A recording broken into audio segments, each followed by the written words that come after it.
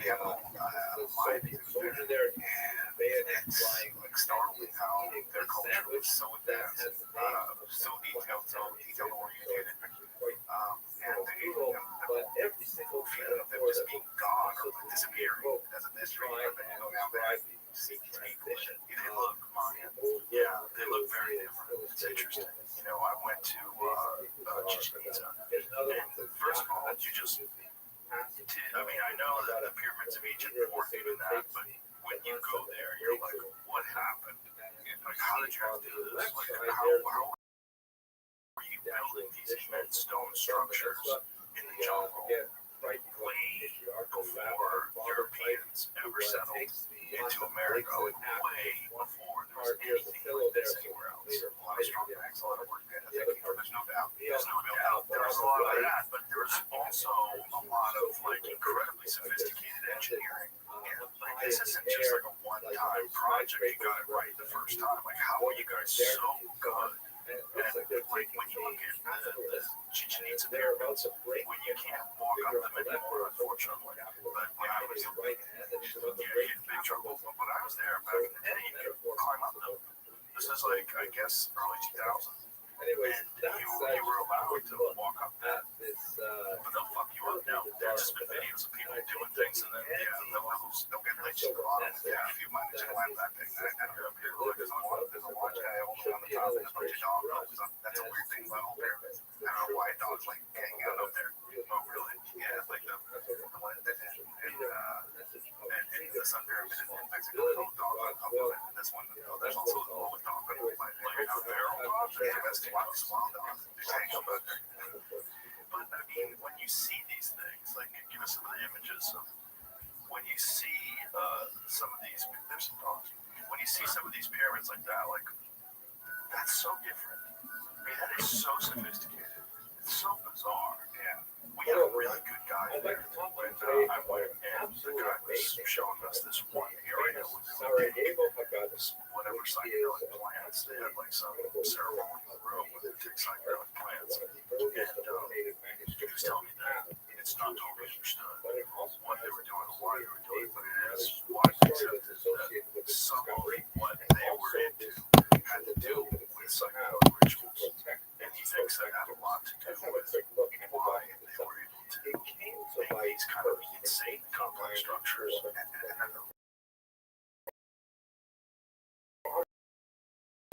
also kind of like realized after going down there and seeing some of the artifacts, a lot of this annihilation, blood type of Aztec priests, and you see the father originally passed away. The family was employed, and the tribe was hoping to sell this document because the document was valuable. It was, of course, an amazing because it was 500 years of God that had originally come from Spain. So the name Sarajevo Haggadah is a little bit of a misnomer. That's where it was discovered. And a lot of parents were very which matched up perfectly with Sarajevo.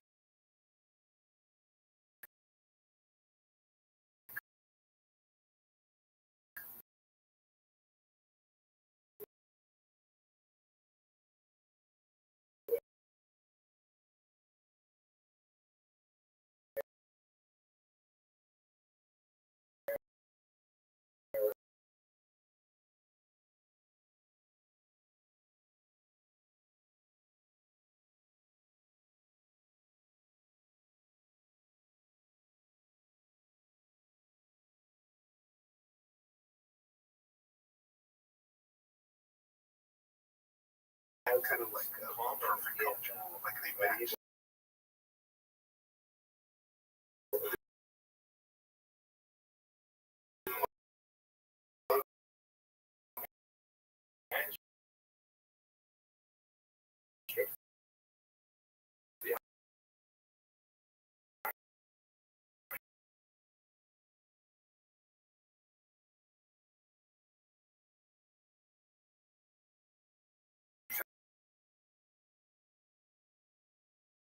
Catholics around, the Mexicans were venerating a mother goddess. Pulling up their hearts. Well, there was that one statue that's on top of the pyramid. It's like edge. There was way to me. That's what it's at. Picture showing the it makes sense. It's even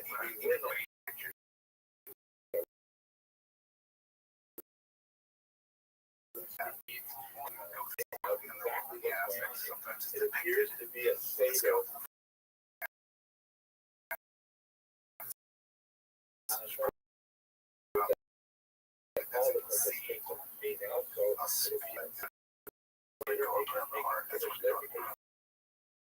show that sculpture. That sculpture that is like a man. It looks like he's sitting on his hands and the torso faced upward. That one. Yeah, that was the one I was explaining to you. And again, it's because there are things out there that I don't understand. But I know that blood was very essential, and it was essential. One of the most overwhelming you can make the Catholic side of things that came into the country and came into this area just intermingled perfectly. They were also talking about a God and those skulls in the corner right next to yours. Where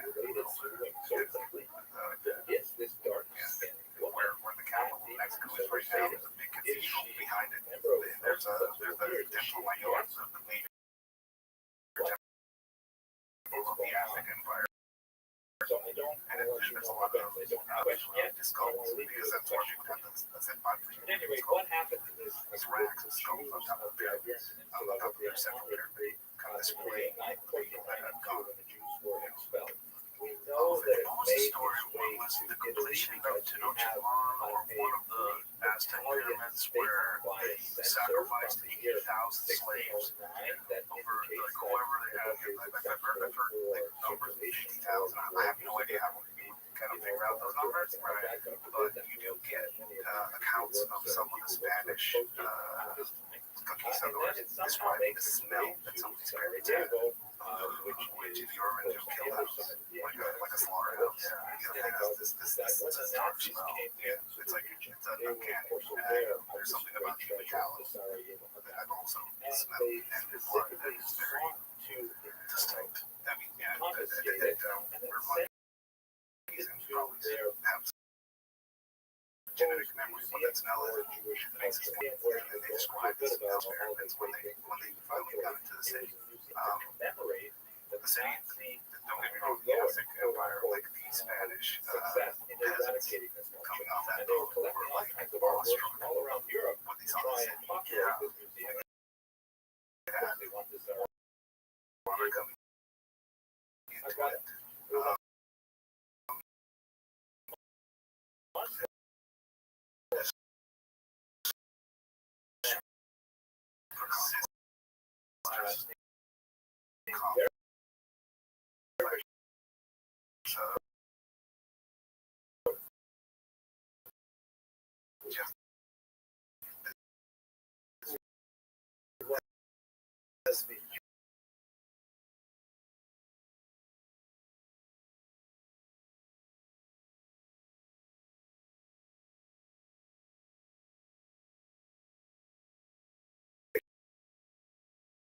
While he was holding it, that wasn't their main central thing to deal with, and he managed to get away. But he brought it to a conquest kind of like out of town. Finally, there within the same culture became allies.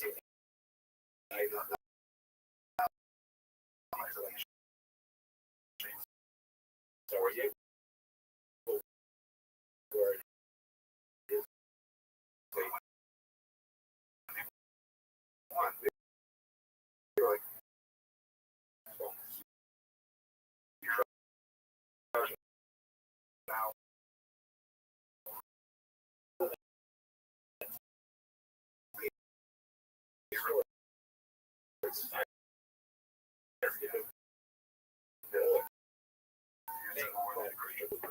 By saying Jewish treasure, that's in the 60s. Family. Yeah, tortured.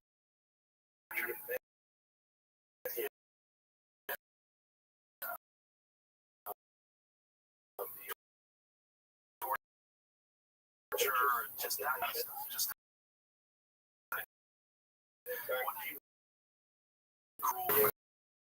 children cutting those hearts out while they're still alive, it just keeps everybody on edge.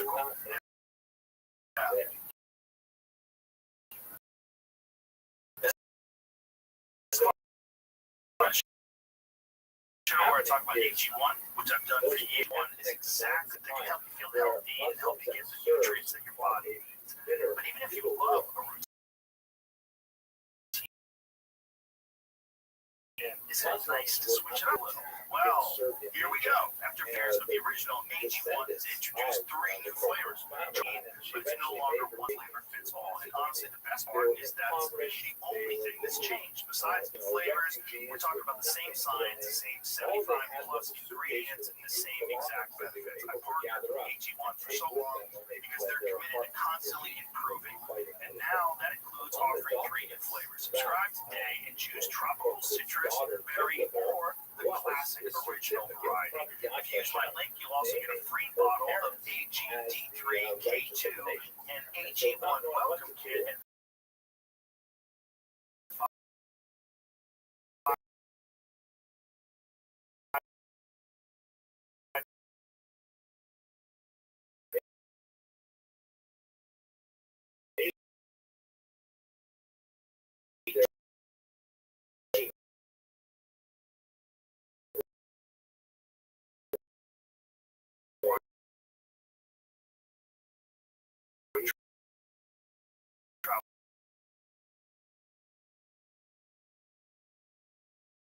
new flavors yourself.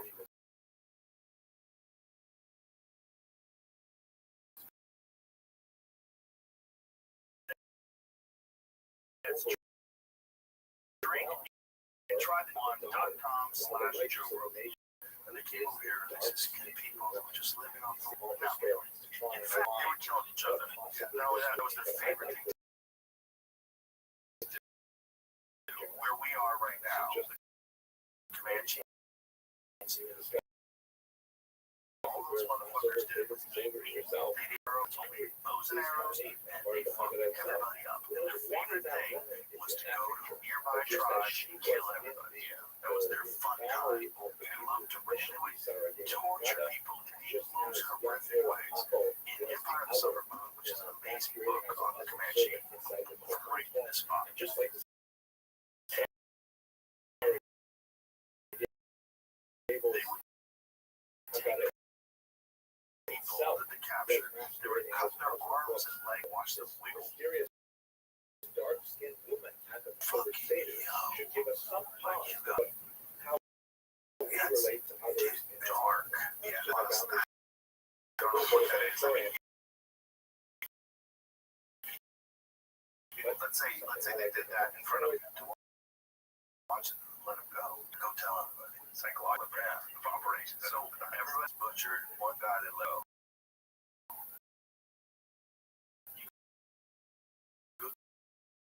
Tell everybody. No. We're out here. No.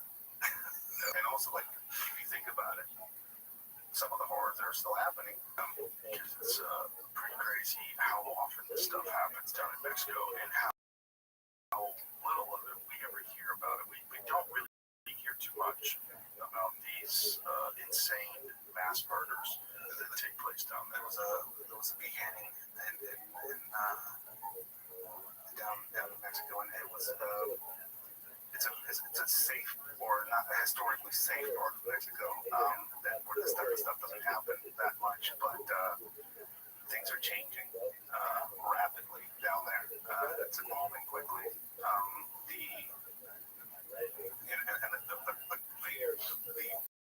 The culture that we have there. I believe that there's some sort of genetic memory. I bet there is. Makes sense. I think there's genetic memory. There's 6 severed head found on the side of the road that showing a message, one of Mexico's safest regions. And what part of Mexico is this?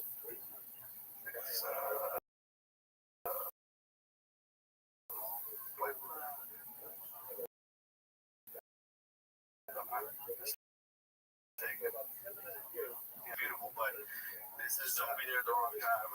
Just don't work for the cartels, I guess. The act. So this is an interesting thing that I heard long ago from somebody.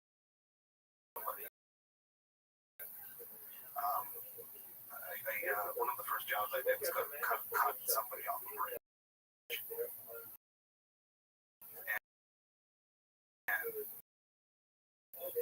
one of the older guys that was with me was like horrified by leaving somebody hanging from a fucking bridge naked. His family's gonna get something very least. So it dawned on me that was an act of kindness. So having somebody beheaded is even so normal. It's even crueler. Yeah, because now no body, they have no body there. It's with just the head or like that in Mexico buried. Which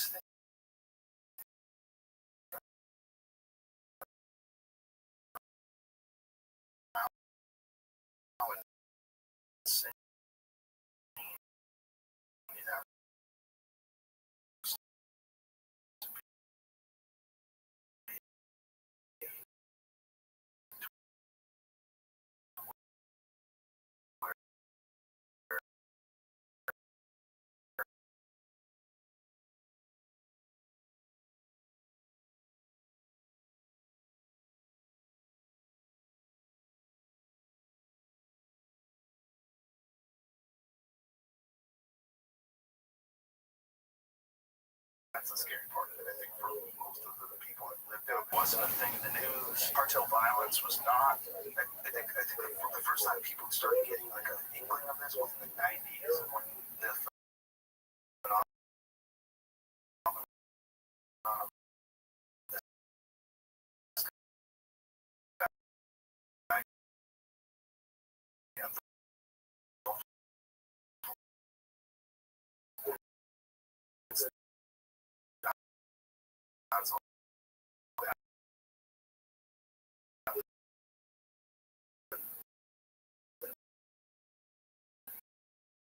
area.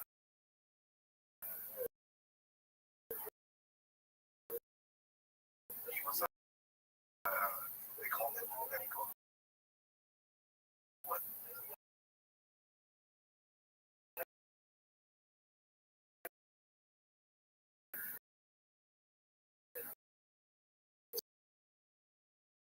social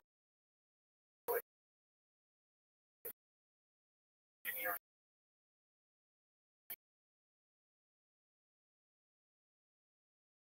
And folk magic, basically what he was doing.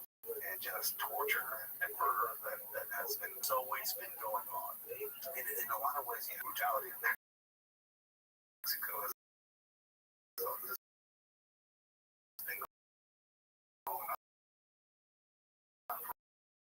for a while. But cartel brutality.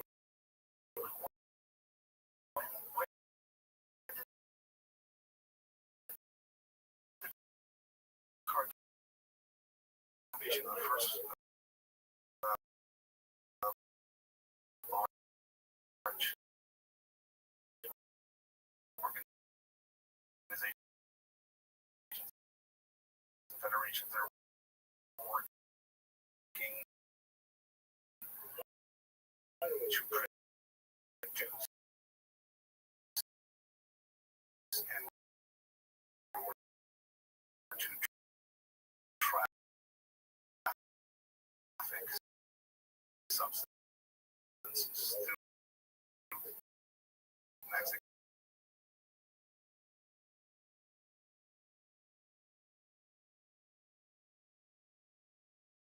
50, 60, 50s, I'd say 50, yeah. Wow. And there was a trafficking area. Yeah. The Golden Truck, yeah. And coincidentally, a lot of people got insanely rich.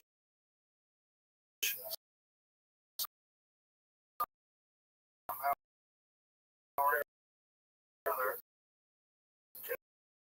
connected to that.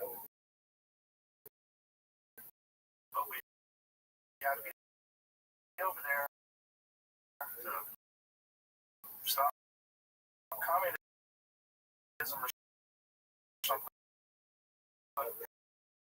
It's an interesting point you bring up. Vietnam, something to do with elements of it remind you.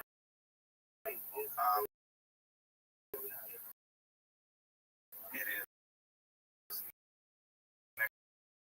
Mexico has been a place that has been ruled over by a single party for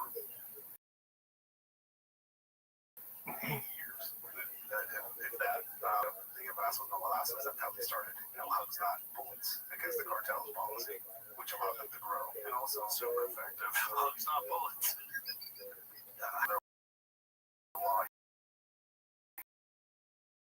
You can kill a dude, you slide the feminine side, which is in Mexico where I'm from. That's where, I guess, conservative, that's where all the factories are. That's where hardworking people go on the other side of the politics that are woke. That used to be the case, but now Morena is also ruling all over the country, and a lot of the policies they're bringing with them are to the left.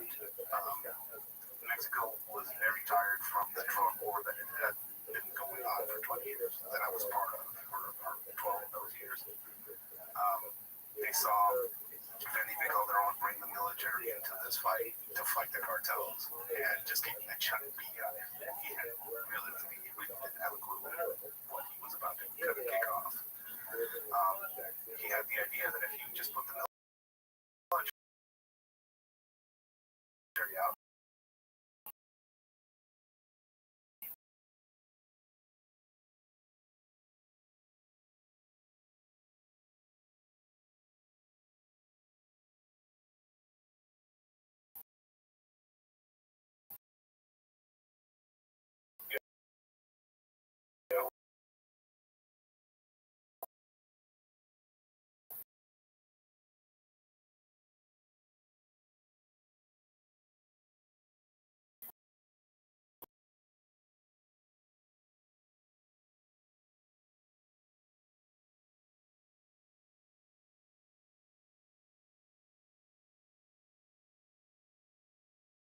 now secure this area and control.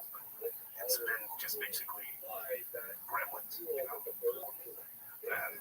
they'll stop. Violence will stop because we'll stop fighting. And his administration was politicalization, and they were already in politics, but now they're really overt about it. Now cartels are like, they have their own candidates.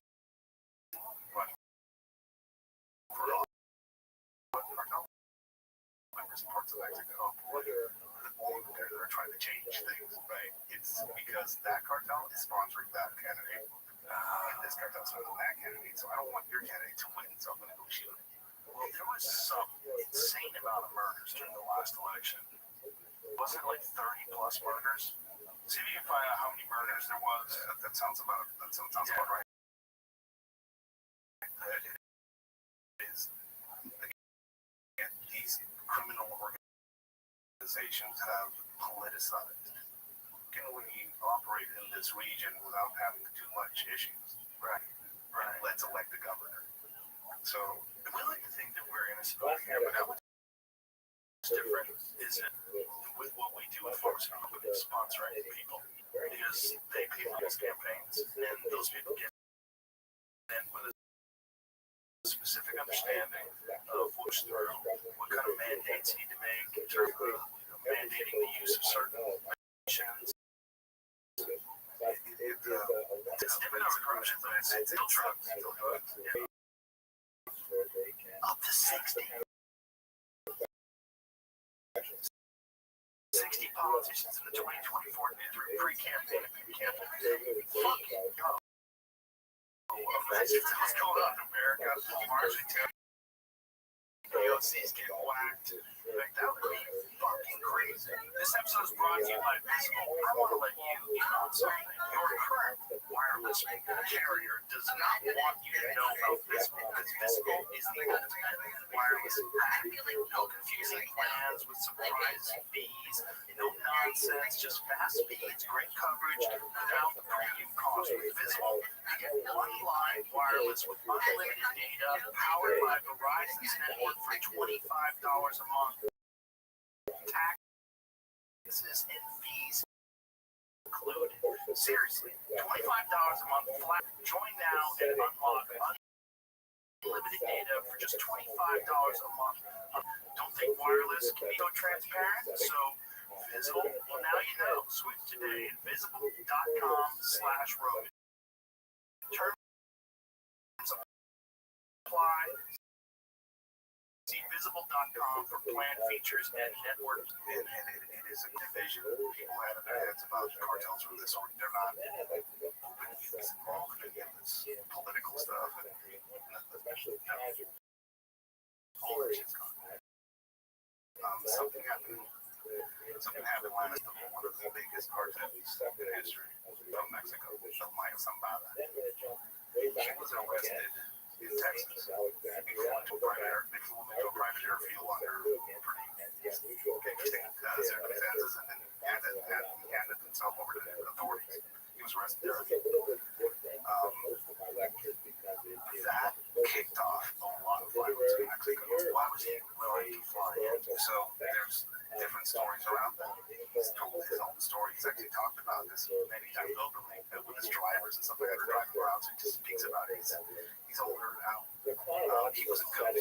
This is El Mayo Zambada was the legitimate leader of the Sinaloa cartel. The U.S. would say that it was Chapo Guzman. Not really. The Sinaloa cartel was a federation. And a lot of the bigger parts of that cartel were kind of headed up by this figure, the Mayo Zambada, who won 50 years, was never grabbed, never got, hear about them, but everybody knew that guy's the head of the Sinaloa cartel, or he's the bigger guy in that organization, which is the Federation of Groups. Last time I was here, it was after the incident where they rescued Ovidio, one of the did this operation.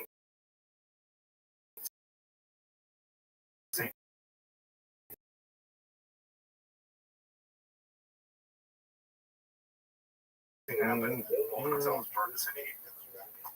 Conversation probably happened in the United States when he was finally in U.S. custody. And El Chapo Guzman is in the hole, and he's not going to get it out of the hole. His sons probably figured out that if they don't want to get into a hole too, he probably needs to get a deal. And I think, and the theory is, that deal will probably include handing over the head of the Sinaloa cartel, Mayo Zambada. Sought by U.S. law enforcement for more than 2 decades, he was taken into custody after a Rabbbi plane at Texas airport with Guzman's son, Joaquin Guzman Lopez. Guzman Lopez has pleaded not guilty to federal drug trafficking charges in Chicago. His brother, Ovidio Guzman Lopez, pleaded guilty last month. Zambada said that he was kidnapped in Mexico and hauled to the U.S. by Guzman Lopez, whose lawyer denies those claims. So this is the shady stuff that happened. El Mayo gets brought into a meeting he's not one of them. He's not really into the drug. He's not one of the powerful brothers of the Chapo Guzman brothers that are in the drug trade. He's kind of like one down, basically. So at some point he cuts a deal. And in this deal, he's I'm going to get this guy on a plane and I'm going to fly him over, and we're going to make a deal. That's the story.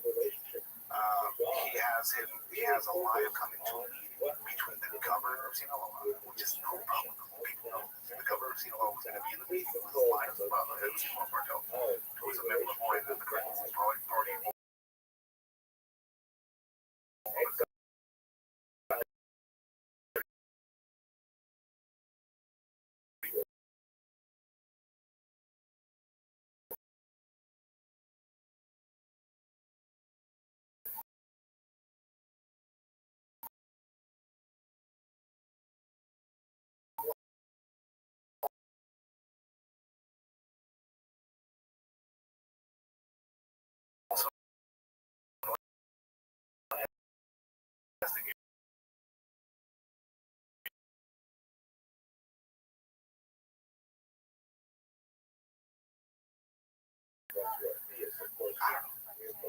to that, which tells you a lot about how the cartels and gas station made up by the state.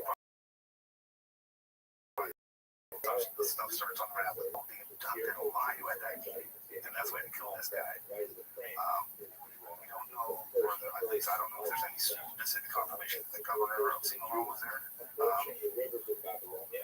he said he went to the U.S. He was in the U.S. He wasn't there. But there's no travel laws like anything in the U.S. It's a shit show. Overtake his bodyguards.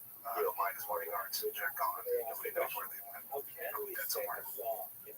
Got L11 plane that flew into Texas. Homeland Security was apparently involved. The FBI says that they may have been involved. I was talking when last time I was here, talking about at some point the U.S. intervention or military action in Mexico was going to kick off things, and I think that was it. After that happened, El Chapo Guzman's sons Cantini, 17 members of the Guzman family, were secretly flown to Tijuana and crossed the border with suitcases and were put into FBI vans. They risked country, so they're in the U.S. somewhere. Under some kind of protective custody. And if you want to talk about people you don't ever get like all the ends ago, that's more, he's the guy. He knows where New York, and I think he just declared himself guilty. He's older, he's diabetic, he's not going to spend life in prison. El Chapo Guzman went which is wild, which is how long he was running shit, how many people died, how many drugs got. He learned his trade craft from, in LA. Here it is, it's August 25th, so a Brooklyn federal judge on Monday scheduled the August 25th change of plea hearing for Zambada, longtime leader of Mexico's Sinaloa cartel. Development comes 2 weeks after the prosecutors said they wouldn't seek the death penalty against him. I don't think I'm in the same prison as Wayne Maxwell. I don't see Johnny, but yeah, probably. There's a deal going, and there's this sense in the U.S. that Trump came into power and declared these organizations terrorist organizations, and there was an expectation that end blows off and you're going to see military action pretty soon. But what we see has been a very calculated surgical operation. It looks like, I don't know. I mean, you see, they took out the head of the Sinaloa cartel, and Sinaloa has been on fire ever since. It is more for the last remaining sons of El Chapo and the sons of Omar, who are not all I've seen. It is war zone on the streets. You can find a little video jamming because it is when this war kicked off between these two factions in Sinaloa, schools closed. People didn't want to go out because the cars were going to get jacked to get parked and put in the middle of the street. Companies closed. All the luxury environment around these criminal organizations that they built up. I mean, these were criminal organizations that had Louis Vuitton stores. They got, an exotic car, exotic cars being sold in stores, dealerships, bands that played live music at their places, and all these exotic seafood. All these places just how are they going to sustain themselves now? This economy is starting crashing, and it's the Mexican government comes out, the current president Sheinbaum comes out, and she this state being on fire. The U.S. came in here and dumped it. A Mexican national. And they charge what was involved in the operation to pick up the lion. They charged him with high treason and putting him in the U.S., which is high treason. He's charged with high treason. So from conducting a drug war, yes. Whoa, which is like, I don't know, like I'm doing the math on that. Wow. But you have this situation now where she's blaming the U.S. for basically causing this instability. Give me some photos. So this is the members of Ohio's family shooting up all the luxury houses of those Chapitos.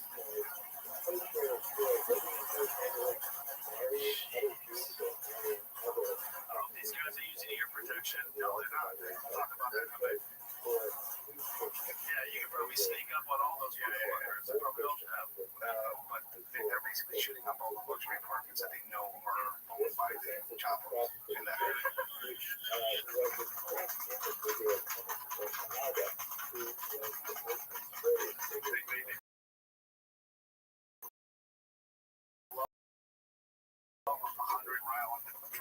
That's a 50 cal with no hearing protection. How many of those guys are deaf?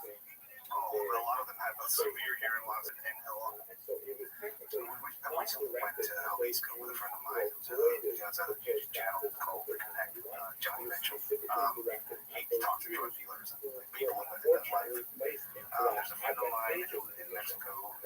He's basically a Mexican shaman.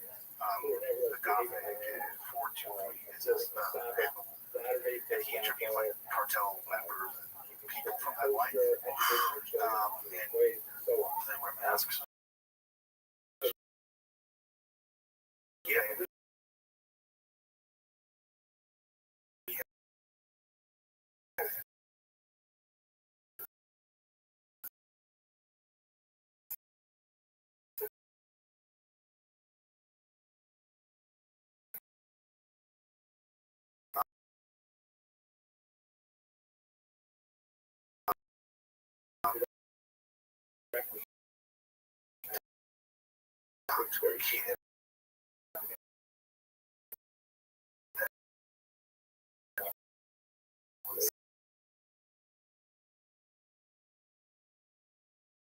Kid who's freshly off basically tank warfare on the borders. We know these going second decades against those lions. We see that.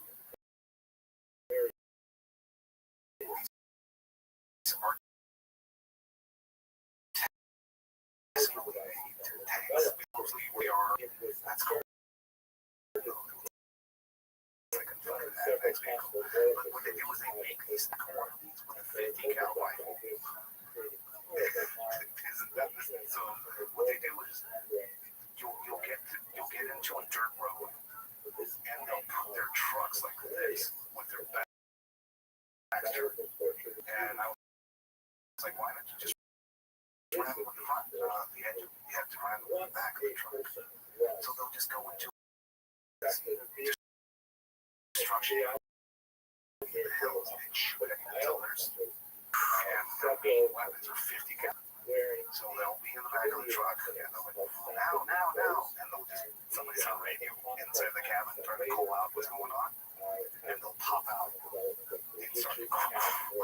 How come no one's figured out your protection? Like they put bullets in their ears. I've seen that. They put like plastic things in their ears, but realistically, they don't get shit and they're expendable. That's why there's no protection. You can't like a pair of walkers game gears on Amazon. It's not that expensive. No, that is out there. This kid walked us through how he was all the way from his recruitment to his training. This tech warfare thing that they said they were and now into his life where he's like, what way of protection is I was the first person that showed him what's in and when hearing loss was because he kept like, what'd you say? Do you have hearing loss? Like, no, like I just have severe hearing loss from what I do. This is the problem. Is it tanks going after each other? Yeah, this is, you'll see this in different, they're fighting over drug amounts basically in territory. And they're so close to each other. And it's decal or it's like and the drones are now involved in this as well because why not? Of course. So and the way he was recruited is pretty interesting. He was an Uber driver. This kid, again, people look at this kid from out in somewhere, just a normal kid. He's 23 right now, I think, but looks like a kid. Uber driver crashes into somebody in an accident, doesn't have enough money to pay the extra for the insurance. So he's like, God, what am I going to do? Marry. What am I going to do? It was on TikTok. And he sees an advertisement on TikTok. For like, hey, you need money. This is how much we pay if you come up with us. Cartel advertising. The cartel uses TikTok, yeah. Yes. Facebook, TikTok, of course. But specifically TikTok is one of the biggest recruiting methods. And that's in the open. It's not like you have to access this private page to go and do this. No, it's like, hey, you want to work for the 4 letters? Is that what you call themselves? Yeah. Just call this number. So he called this number. He was like told to meet somebody at a bus station. He goes, meets these people at the bus station. They put him in a car. They check them, like, give me your phones. Give me, like, we don't want to be tracked. And then they drive him to a place where they're going to be trained, I guess, is what he said. And then the cops stop him on the road, beat the shit out of him. Torture appealed him. What are you doing? Where are you going? Don't tell him anything. Don't tell him anything. And after they got the beating of their life, they couldn't pass the test. And now you're going to go, that was what it was for. But the uniform cops will go tell them. And there are places where everybody's, so it's just a decision crack. He gets driven to one of these ridges, these training camps. And it's not like they're in the Sierras and the mountains. There was a case recently where they thought they found these mass graves that turned out to be actually training camps. There were dead people there, but they found all these shoes in Mexico. They were calling them Mexican Auschwitz. What they actually found is processing space. Like you go there and they strip off all your clothes and your shoes and they leave them there because they can't move shoes and they want to be tracked. So it was one of those processing places. Then end up in some of the training camps. He describes active duty military personnel training in the hills. Mexican military personnel training in the hills. Former special operators from Colombia. Former special operators from Mexico. Some from America as well, right? There's rumors, and again, I have not talked directly to anybody that knows of that. That's bad eye on them. There are rumors of American specialists of some sort, but there is a clear communication of methods and technology. IEDs are a thing in Mexico now. Like IEDs are very reminiscent of things that you would see in Iraq, and the only way that they come over here is not from an Afghani or Iraqi coming over and showing us how to do IEDs. There's probably an EOD tech of some sort from the U.S. that has some experience and know how to make some IEDs. That's one place where they were learning their trade ground. Another one is Colombia. Colombian operators have been showing up in great parts of the world fighting. I mean, they're in the Ukrainian war.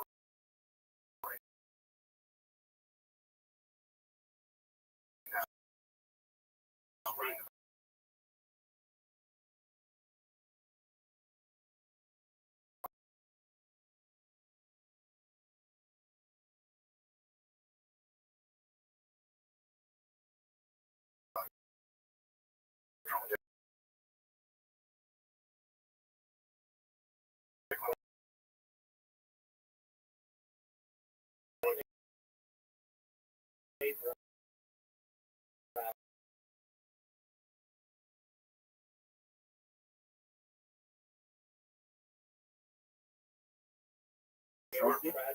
People marching in uniform, people trying, and you don't get drawn into this training camp and like, hey, let's see if you're flawed. It is a job. It's like a structured job. You get money paid to you every 15 days. And the bonus at the end of the month, you get like the person activities selected for tank duty in the Senate, like tank to fight in the hills. Some people get selected to manage some of the drugstores. Some people get managed to just be lookouts. But it's a GI network that they've managed to create for themselves in this region, this new generation growth.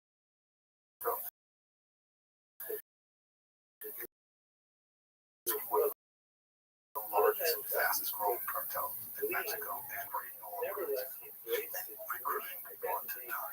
And it's not, you don't have to search for it. It's there. It's like people smugglers advertise on TikTok constantly.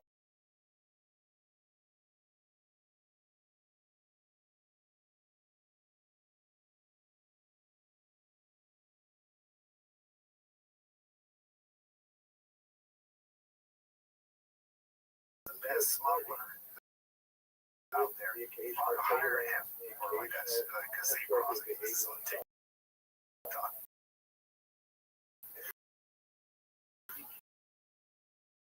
It's in the open. People influence propaganda as well. That's what the ran. I think he managed to prove himself with that, and he managed to favor one of their leaders, and he told them, like, hey, I know you're going to want to be here. As leadership, run, I guess. Don't come back. Don't also run a run. But not everybody gets that opportunity. So it's just somebody who liked him. Maybe he said he worked well. That organization got favor and eventually said, you know what, I have to get that. He actually was at their way that you let him go. He said something about 6 or 8 months. And he went through shit. Most of what he went through was inside the border between Jalisco and Zacatecas, where the Mayas were trying to fight over that territory. It's basically one of the corridors up into the border region of Mexico, through Mexico. So that's people fighting over these regions. He came out really PTSD, hearing loss, and again, all these things are unknown. He's a Mexican kid without health insurance. How is he going to do it? Where I talked to him for a bit, he's like, oh, that makes sense. Oh, yeah, you drink a lot? Yeah. I know why. I used to drink a shit ton. Nightmare? Yeah. Like rage moments? Yeah. Sounds like PTSD, dude. Sit down. But he's like one in thousands of kids like that out there who are gone through some of these things. Both on the military police side and also the cartel side. Highly traumatized individuals. But there's nothing for them down there. If they talk about what they did, they're in trouble. If they look for help, there's no help out there. So this kid is trying to reform his life without just fucking damage and he lost his family. He fought so much to get back.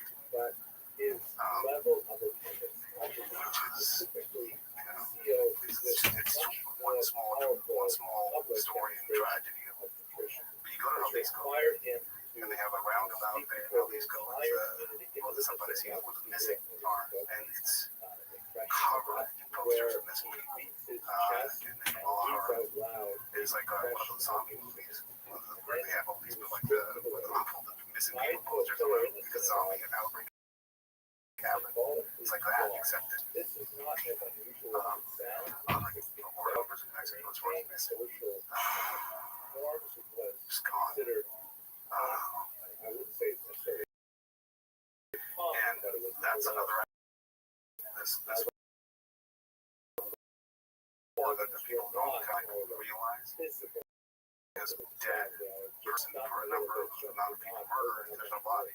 not talking And about Mexico has serious become physical very harm, good but of at getting rid of bodies variation. and cultures in Mexico. I was in Guatemala, working with a tactical group out there. They showed me. I'm learning from people. Different regions have different ways of getting rid of bodies. You know, some just burn them, just throw fuel on them to see if they can burn. In this part of the country, Guatemala, which is on the east side of the country, they will heat up fuel drums with diesel inside. And diesel can really hot without igniting. And that's where they put the bodies inside, basically boil them down to their essential essence. And there's nothing to blame. That's what they tell me. That process. You go to my hometown, Tijuana, that's where we have cauldrons of diesel to dispose bodies. Yeah. Where I'm from, you got the phenomenon of pulsing cylinder. It's a mixture of chemicals you can buy that find at a hardware store. They would make people into big slurry, and they just dump the big slurry in a hole and just cover it up.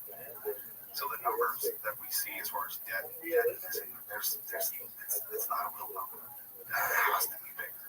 You know, it is a place where you'll go into some towns and there's just a bunch of old men and females. You know, old men, you know, or you'll see like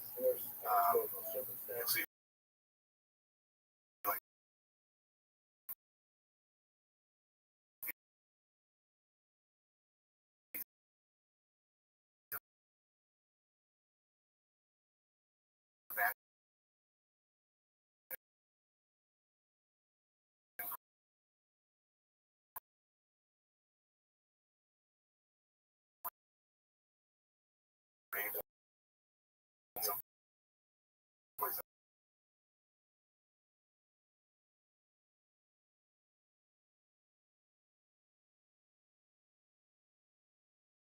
weird.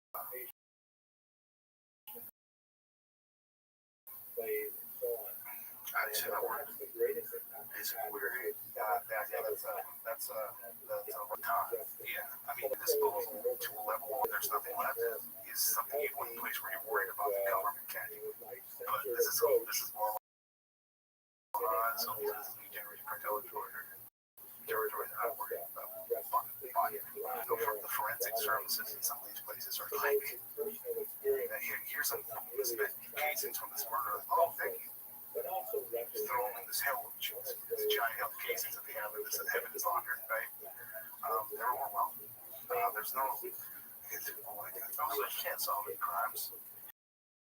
You're dead. 90% of that's in your job. If you do well, you're dead. Yeah, exactly. So it's you have this cartel now that is you have a lot of somebody called Ochapo's sons are cutting a deal. One of them apparently has made an alliance with the head of the generation cartel, and my own Mencho. His nickname is old Mencho. This is real big. Last time I was here, it was like this was almost 5 years ago. I was here. There were questions about if he was even alive or not. You know, people thought he was like being kept alive as his full figure because he's low key, very low key, not like he's not flashy. Everything's militarized. He's very good at his trade craft. But recently, he's very much alive. He's very much exposed himself a few times to his recently. And the federal police apparently tipped off his security about the operation against him. It's the second time he was almost arrested. He's the biggest target right now. We basically learned through the media of Trump's authorization of utilizing military action in Latin America in general, you know, all the way from Venezuela all the way to Mexico. And so, like, how is this military operation going to look like? Are we going to see like a call of U.S. Marines driving down to Tijuana? Probably get this. It's probably going to be good. I'm going to see people Delta Force guys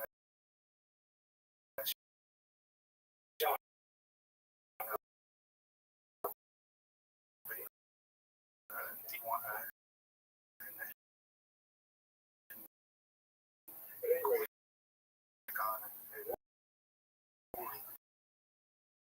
there's like Mexico and the United States. I mean, politics are far from at high level in Mexico. With the example of the recent almost arrest of Messias Agassimatis on that show, you see that the federal forces are compromised as well. So, like, who do you trust? As an American force that is trying to cut the stem of drugs into this country, this is kind of the excuse that they're utilizing for this destination. And then, who do you trust now? I posted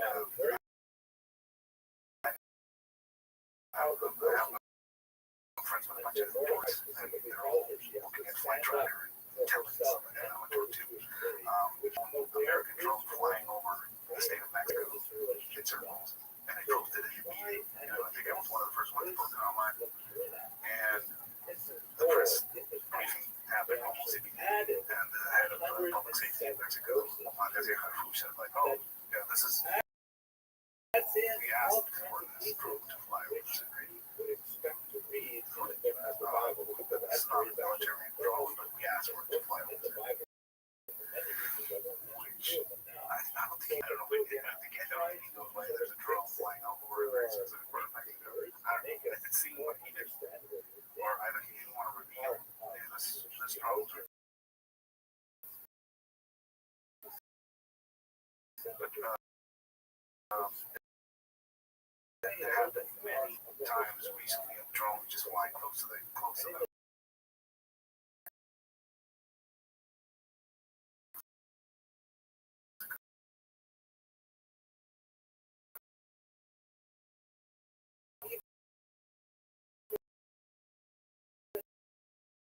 until something is coming. I think ask like, hey, what the U.S. says, like, we're going in without your approval. He said, well, if you start fighting the cartels without approval of the Mexican government, you will turn criminal organizations into freedom fighters. And they're already integrated into the military in certain ways because some of them are working for them and some of them are working for us. So you will make the whole a cohesive force against you. Oh boy. Which is an interesting theory, if that happens. It seems like it does, because there's like anti-U.S. sentiment already, and then also the closing of the borders. It's a perfect storm. I mean, Trump is divisive, and in Mexico, he has been turned to this very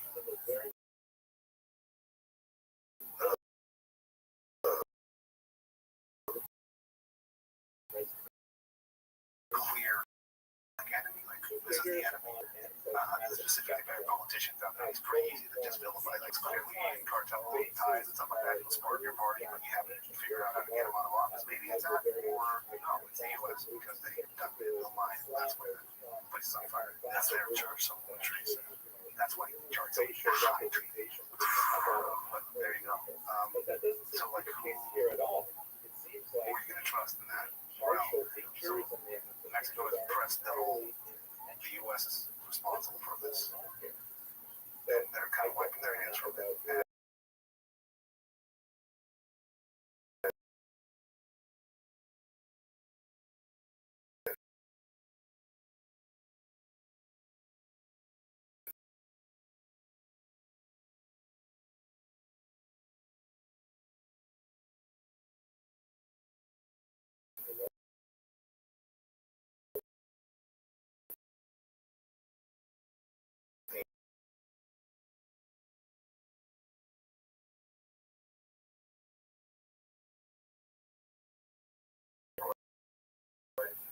I said, there's no way of going after Grove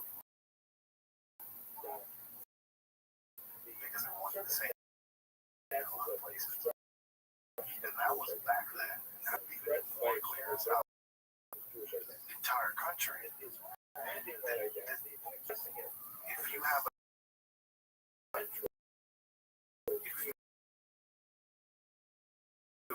this is what the brutality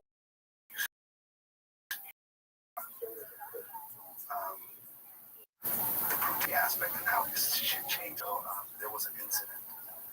Members of Los Arellano Felix cartel, the Tijuana cartel, were in a direct conflict with elements of El Chapo Guzman's organization, and they had a assassin. Um, they had an assassin basically infiltrate El Chapo, make guys in Obama, and he seduced his wife, killed her, and abducted his kids, and threw them off the bridge, and sent that video to Obama. So I got the third place twice. And I think after that, I mean, the whole shit happened. And after that, the people after that, they got set on this Species of lice that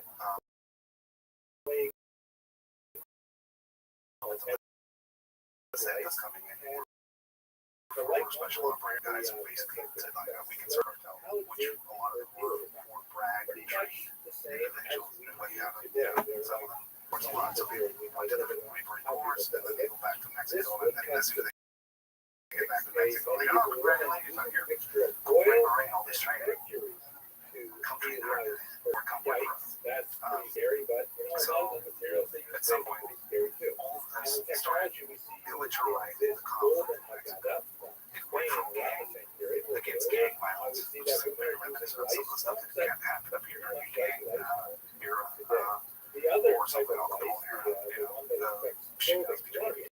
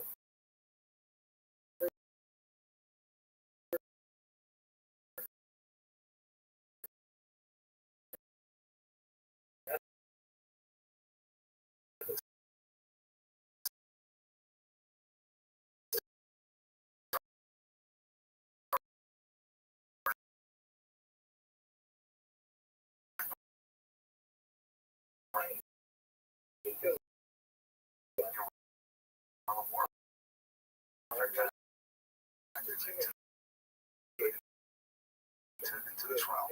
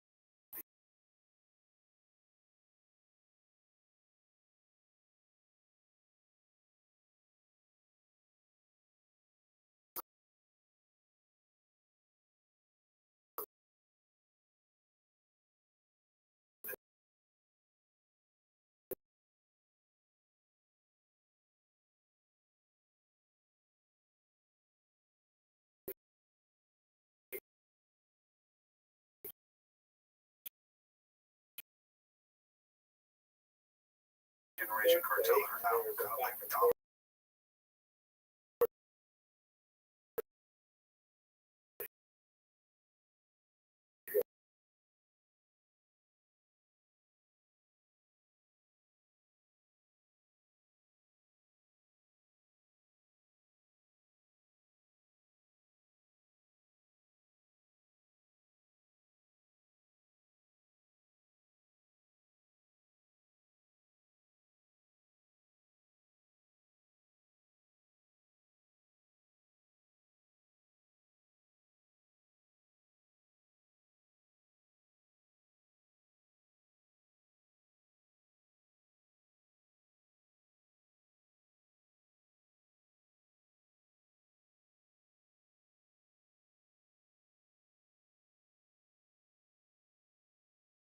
How to augment their capabilities.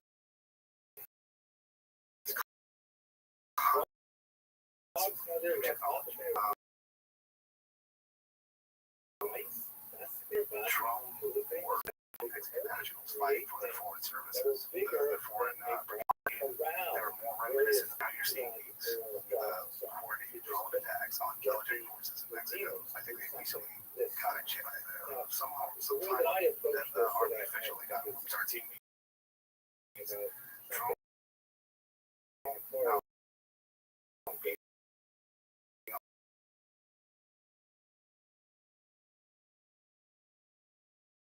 drone guns. But they handle our drone networks, which is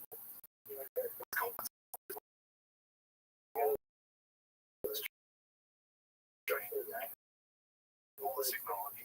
It needs to make Pacha right through its territory and go up north into the United States now. But there are places that are starting to tweak strong so with this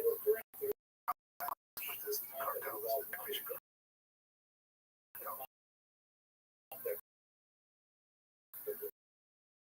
So it's out to go piece of force and they had historical ties and then into the United States. It's pretty close to give you there's some people that's all it's very funny. There's like a sure had one in Tijuana and you hop over to San Diego. Yeah, it's not that far. No, and then they'll swarm it now. They'll do many of those. So like which is a cause for a lot.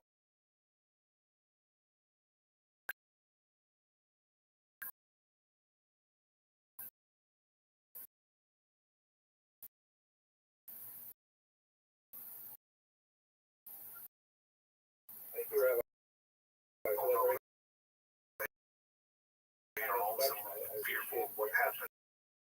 This is allowed to continue. They don't see any solutions from the. So it seems like the opposite more and more towards the cartel. So what would happen if the United States some of these cartels? What's worrying in the eyes of Mexico and in the eyes of Mexican population?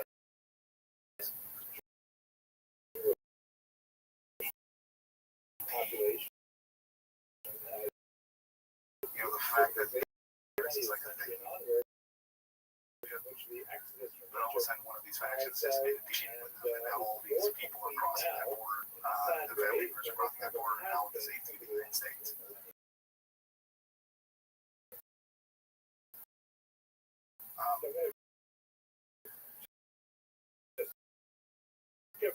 United States made a deal with just why they died, you know, and also the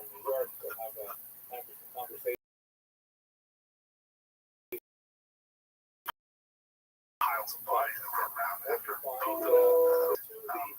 Don't trust them to solve it. It's a deal with your president. What's her deal? Shame on. Very well. Here's a Very satellite a few guerrilla forces in Central America have come out and said that she was one of the resistance fighters with them. Jewish. That's kind of it is very odd from Mexico. Very beloved by large segments of the population. certain about it.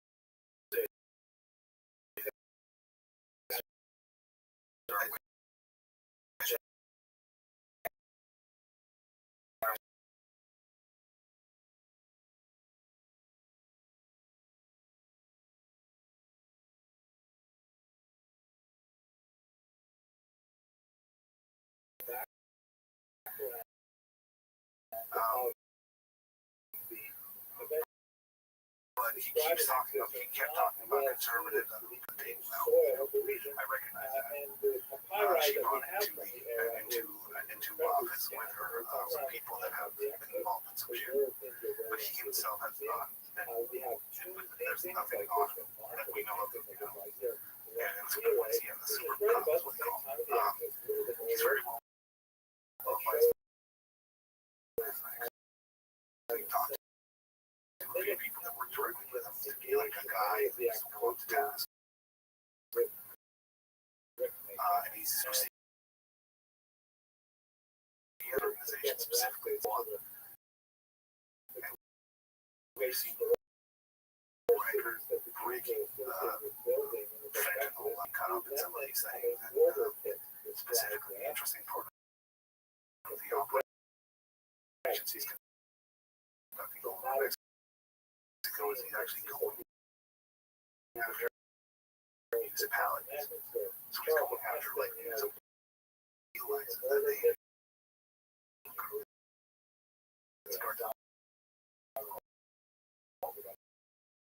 So these mass. He's realized that this is the front that he has now. The cartel isn't just these organizations on the inside their own politics and people think about drugs only. But drugs only. These cartels are fighting for Machicol as well. So we try to estimate the actual. If there's a fan avocado. If you go to Chipotle or Chihuahua, you're putting money in the pockets of the generation cartel or the Chicana. It's wild. And it's a fuel path. And the fuel path is brought into Machicol. Even call it Mexico.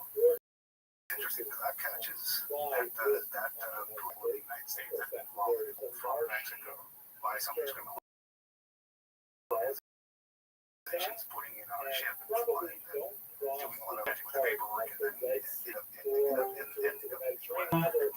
How are you, Juco?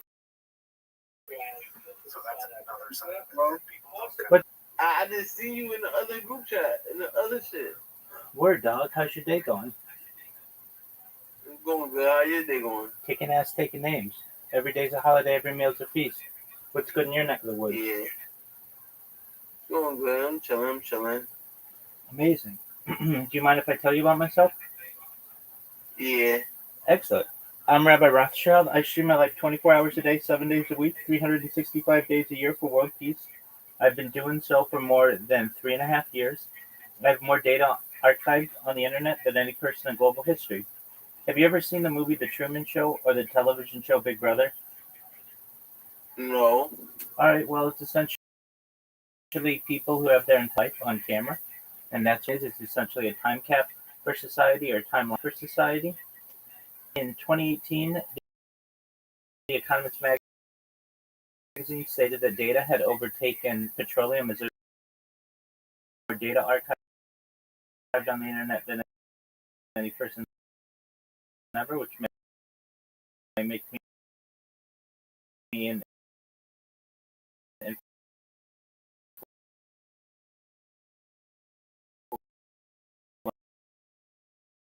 influential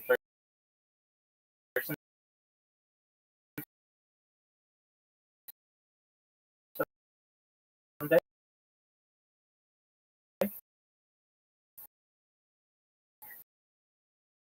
And if that happens, I'm going to make you your friend.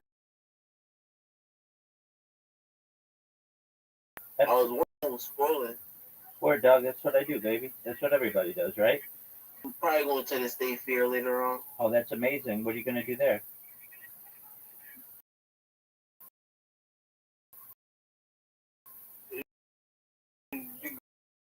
Go on a couple of rides, have some food with a friend. Probably. Are you going to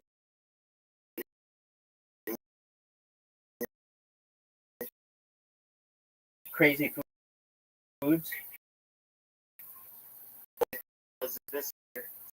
Yeah.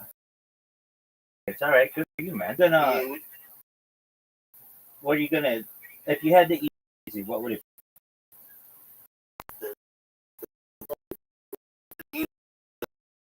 That's your jam. Like spicy corn or something. I got you.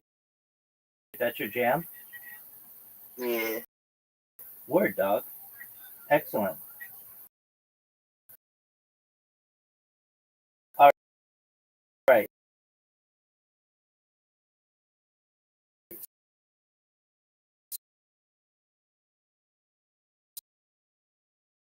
So you got the flaming hot Cheetos corn dog, right? Mm-hmm. What else would you eat if you could? It'd be hard because I'm not like I'm hard to eat. I don't like pizza, hamburgers. Hold on one second. Why don't you like pizza? Yeah, probably like from Little Caesars. I'll probably eat some pizza. All right. So you like Little Caesars pizza, the hot and ready? Yeah. Word. Okay. Do you like sauce with it? Do you like ranch it with just cheese, sausage, supreme, pepperoni? What do you like? I like pepperoni pizza, sometimes cheese if I'm in a mood for cheese. Word, son. All right. So you like chicken? What kind of chicken do you like? Fried chicken. Word, dog. All right. So do you like it really crispy or do you like it not crispy? Really crispy. Word. Excellent. Okay. Do you like any sauces with it? Oh, he's gone.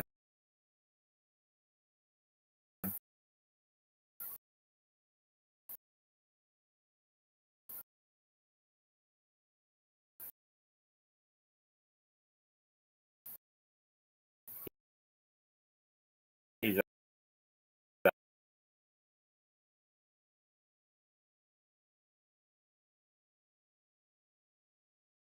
like,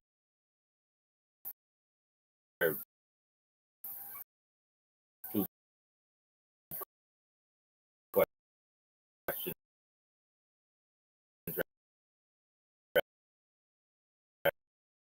Rabbi. I'd be like, dog, this isn't fucking 20 questions.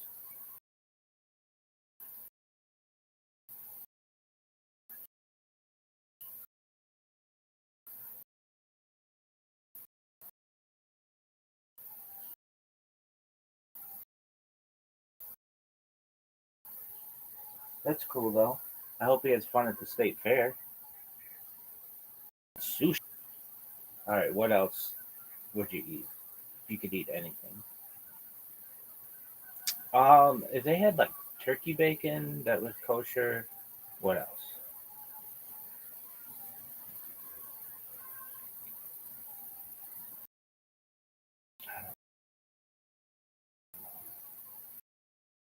I've been to fairs and things, but we never ate at them.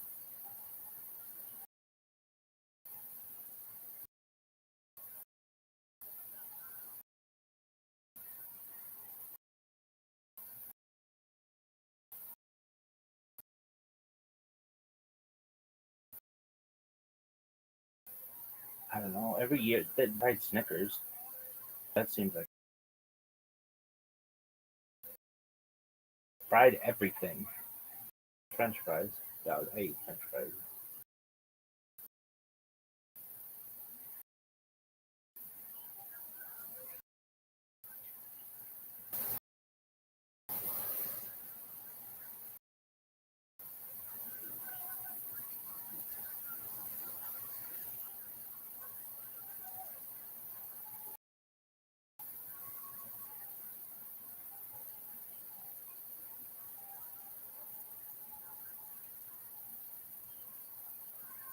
I yet have anybody come in here who's like, oh yeah, I saw you on Twitch.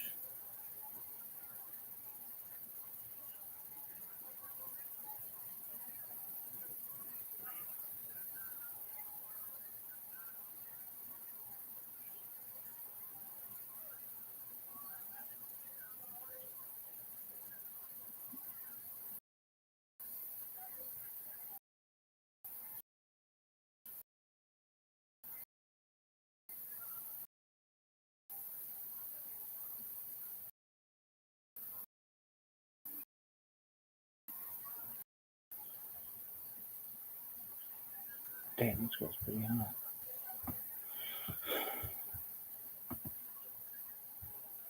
How many views we have?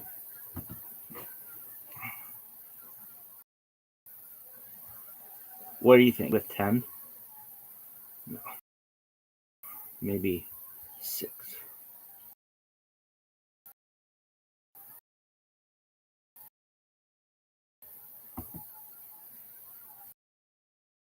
Spam Spotify.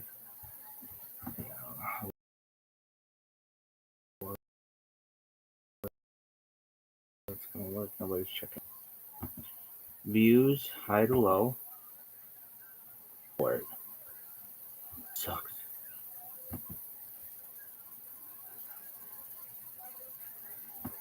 That's good. Dragon Balls. Alright.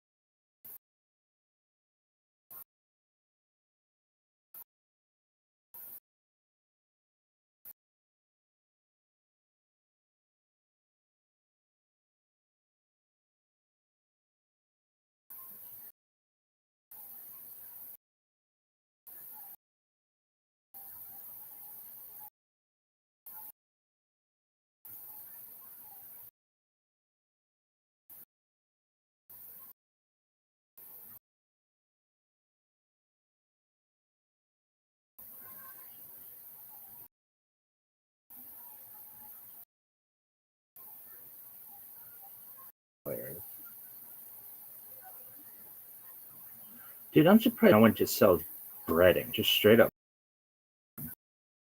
breading. Like, just breading. I could fucking eat breading. Yo, dog, how many do we have? The goal is to get 1,000 on one of them. If I got 1,000 on one of them, we'd be in Baller World. What's Baller World? It's pretty close to Pimpville.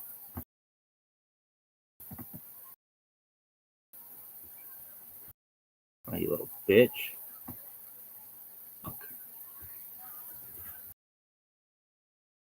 The fuck?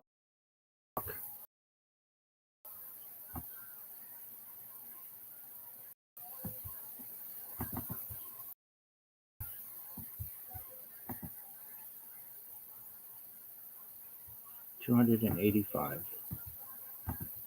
That's good. Good. All right, let's check.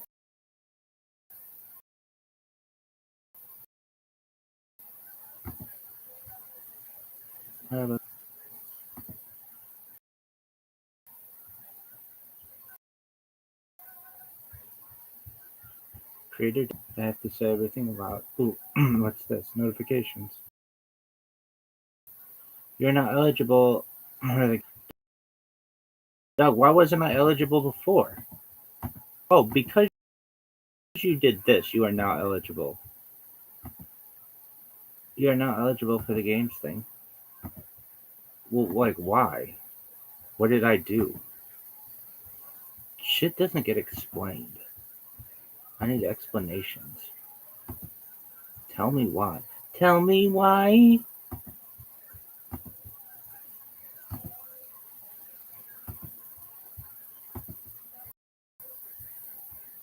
Tell me why. I don't want to hear you say.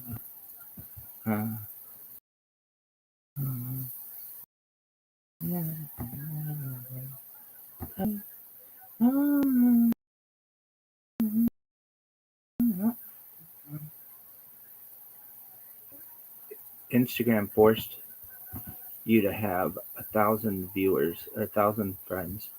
That's so stupid.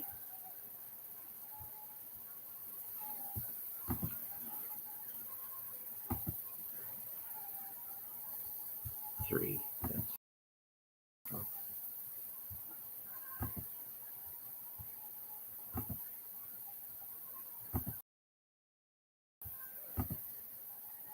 But these bitches.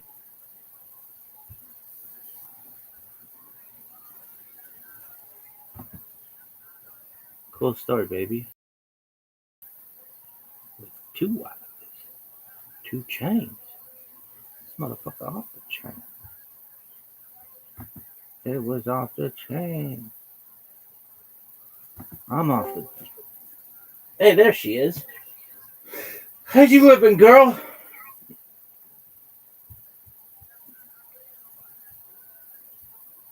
Hope you're having a good day.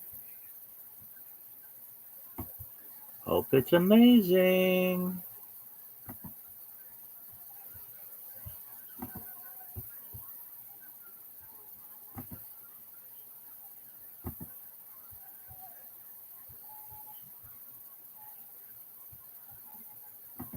Tell me why.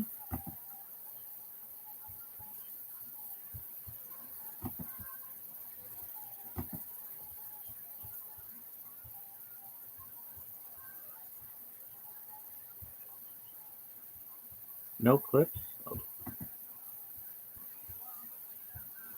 Come on, baby. Give me a 10. 9. Okay, good.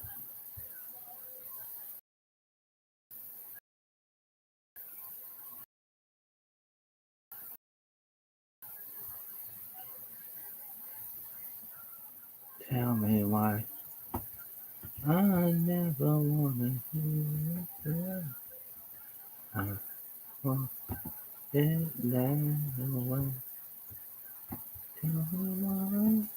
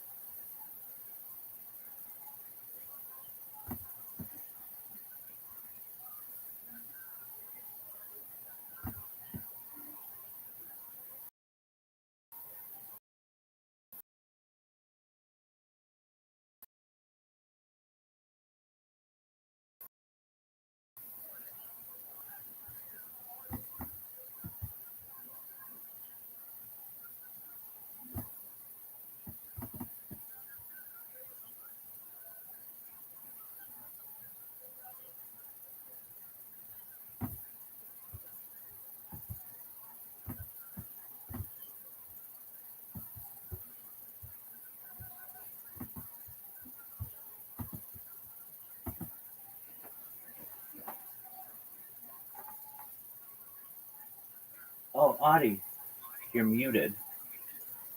Oh, no wonder.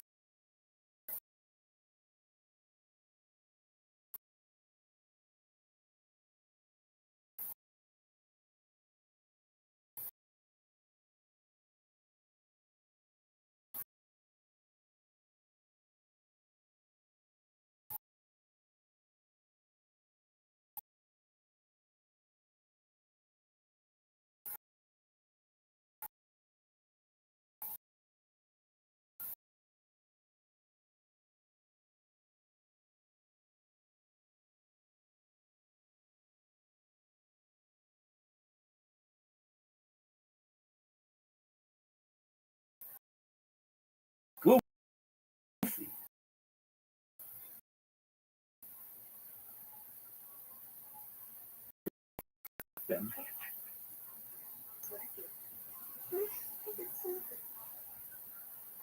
I'm not going to a shelter. I'm not using a community shower. I'm not sleeping in not even beds with people that don't fucking hate themselves. That shit is. Well, everybody showers in one big shower. I have to bring flip flops for that. And I've already been. Some fucked up shit happened, okay?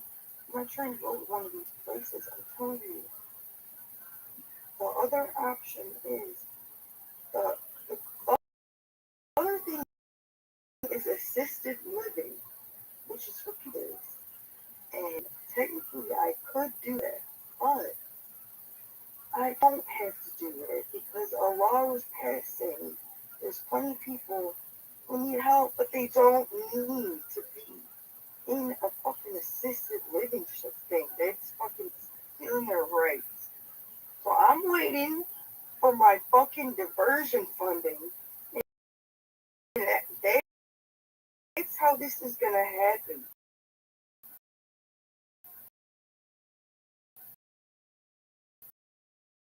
Other than that, I will be in the car, and they said that his father, it appears, has done more than you. And I said, oh, okay, please, the child. And by the way, this is not a competition. It fucking pissed me off in the courtroom. You must be nuts. You don't ask anything because everything's going fine. It's going to plan. I want to be in the car. I explain this. Some people understand because they understand what I have to choose from, that this might be the best choice for somebody. Okay? So I'm happy when I meet those people. I'm making the choice to be in the car for my safety. I don't know what, I'm a smart, but evidently I am not that smart. So I'm trying to eliminate a lot of issues and garbage that could come about from associating with the lowly. And pardon me if I have to say it out loud. Certainly.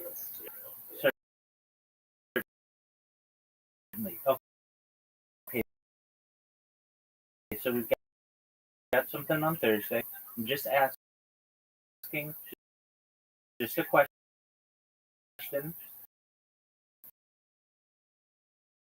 I just, literally the lady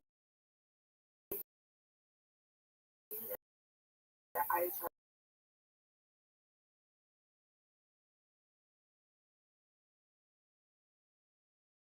on the phone yesterday, the one who is done it, although she's new to the program, and to her, it could happen any day. She just needs to wait for the response. I mean, life is just, it's what it is. How much longer can I take this? I don't know. Obviously, I cannot be in here when he's closed. Right. So, my master evil plan is I need to get my driver's license. Yeah, you do. It's been so long, I need to take the time. I need to Uber in this new car. But he won't let me do it already. He's so stingy with everything. Anyways, he only wants to buy me things if it's food. He barely wants to buy me soap. And at least he wants to buy me food things to eat. What the fuck do you think this shit is? Because start that. Anyways. Extra measures. And I'm just going to tell you what I would do if I were in your situation and I had nowhere to go I was living in a car and I couldn't do that for the rest of my life, I would start escorting. For the rest of my life. I understand. I'm about to call you this man's name because you're telling me some stupid ass shit right Hold now. on. Just hold on. I have a son. No, I understand. But I would be The point escort. was to make my car work, and at the same time, I need to find some place to live. But there's only so many jobs a girl can take before they give her the thing that's in that fucking program. I will just have to wait a second to meet with Dawn. I think she was trying to speedy order and focus on some paperwork for a second. Then my ass went into the hospital, and they're doing this other shit like, are you okay? Here, let's go get your medication. Or you such a headache. Yeah. Care. That's the problem.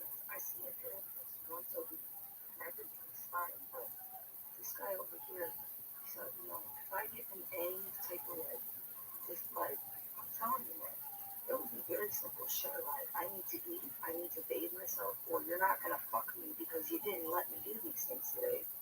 Like, one, asshole, and you talked about another woman. And I'm not talking about another woman from the past. I'm talking about another woman that you're trying to fuck right now. As you're fucking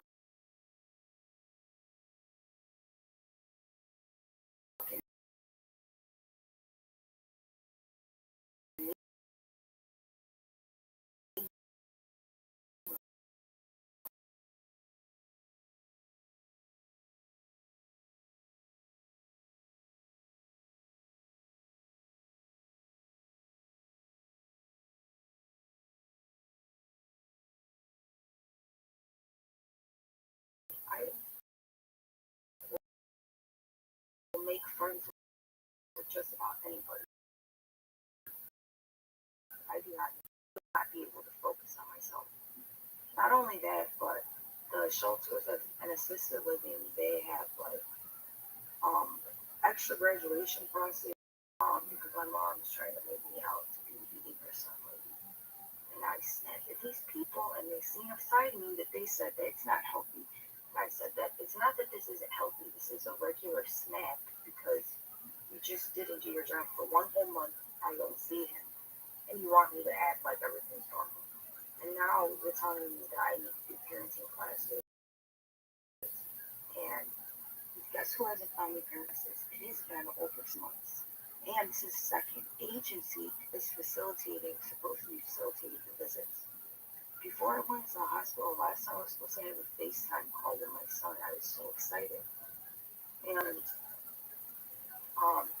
they're like, yeah, because basically I don't have to go to therapy. They just want my medication prescribed by a psychiatrist. So this last time, yesterday, I just literally told the lady, oh yeah, by the way,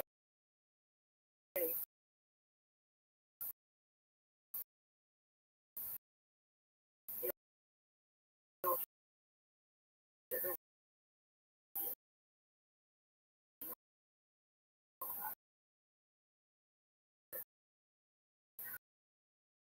I'm not on recommended because they'll tell me that you haven't talked to any of my doctor. Oh, so you're talking about the first time with DCFS?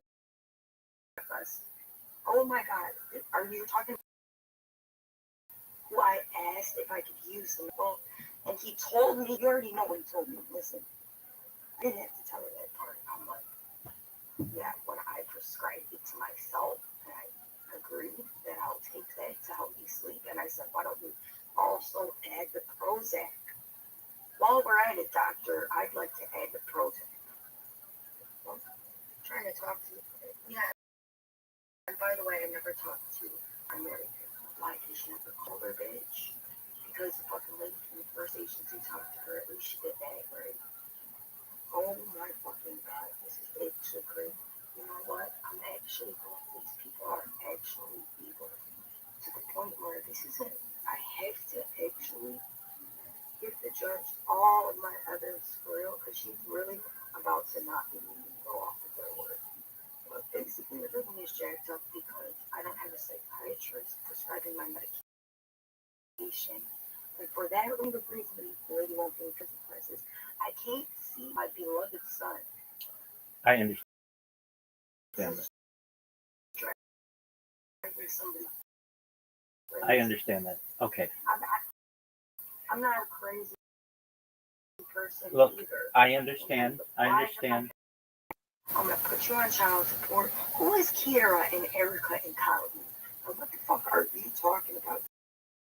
You want to go inside of my body after you think it's too gross to go in there? How about this isn't even what is supposed to be going on, and you have made me into a whore. Audie, listen. So my advice is to get help. I know that's easier said than done. So if you can't do that right now, just hold on. Just hold on. If you can't do that right now, I'm just asking. You're between a rock and a hard place, and if I were in your position, do you know what something called private delights is? Okay, so it's basically a place where you can escort. And I'm not saying that I think that's the best thing for you, but it will get you out of this situation. Okay, well, it you need money, and there's no like way. Also, I have to survive as myself. Okay, It feels disgusting that you would even mention it to me, Rabbi. well, And you should know better than to give me recommendations that are against my good interests. it's not necessarily that. Look. It's not necessarily that situation. And I'm not saying you have to do it for the rest of your life. To do it for the rest of your life. Hard work, patience, and apparently, according to Miss Aquarius, prayer, even though I told you I ain't supposed to be doing that. Besides saying thank you for not sending me to jail this time, and I now don't have awards. Thank you. Okay, well, so if that's out of the question, that's what I would do because I'd be that desperate. Then go seek the people who. Rabbi, then you won't look. I absolutely will. I have known women who have had to do that. I have known women who have had to do that, and I still respect Rabbi, I them. don't want to hear about that. Okay, I still respect them, and I think it's. I honestly don't think it. See, you're so fucked up. I don't think it's that bad. I don't think it's that bad. Look. Respect my struggle, Rabbi. Listen to me. Listen to me. I respect those people more than I respect a lot of other people, and here's why. Basically, you're in this.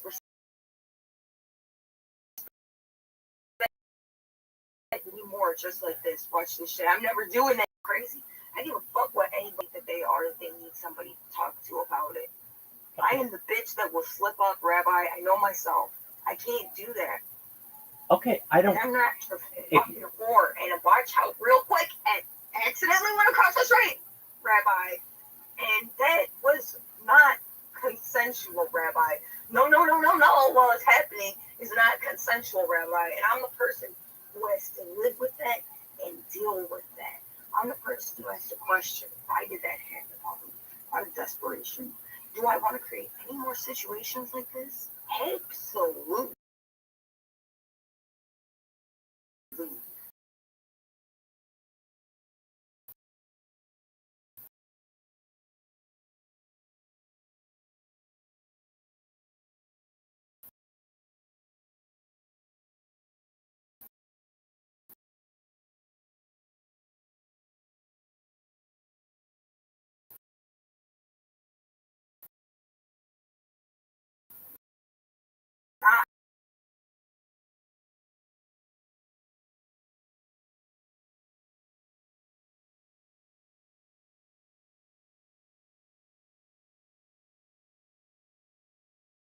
That now.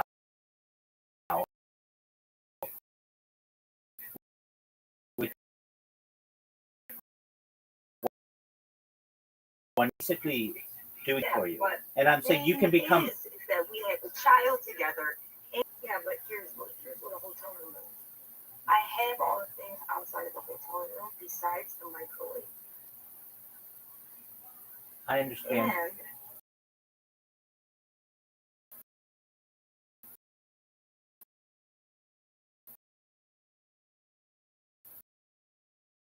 But that car is. Oh, okay, I have paid the price for at least the I'll be in a heating and cooling center if I don't have a place to live and I can't make this work. okay.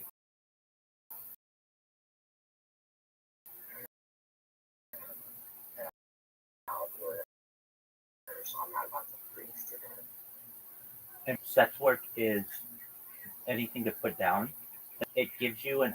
Well, you know, if I was gonna do sex work, it would be more like actually having sex with people that I actually want to have sex with. And that's what I'm saying. And And you can do People that. that I want to have sex with, they don't want to pay me. Wait, hold on. And they're like, oh, this isn't real. Or what am I supposed to do? I'm just supposed to have sex with people, and I'm supposed to ask for stuff, right? No, The problem is I'm not used to doing that. I mean, Usually I just have sex with them, and then I'm like, thank you. you can do that too. I mean, it's whatever. I just think that.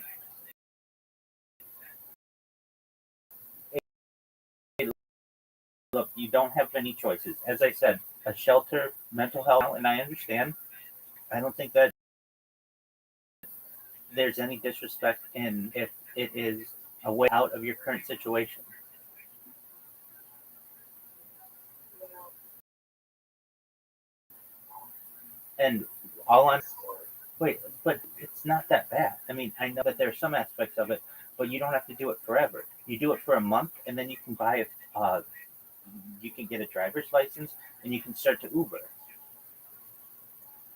well, I can do that now. I just have to look like this nigga, like, give me $30. I go get my license.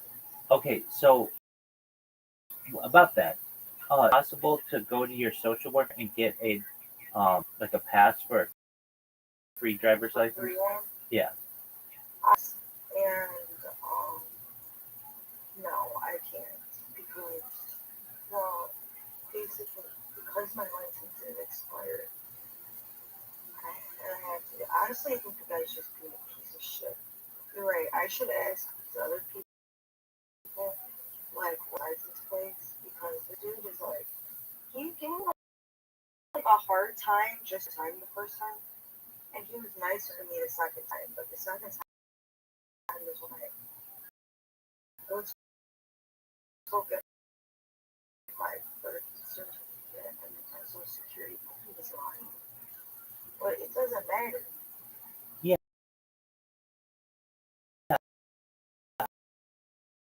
I mean, just you got to go back and then just try again, and ask them to speak.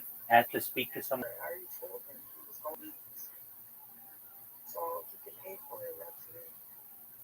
I have 2 doctors appointments on Friday. Tomorrow I have to take the paper to the Social Security Administration. Okay. All right. Well. Positive thing about if I stay in this people, then I actually have a right here to do anything that I want. Otherwise, like for instance, if I were to be in a shelter and have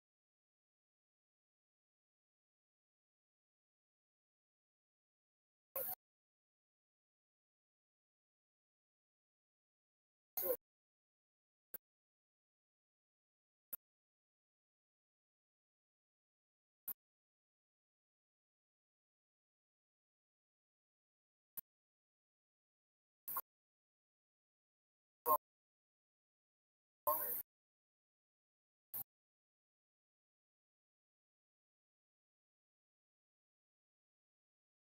I would like to see it because I am I need to have my weed, you know, what is seizure in the hospital and real people was told that this is not like Okay. Well, whatever they're called, bus credits. What are they called? I don't know.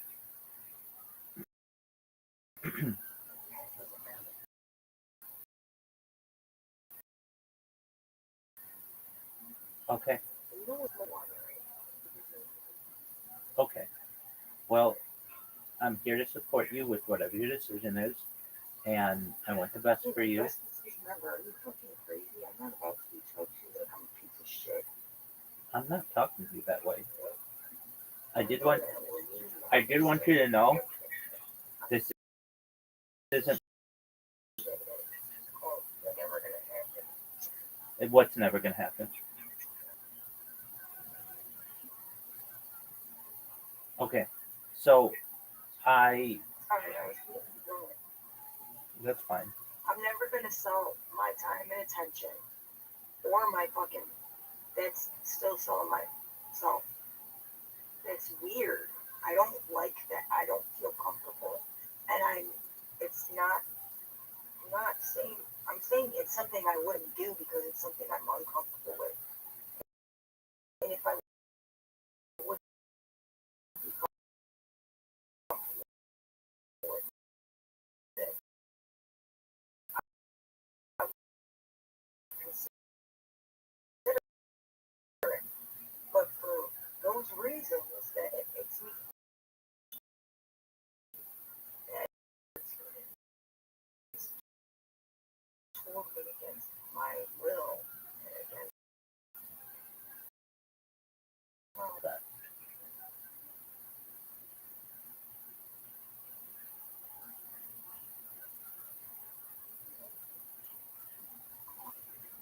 supposed to be nice to customers.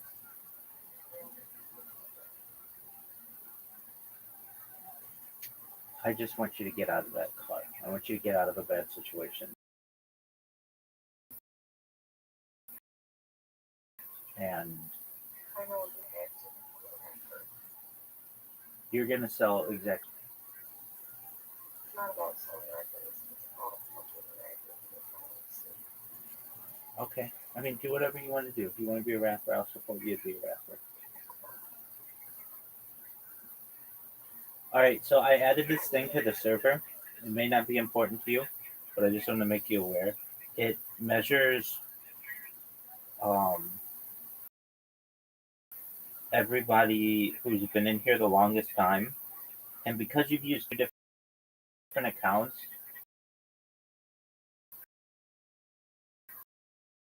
you don't have the highest amount. Combine your two accounts, you're just about at the highest amount. I know that you are doing well on that tracker, the amount of time that you spend in here, and I'm always here to support you.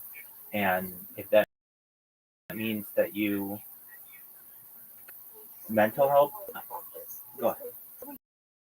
You would tell your fucking sister or your I would. I was just thinking about that. If I'm going to tell you this question, and I'm going to tell you what I would tell her. I'm going to You tell. ever have any children? I'm going to tell you what I would tell her. I'm going to tell you what I would tell her. If you had absolutely no opportunities, which I think you do, that's why I said you could go to a shelter, you could go to a women's care area, whatever. But let's say that wasn't available, and she was living in a car with an abusive person, having sex with him for nothing, then I would say to her, you have no other options. If you can't go work at McDonald's and you can't go Uber and you can't do these other things, then to create a profile and start giving hand jobs if that's what you have to do. I would say, why don't you get your ass back over here to the house right now? Wait, That would not be my mother. That's what would happen. wait, but I'm saying that if I didn't have the opportunity, I'd give hand jobs to be able to help my daughter. You're not in charge. This is why you guys don't make the fucking rules. You're stupid. I understand, but you just don't have a lot of options. It will get you out of an abusive situation. Okay. Patience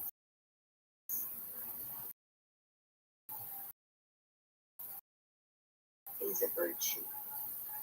I understand, but it's going to start to get cold.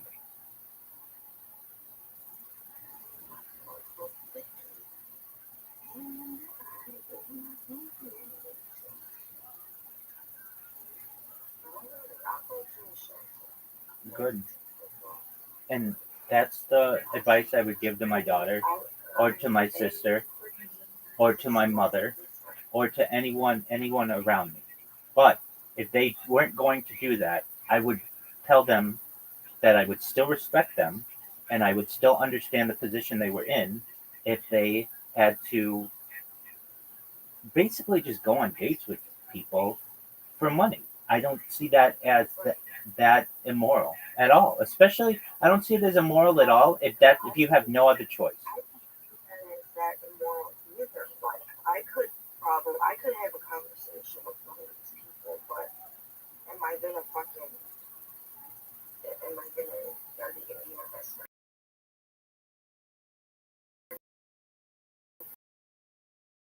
No, because that's not the best decision actually. About being a stripper. I went as far as applying many years ago, but now we're not thinking about that. We're not thinking about that. We could be a cocktail waitress, but we have to actually take actual pictures of ourselves when we look good because that's what they're gonna fucking ask for, and that's about as far as that shit will go. But other than that, I'm not going to be an escort and allow myself to be one-on-one with some fucking creep because I don't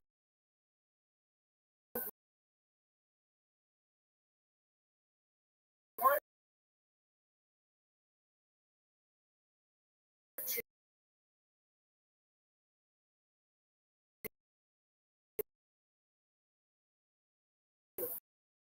No,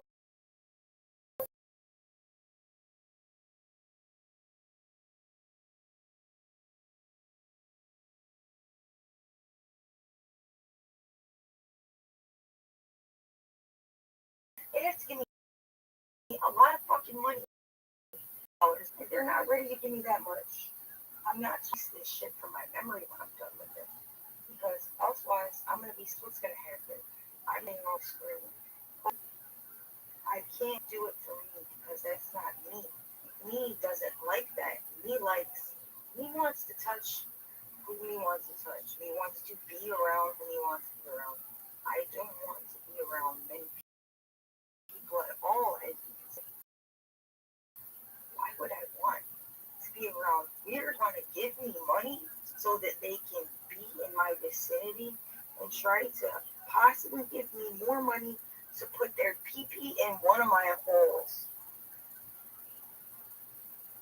You don't have a lot of options, and if you were rejecting going to seek help and you're in an abusive situation in a car right now, it's a way out. Rejecting help. You're not now. It is as if I am in a assisted living facility, but I am doing the process for applying for that same funding for someone who's in a mental health crisis and needs housing. But I will be getting it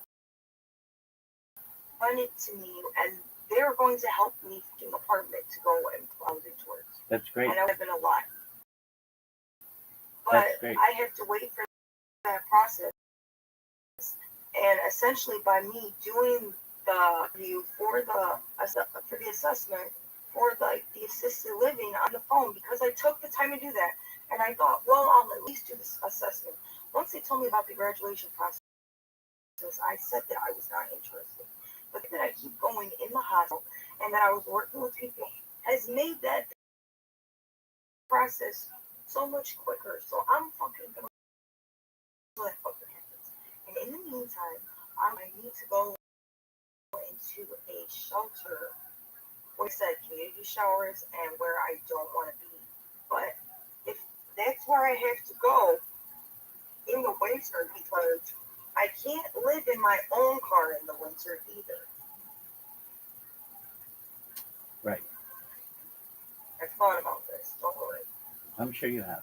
But you're talking to the girl who wanted to live in a tent outside this summer, and everybody was an asshole. And let her cook in the car instead.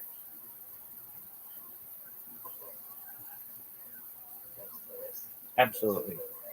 Absolutely. We have to, we can't just force somebody into sex work. They have to close sex trafficking. It feels like that's what you're trying to do. And you should know me by actually, you should know something that I would do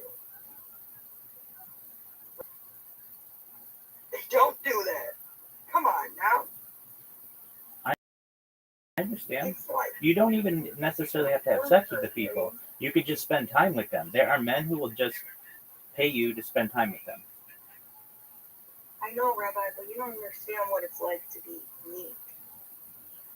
To be sensitive and all this, and I don't want anybody to look like me. And I can read their brain when they're looking at me. I don't want anybody that close to me when that's like, what the fuck are you talking about? I'm not a whore. It's still boring. It gets you out. So, It gets you out of a car. I don't It gets you out of a car.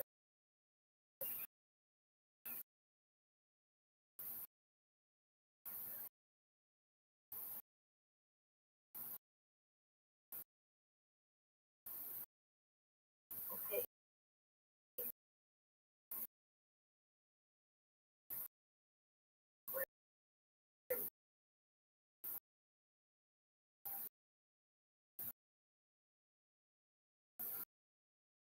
Into a hotel room alone. And the way that they are able to get out of it is the way that I suggested. Now, because of the issues that you have, have you have you have you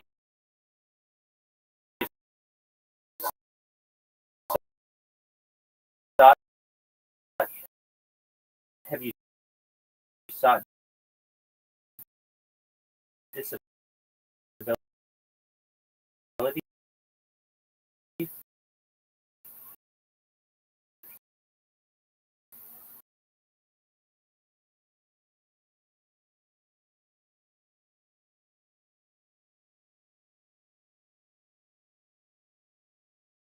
Now, why don't you do that now? That'll be $1,000 a month situation, and you're not currently in a good one. And I want you to have options to get out of it. Yeah, I'm seeking all. It's gonna ruin my child's relationship with his father, and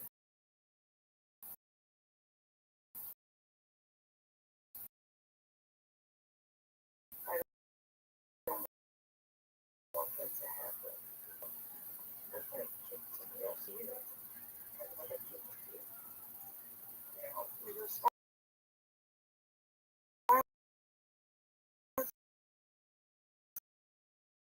is if I'm gonna cheat, while I'm gonna cheat on my, I think, but you don't love me. Okay, well, I don't have to feel bad. I mean, the signs were right here, but I didn't know if maybe you just didn't know how to treat somebody. No, you know full well how to treat somebody. This is not it.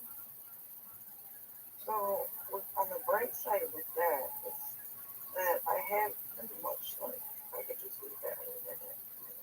There's not going to be, me and my dad, he's going to be upset. He did just cry out the day. It was some bullshit.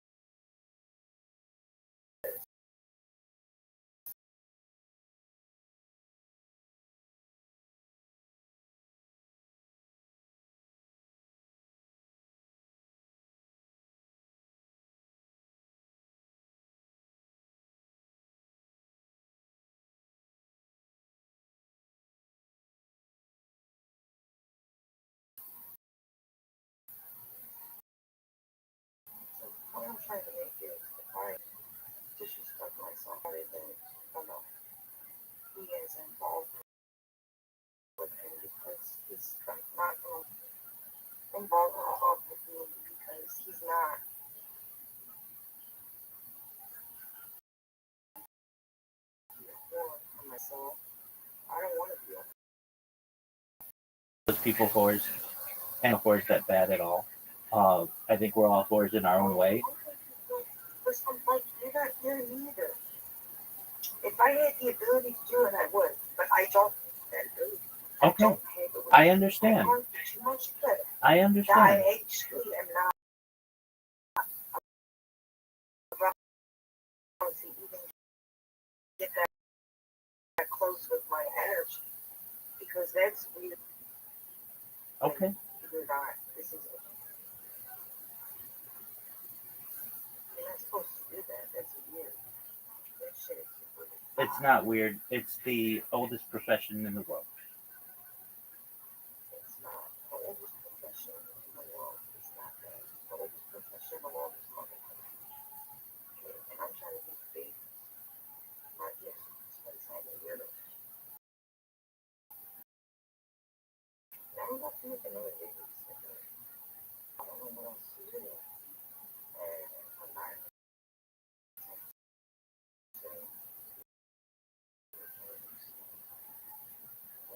I want to be old. So I'm not going to.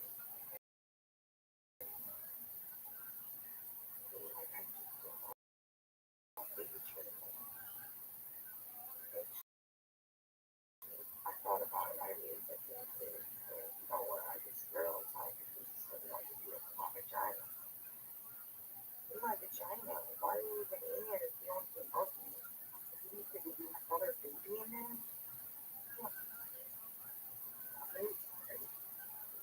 I just gotta be okay with it.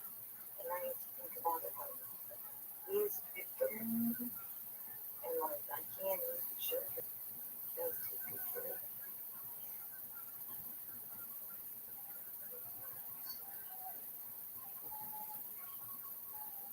I really settle things with the children would be beautiful before. At no point are we actually sitting in a little child.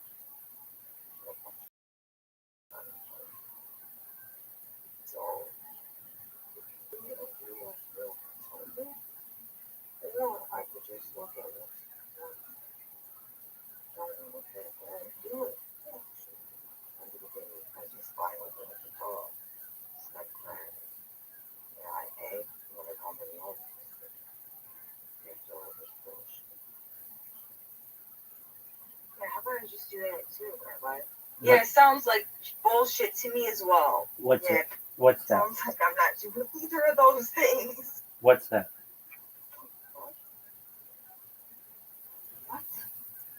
What? What are you saying? I could just, stay with this man and have another child with him. Because I thought, how bad could it be? Like, I can make him be nice to me, act right, to be treated right.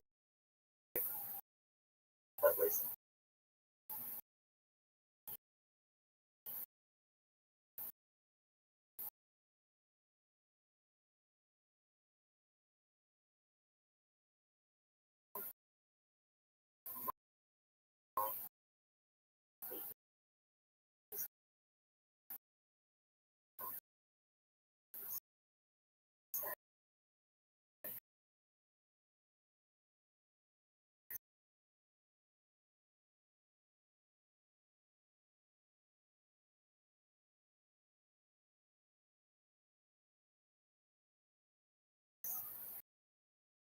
and you do sex with anybody.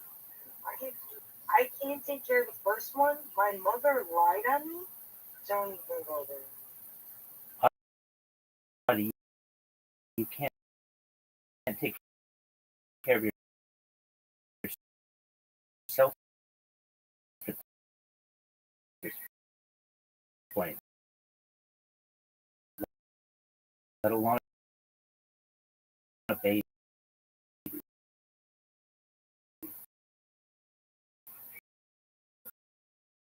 Taking great care of myself.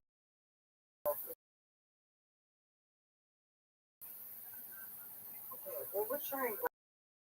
Last time you told me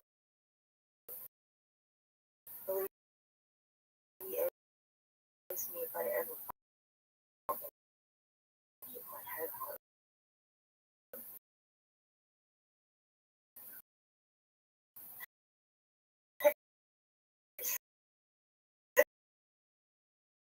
I don't remember.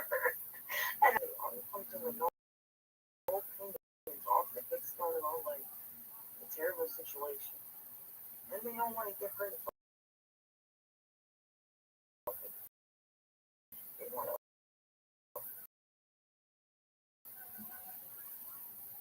Some of these people right there with you, not let it be on. And that's what tells me that I'm not crazy at all. It tells me that nothing is wrong.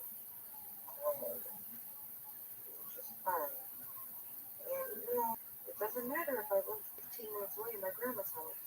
This guy is not going to be on time for my doctor's appointments and shit. But if I sit in his car, and those doctor's appointments are how I'm going to see my son. And I can't trust him to come and pick me up at the shelter because the day that I was raped, he was supposed to come the next day at 9 a.m. and he wasn't there. And I wasn't until the day after that he went to the fucking hospital. So. Can you live with your grandma again? No, I cannot because there's.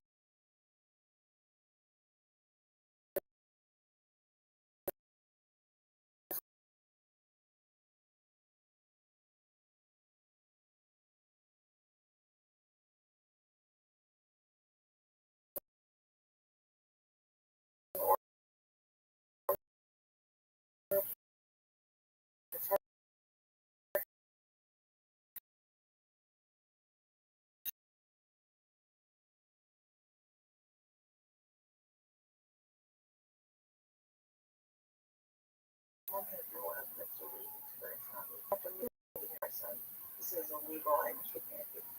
Okay, so.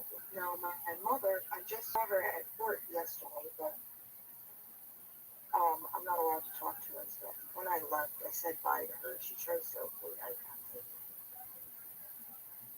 But I did tell off the caseworker that was sitting right next to my mom, and the caseworker lied and said I didn't answer. I turned around and I said that she told me not to text her on the phone. At worst, I told her to do your job in all caps. Yeah, I've been trying to compare some classes from her for these quote-unquote neighborhood location. I asked her if there was any state of Illinois. Just like 6 months. And my therapist doesn't understand because she previously worked at DCFS ITT. And she's saying, this thing doesn't make sense. Doing both of these things at the same time.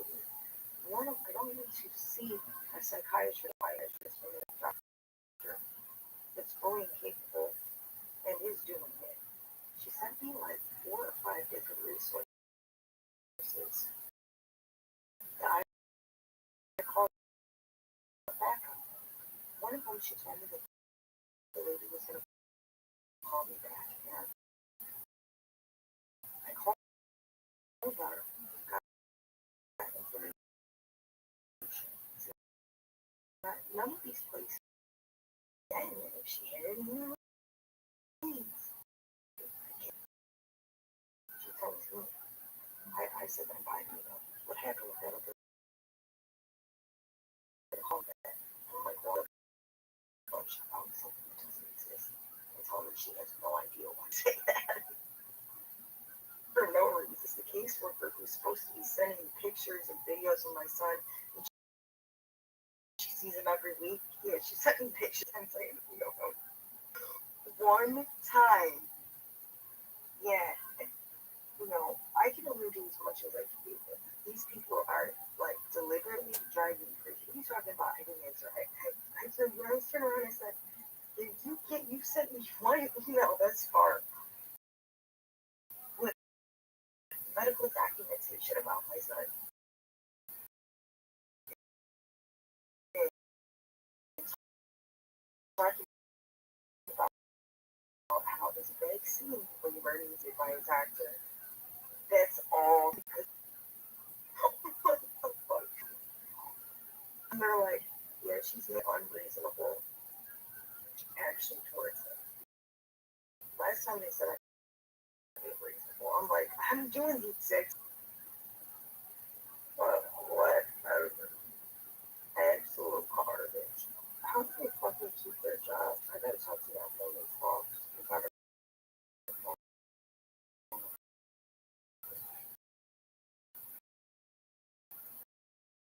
Audie, can you apply for disability like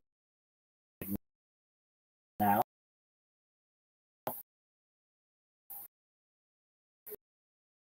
Yeah, I heard.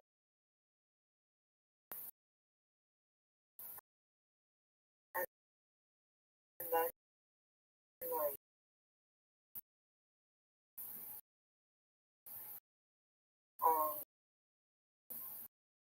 during this time, I need to get, or I guess you could tell them to, like, look for it, like, at this date, at this facility. Okay, Besides, didn't you say that you had to? Didn't you say over and over and over. Didn't you say you had to upload some document to the website?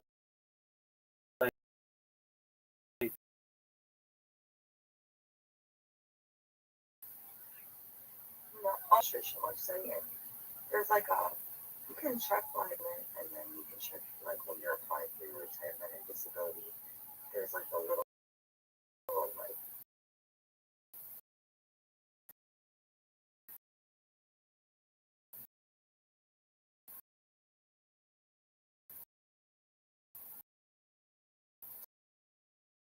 time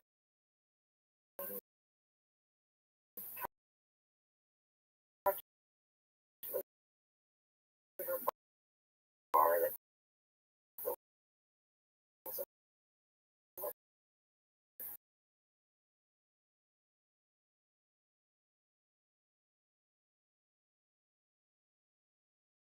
Do that. as the region of the Arabs called Jebel Musa.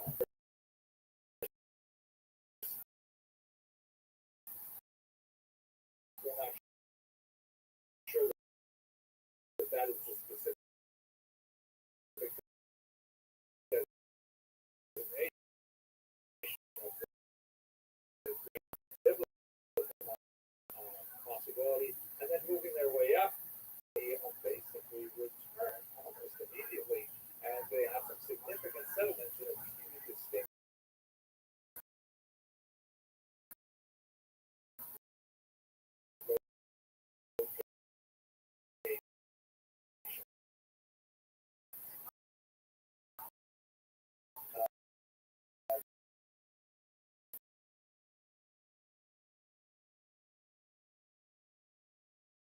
for the next 3,000 years, right up until our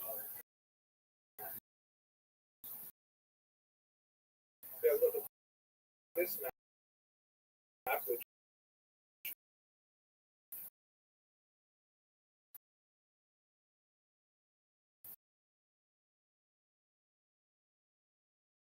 will take us up to the 2nd century of the Common Era. This is the period after the Bar Kokhba rebellion shipped to the Italian Peninsula and elsewhere. So this is the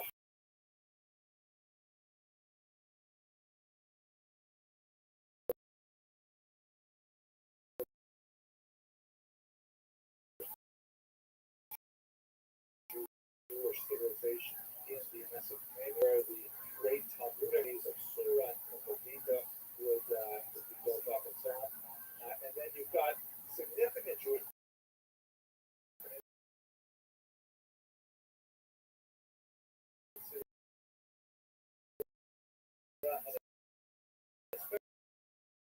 especially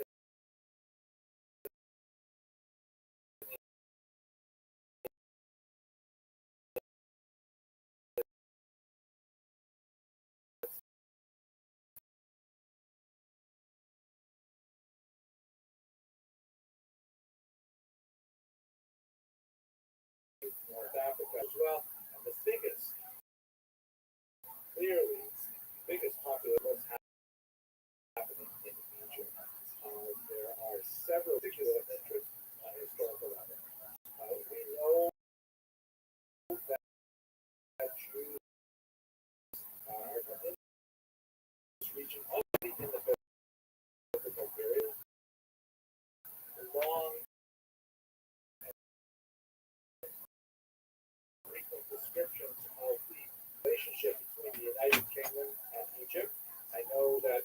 audience, I have to clarify when we say United Kingdom, then it's Ecom.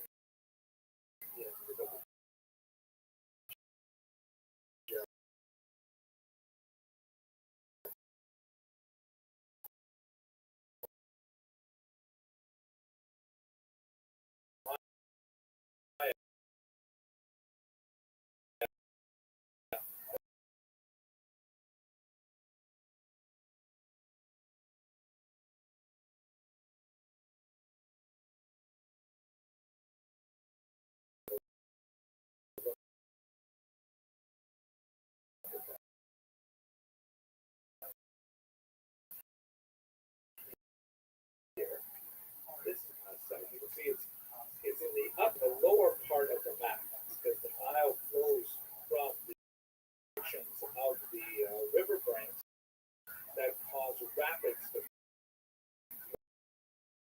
flow, and it becomes very difficult for trade to progress along the river. This requires a river going, take your boats out of the water and then physically move them over the obstruction. So this is a place where bandits would typically gather to loot the property of the merchants that are moving up the river. Significant diaspora populations from the invasions from Babylonia, and then strong Jewish military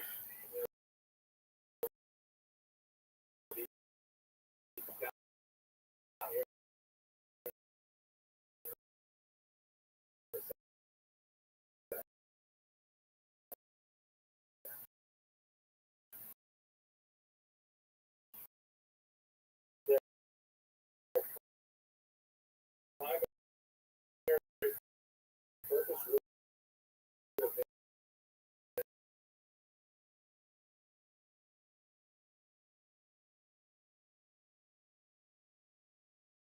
Jerusalem in contravent traditional mainstream rabbinic law.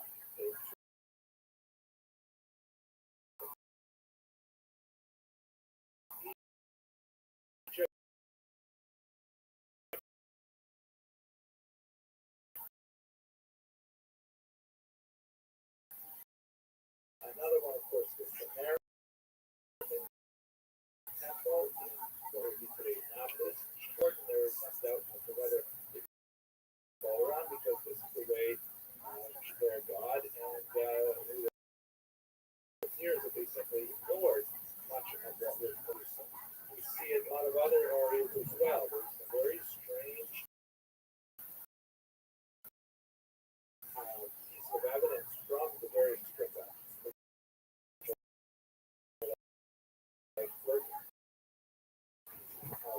Between apparently Jews and possibly slaves who are not, which is also definitely not in conformity with rabbinic law, as we would have expressed in the Mishnah and onward.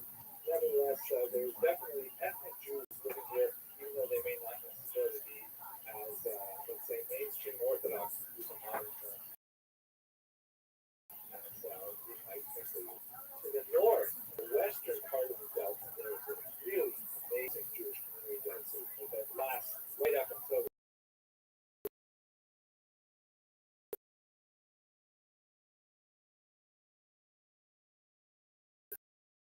second century in particular, and has two the major trade routes on the Mediterranean was involved not only in simply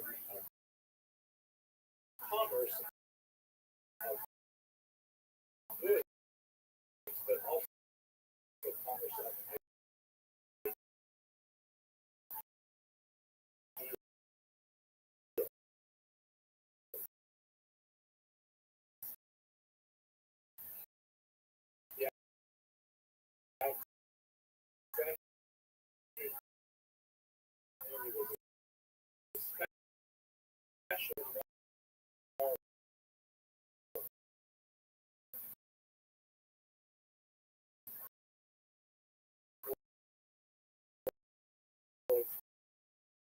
very well developed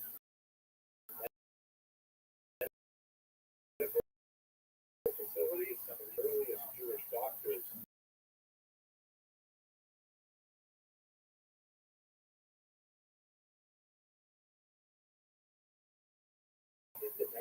all translated identically, including Jews where there was some obfuscation or change, which is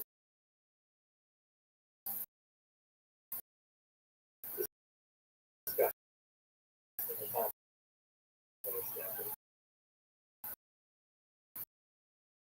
Trojan was a very famous Rosh Hashiva.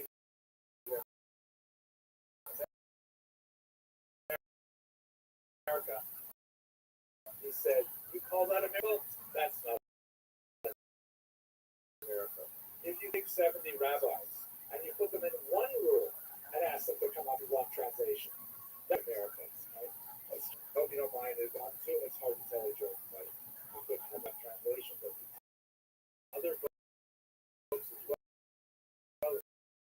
The Greek, hugely influential, particular Christian world, because Judaism in the 2nd and 3rd centuries had less facility with Semitic languages like Hebrew and Aramaic. They were relied very heavily on them. Another figure, for example, who was not well integrated into the Jewish tradition, a philosopher commentator named Hilo, who prepared a allegorical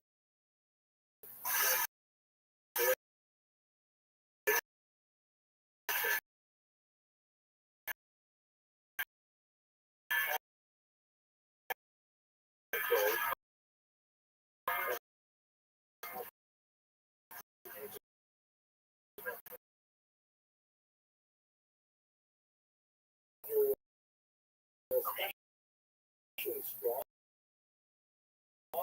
media is so bizarrely compromised. It's so weird when you watch these narratives spin both on the left and on the right. population. Be like, is anybody fucking rational? Is anybody looking this to the top of the heap?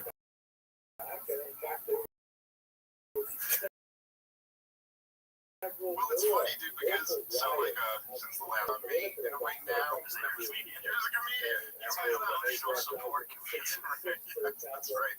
I mean, it's like that's the point. That's always been the point.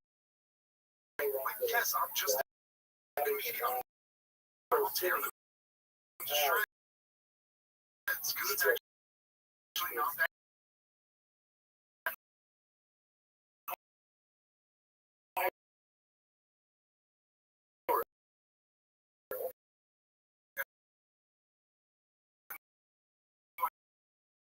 These people aren't really experts either. Also, the problem with that is these people.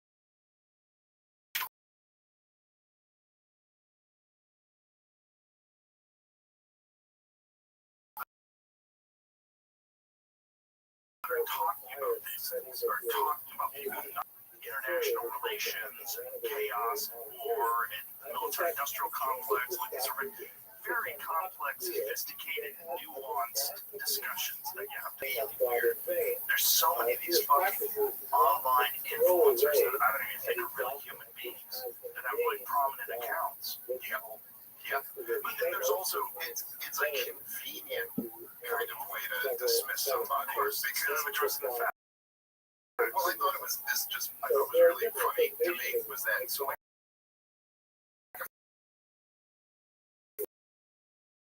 days after the last time. Welcome. Can you hear me? Hello? How are you?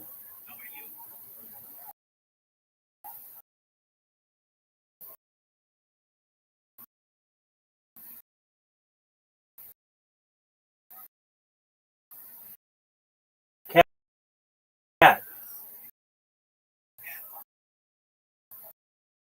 Can you hear me?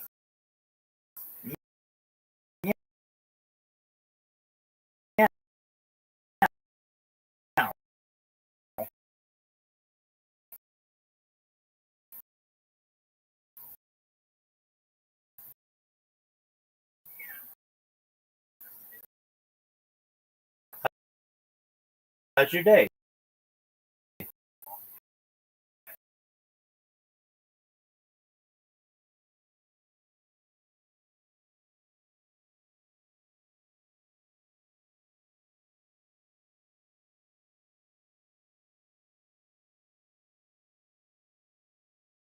I stream my life 24 hours a day, 7 days a week. We've seen the death of a queen, the birth of AI, the coronation of a king, and everything in between. I have more data archived on the internet than any person ever, which may make me an influential person, become financially independent if you're not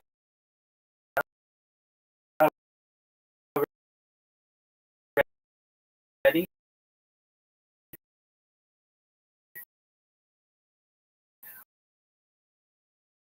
That you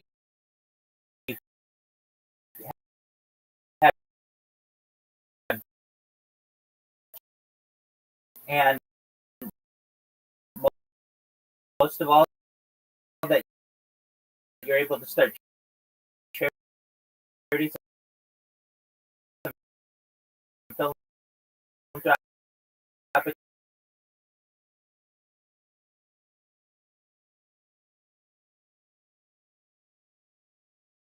I'm live.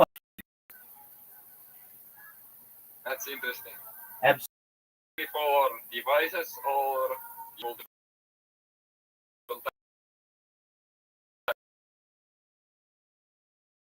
times on same device or Great question. I have multiple, and then I do multi-stream as well. So I'm live on Twitch. I'm live on Twitter.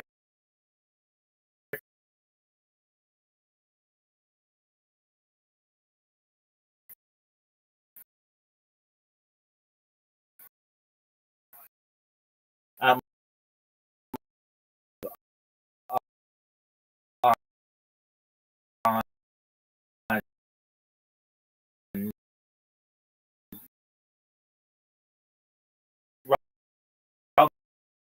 Rumble.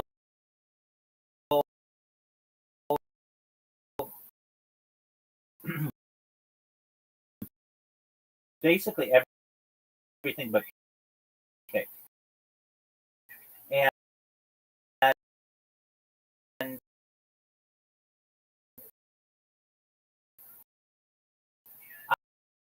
I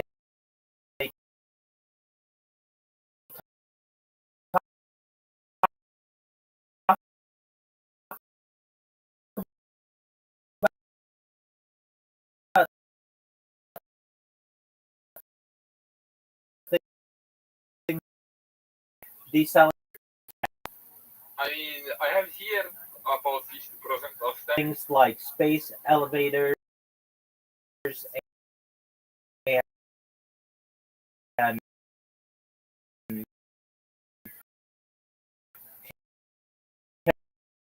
terraforming of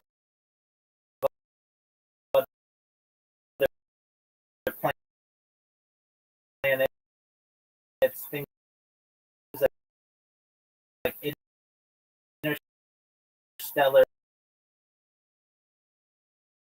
People don't know this, but the first successful DX year 2003 with the Pirate Ibex, which was a goat located in North. The year 2021, a company out of Dallas, Texas, is founded. They've made it their goal that woolly mammoth into the Arctic Circle, utilizing Asian elephant surrogates, which I just think is an incredible opportunity. Additionally, they want to reintroduce the Tasmanian tiger, followed by the dodo bird, following the introduction of the woolly mammoth, which I think would be really exciting to be able to witness. They recently now, Joe Rogan has met them. I talk about other things to help you, Kat, your friends, and your family. If you want, this is all with your consent. Everything I say is with your consent. Things like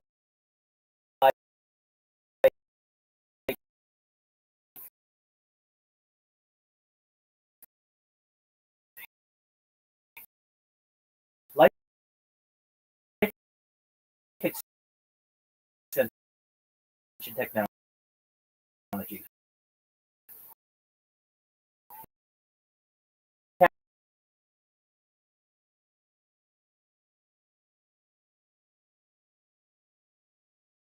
things like cold therapies and perhaps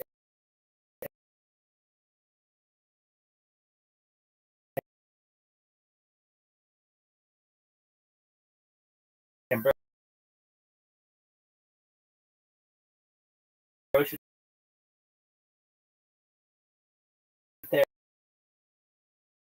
therapy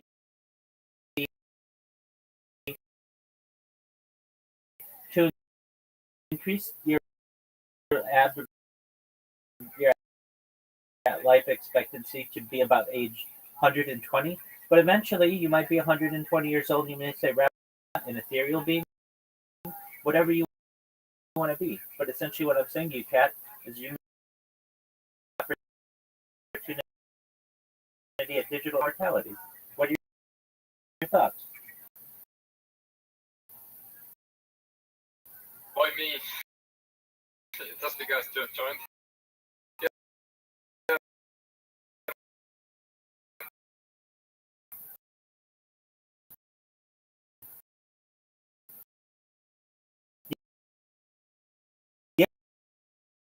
Yeah. Basically,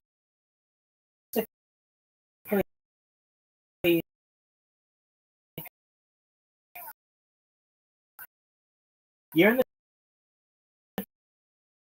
top 1% of the world. You may not consider it that, but large language models, really ChatGPT, since its launch November 30th, 2022, in fact, international projects. I am sometimes look forward to artificial superintelligence. Specifically, where did I learn that which I discussed? A lot of it has come from large language models. Uh, so what I like to do is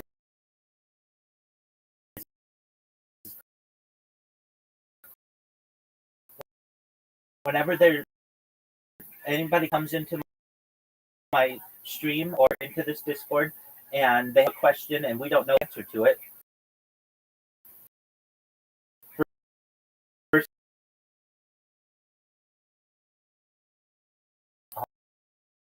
perhaps alien disclosure. And so I science fiction. And when you learn about how those types of civilizations exist, if they do exist, I learn about what kind of technology that they have, and then do my best to utilize that or best use it here on Earth. Yeah, and you're actually a rabbi and Jewish. 100%, absolutely. I That's nice. That's nice. I daven or pray on stream. I lay tefillin. I've got my tefillin right in about 45 minutes. Currently, I do history lectures.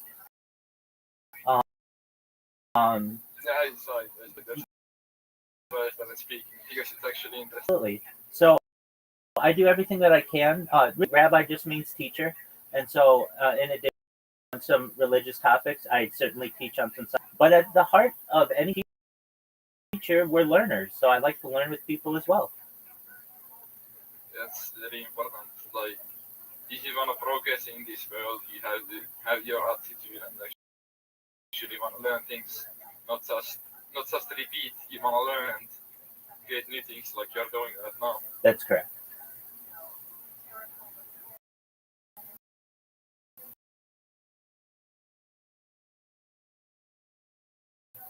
Very interesting concept, actually. Are you actually related, or is just like a marketing strategy, or why this surname? It's my last name. There are about 3,000 of us in the United States alone. It's a big family.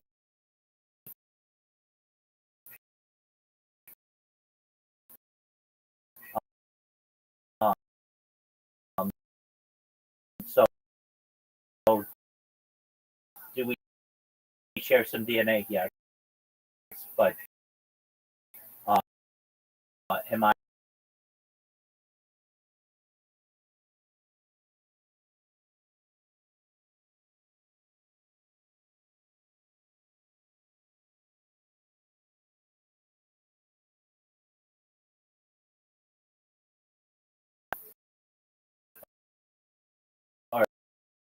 I have over 100 different YouTube channels, 1,000 TikTok accounts, over 2,000 Twitter accounts, over some Blue Sky accounts, and over 10 media than any person ever. Basically, the most. So, no, I can listen. I'm the most photographed person, and I am making one for the future of society, and I do that one person at a time, basically. Way that you found out about me, I've created robots that create accounts, they create clips on people, they follow the person, and then they move on to the next person.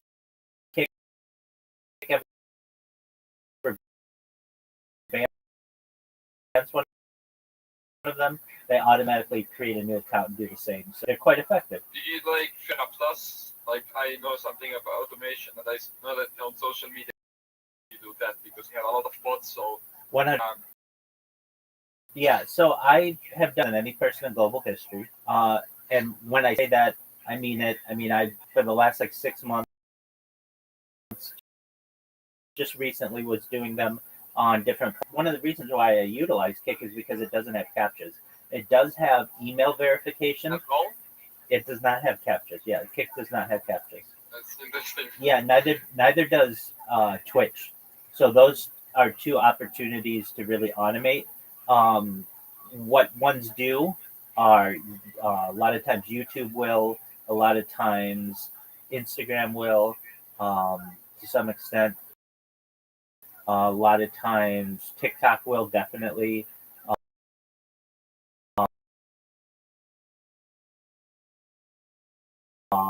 Twitter has the most difficult one straight. The way that I would do it to be most effective, which is very smart, is I feel I have handheld devices and I have computers, and basically I, I would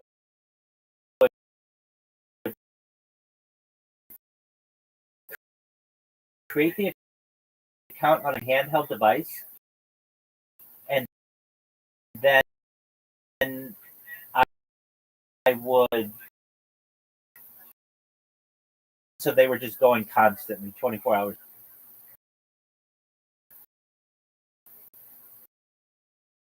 Nice. I've never paid to have captchas done for me though. I've done them all organically. So I can tell you this: I've been doing captchas now for really 4 years, and more captchas than any person. Certainly, any person who hasn't been paid to do it. I think a lot of them, are like, I worked for a company one time, and one of the projects that we built was, and we would pay people in like China or Philippines or something like 1 cent per captcha. Yeah, but like in order to do all of that, it doesn't. There's a lot of trade-off. A company can just come in and ban all your accounts all at once. It can be a waste that much, but that was a really good rate, as much as like 7 or 10 cents each. So that can all add up my credentials. So in order to avoid all of that, I do the captures myself. But like someone as like me who just comes in and spams everybody,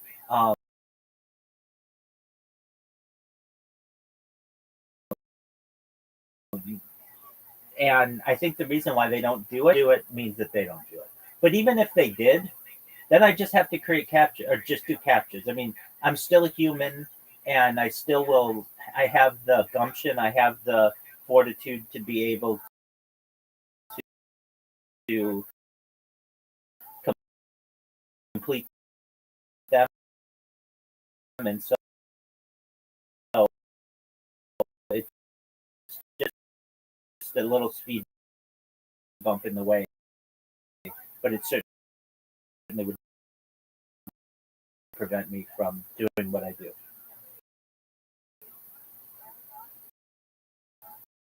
I use temporary email email services, and Twitch, you have to use something with a Gmail account, and there are temporary Gmail accounts that you can get. So there are ways around that. With Kick, heuristic, you just need to be able to have any email automated. Basically, while I sleep, these things are going. While I'm awake, they're going.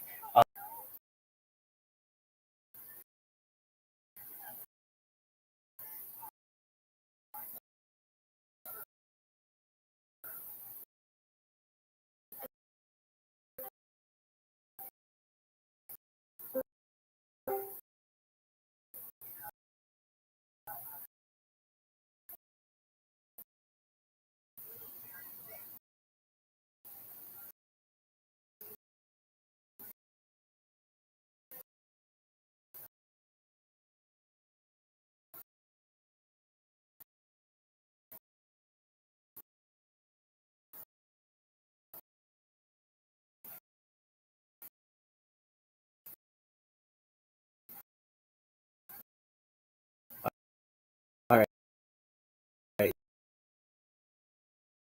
So if you see the pink, there's a pink pointer, and a bit of text that I have here that says Rabbi Rothschild, and then my Discord links.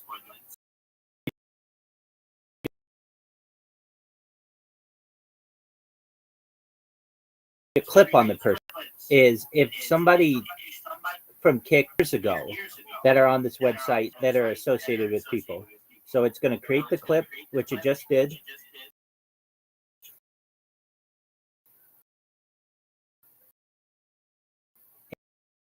And then it's going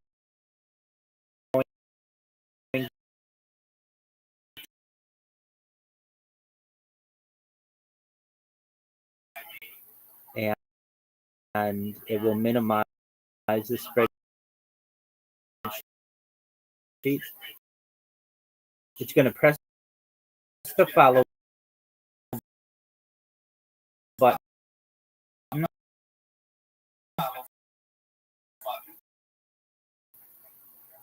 Just one moment. As it does that, there it recognizes where the follow button is, and then it's going to spam this person, and there it is. That big wall of text comes in. Now you can already tell, like, people. So those three. Yeah, that's very interesting. Like, I have seen like server side like automation by requests, but like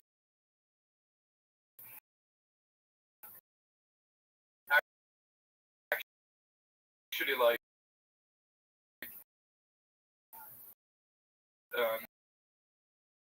but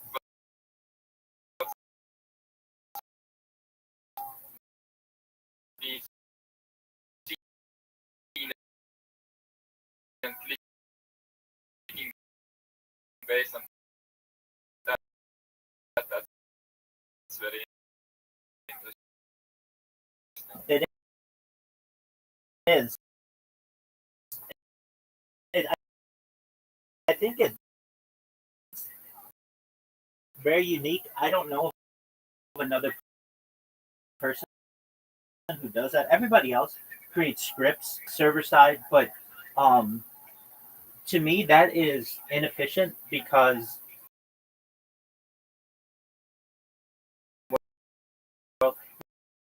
not because I don't care about the rest of the world or not English speaking. It's easiest for me to just categorize everyone, and also my spam is in English, and so if I go into someone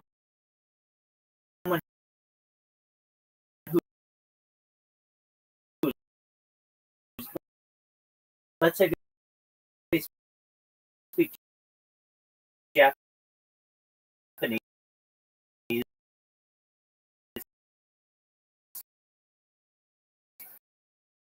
and that stuff means it just looks like gibberish, and so it's not that efficient for my bots to do. But if I wanted to, let's say that you were in a Finnish streamer's stream, certain games, like I used to just do people who had the categorization as just chatting. So, but then I expanded it to everybody on Kick, and all of those. A lot of sense now that you explained it a bit. Absolutely. And then other things change about the website. Just even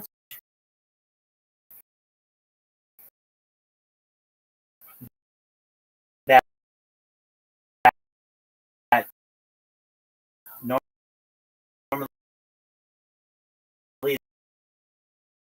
they don't.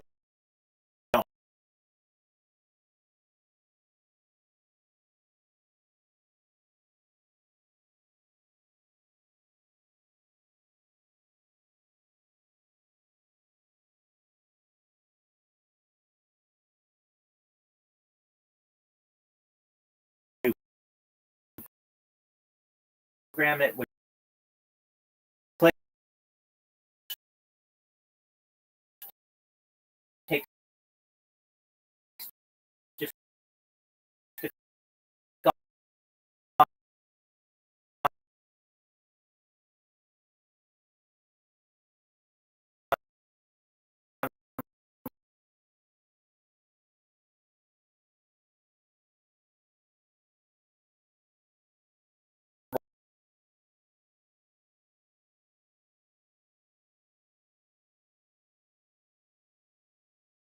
whatever needs to be clicked on that works. Really, it's not a robot. I mean, I guess it is. It's automated, but it's just power back to Southern California Edison, and then they give us money back. Yeah, so so it's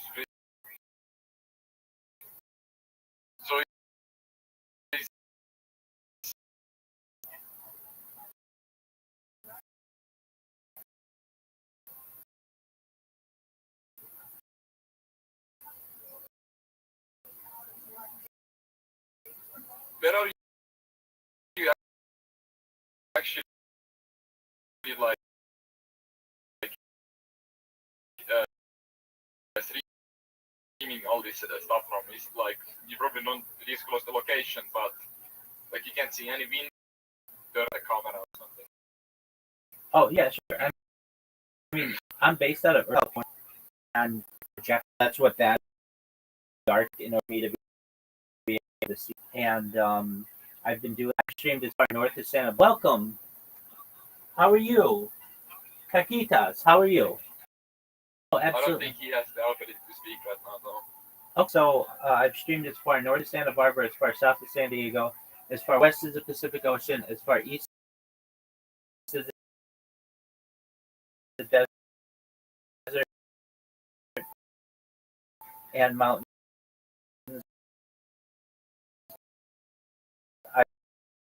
I've, I've streamed at Disneyland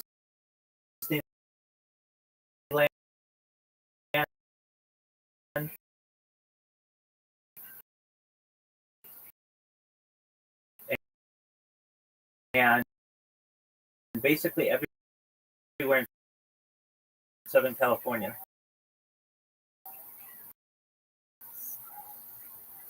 Is it cool? So he understands what he just joined. Absolutely. Kakita, can you hear me? He doesn't have the ability to speak right now, but I've been doing so for more than 3.5 years. My streams go back to the pandemic. We've seen and I have more data archived than anyone, which may make me an influential person. And if that happens, I'm going to make sure that you, that cat, and everyone else who's helped me along the way not only becomes financially independent, that you're able to create generational wealth, but most importantly, I want you to be able to start charities and philanthropic organizations of your own. I spend my life first and foremost being world peace, but additionally, I want to help end world hunger through the use of technology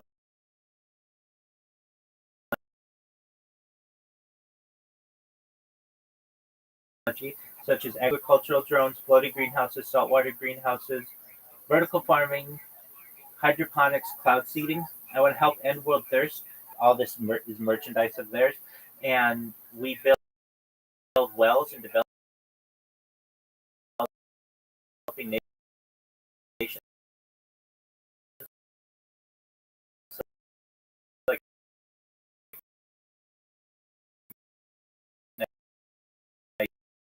Nigeria for the less fortunate.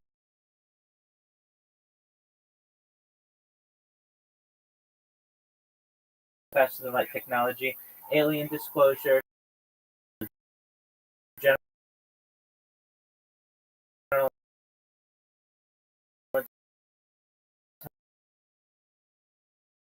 intelligence, artificial super intelligence, things like tourism, terraforming of other first successful de-extinction took place in the year 2000 in IBEX, which forward to the year 2021, a company out of Dallas to Texas is founded, known as Colossal Bioscientific.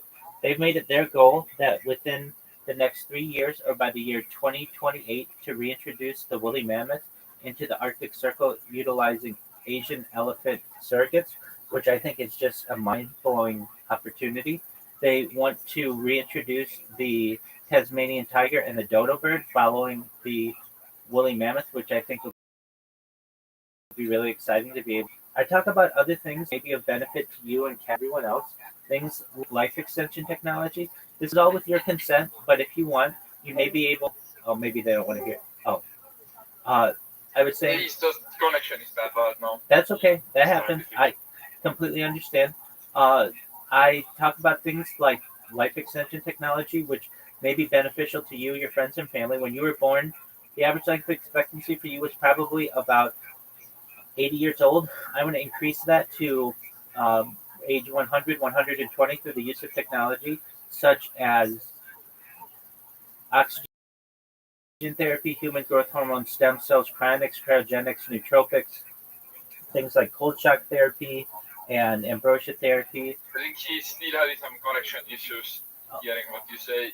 I don't know if it's his internet or like it must be his internet because it's I am hearing you perfectly fine. Okay.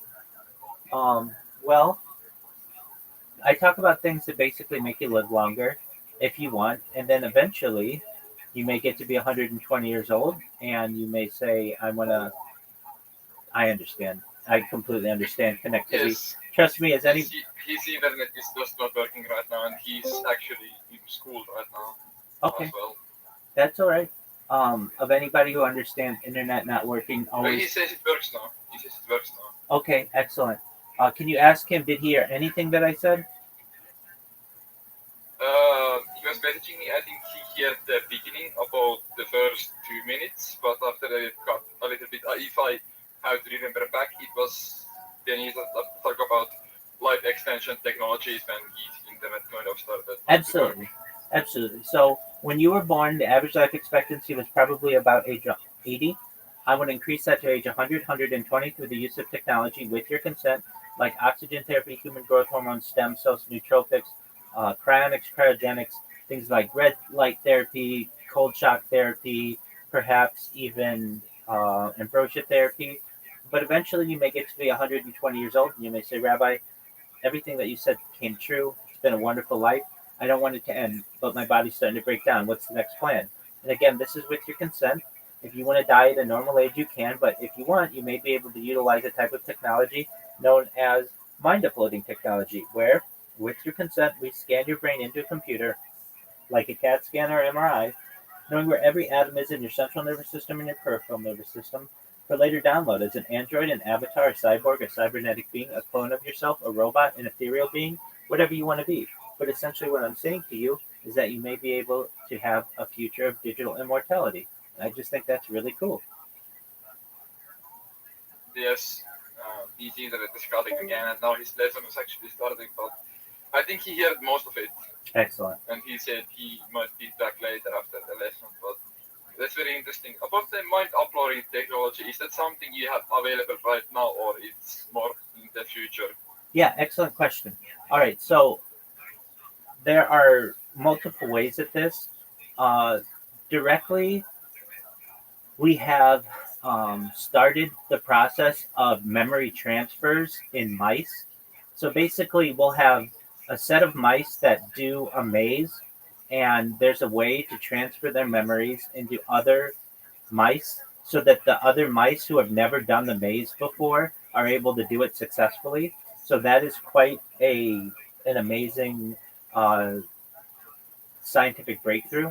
There's also utilization that isn't directly related, but it is somewhat similar, known as brain computer interfaces. So this is like Neuralink.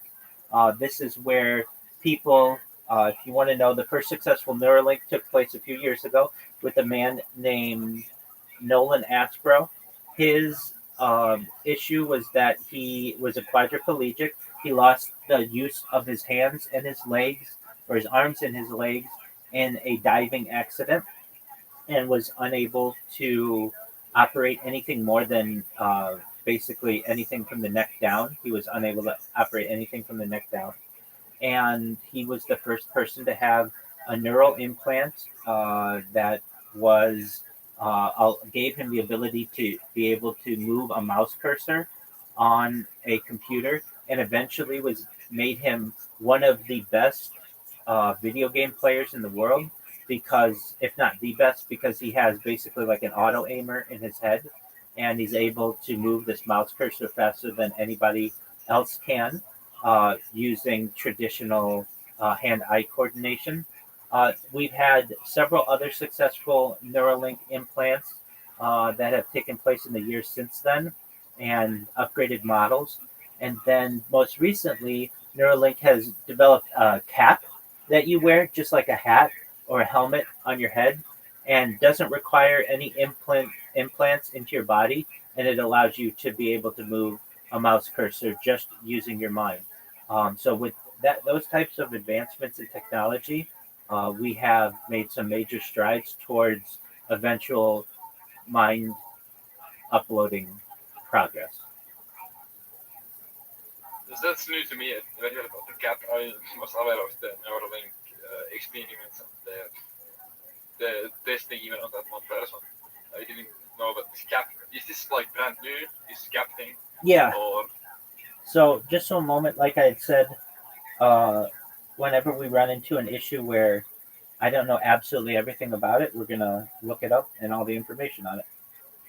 Yo, dog, can you please tell me about the Neuralink cap? Basically, the device that you wear on your head that does not need to be implanted in your skull, and how it works.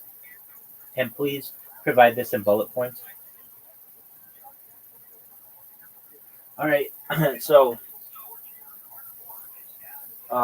it's often referred to as EEG caps. These are electroencephalography caps, or non-invasive BCIs. So that's non-invasive brain-computer interfaces.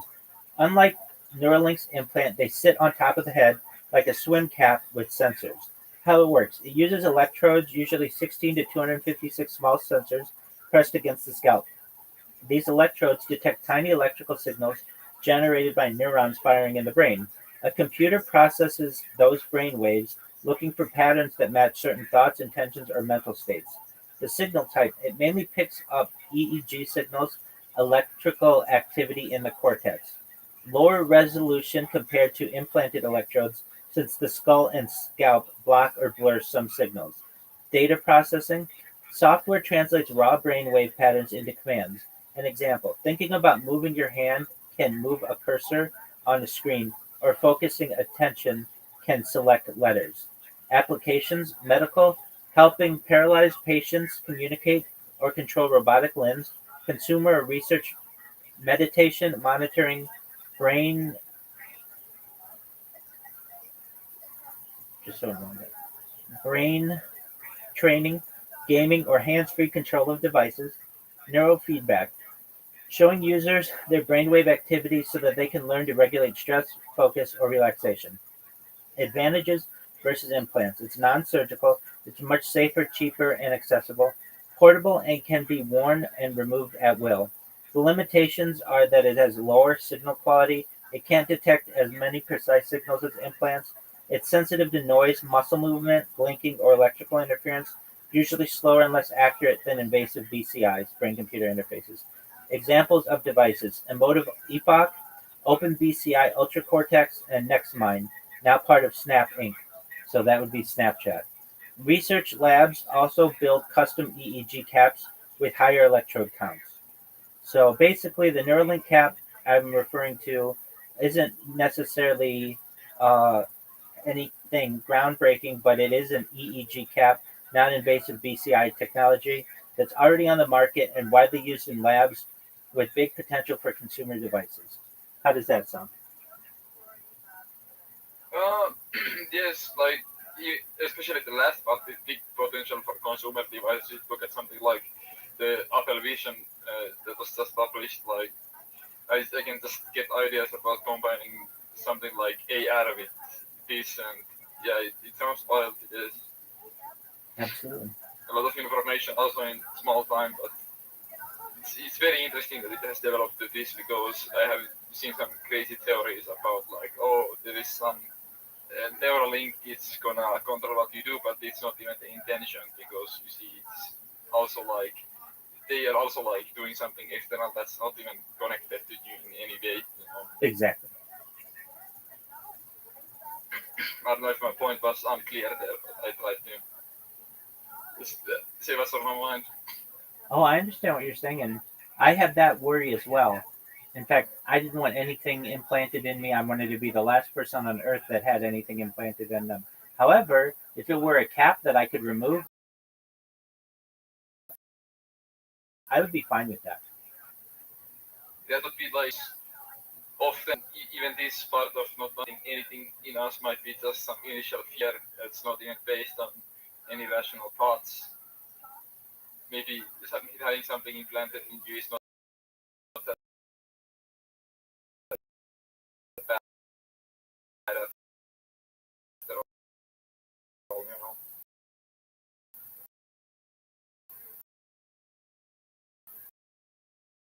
Yeah, Especially if you have something to test,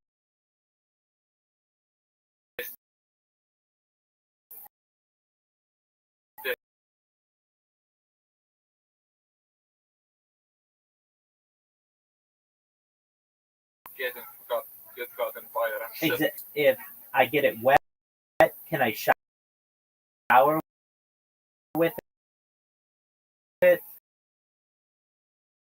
Can I go swimming with it? If not, then that prevents a lot of things of life because they were quadriplegic or something like that. I would not want to experiment with that. However,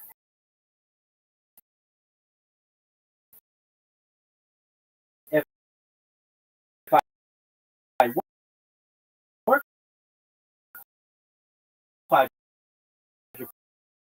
quadriplegic, God forbid,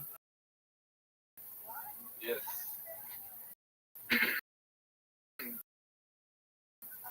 it's. You're saying like the battery and shower and the public image is a bit different. And like there's a lot of more questions that are probably not even asked about this. that's correct. But with a cap that I could just remove if I need to shower, I don't have to wear it all the time if I don't want to. If I hit my head, it'll only damage the cap, my brain. I'm fine with all that. That's interesting. I wonder how new of you mentioned this is like.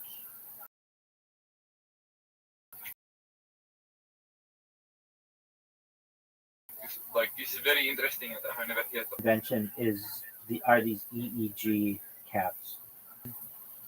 So the first one, okay, so EEG caps, the non-invasive brain-computer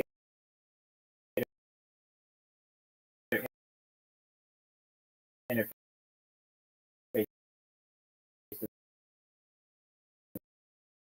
devices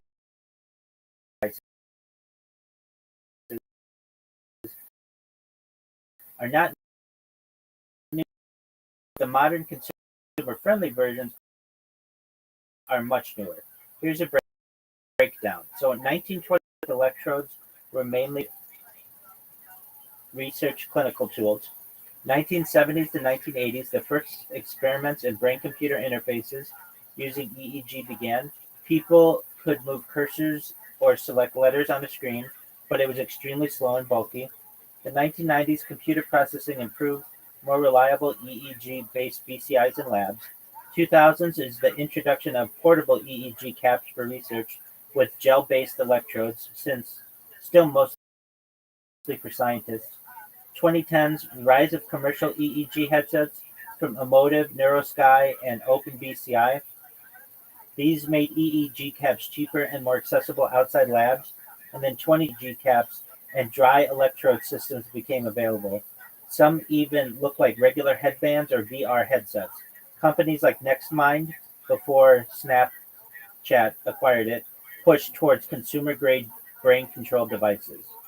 So EEG caps are a technology that are almost 100 years old, since the 1920s, but the idea of using them as a wearable device you can buy and use outside hospitals is only about 10 to 15 years old, and they're still rapidly evolving. Does that answer your question? Yes, that was a lot of information again, but I think I got the idea on when that was like introduced. I Yeah. wonder if these have something to like. I have seen some caps that are placed on your head when you sleep, and then you sleep, and it can be part of a study or something. I don't. I wonder Absolutely. if this is Information I just read, those started with sleep studies in the 1980s. yes.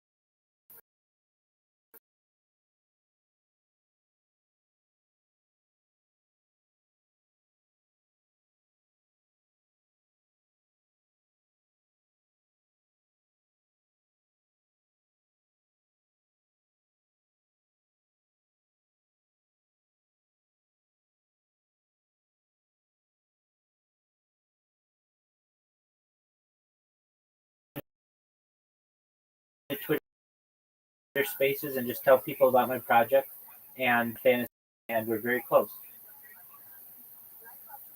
Interesting. Excellent. Is it in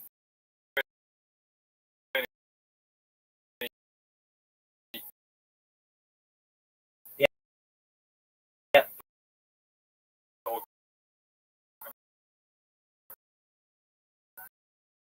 That's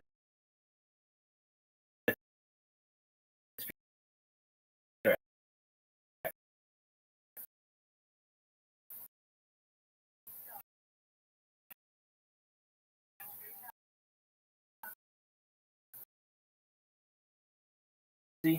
Its appeal is that it has a really long name, but it allows yes? people to I know remember. It allows people to remember it. People are really positive about the project. I mean, most the Telegram is t.me/HPOS10I, and they're 24 hours a day. At least I always have a device on in there, and um,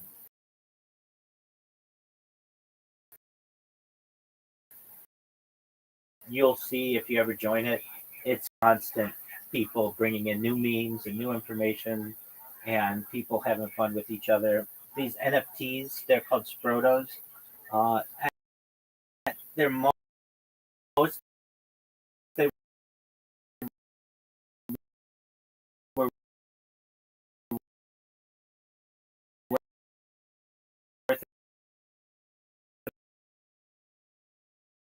about like $10,000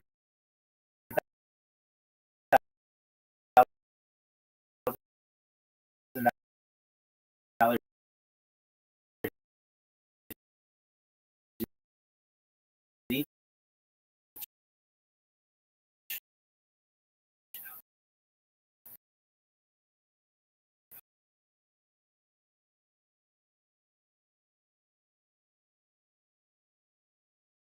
That community, I talk about the project quite often, but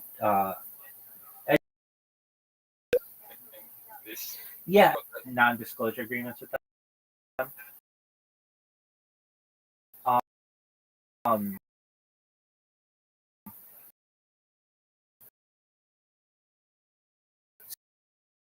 so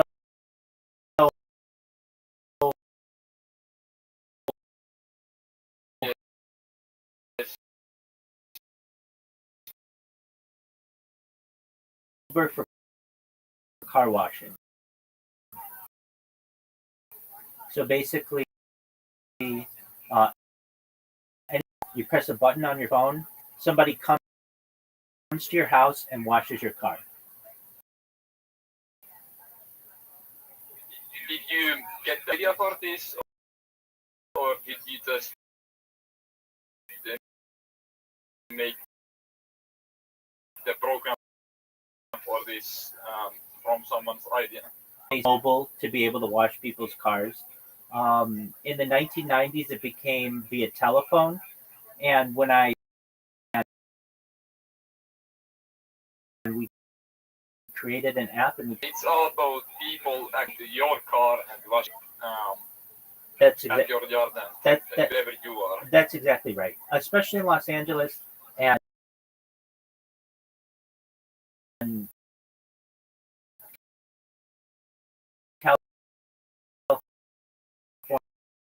California.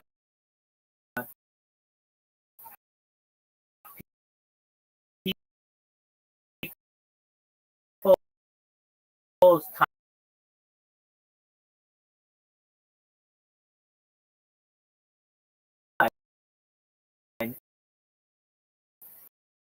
by having someone come to their address, wash their car, or either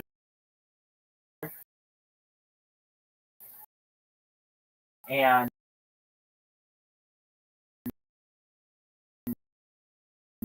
clean it inside and outside better than, and then everything is charged through the app. This is very interesting point you mentioned time, because like time is very valuable asset for especially And Tarantino's cars weekly. We would wash Brad Pitt, Jennifer Aniston, Angelina Jolie. Just basically sports icons. I was able to sign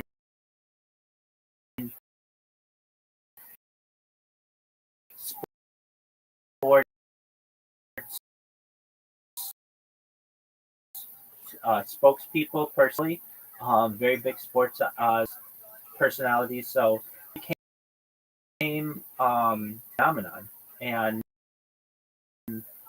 it doesn't work everywhere because a few reasons. These detailers who are in nowhere, let's say in Wyoming, detailing, let's say. So we and we didn't employ the detailers.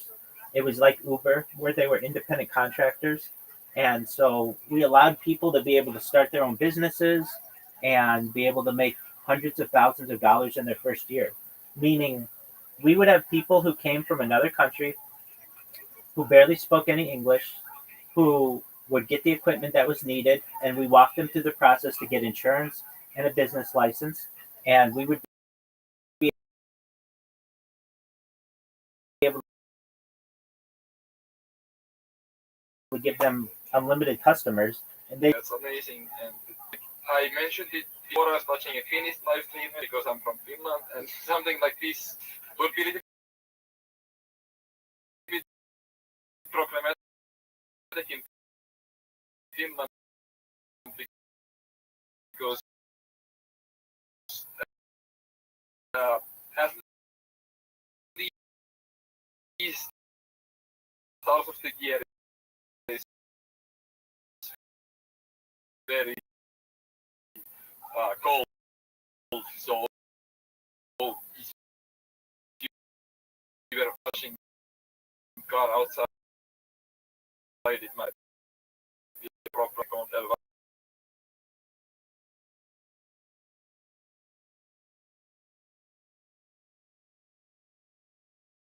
that's needed. So really, you don't even have to do anything on your like it can all be done hands free, and they come with their own. You can unlock your car remotely if you want them. And this, I will say this: it is one of the nicest things that you can do to treat yourself. To have a very clean car all the time, especially in Los Angeles, is a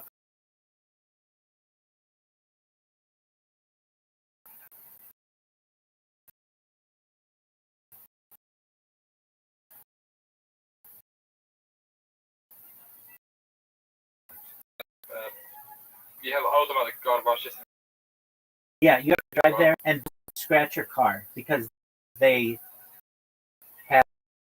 have Yeah, they have these spinning things that go very fast. so all of our washes are hand washed, are it all, and really just save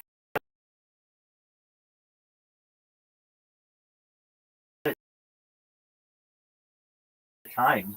I mean, we had and just hang out, and somebody would come to their house and wash their car, or busy doctors and lawyers who want a clean car. Maybe they have a client or somebody they're going to have in their car, and they want to make sure that their car is pristine, but they don't have the time to be able to go leave and come back to the office.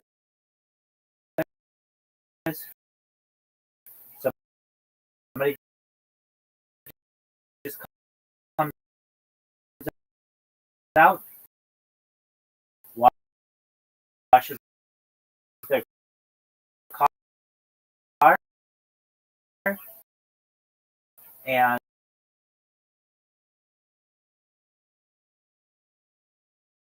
Product like when I like just recently purchased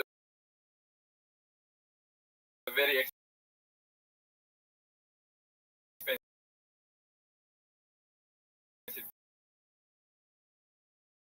computer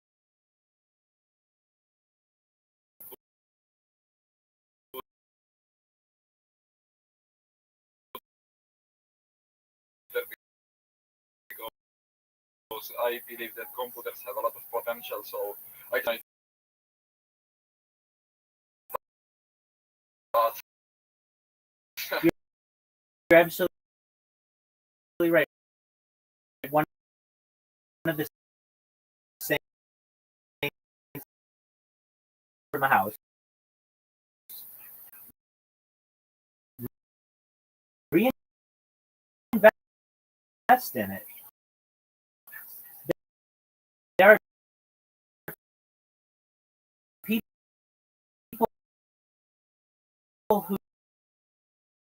who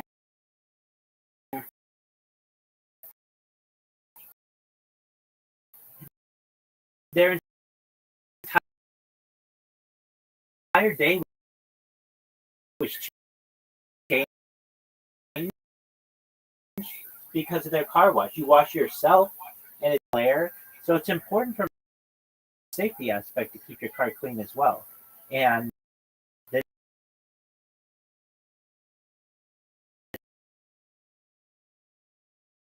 is a service that literally, just like Uber or Lyft, that come at them, and it's very inexpensive. In fact, in its own way, it can be cheaper than going to a car wash.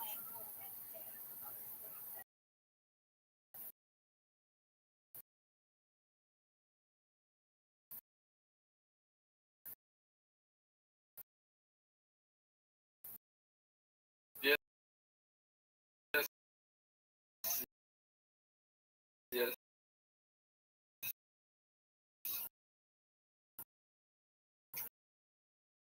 At least,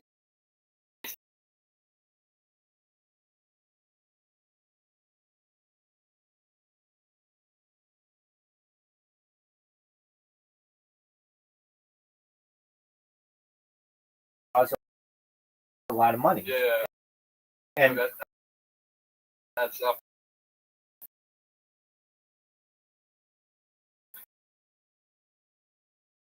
and electricity and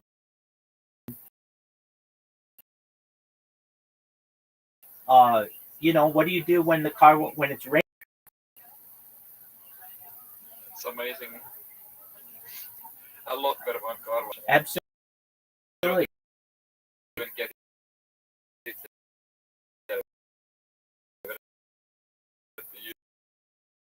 You like. This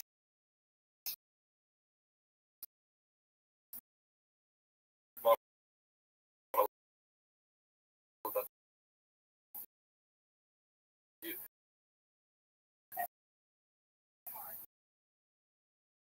Because the damage to the car. If that spinning thing breaks something on the car,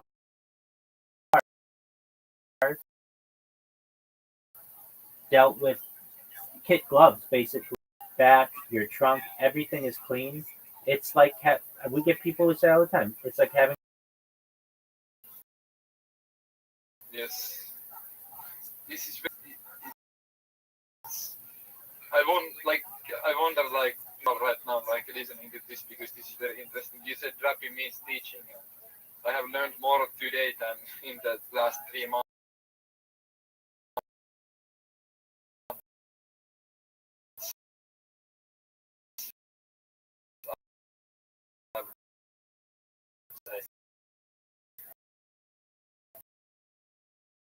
Thank you so much for your high praise.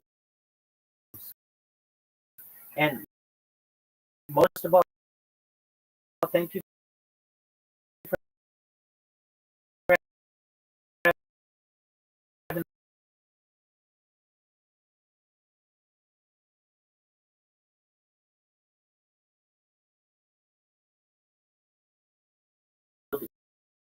being archived. It's, I say it to people when people find out about this, it will be the biggest event in global history. It's one of my favorite websites. I feel it's very important to preserve.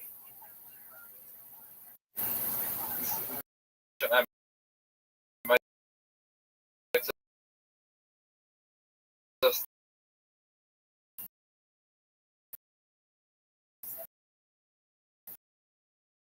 you know Google Doc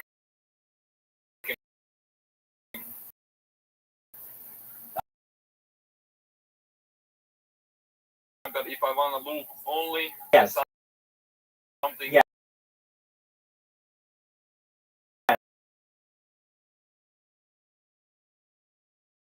Very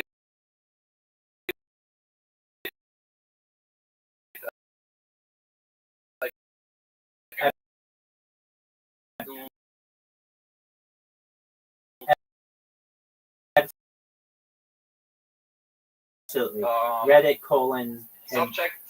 library, and it's all for free. Oh yeah, and if you don't want to pay for books, you can also get them from that org. Like That's right. Or use their digital library, where they allow you to check it out digitally. yes. So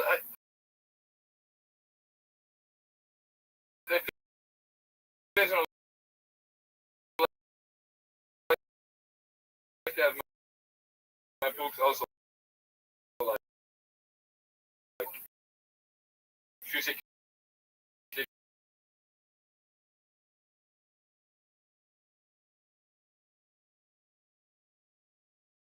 I can listen to it. I can go much faster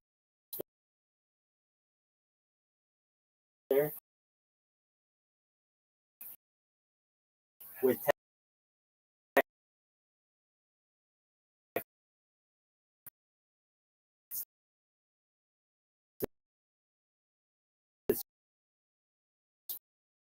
speech.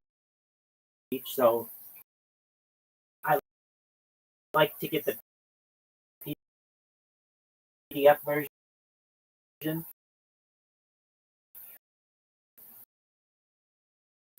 Like in airplanes and stuff, but like somehow my The difference between, I understand there's a difference between text to speech and audio books. That's great. You know, you can listen to somebody melodically read a book, but I don't mind just having a PDF read to me. I understand the pronunciation isn't always correct.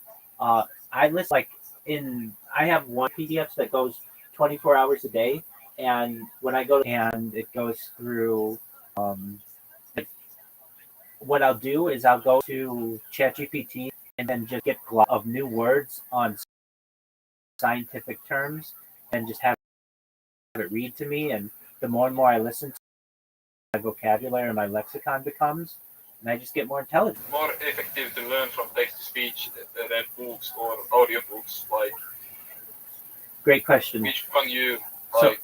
I would say audio. I would say audiobooks because the pronunciation is more accurate and it's literally a real person generally who's reading it to you. However, I don't always have that ability with many of the PDFs that I'm, to which I want to listen. So it's very easy to just have a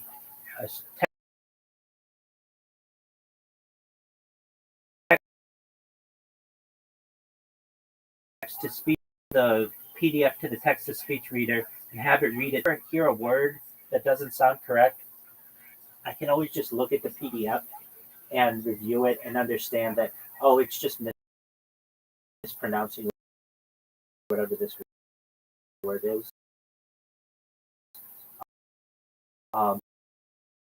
Ideally, though, I think audio books are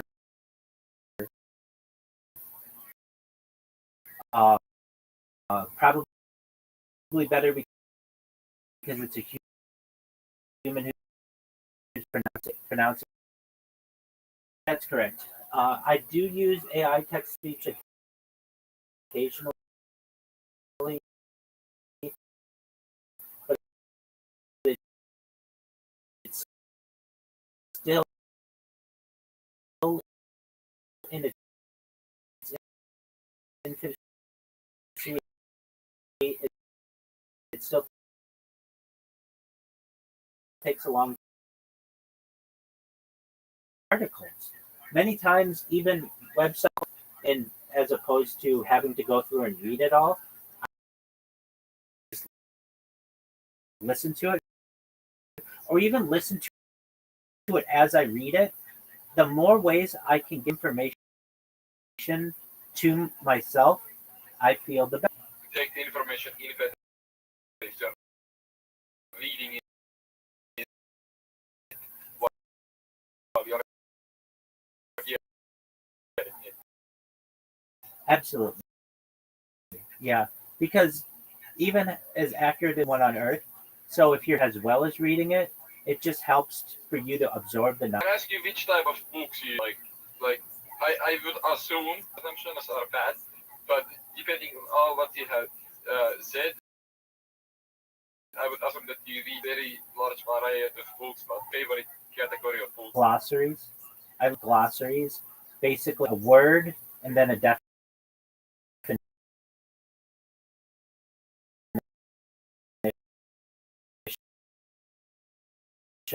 Word and definition. Just allows me to learn new words very quickly. I love biographies specifically. So I would say probably biographies. I, I do like science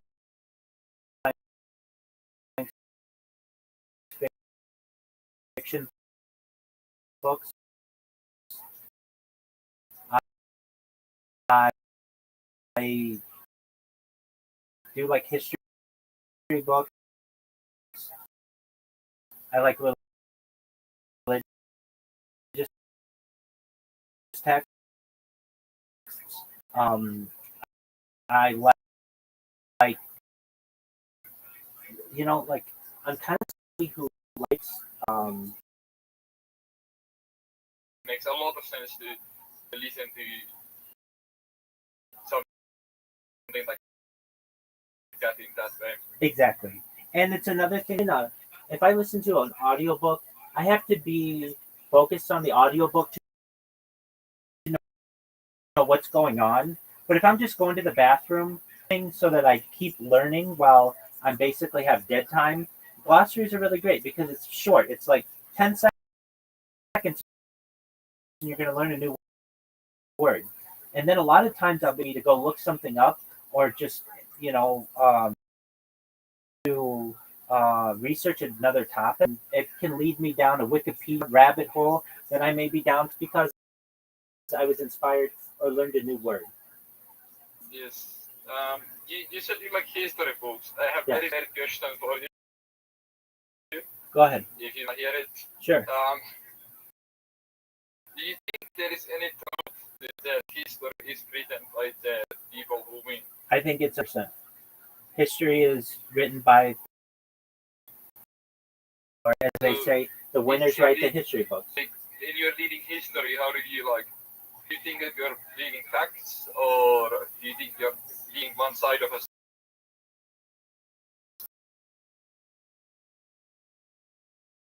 story, or how do you when you read? Write the history books has been attributed to Napoleon Bonaparte, and I recognize that may be true, and so I have to take things with a grain of salt. So when I hear about someone who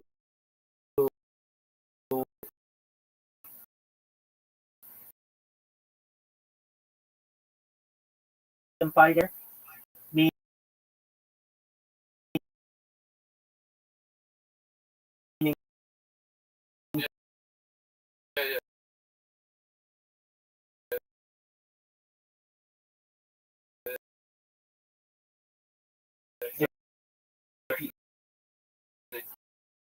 if you listen to one side,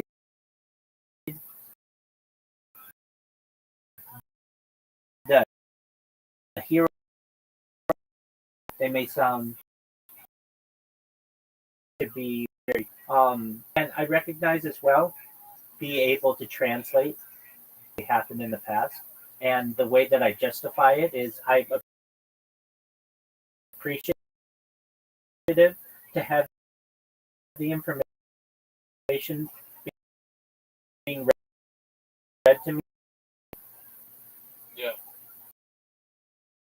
but there are definitely some facts to like we can prove from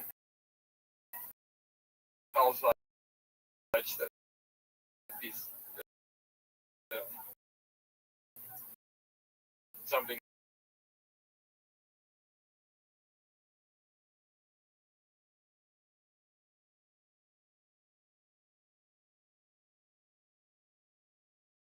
At any given minute of any given day. And I think that that's beneficial to people. It's like a minute by minute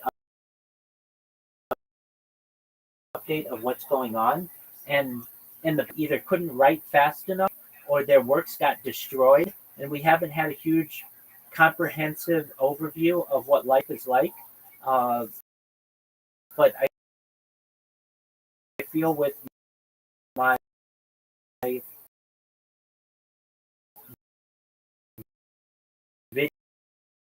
video project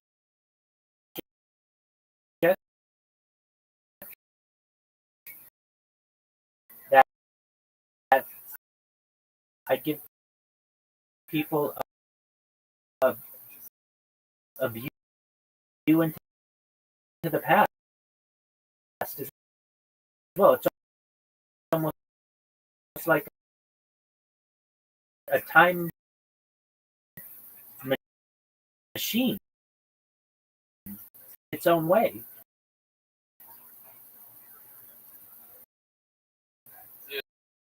Yes, and you said it happened, so I think that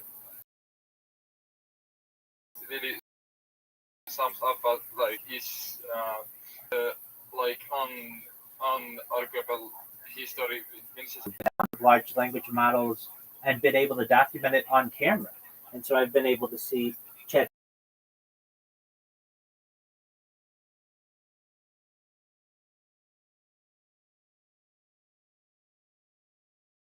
GPT-2,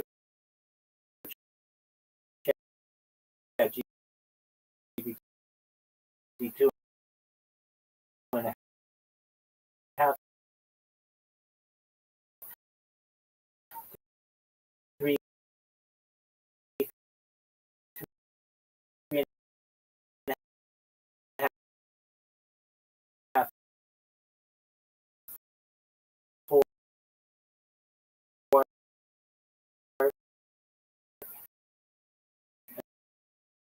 and now 5.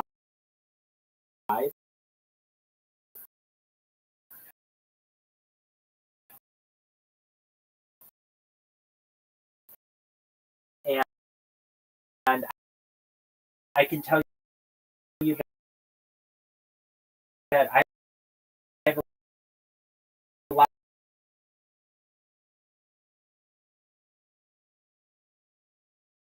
of issues with ChatGPT 5, and they've even launched,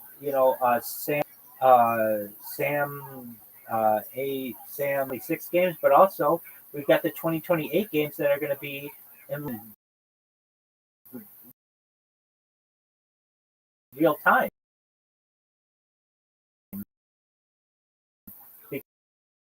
because that's my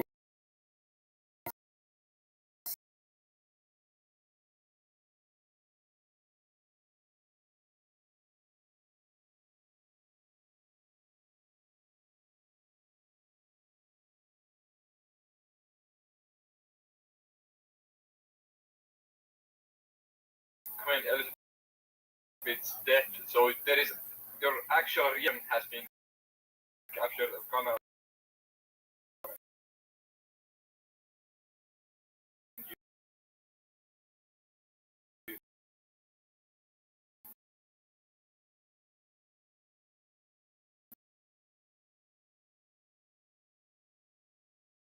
Absolutely. learn about this? Absolutely. I heard it on the radio, and I immediately to archive my thoughts, and then the thoughts about daily life that I've been able to archive, in addition to world. So Kick doesn't start the stream. It's stores it for 30 days.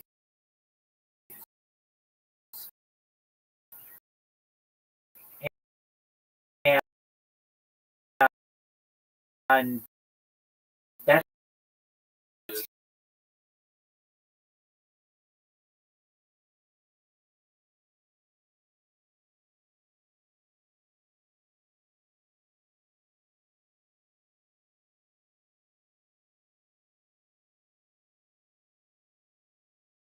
I'd be like a bunch of different platforms at once. I included Kick in this, so my stream from multiple accounts, and they were like just stream from one account. So I streamed from one account for a little while, and it's really hard to get seen on Kick because Kick is so full of bots. Same with Twitch or same with YouTube. Just make people aware of my Discord through Kick. So I would tell people, hey, join my Discord through, by telling people in Kick, and eventually Kick felt that was. So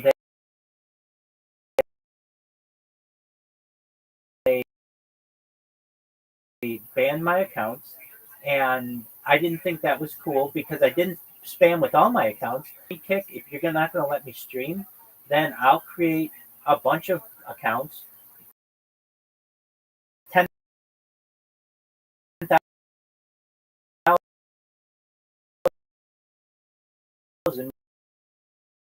more than any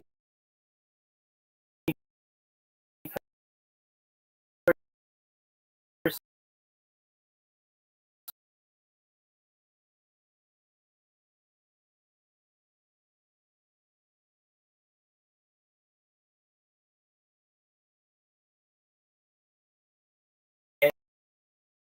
Kick influencer. I've been interviewed by X Straight Savage. I've interviewed a lot of Kick streamers. After a certain amount of time, maybe they'll let me stream again. Additionally, in one of my on Discord, so we're friends on Discord now. I did not. So I had a friend of mine from Kick who came into my Discord in June after about like 5.5 months of not spamming anybody, and he said, "You know what, Rabbi? You didn't do anything that bad. They've let a lot of people that legal necessarily. Like, what?" So I said, "Okay, maybe I'll try." So I was able to stream for like 24 hours, and then I got banned. I said, "Look, I haven't spammed anybody in like 6 months. Is there any way that you'll let me back?" They said indefinitely, and I said, "Okay, well, what does indefinitely mean?" And we went back and forth. What's indefinitely? I said, "Is this a lifetime ban?" Eventually, they said yes, ban. I said, "Okay, that's fine." So you're telling me that it's the year 2025 right now. In the year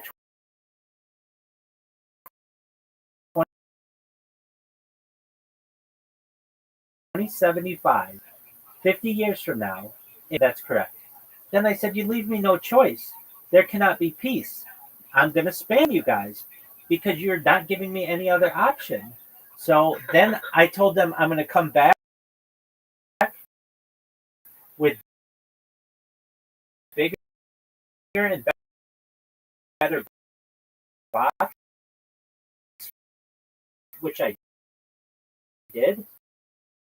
And I'm myself, and I gave them some opportunities. I said, "Look, why don't I take a year out of like banned me for a year.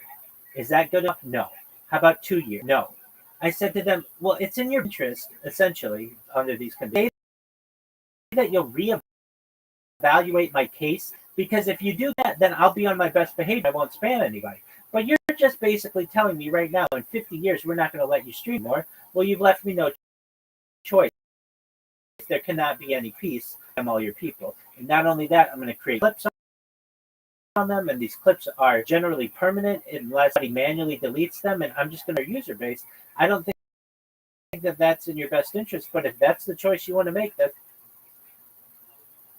I mean, I think this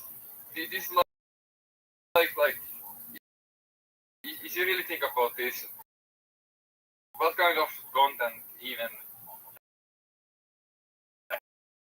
exactly content people? That's what I was watching this Finnish streamer.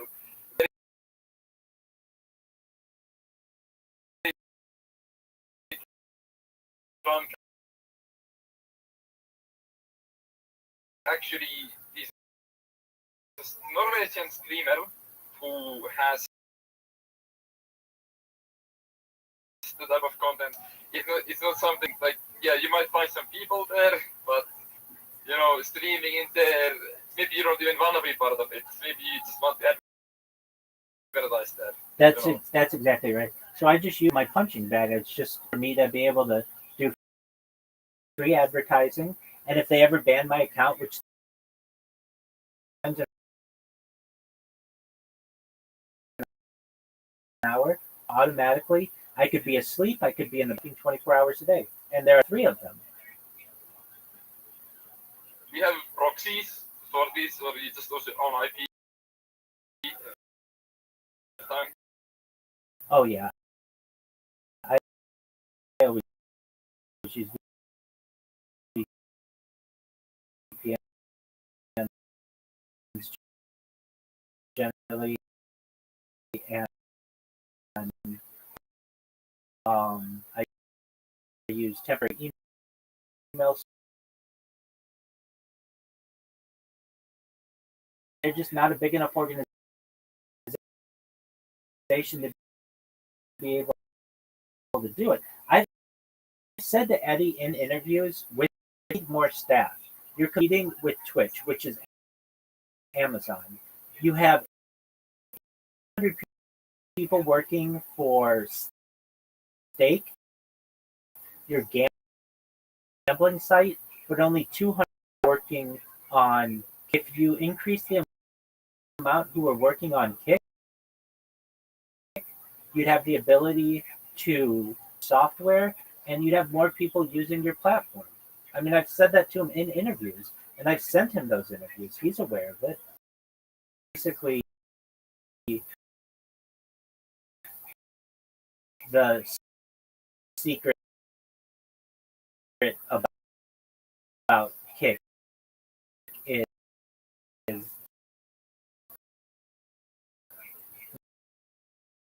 once you get to be a big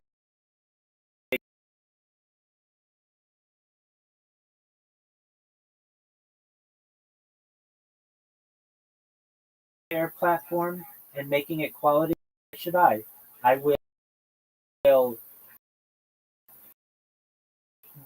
I I feel I'm the nice, and they're like, quit spamming me. I tell them the settings, they never get any of my spam, and it's very simple. If they turn a 2-minute delay on for new chatters,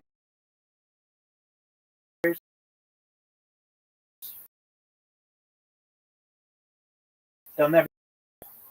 So I do my best to be as nice to them as possible, and a lot of times they come in here to be deranged and mean, and then they get to know me, and they're like, "Oh, you're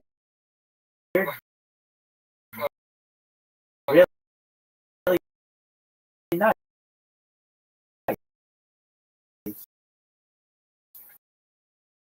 And I think this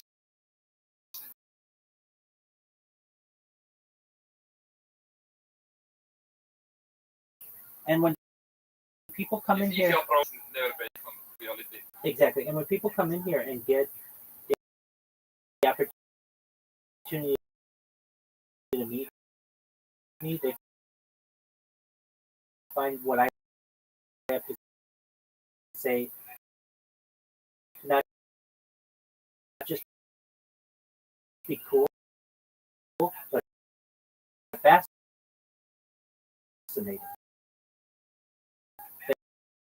They know that this is going to change. Stream on Kick.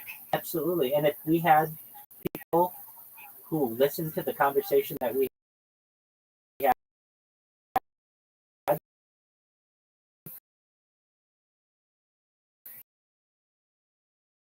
they'd be fascinated by it. To amass a large audience because 24 hours a day, and people just don't have that much to be able to watch. So over there, I'm the only person watching this, and then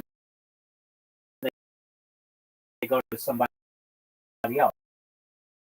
When others who only stream for 1 or 2 hours, keep all those people together, and it's when this. But I understand that. I also understand that most people on Kick or YouTube are botting themselves. And I when I first started this, I botted myself, lost in that whole world and in the algorithm and everything. And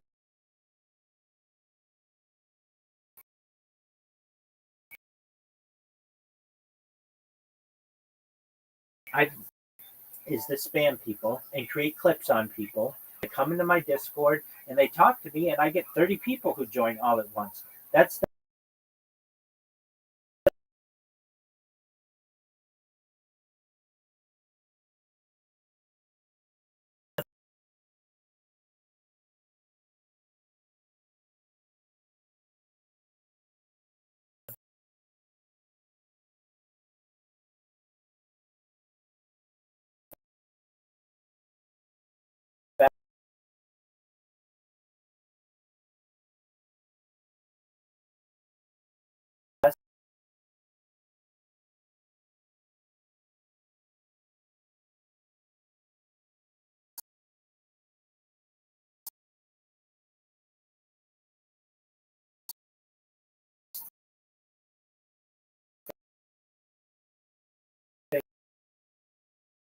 that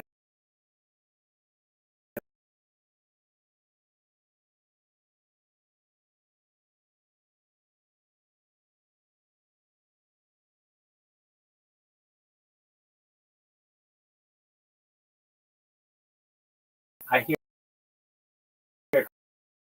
all the time, almost every day. This person always spams me. What difference? Use a psychological approach known as mere exposure effect. Keep doing this more and more. It's because I know what I'm doing is very interesting, and I know what I'm doing is for the benefit of the world. And I of just people telling other people about what I've seen amazing growth just through that strategy. Websites, at least Discord servers. Yeah. So the big one. Which you can search keywords. Yes. This Discord, Top GD. Yeah, I'm on all of those. Yes. So you talk about spam. Myself, I have developed a bot that can any keyword. So only you get exposure for that keyword. So if you wanna sell something in Discord or you want attention for specific subject on Discord, you can just flood these websites with your own servers, which all redirect to your main server, and you can have a bot bumping you up automatically in there, so you can get a lot of attention that way too. And it's running on my VPS 24/7 for my own server. Well, that's a beautiful bot.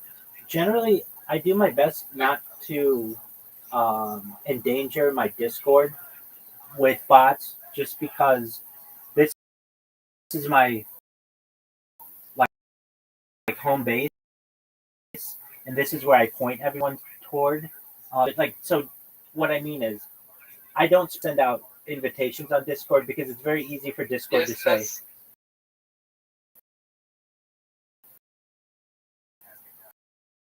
that this is. They can block it easily, and there is even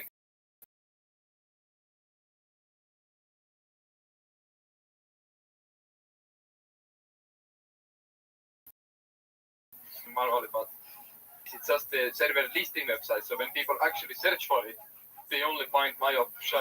I understand. That's brilliant. Absolutely, it's absolutely brilliant. I actually sell bot instead of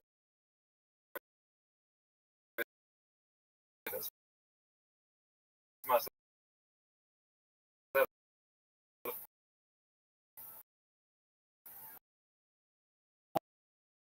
Oh, okay. It's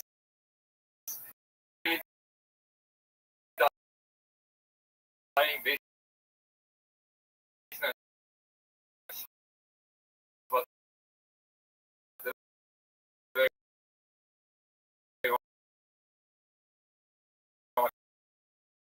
call it. It is. It's just something.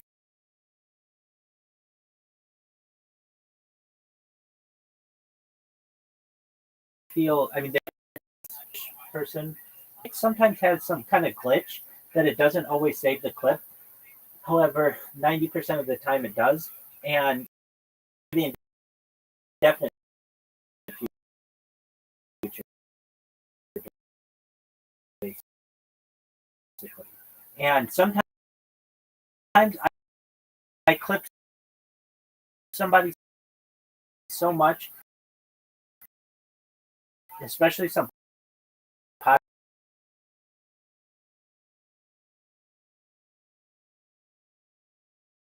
exactly, but you're 100%. And another cool thing that these bots do is that when the clips show up all over Google. My Google rank is really strong. So before it comes up. Yeah, because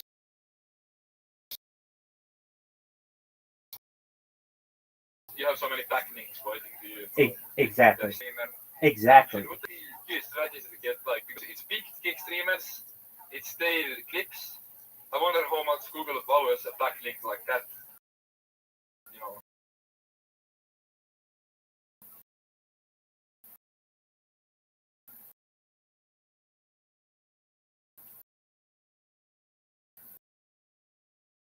Well,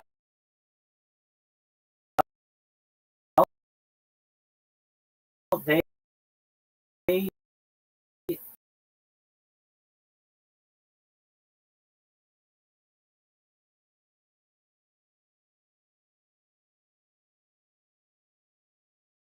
few years ago they made video to have a much higher rank than text or systems that whenever anybody clicks their stream, it automatically posts to YouTube and to Twitter and to Instagram and to TikTok for them. So sometimes I'll stream on Twitch, let's say, and or Kick on social media accounts, and on top of that, it uses my text. So it just says like join Rabbi's Discord with my Discord link and my Linktree link. And then also, it's not on my account; it's on their account, which means it's be able to market yourself as well. That because the big thing is when you want to avoid being self-spam the stuff, and you get the same result, and it's on their channel, very popular. So all of a sudden, you've got this link that's very clear as to what to do and where to go. Even if somebody doesn't join my Discord, that's fine. There's the link tree that they're going to.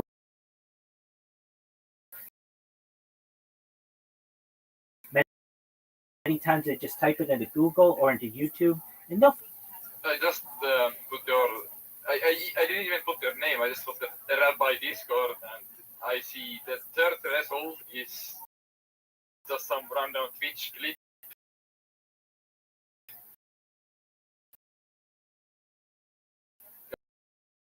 That has your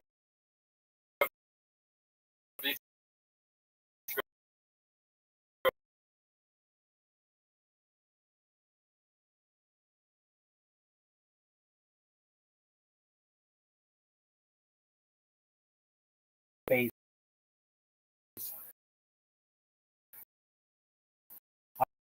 our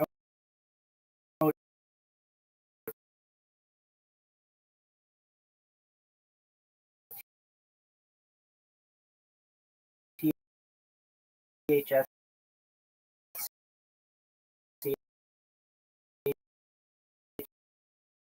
child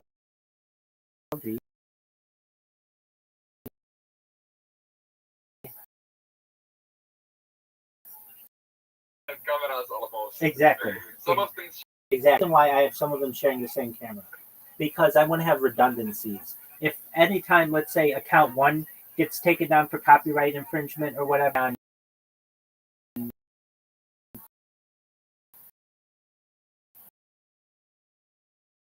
when people start to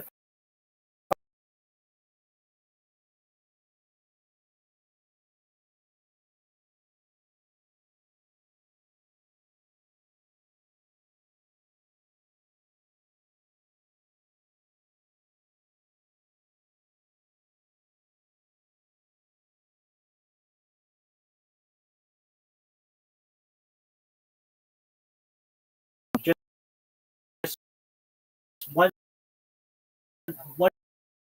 to know that they're not alone in the world, and so they. Yeah, if you, it's a Jewish history lecture that's being projected on the back wall, and what you're seeing is in Aramaic, some of it's in Yiddish, but Actually, have you been to Israel ever? I have not. I had plans to go right before the pandemic, and I had to cancel them because of the pandemic. And October 7th happened,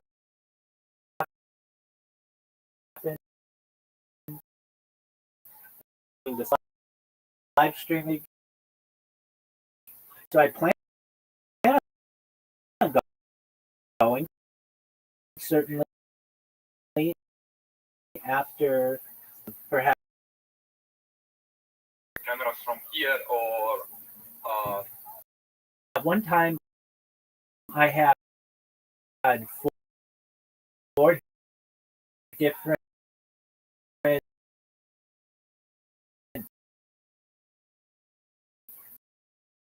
data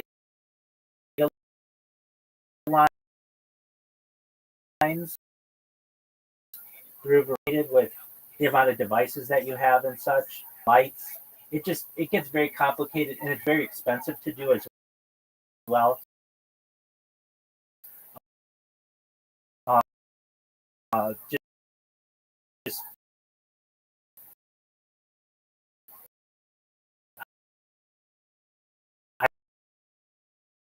I have like hundreds of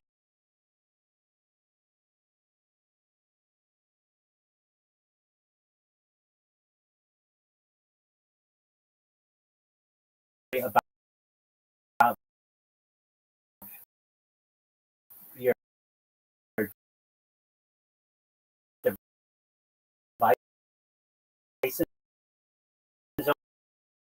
overheating.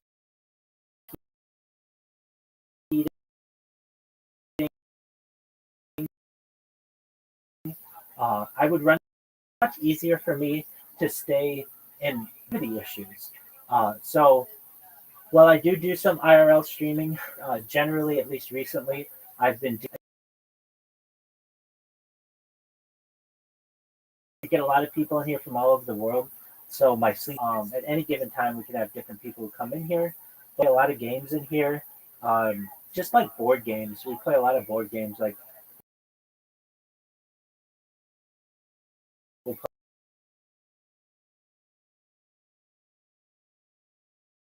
play Monopoly.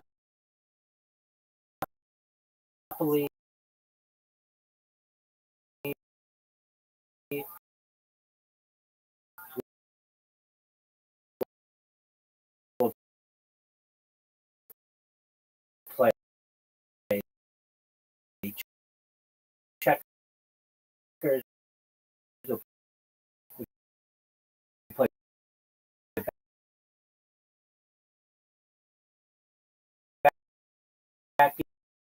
backgammon. We'll play card games like poker and bridge and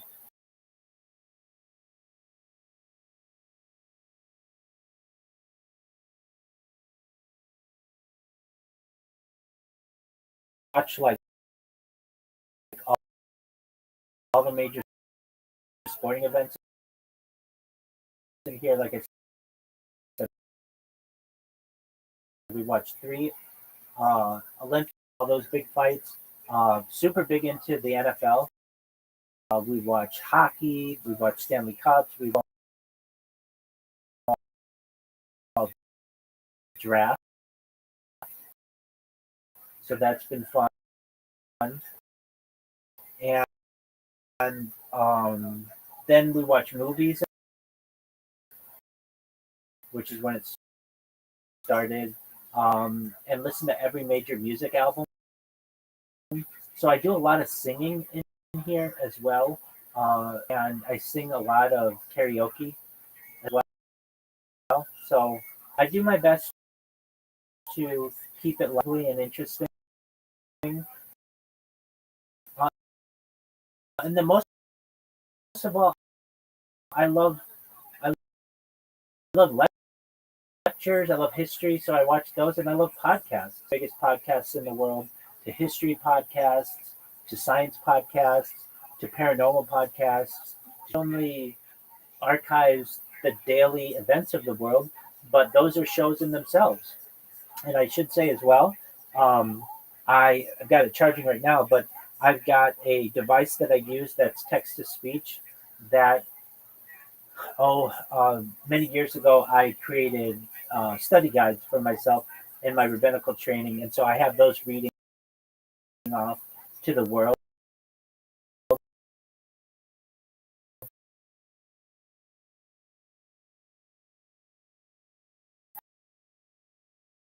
To be able to teach the world more about Judaism, for just create a better society.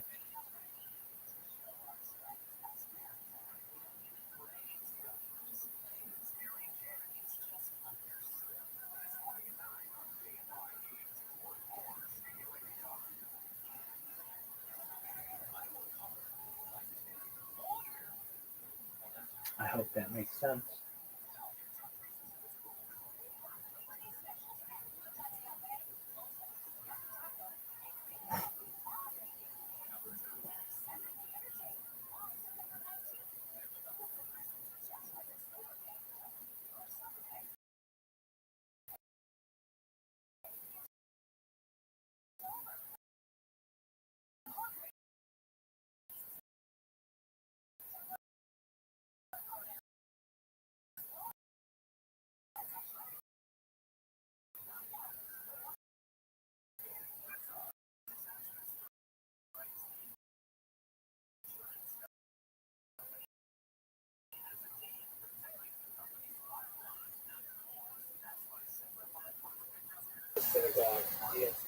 Cairo, old Cairo.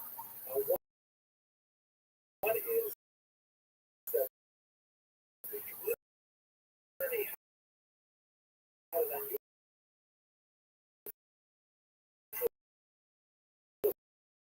staff.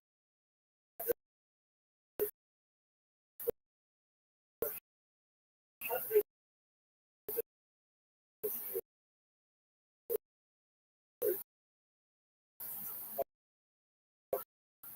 of any document of Hebrew characters, which included marriage contracts, notes, children's doodles, anything that had Hebrew letters written on it was considered sacred. Covered in this thing. Sorry, And Ezra Yep. I'm back. Yeah, I had to with my microphone for a moment. No problem. Have you seen any movies from a studio named A24?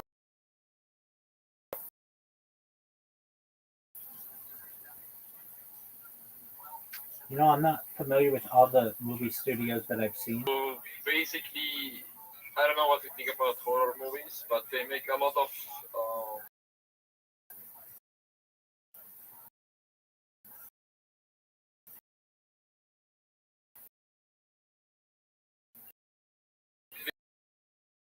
very unique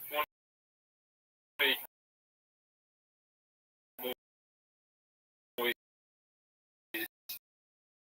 like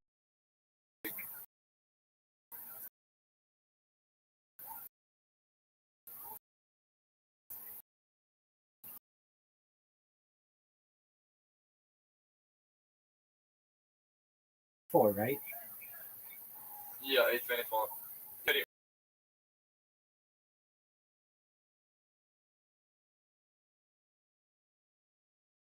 unique movies.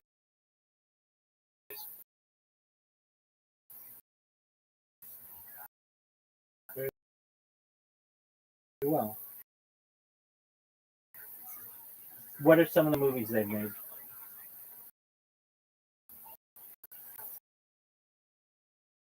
What do you think about psychological books?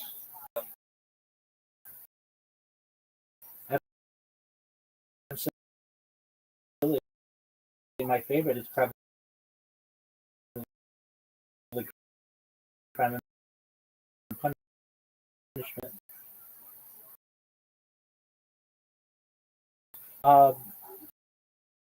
The name sounds familiar. What are some? For get lots of power, and it's yeah. Very well. I have to take a look at them, and if anything, listen to them via PDF. Yeah, but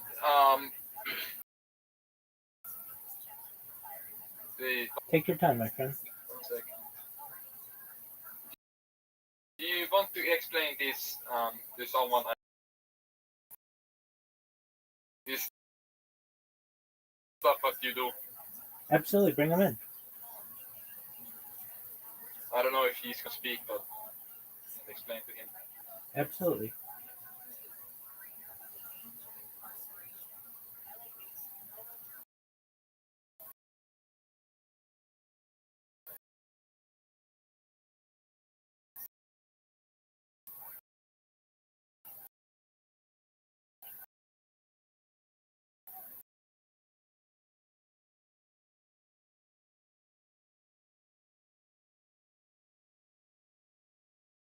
This guy has some time to actually release.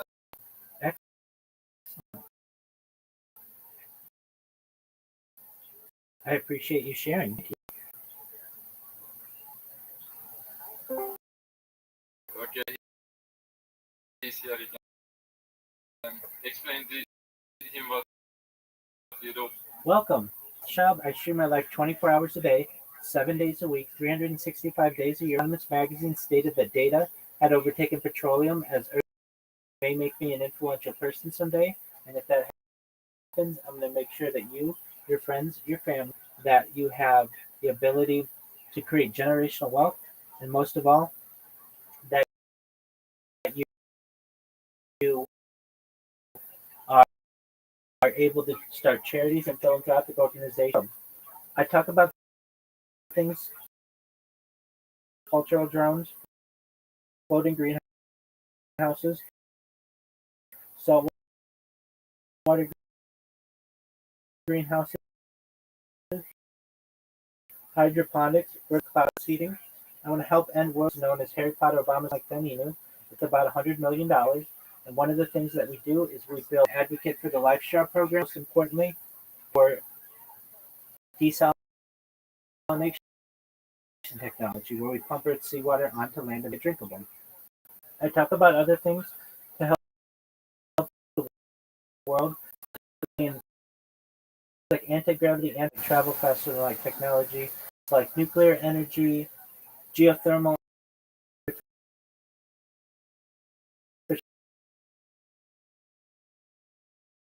general intelligence, artificial superintelligence, terraforming, intergalactic travel, perhaps alien disclosure, things like perhaps de-extinction technology.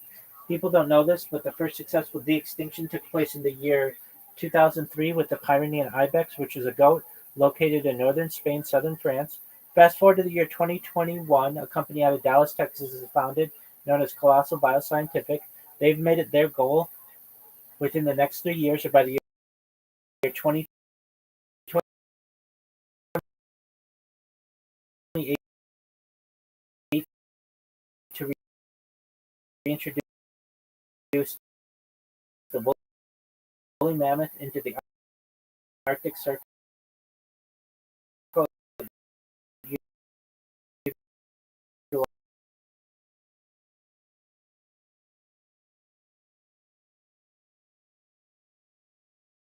The direwolves that they created are about a year old. Joe Rogan has met them. I talk about other things to help you in your life if you want, such as oxygen therapy, peptides, human growth hormones, stem cells, cryogenics, things like cold shock therapies, red light therapy,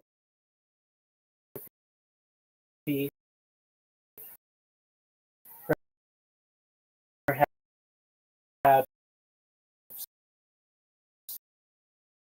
even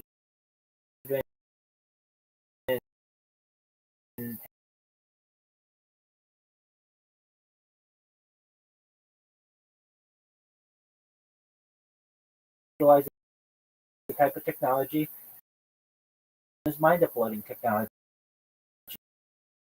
where again with your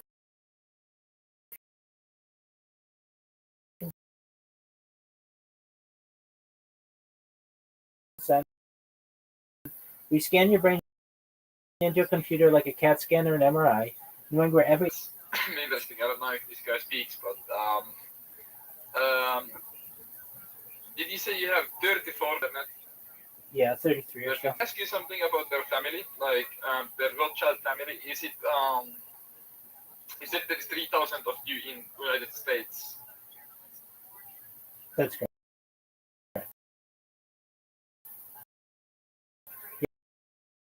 Yeah, about 10,000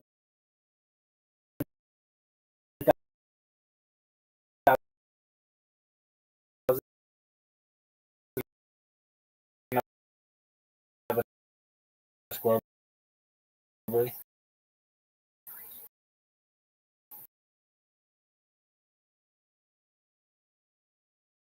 Project management professional. So occasionally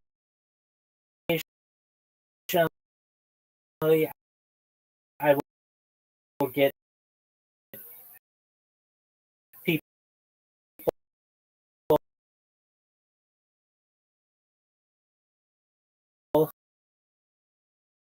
who want assistance with the project, and I can freelance, but as of right now, I've said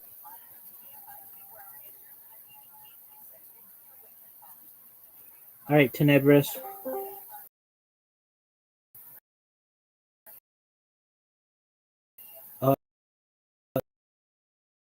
So I created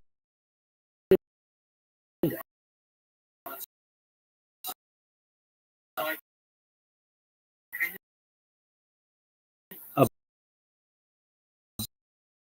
bot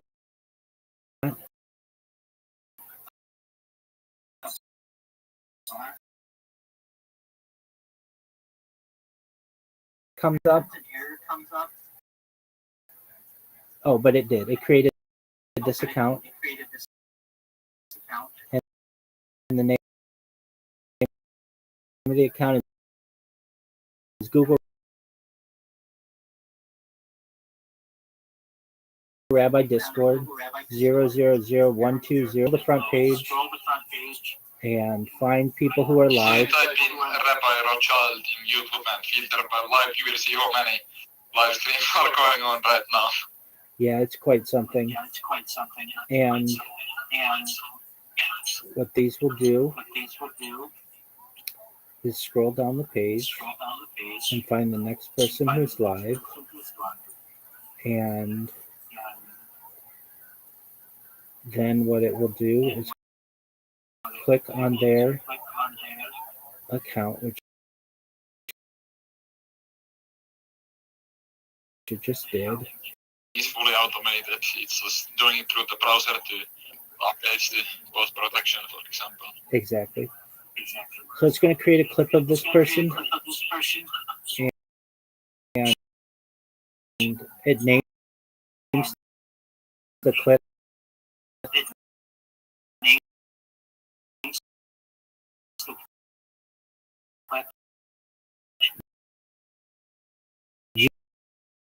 YouTube Rabbi Rothschild,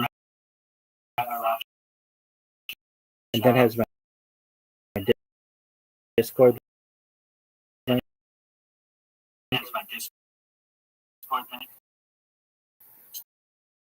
Just gets people.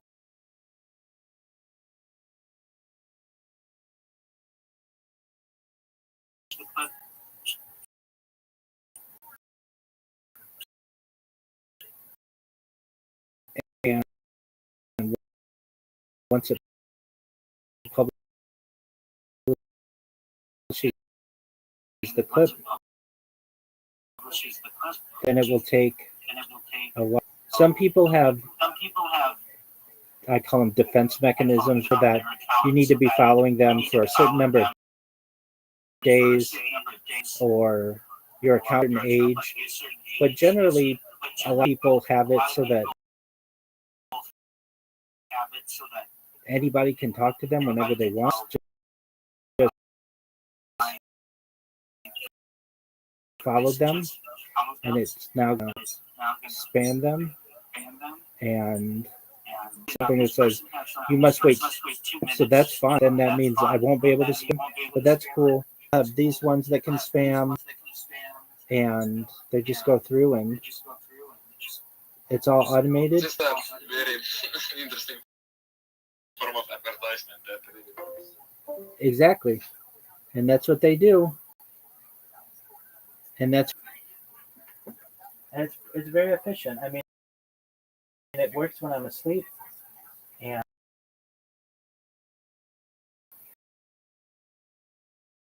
it allows me to meet new people. Like,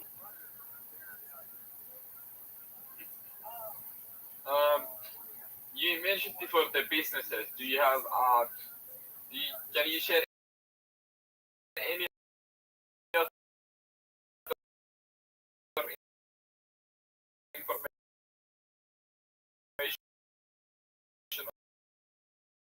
on the other businesses you were talking about?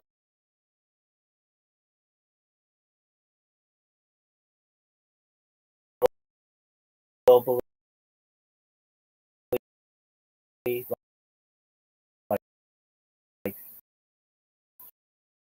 we're talking like the biggest companies in Walmart and uh, JP Morgan Chase, those kind of size companies, and launched projects for them internationally. So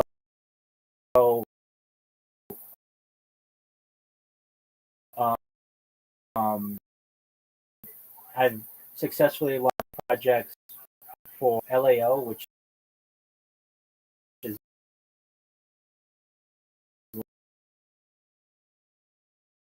Latin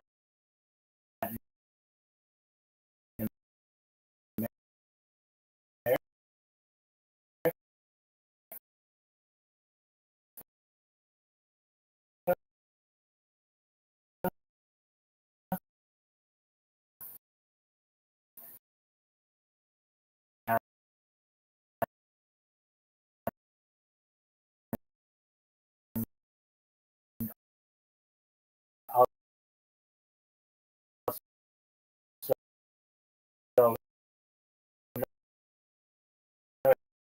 North America,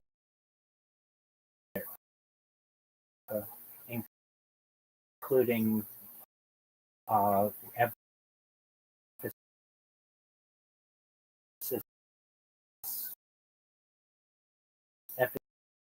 emphases on projects in the United States and Canada. If you don't know what a Scrum Master is, it's basically someone on a daily basis.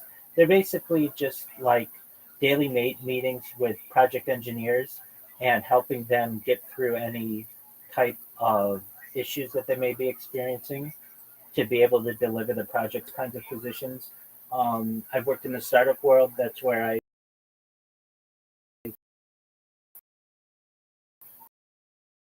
launched apps on the App Store.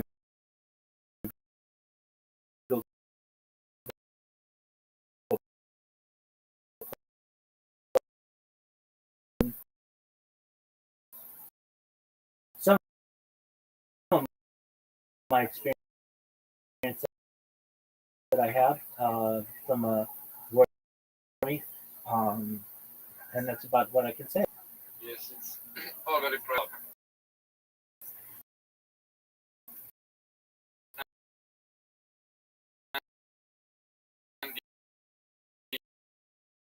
Yes,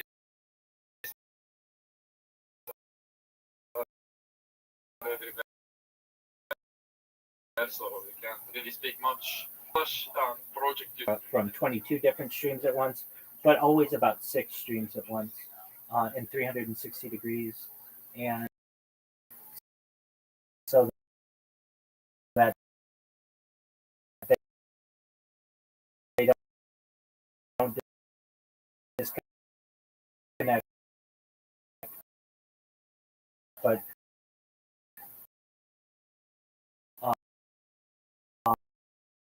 if that ever happens, or they have to work on the Wi-Fi or something like that, I have GoPro 1,000 different Blue Sky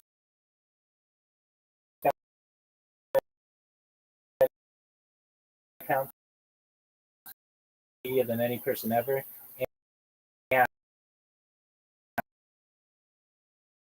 And while much of this doesn't have content, a lot of it does. So I have to ensure that I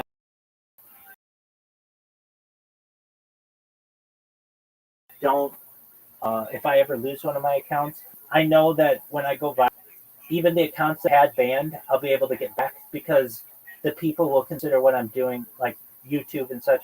This is a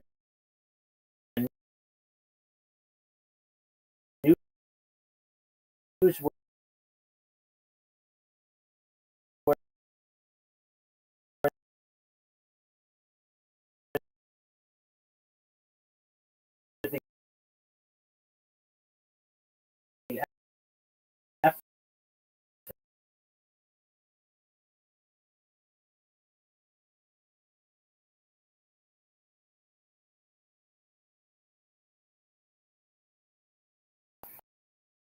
amounts of data that have been archived on different servers.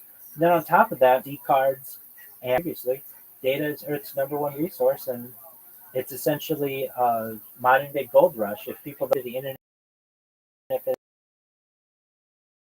any purpose ever, which means that AI will be able to model itself off of perhaps.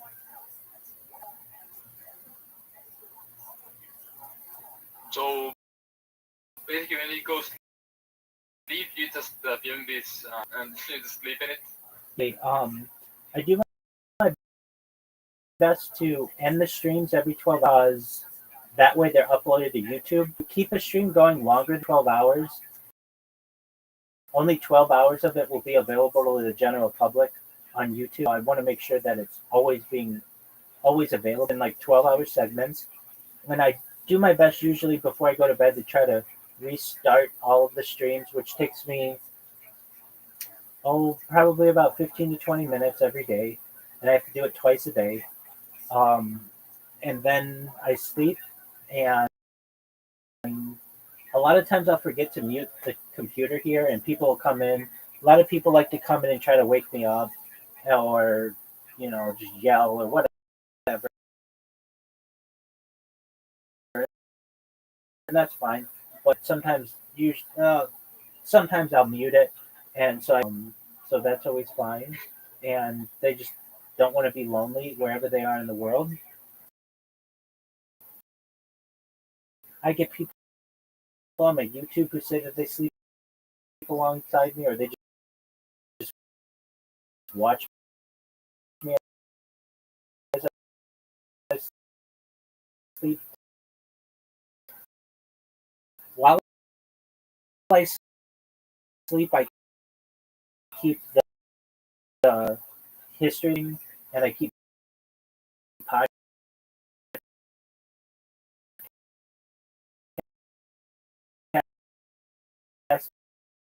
going, so there's still some type of entertainment value while I sleep to the viewer.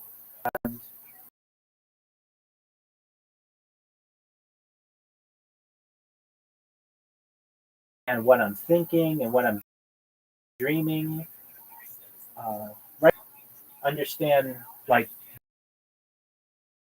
video to be two-dimensional images, basically photographs that are together. But in the future, people will be able to use augmented reality to be able to live my life in a virtual world. They'll be able to remove clothing and have me change different clothing.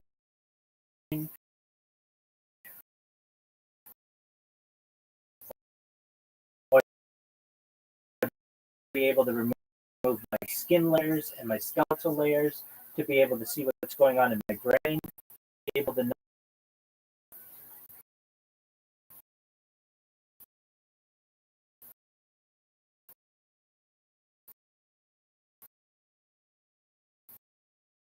Interesting.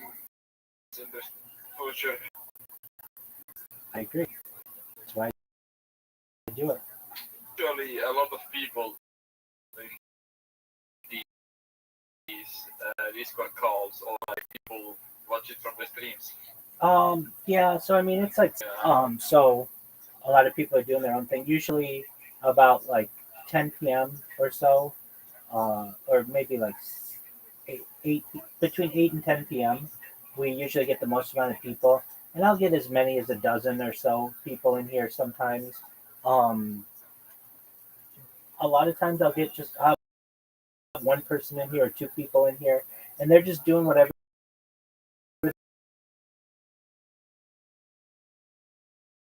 they're doing, but they just like to know if they want to talk to anybody that person's here to be able to talk with them. Get a ton of people in here, and I'll be able to tell them about what I do. The more people that I get in here, the more troublemakers occur, though, where I'm trying to talk and they're just wanting to play soundboards or things like that.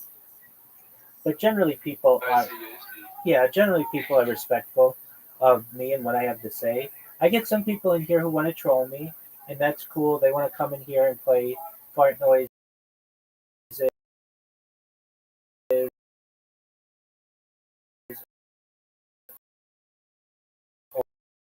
or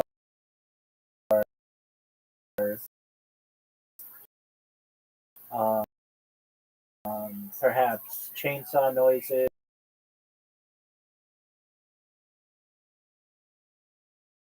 If somebody does get banned, I have an appeal server. If they want to appeal their ban, that's what occurs. And show porn in the video call. Okay, well, I don't want people doing that. Even I make sure I do my best to make sure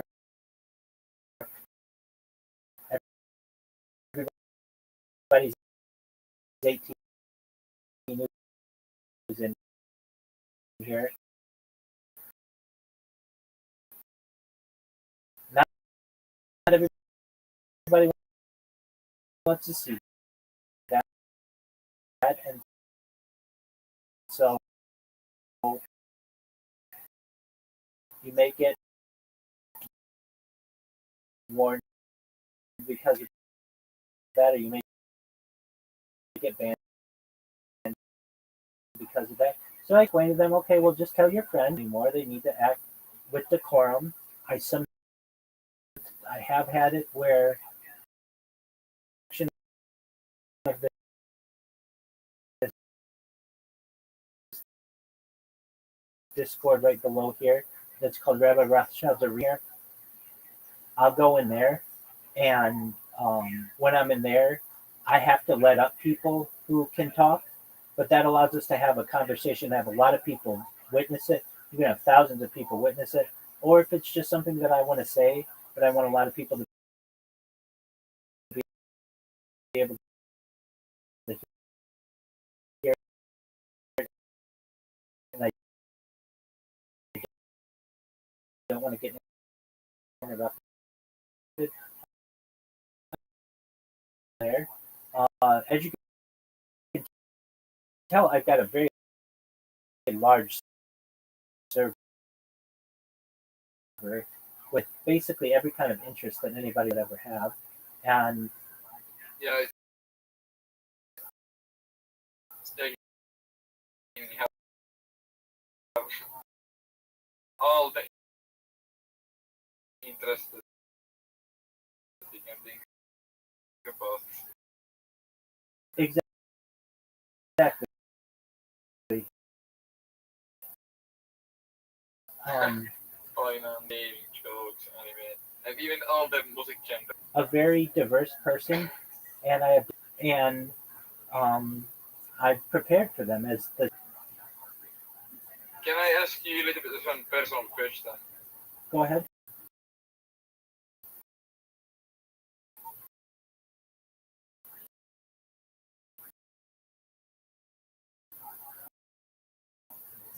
So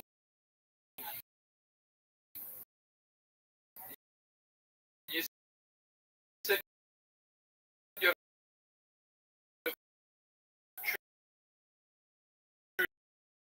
tree is um, I know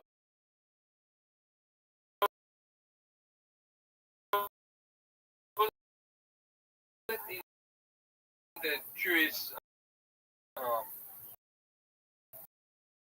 culture, it's very important to be very educated. Let's say the age of employment. We encourage them to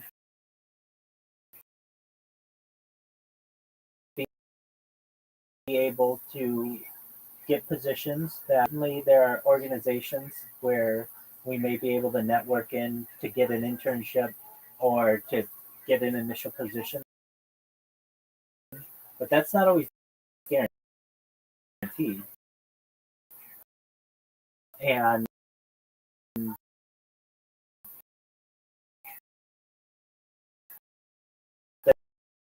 there are just some situations where we have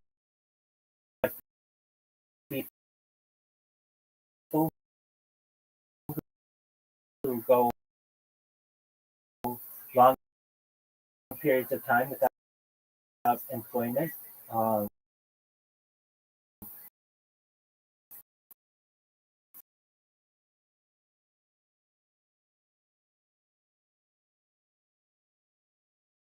Well, I think the Jewish community. Well, we are a minority, but that doesn't mean that we don't who are non-Jewish to either employ us or help us. I've had Jewish bosses myself. I've had non-Jewish bosses myself.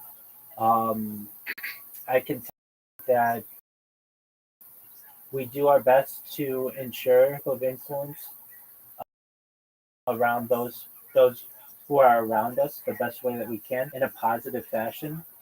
And generally, we have uh, industries where we have some history, certainly in finance and in entertainment, and but there are others, certainly education, academia, but there are others that are new and are anyone, and there are some situations where we have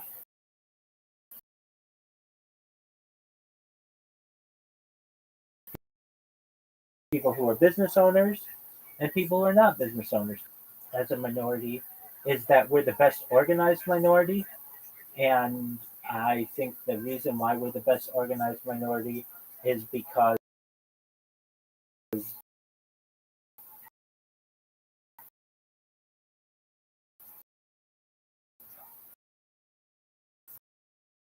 the strength of our families and our network. So they just may not be in the broad uh, areas as we are, but certainly, at least in Southern California, there's a very strong African American community. Um, find that one of the reasons why people may think that so you may find Jews in most some cities we have larger influence than others. For instance, cities like London, New York, a city like Nairobi, Lagos, or, or Helsinki, we still have uh, some type of influence everywhere. As I described Judaism, it's like the world's biggest family. Yeah, if we have people who come into our community position, we can hire them if we think that they'd be a good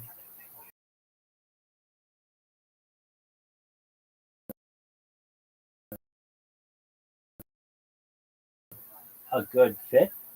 But that's the key. They have to be for the benefit of the larger community. Uh, but generally, just like you would in your own family. If you have the opportunity to hire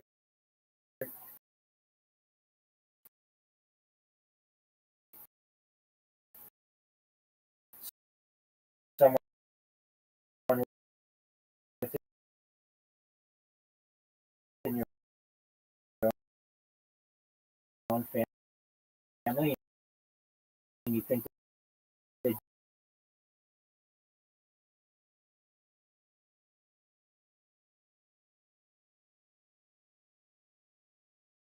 And they have their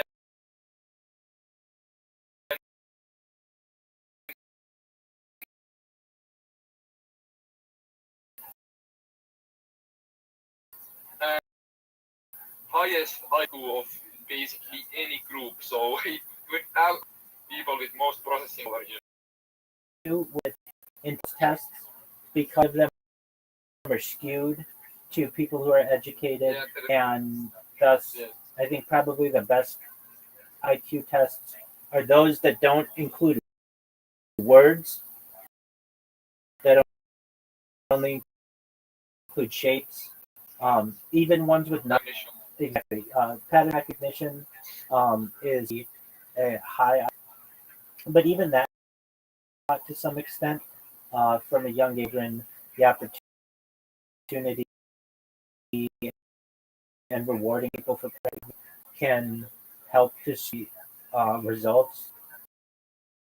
But yeah, I mean, I've seen statistics that show that it was at like a 116 IQ, and like Singaporeans are like 115.8, and Koreans are like 115.5. Very, very, very close there. Again, every person is unique. People you might need for a certain position, and we shouldn't only hire a Jew if we don't think it's going to be the right fit, if it could harm the community. And if we think a non-Jew might be a better fit for a position, then we'll hire that person.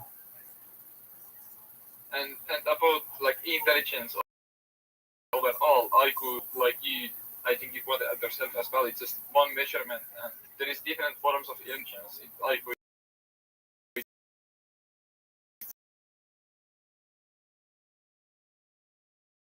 just one of them. That's absolutely true. And it's not the most necessarily most important thing either. People, when it comes to uh, the ability to build muscle or height,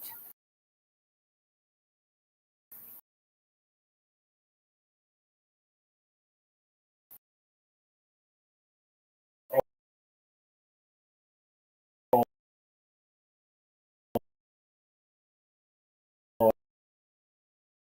or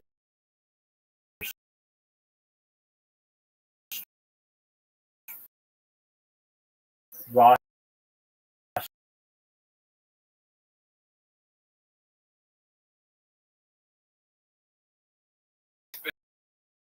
Especially the IQ type of intelligence in society. It's less about physical strength, more about actually it's true. cat. But Go ahead. yes, I think we should continue our discussion after I come back. Are you gonna sleep at then? Are you gonna go sleep soon, or No, are you gonna be awake? I'm going to be awake for the So next 12 hours or so.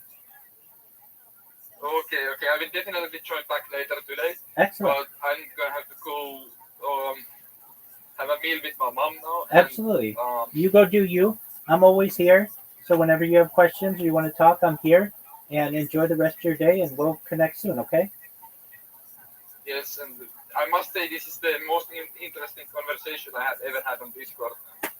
Thank you for having this conversation with me. My pleasure, Kat. Thank you so much for being so sweet. Thank you for sharing with your friends, and bring other friends. Spread the word, okay? Yes, I will bring someone who actually speaks. There might be. That's okay. I don't want to tell that they're a troll, but they might be a little bit immature in a way. They might not. I hope they can behave themselves, but can of course always remove them if they can. Absolutely, we'll figure But it out. he's also an intelligent person. I discuss a lot of philosophy with him. Excellent. Excellent. I will be back later, so I will see you later, okay? Take care, Bye. Kat.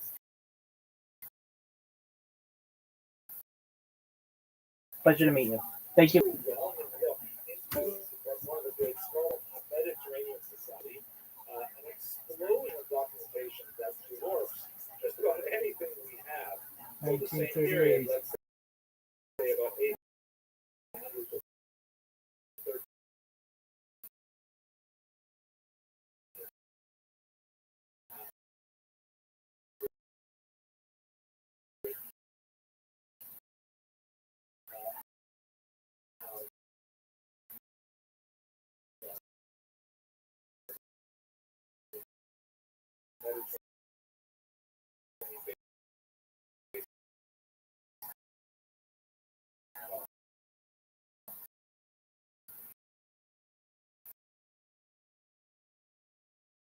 These all actions of his minds were great Maimonides himself, who was active in Cairo, and he and his children wrote. There's so much to say about the Knesset. Well, they were a year finished figuring out what these little fragments are. And the internet has provided so many advantages. Right now, there is the deciphering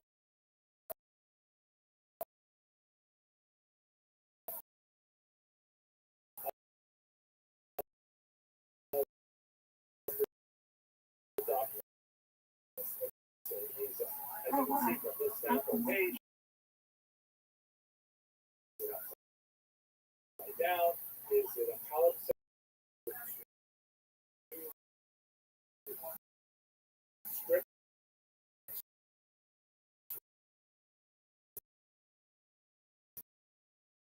One over the other and so on. And to whatever extent you can put that in Egypt, or Eastern Mediterranean world.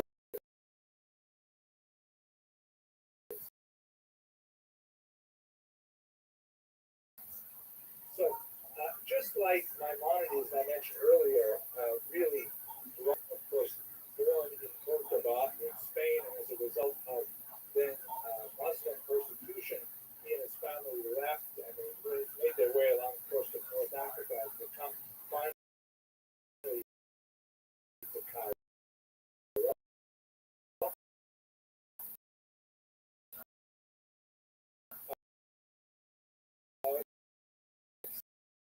Spain will actually provide another big population after not Muslim persecution this time, but Christian persecution, text of the Great Inquisition, expulsion of Jews in the 5th century. You have in each vase is a particular son of Rabbbi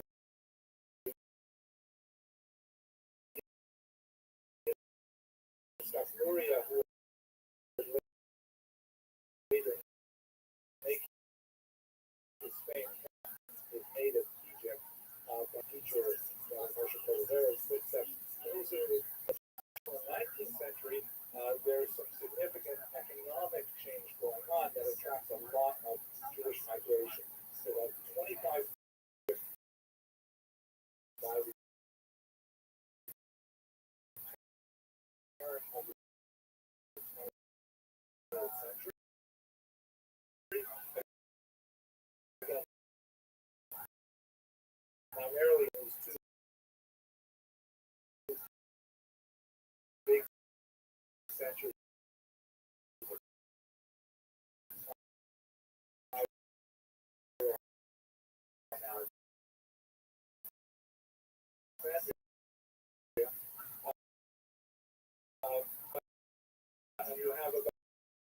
60,000. Threefold increase in about 20 years. However, this Arab world, which is too much of a story for us, especially with 4 or 5 minutes left in the presentation. But of course, Israel, Egypt fights several wars with Israel. The one down here is the troop movements of the War of Independence in 1948-49.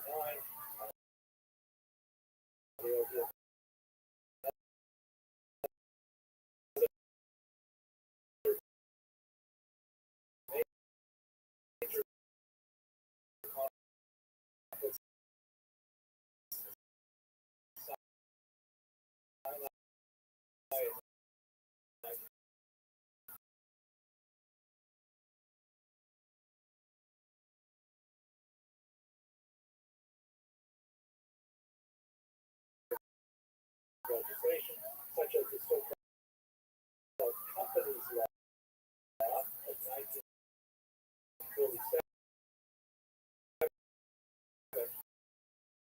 which required all Egyptian businesses to have at least 75% of Egyptian citizens as well. And this affected very badly because 80% of Jews living in Egypt along with Egyptian Muslims.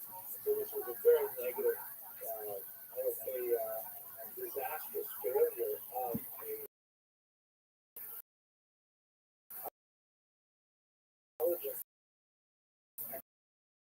exercise that will undertake Egyptian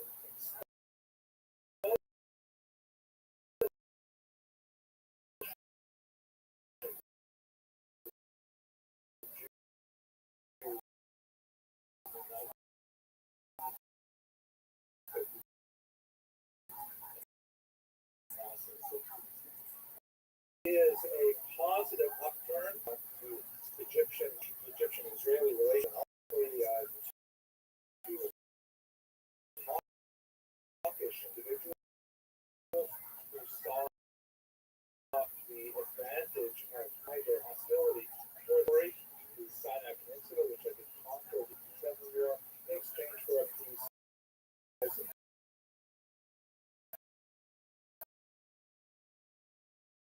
Basically held solid, small moments of having not erupted in a full-fledged war since then. However, the exodus of Jews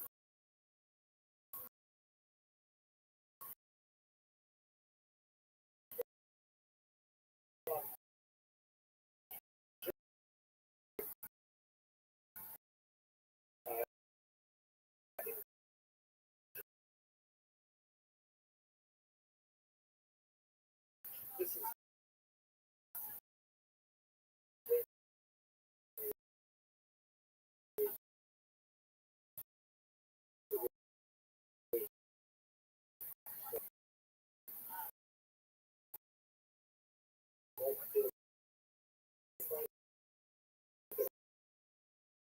at the beginning of this presentation.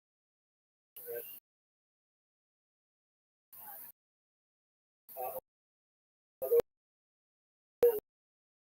we are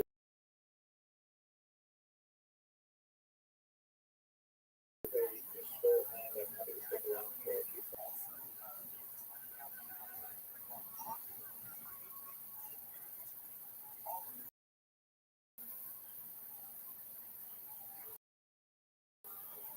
Thank you for joining me today. It's a difficult topic to speak on, and it's a difficult time. This is, of course, it is a fast day, and it begins a period of reflection about the commemoration we just started. Years of this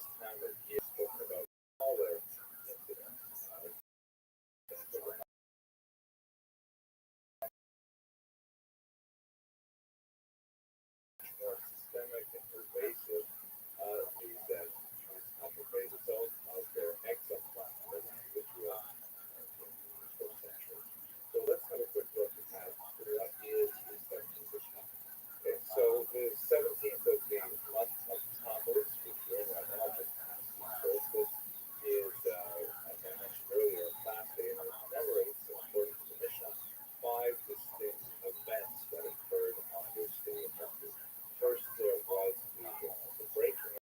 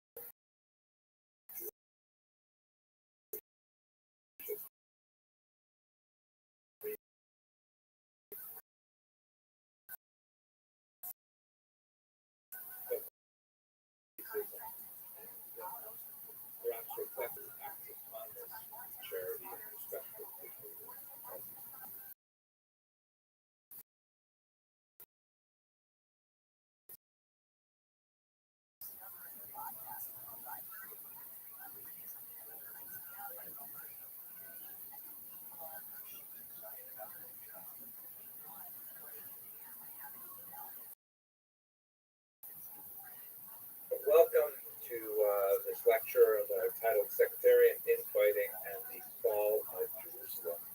This is a lecture for Tisha B'Av, which is the 9th day of the month of Av that we are currently in the Jewish calendar. This is the anniversary of the destruction of the Temple of Jerusalem, both under the Romans, which we're going to be looking at in more detail today, and also, ironically, under the Babylonians. It also happens to be a day of tremendous misfortune for Jews. Historically, the Warsaw Ghetto went through its deportation beginning on Tisha B'Av. The Spanish Inquisition and especially the expulsion is associated with Tisha B'Av. There's so many events in Jewish history that culminate on this particular kind of like National Bad Luck Day for Jews. There's a whole series of quasi-mourning rituals that are observed to mark this dark event, including, for Ashkenazi Jews, weddings are not held for the previous 3 weeks, and for the 9 days coming up to Tisha B'Av, which are called simply the 9 days, Jews don't eat meat and they don't drink wine, and they allow their beards to grow in deeper and all kinds of things like that. So it's definitely a very sad day. And what I'd like to put together today is to look specifically at the center of the destruction of the temple itself, to explore one aspect which is especially highlighted by the rabbis in the Talmud, that of Jewish infighting or sectarian fighting. We will, of course, be looking at other groups besides the standard Pharisaic community. We'll look at the Idumeans, we'll look at the early Christians, I hope to mention the Adiabenians as well. But for the time being, what I'd like to do over the next hour or so is to go many different groups that were all competing for control of Jerusalem and the temple in particular, and I hope that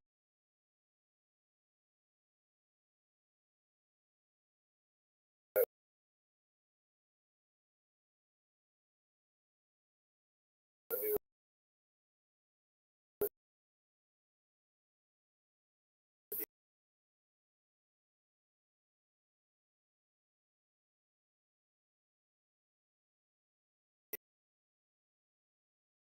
will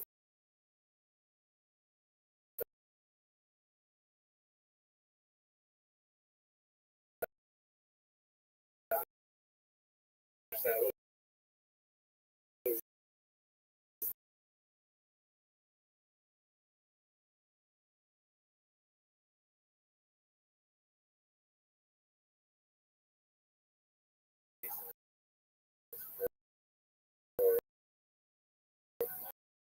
my lecture.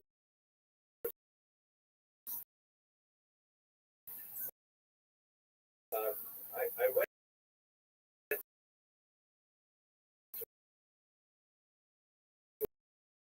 with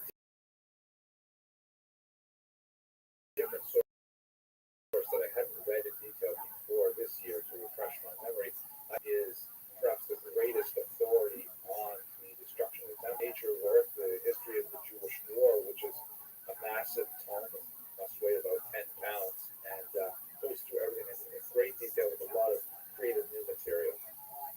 But looking at classical sources, we're going to rely, of course, on the Talmud, which is a difficult book to turn towards the multiple authors. It is a book that is composed of literally thousands. It's not really intended as a historical source. It has historical data, but it is primarily a religious source, and more specifically, it has to do with religious law, how ritual conduct should be maintained, which often involve digressions into historical scientific data and so on. The rabbis nevertheless offer obviously a very plain position from which to analyze the events of the first century. And it's especially encapsulated in just a few pages of tractate Ethan, sort of boil down the causes of the temples, both the temple that was destroyed in the 6th century by the Babylonians, and then the temple destroyed in the 1st century by the Romans.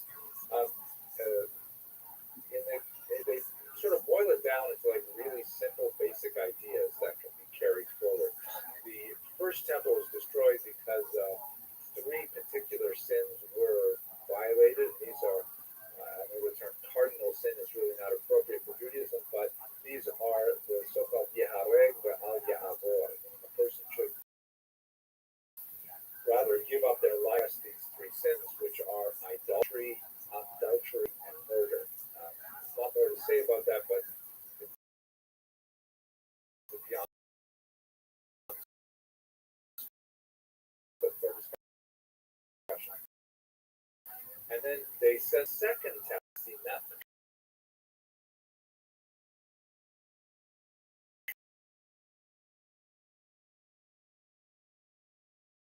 Not the idea of no good music. That level of general, which I hope to do a little bit, but they offer an example of a story of people with very similar names.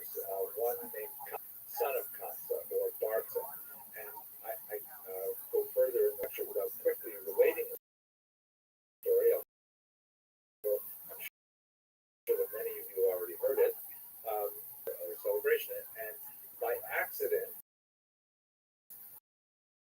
the other invited to that seminar. Now it happens that they are long enemies, and this invitation was a mistake.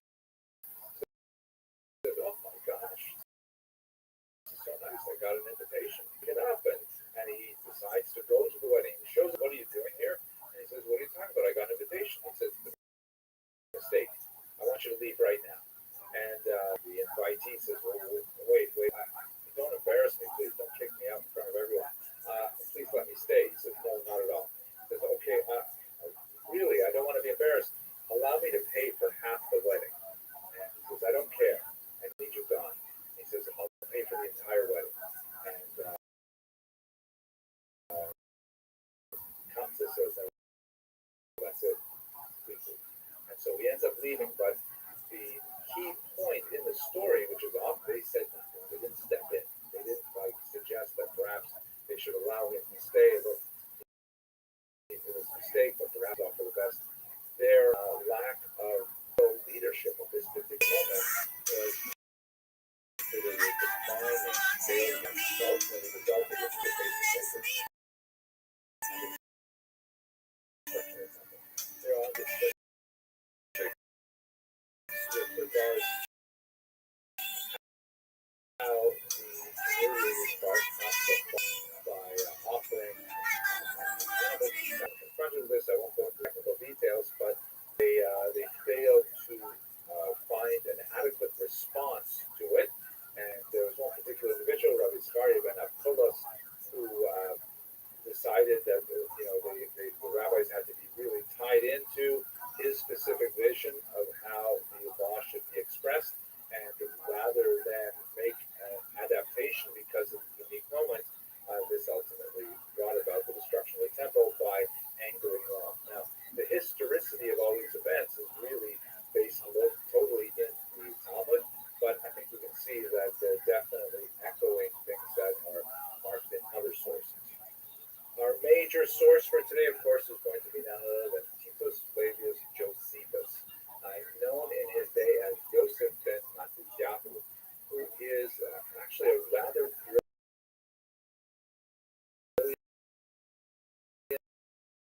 historian. I think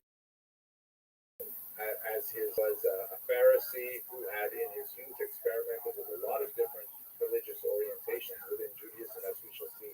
There are many different expressions of how one might have been a Jew in the first century. He ultimately was assigned the role of being the leader of the rebel forces in Galilee, where he acquitted himself, at least according to his own account, tremendously well. However, he was captured by Vespasian, a fascinating story about how that happened, the Roman emperor, or the soon-to-be Roman emperor, and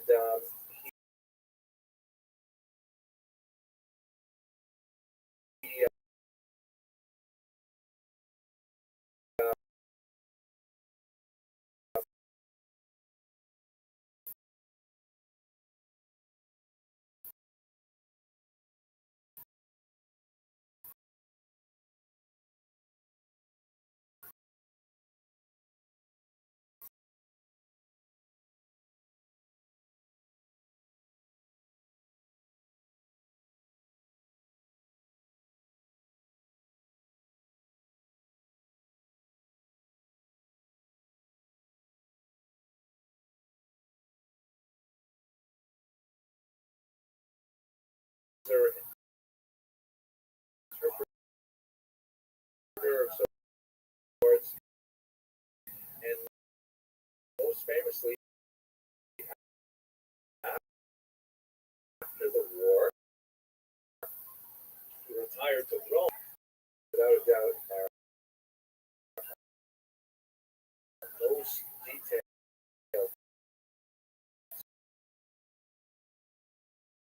source that we will have, but he's a problematic source in many ways.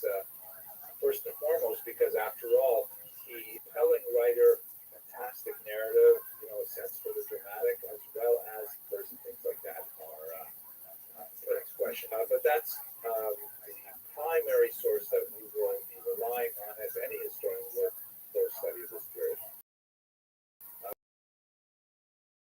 Finally, we do have several other accounts that are worthy of note. The great historian position.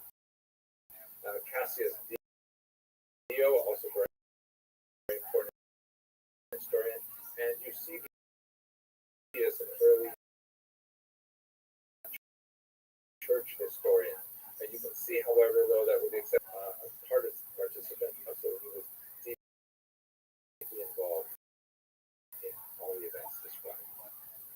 So we start with the war beginning. Now, I focus on the years 69 and 70 in particular. The war can really be traced back much earlier, depending on the start, but I think it's more reasonable to start with the year 66. It's going to begin to have really open hostilities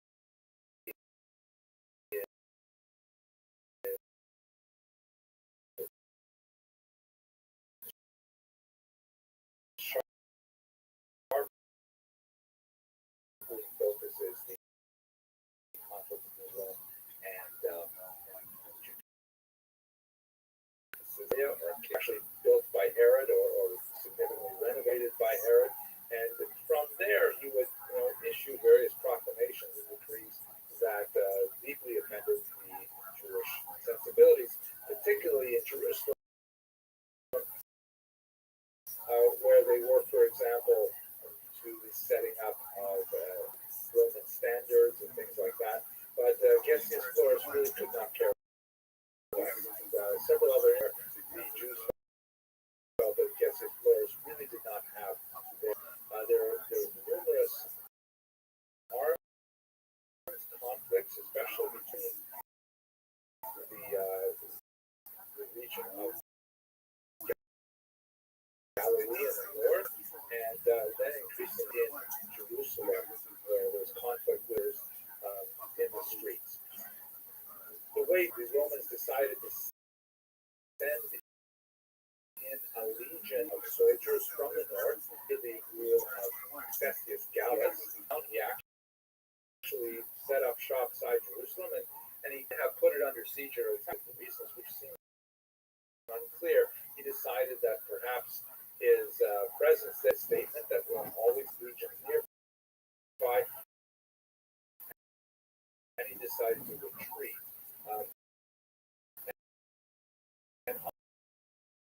Which really I don't think was seen as a retreat. Really was there, but Shimon and Shimon Yora in particular, who attacked his baggage train and actually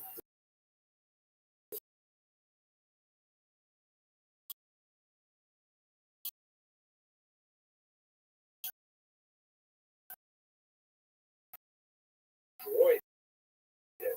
And Cestius Gallus, although he survived and managed to make his way back to Rome very briefly before he passed away, it was a humiliating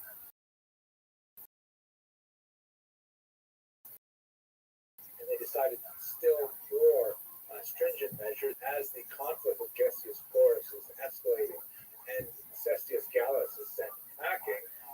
There's more radical activity. An individual named Menach hacked the Roman base at Masada and seizes all of their weaponry, which is a really amazing thing as well. And then he went to Jerusalem.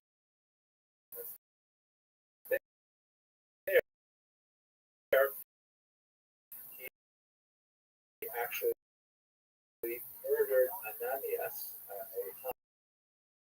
holy priest, had to say. And in general, they certainly weren't in favor of having these outsiders come in from the Judean desert and take over the city. One of the things that happened early on is that they burned down the place where all the local records for debts were held, and this indicates to some analysts that there were strong socioeconomic elements to the conflict, that they wanted to remove all of the records of who owed money to whom so that they could be receive large debt amnesty. Ananias' son, named Elazar, goes and murders Menachem, who had murdered Elazar's father. And with the end of Ananias, there was basically an end to the pro-Roman posture in Jerusalem.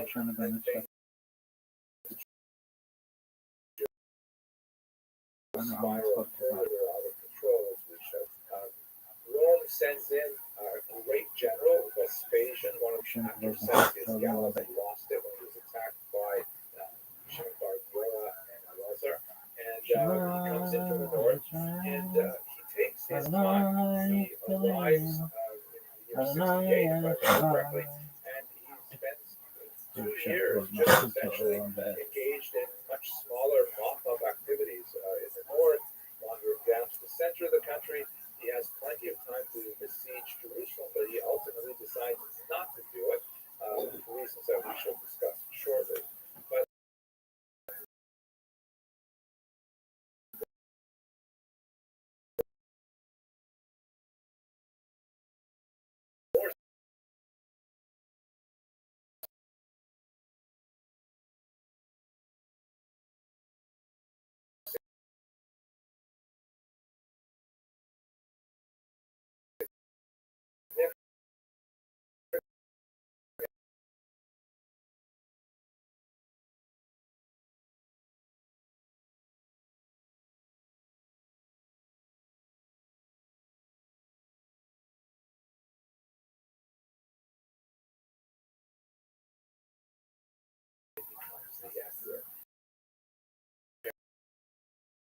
he ultimately, the person who takes over after him is his son, Titus, who is shown here in Rome that occurred after the battles from Rome. We've already seen some of the zealots, but let's go through the many different. This is going to be a bit of a blur. The dominant group were the so-called Herodians, so-called because they were descended from King Herod, who had passed away at the end of the first son's Agrippa. He's an unusual character. Like his predecessors, they had no real power, and Roman authorities immediately after the death of Herod, they kept on the Jews as kind of puppets or as client kings of Judea itself, or giving them very limited control. Agrippa was in this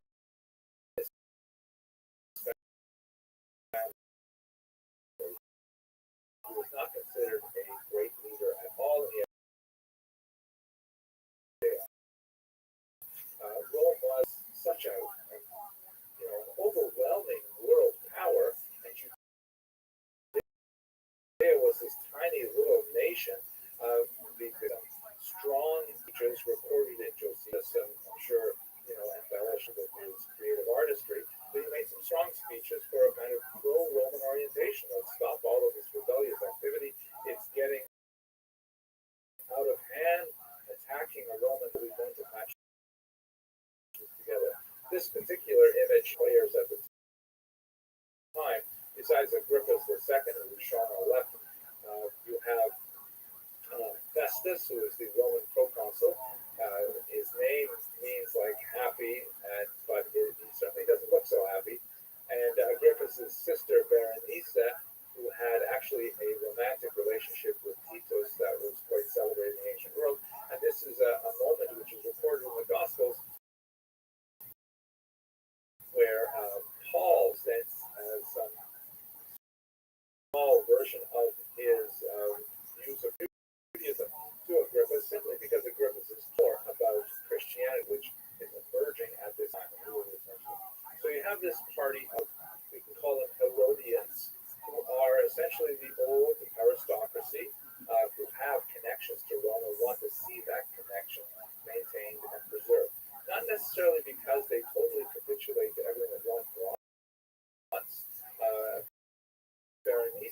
particular was trying to hold off some of the more negative aspects of the learning policy in Judea, but nevertheless, they want to maintain at least the traditional alliance that they've had. Then you have the so-called Sadducees, are especially associated with the temple cult. And at this point, just like the kings of Judea, puppets to Rome, the high priest was also a form that was assigned by Roman sponsorship. The high priesthood was, a churning kind of revolving door occupation where, you would have them replace sometimes several in 1 year. Tremendous turnover of these high priests. It was a very high status position. It was one that was essentially corrupted by the rule of the Herodians and by Roman influence. They often engaged in high levels of ideological conflicts. In the Talmud, they have lots of debates. Sadducees are invariably portrayed in a very negative light. But like the Herodians, they want to go back to the idea of Rome in control and Judea being, loyal subjects of the empire. They will have an especially difficult time with the so-called Sicari, or the daggers. That's what they were. The individuals who carry short knives while wearing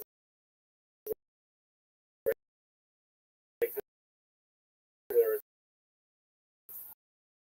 plain clothes, as Josephus describes it, and time and Elizabeth Shimon is another of these zealot forces who are especially feared by the Sadducees because they are trying to take over their aristocracy. Perhaps more than any of the socioeconomic issues that we described earlier. On the other side of the ideological point from the Sadducees is, of course, the Pharisees. And I use this particular 19th century image to illustrate that because the Pharisees are regarded as the progenitors of the later movement comes from Pharisees. The term Pharisee is sometimes mentioned in a derogatory sense, perhaps derived from particular readings of the Gospel and in debate with Jesus, but it is basically a translation of the Hebrew Perushim, meaning those who are in the sense that they separate official authority from Herodian aristocracy from the rest and so on. Josephus takes pains to note that the Pharisees are, by and large, the most popular party, that they have the support of most of the countryside, who are alienated by the violence of the zealots, and the despair of any effective leadership from the Herodians. Pharisees are kind of like the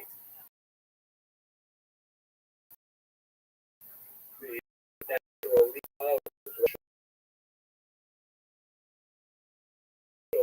but they have a power base other than the charismatic spiritual.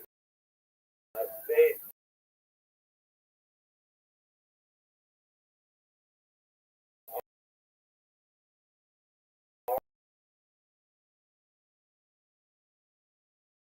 are at this time in an uneasy by the existence of an after core to Messiah theology. The Pharisees and the Sadducees are unhappy about how the Pharisees have popular power, but the Sadducees control the temple cult, and so on. So it's surprising to see them in an alliance, but what they all agree on is that the level of communal violence that has been penetrated Jerusalem is getting out of hand, and they have to find a way to scale it back, even if that means putting up with Roman domination. The most important leader of the Pharisees for our purposes is Yochanan ben Zakkai, who, in a very dramatic passage, which is in Josephus and different players,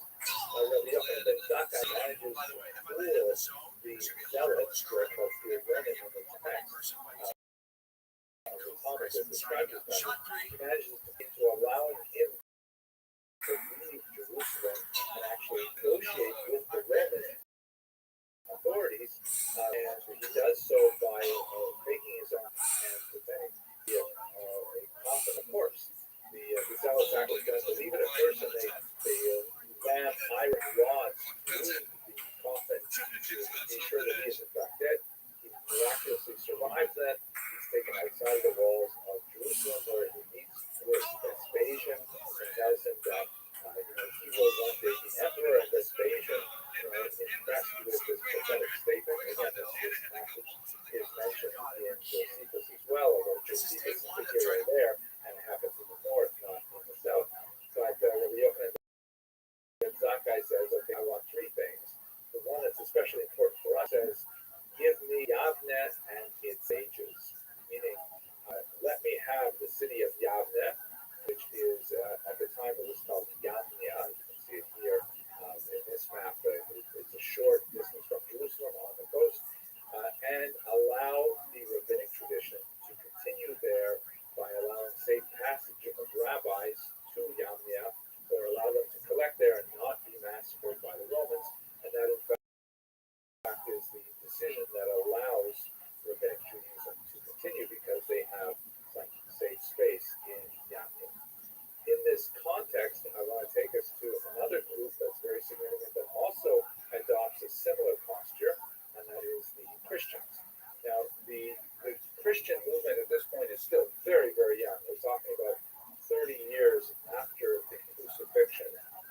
And so it's a who knows how many hundreds of people, perhaps thousands, but that seems like a stretch. But it's definitely a small number, primarily of Jews who are impressed with the teachings of Jesus of Nazareth and believe that a version of Judaism that is described by Paul in particular is really the route to future salvation. It's kind of at this time very much an amalgam of Judaism and what would become Christianity, because the two movements have not formally separated at this point. They definitely are up until this point, they have been praying in the same spaces, observing the same ritual calendar,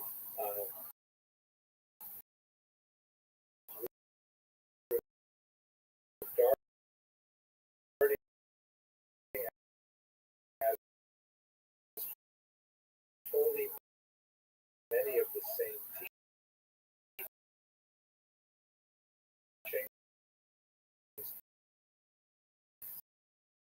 But over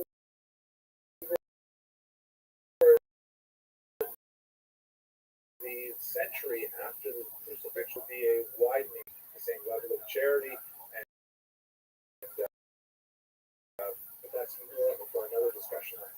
What during the time of revolt? The truth is, Josephus tells us nothing about them, probably because they are really in size. He will have some passing comments on Christianity in another book that he will write later called The Antiquities, but he doesn't really tell us much about what was going on.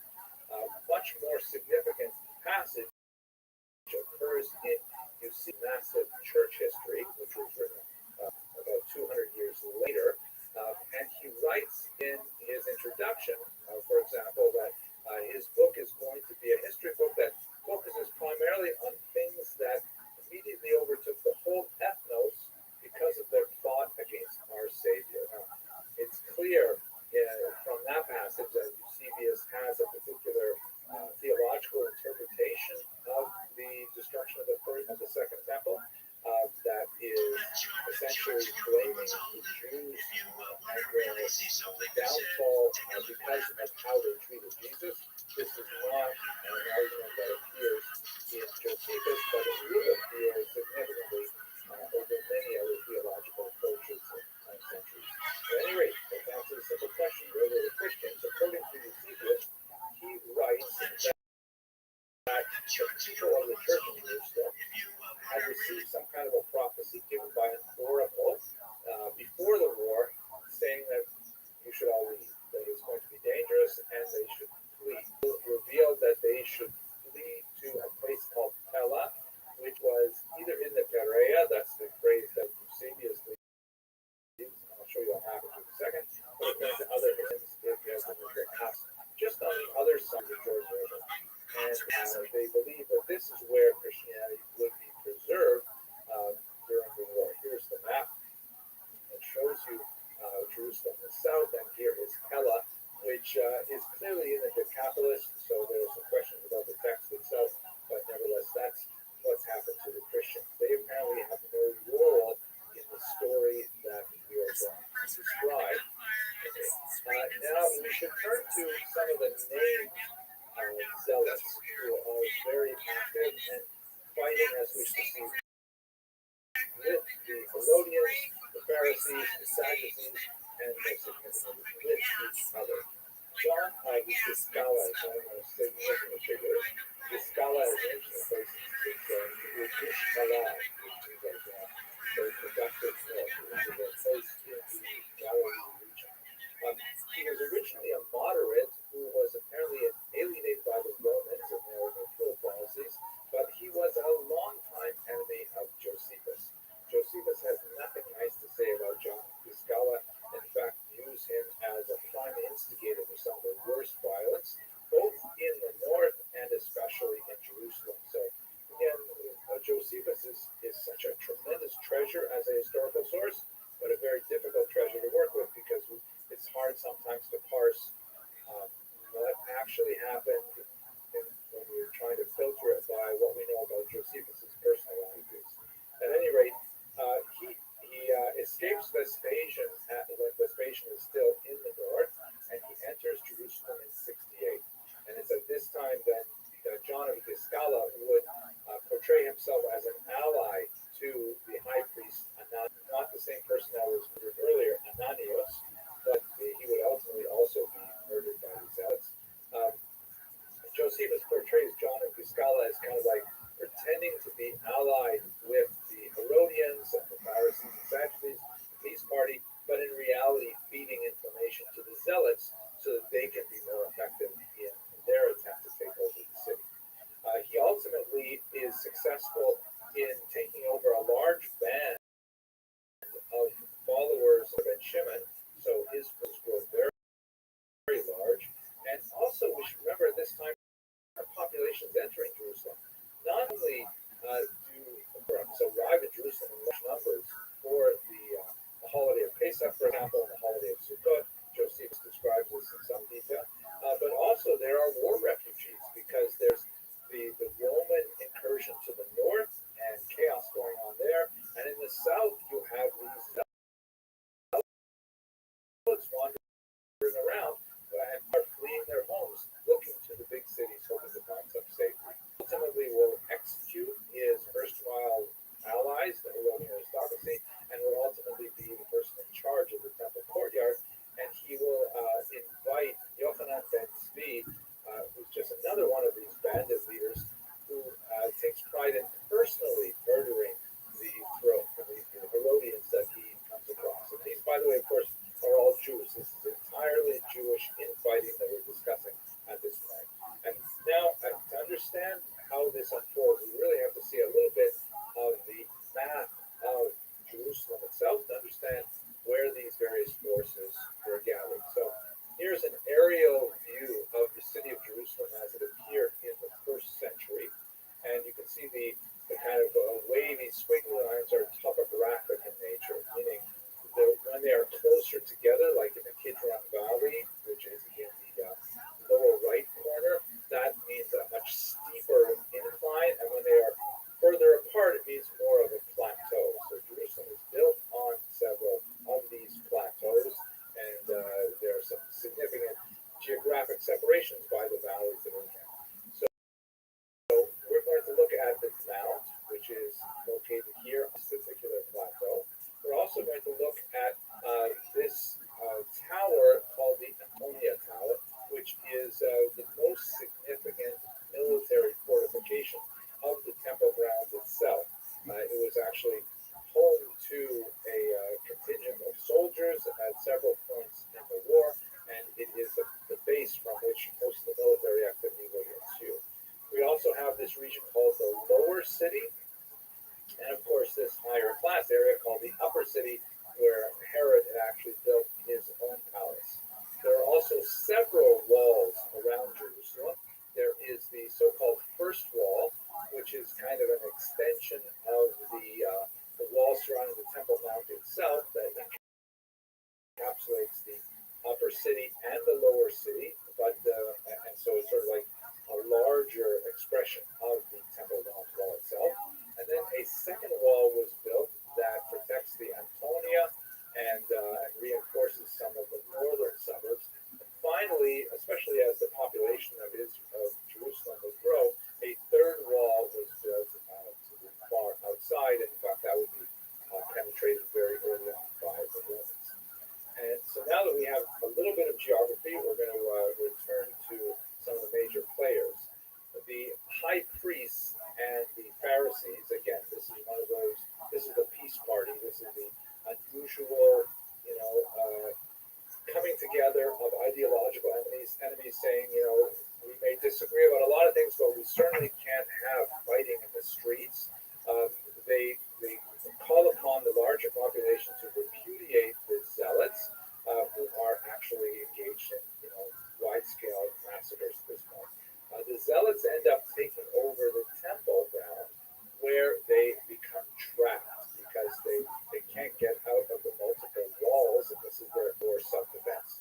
They do manage to sneak out a messenger, however, who goes to the south to the Idumeans, which is an interesting population, and asks the Idumeans for support, claiming that they have been oppressed, like the Idumeans, by the aristocracy, by the Herodians, and would they please send troops to rescue them in Jerusalem.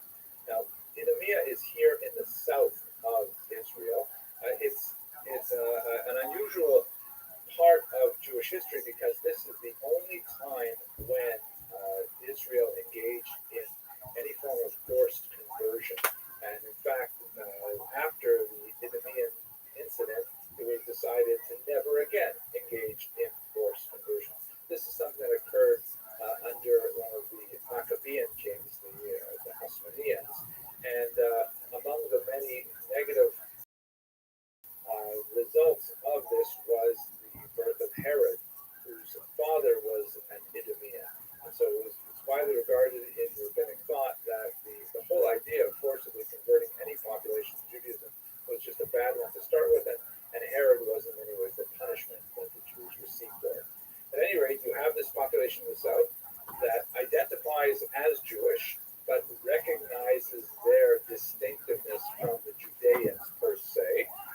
There are lots of interesting discussions about patrilineal descent and matrilineal descent in this context, but again, not for this short presentation.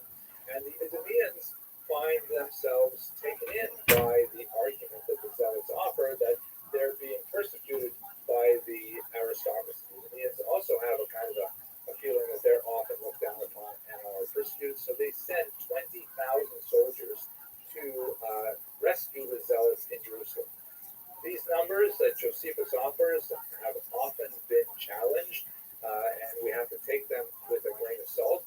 But even if it's a significant fraction of 20,000, it's still going to be a lot of people. When they get to Jerusalem, they are held off by the city walls, and the high priest Ananus comes out and says, "Hey, please understand what's going on here." And he makes an impassioned speech saying, "We are not, oppressing the Zealots. They've come in here, they've committed violence, and this is not good for us. If the Romans see us all fighting with each other, it's just going to weaken our movement." And he tries with tremendous effort to keep the Idumeans out of the city. He is unfortunately unsuccessful because one of the Zealots slips out of the city once again and actually opens up the city gates for the Idumeans. And this is when the violence just gets much, much worse. The Idumeans enter, and together with the Zealots, they massacre the high priest Ananus, and this actually happened on the temple grounds. Josephus considers this the point of no return for Jerusalem, meaning before the Idumeans and the Zealots murdered the Kohen Gadol, Josephus felt that maybe the Judean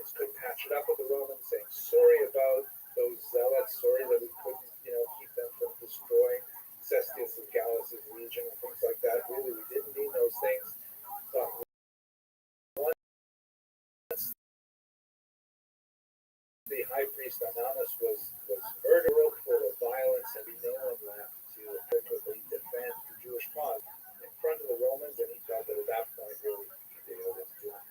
The violence extended beyond the attacks on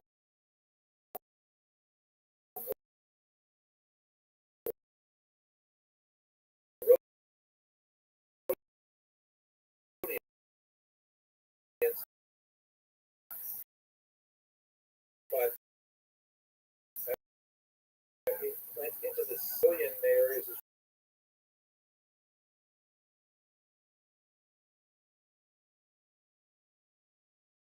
wanted to put a particular prominent individual on trial, and they convened a Sanhedrin, a grand jury of 71 members to convict him of what's going on at this time. Finally, again, well, wait a minute. We came here because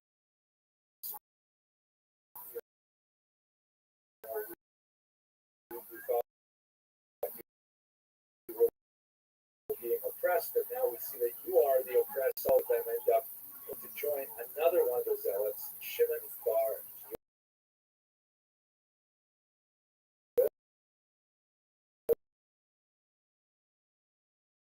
Yoria, who was also active at this time. This participation, you can see on the right there is a picture there. Some numismatic experts have associated with him. He plays a very important role in the eventual triumph in Rome.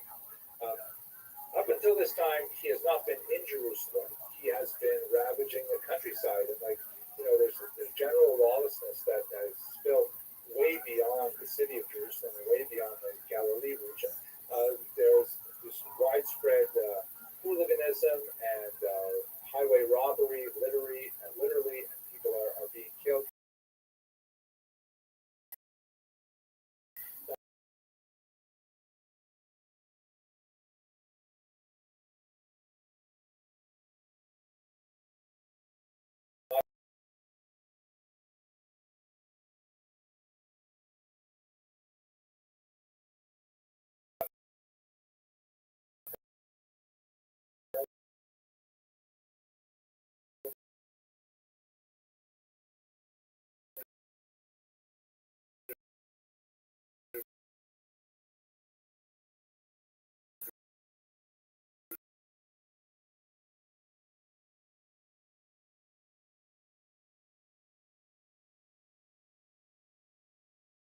Often just mutilating them and sending them back to send a message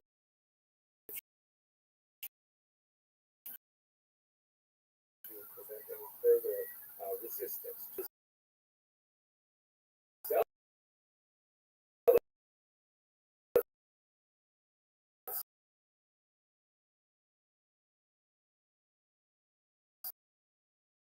Are actually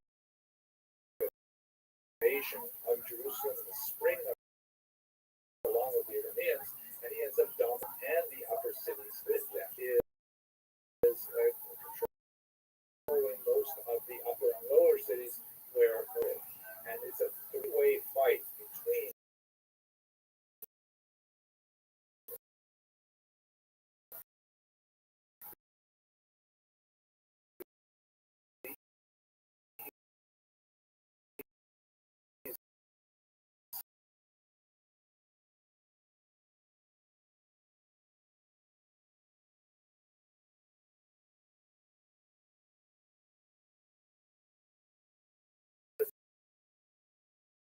understand what happens in the context of it. So the fight becomes so intense between these three zealot forces with such an incredibly stupid and short-sighted strategy, because the Romans are going to use it as their primary weapon.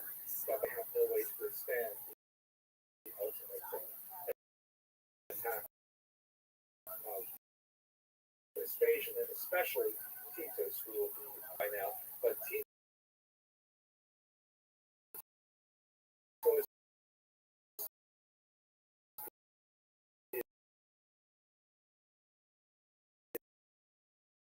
following the same strategy, taking his time, making forays around the north central part of Israel down into the what is going on. The famine has already been a serious problem when Titus approaches Jerusalem. And Titus thinks that he's going to have a fairly easy time attacking Jerusalem, but he's actually quite surprised because the rebels provide unusually stiff resistance. Even though they're busy fighting, they end up becoming quite ferocious fighters against the Romans at the same time. A couple of key examples include that the Romans settled in on one of the surrounding hills. The rebels surprised them by pouring out of the city of Jerusalem and actually attacking up tremendous disadvantage to themselves, and they actually managed to make tremendous progress. Titus himself is wounded in one of these attacks until they finally are able to push the rebels back into the city, and they very narrowly evade destruction by this bold and rather unusual attack. Another example, the Romans, their way of destroying the city is going to be with lots of people and technology, specifically the building of siege engines, which are these massive towers that they can wheel up to the walls, and then they can throw things over with catapults, and they can climb over the walls with them. But it takes time to build these things, and there are certain places where they are, most ideally situated. So they're busy building these things. The actually dig underneath the ramps that they intend to use for the siege engines, and they build the Romans place their laborious product of their. Josephus puts it very well when he says that the Romans held it to be terribly disgraceful if cunning should always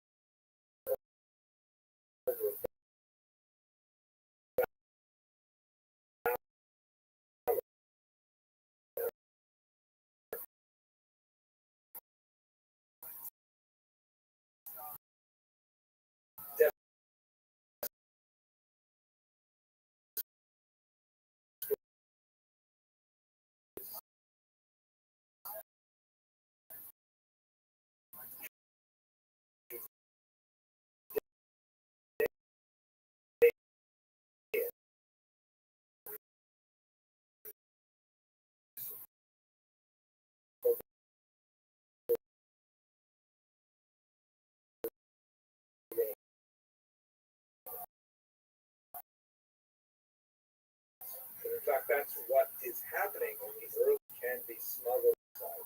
He shuts down any possibility for Jerusalem to get any kind of terrible things that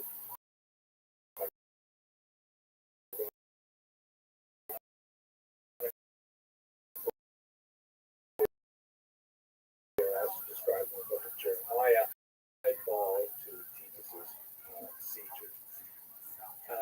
The story behind it,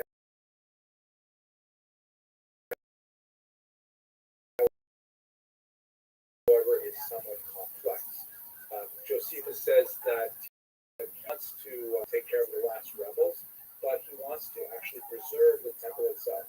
Now, it's possible that Josephus places Titus in a very positive light here, because Josephus is, of course, sponsored by Titus.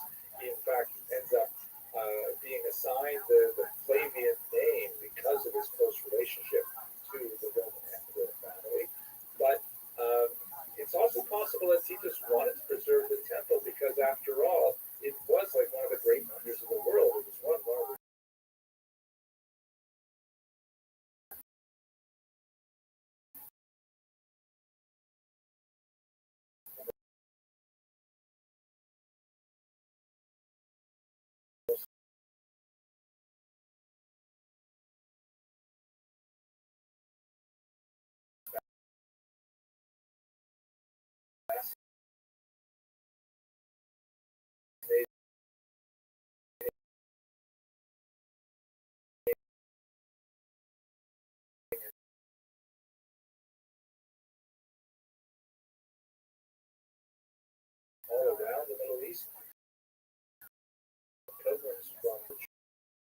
Jews as well. So we don't really know how this is, but it's not impossible to imagine. Did not actually want to example the kid.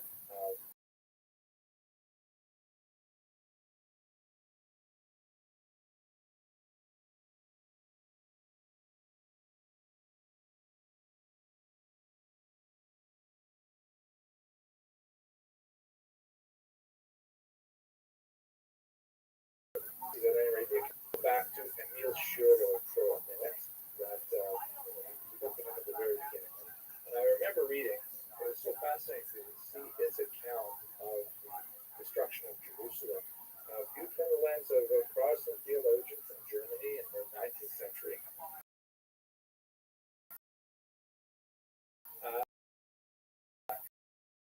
And he concluded by saying this: a Jewish authority in the earlier sense no longer existed. 3 weeks earlier, on the 7th of August, what did Jews appear? The only center left to the people was the Torah. They now rallied with anxious and scrupulous fidelity, the unwavering hope that it might once again, in a political community and indeed in the world, acquire practical validity. Fascinating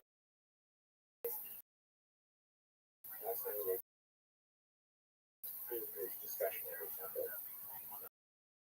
You're talking about all these swearing to people who doesn't even know what they do or whatever, but not the best way for cheese. But no one, he doesn't have a problem with Bill Maher doing it. The issue isn't really being an expert versus being a comedian. You know, Konstantin Kazin went on this whole thing about expertise and all of this, and it's like, he also started as a comedian. Why all of a sudden does this standard only apply to me and only when I'm talking about Israel? It never applied to me when I was talking about COVID. It never applied to me when they agreed with me on stuff. They would just go, look, Dave, breaking it down. But he is not allowed to not be an expert on. And it happens to be this one topic that the entire population is turning on. I should say the entire population. It's huge when someone like,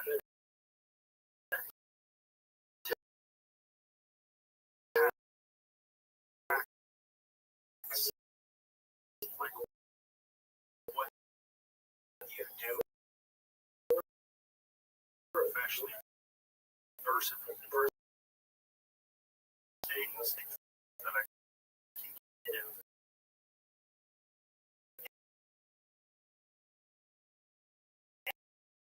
Answers on. And even then, I have to refer to experts. Like, you want to ask me since 96, maybe, a few hip tosses, but when someone is doing something, I don't know, right? Because Haragoshi might be legs on the outside versus leg on the inside. Wrestling, I got to defer to DC. You know, so even in martial arts, I'm not totally an expert. Yeah, and then there might be somebody who is like totally an expert, like say, you know, a wrestler who went to the Olympics with like total expert or coach or something like that. Like wrestling, I think it's still something about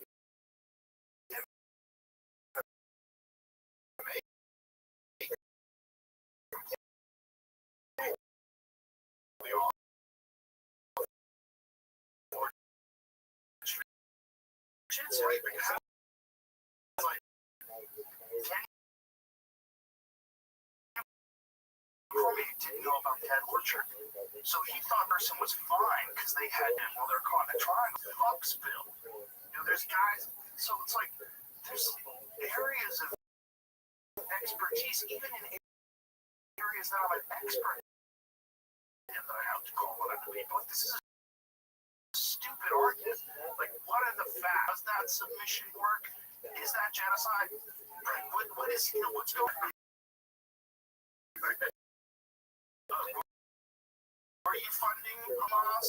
Is a proxy of Iran?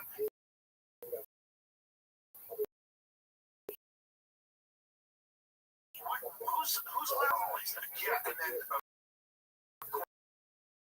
course there are things like, say, opinion on this policy.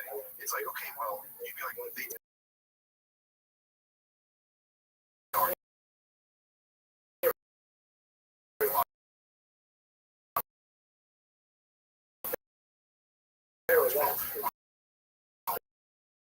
cut down on the transmission of the virus. They've also sociologists and specialists in childhood development expertise in every single one of those fields. There isn't an expert in all of those fields. But that was the problem with that time. Because that time, everyone was so fearful. And the news is pushing. Health official was maybe recently said during 2020 that Anthony Fauci said to him, the Americans aren't scared enough. Which is crazy. It's a wild thing to say that your goal is to make people more fearful. So you're trying to put out a narrative that's people more fearful. Which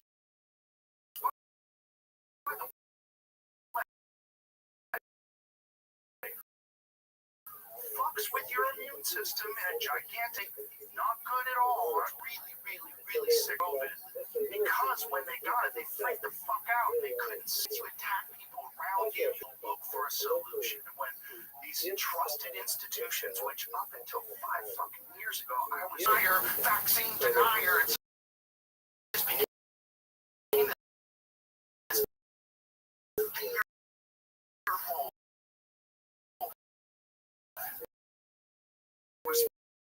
because everybody just responds to the fucking BS. Everybody's too tuned in to us, right? Like you just said, like being terrified is not good for your health. They also all know that, but it is excellent for brain off and give authority to you to go do. Look, it was right after 9/11, and people forget about this, but like the level to which Dick and George W. Bush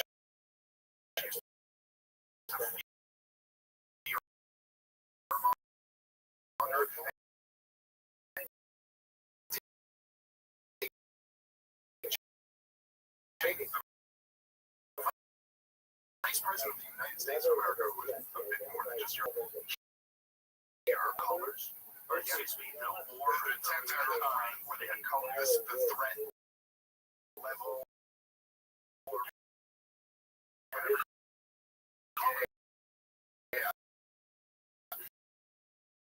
And then one day they'd be like, it's up to yellow. Yeah. And everyone started barking on it. And it was the mix of the hate of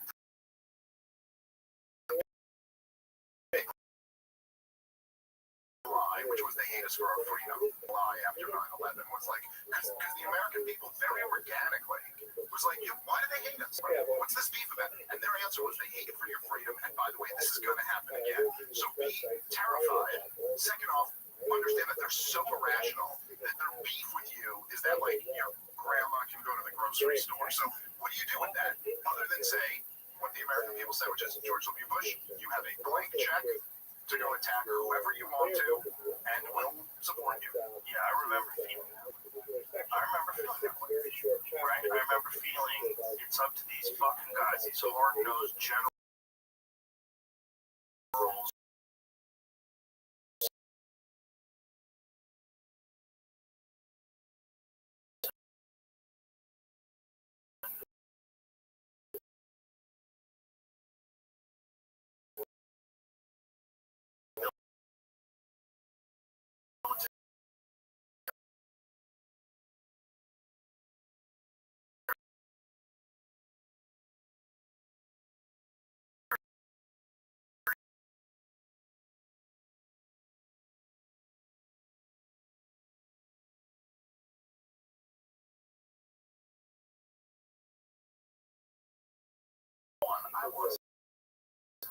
much of a conspiracy. I was into UFOs. I was into but I was into stupid shit. You know, I was into fun, stupid shit. Right.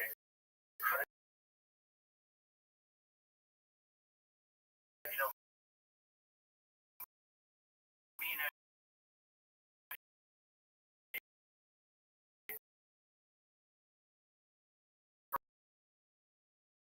Bravo would get high, watch space.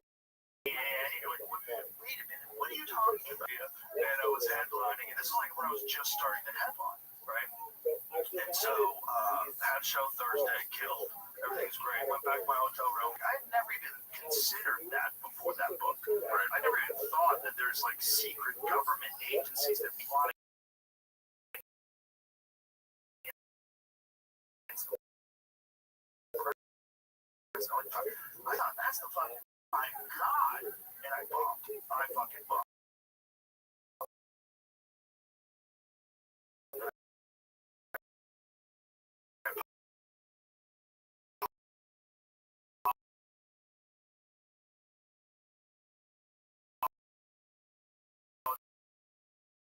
Apologize to the staff. I apologize to the manager. I fucked up. I read this book before I got here.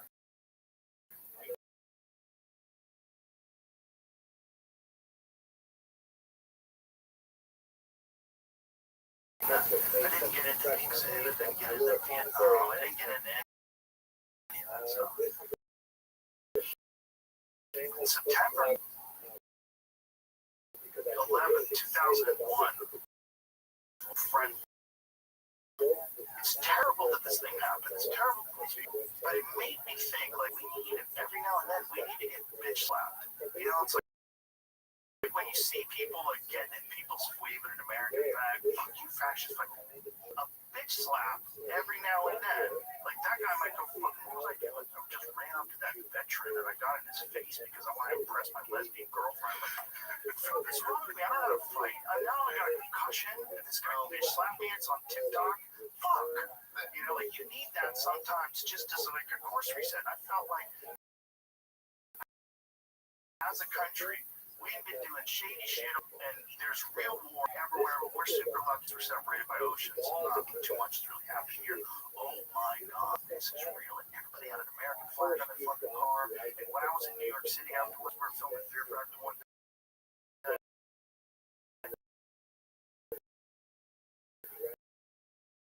And everyone was so cool, and everybody was thanking them for their service for this bar. Me and the Fear Factor. These guys were fucking. This was hanging out with Brad Pitt. It was nuts. Everybody was so thankful. Where'd that go? Yeah, I was there. I was in New York City on 9/11, and I remember. So I was in Brooklyn, like physically seeing it. I remember seeing.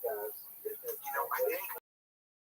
So when I got out of school, I was in high school, I was a senior in high school, and we got out. One of the girls like forged a note, said it was from our parents or something like that. I forget exactly how it worked, but we got out. And it was like I was friends with the security guard. I used to buy weed from him. But you know, there was like 9/11, we were just all hanging out buying weed from the security guards at schools.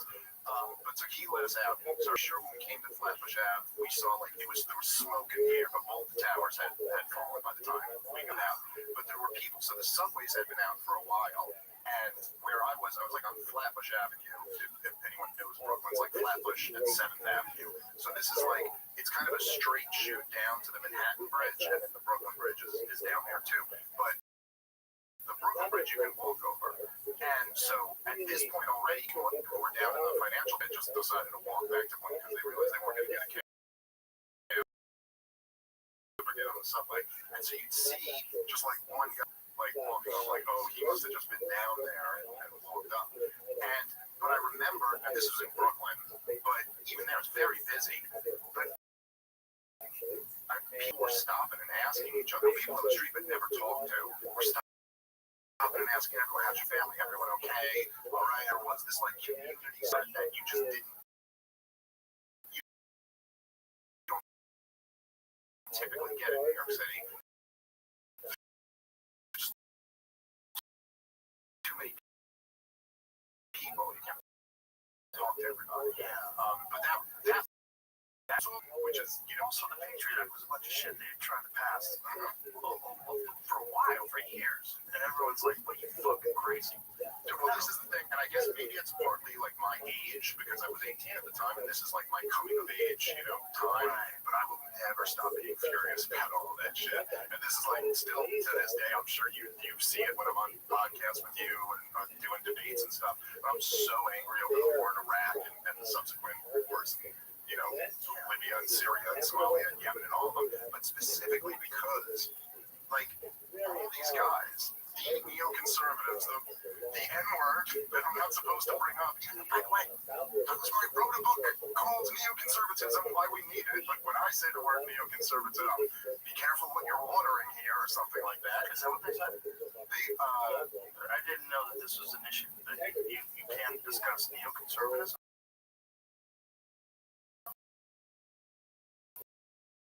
Well, that's what Douglas said about the N-word.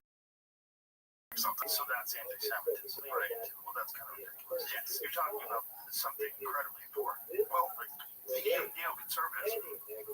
Well, why would that be a thing that you can't discuss? That sounds crazy. The rivalries, the marching bands, the upsets. Saturdays just got way more fun. College football is back. Think you know the game? Put your college football knowledge to the test with DraftKings Sportsbook and turn your picks into big payouts. From live betting during the game to rivalry week odds boosts and so much more, DraftKings Sportsbook has everything you need to stay in the action. From kickoff to final.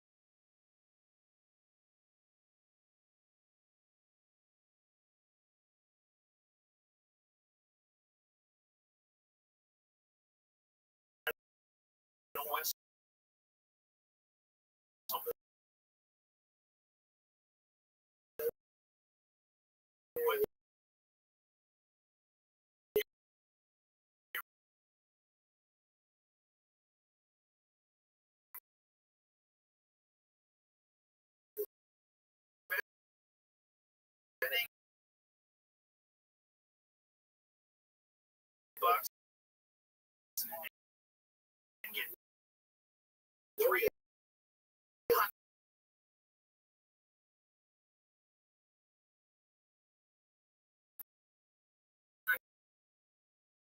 customers spend 5 in partnership with DraftKings Sportsbook. The crown is yours. Gambling problem? Call 1-800-GAMBLER. In New York, call 877-HOPE-NY or text HOPE-NY 467-369. If you go back and read the shit they read, and I will never stop talking about this because it's just too goddamn crazy. But if you read all of these guys,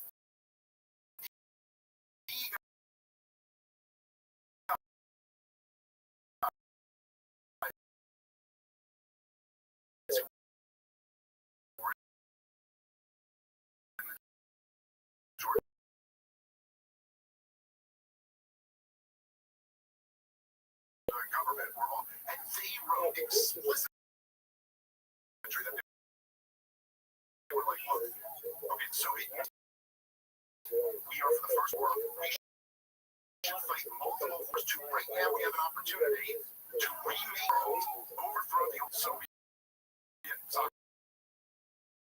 puppets,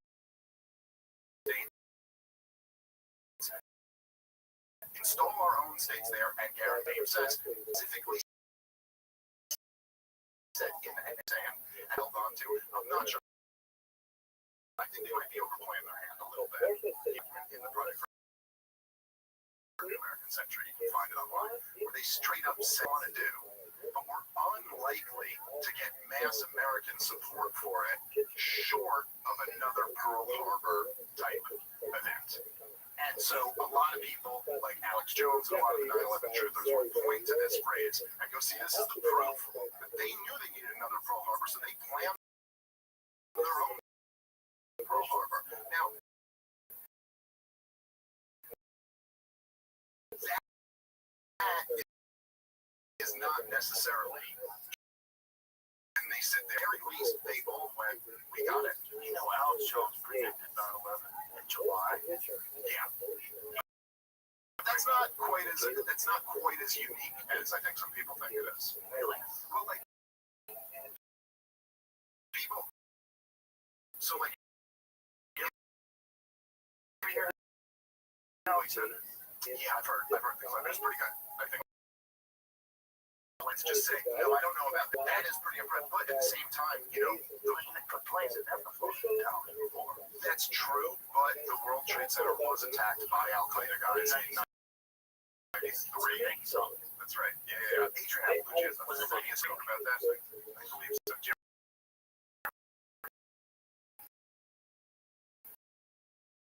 I don't want to butcher it on your show, but Adrian Applegate is so he goes time to get paid, blow up like trade. They believe world trade now, and then her bit is how they didn't believe. Like he was talking about the first one, they wouldn't believe it because of the second, you know, the towers came down. But then her bit is that wasn't enough of a tragedy to make believe. So it's like a funny, it's like when people died, like it was cool. But then a lot of people died. She had a phenomenal joke writer. Well, it's a different time back then. They would never anything.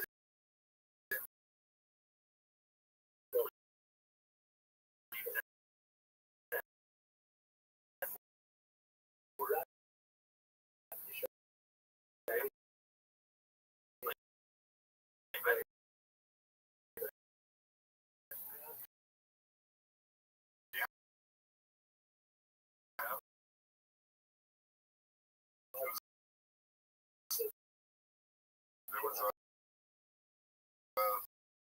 Wild West. Well, it's weird. Coming straight from the underground. I was like, what is this? They were better for working out than Skip. They got good with the CD after a while. It didn't skip.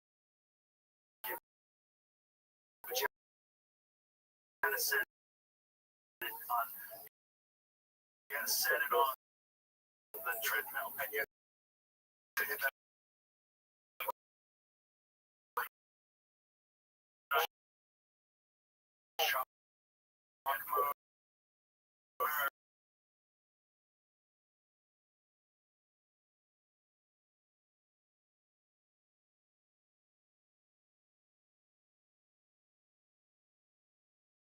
Like someone's in charge of the, you know, and then they pick up the radio to be able to carry it. But that of hearing that music, I was like, this is celebrating crime.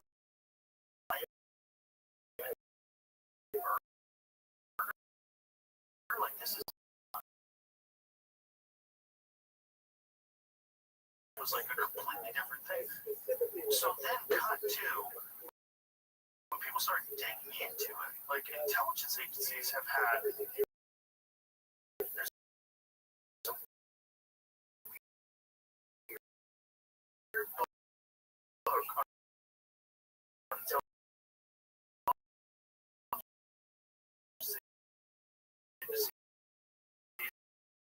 and their role in rock and roll meetings. The movie about Laurel Canyon, what is that strange?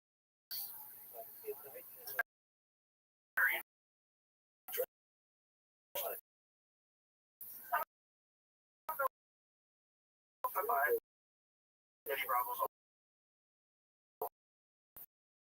particularly hip-hop, and particularly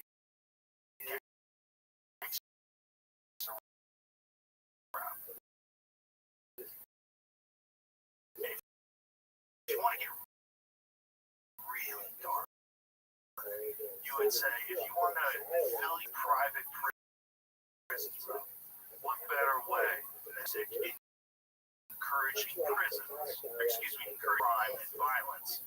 That way you fill your prisons up, and you all know a little bit about that. I really don't know. I know Ice Cube has talked about it before. In fact, at this point, that it was the Reagan administration who could traffic in cocaine to the United States. All they were ramping up the war on drugs. So like they're bringing in the Contras or whatever. They're going like, okay, well these guys are for the crack epidemic. And then they catch one guy with a few rocks on him and they're throwing him in jail for decades. It's like just that alone, just that one piece of information. You almost, if you're like in a sane world, you go like, most of the people had a revolution and overthrew that government and publicly hung all the politicians involved, and then we started over from new. And you're like, just say no. No, they lionized that guy. But still, for decades afterwards, the Republicans have the Lincoln and they go, our hero, Rothschild. The fact that that isn't enough to go, this guy should be remembered as a monster. Do you think they tell Reagan that they're selling crack in the hood? I don't know if they do. I do not. I was only in there for 4 years. Reelected. Fair enough. Not a chance. But George H. Signed the docket. That guy was all over that. He was Yeah. all over The it. CIA moved in, right?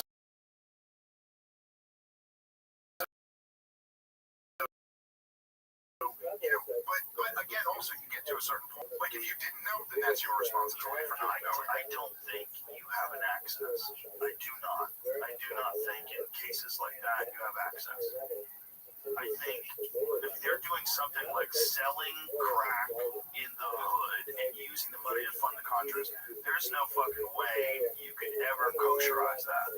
So I don't think you ever let the president know. I think this is all black funded. I think there's layers and layers and layers of bureaucracy before you can get to any real data and information. I talk about people that are doing operations.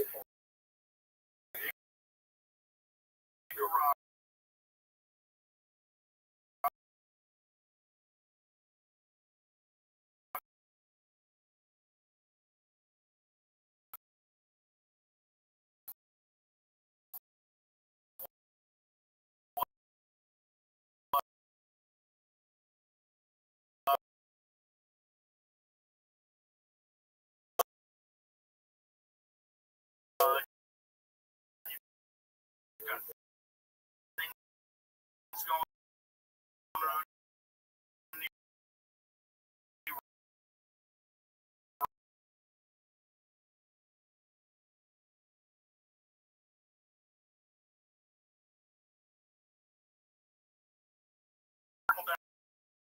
Economics, and you're telling me you're selling crack in jail? You know what I'm saying? Yeah. Well, Because he can't. That's how Nick's come clean about the crack selling. Really? Right. Well, they could present. He helps them cover it up, and then we got you. Now you might as well have been in on planning it because you helped us cover it up. His intelligence agency set up Watergate. They ordered. That was his first gig. Tucker Carlson, I fucking mind. He's like, what rookie reporter for their first gig, their first story gets, you're going to take down the most popular president in U.S. history. That's won by the biggest margin. 49 states. He's just a dominant reality. The American people had spoken. They supported this guy. And then Bob Woodward, some 20-something-year-old story in American history, he happened to just come out of naval intelligence and a rare coincidence. I tell you what Bill Murray told me. So Bill Murray was on a podcast and was talking Woodward's movie. Yeah. It's like he wrote, but it was an iron. Okay, it was just about Bill should be fucking crazy. Drug addict. He goes, that's not how it was. He was like, that was kind of an act.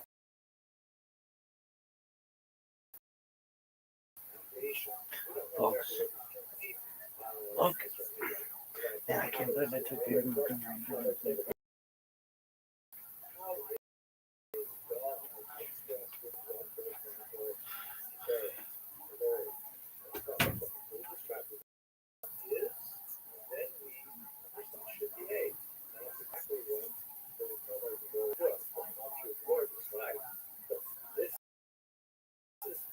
God is. What God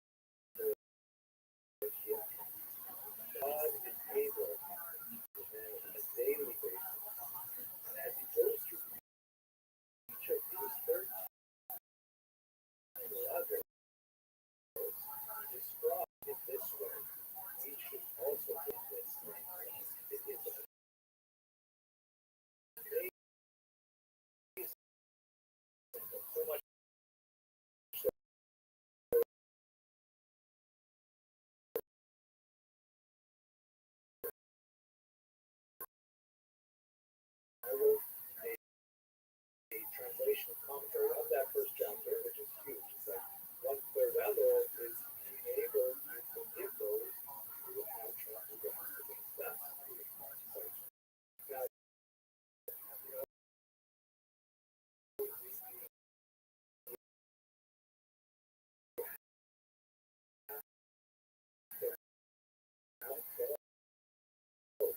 the anger we feel at others who are legitimate.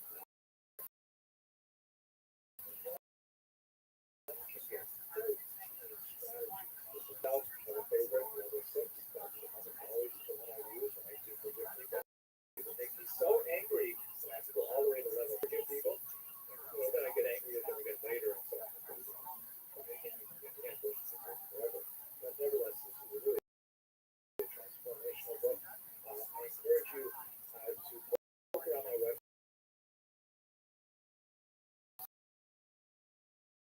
I actually have each of those levels on my channel.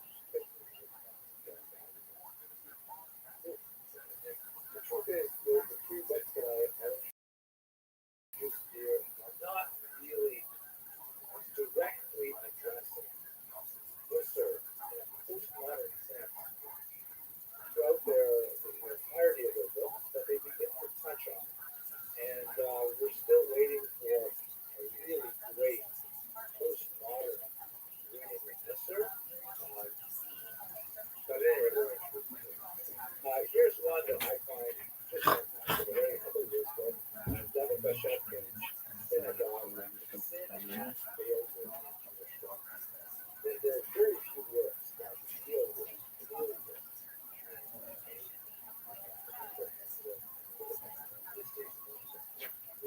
I got so much out of this book. Now, Devin Bashevkin is an incredibly funny individual. Check on Twitter. You cannot type in. He was a little bit of a lightweight. Like if he had like 2-3 drinks, he was drunk. Like he was, I think he did that speedball. I think that's the first time he ever did it. Died. It's not that he never done drugs before, but he wasn't this guy. So this was all fiction. So he read the first 5 pages and goes, oh my God, they framed things. Isn't that crazy? I know, like this guy wrote about my friend in such a distorted, untruthful way. Now I have to think about what he discovered. Yeah. Now I know what kind of person this is. Yeah, my good friend, Lord Policy Voice in the United States of America, and he wrote the best book on the terror wars called Enough Already, and the best book on the war in Ukraine called Provoked. And so Bob Woodward's latest book came out, and I remember he told me about this. And so he just happened to be writing his book on Ukraine when he saw this new Bob Woodward book came out, and they had a quote in, I believe it was a Sergei Lavrov quote, who was like Putin's, right-hand man. And Scott said he's reading it, he goes, this quote's all wrong. He goes, the actual quote, like he was just researching this for his book, and he goes, the quote means the exact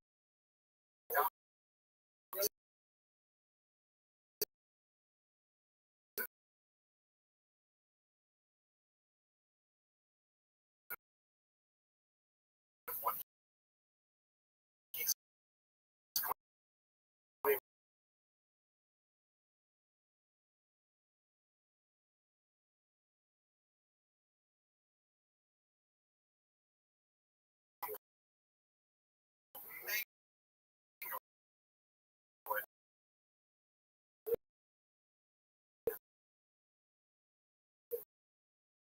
take this quote and just get it to the point where he's presenting the opposite of what the quote actually meant. Stuff like that. And then that got the story of record, which if you're from imagine years when I was growing up, that guy was like, he was like a journalistic hero. Well, and he's how we know.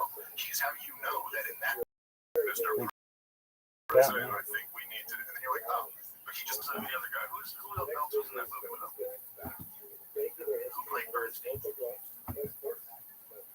Dustin likes to watch Robert Redford, the most handsome man alive, play in a movie. Like, outstanding. Look how good looking I am. And look at me kicking ass for America. But also just think about how much they could get. I remember, I don't know, I was in school,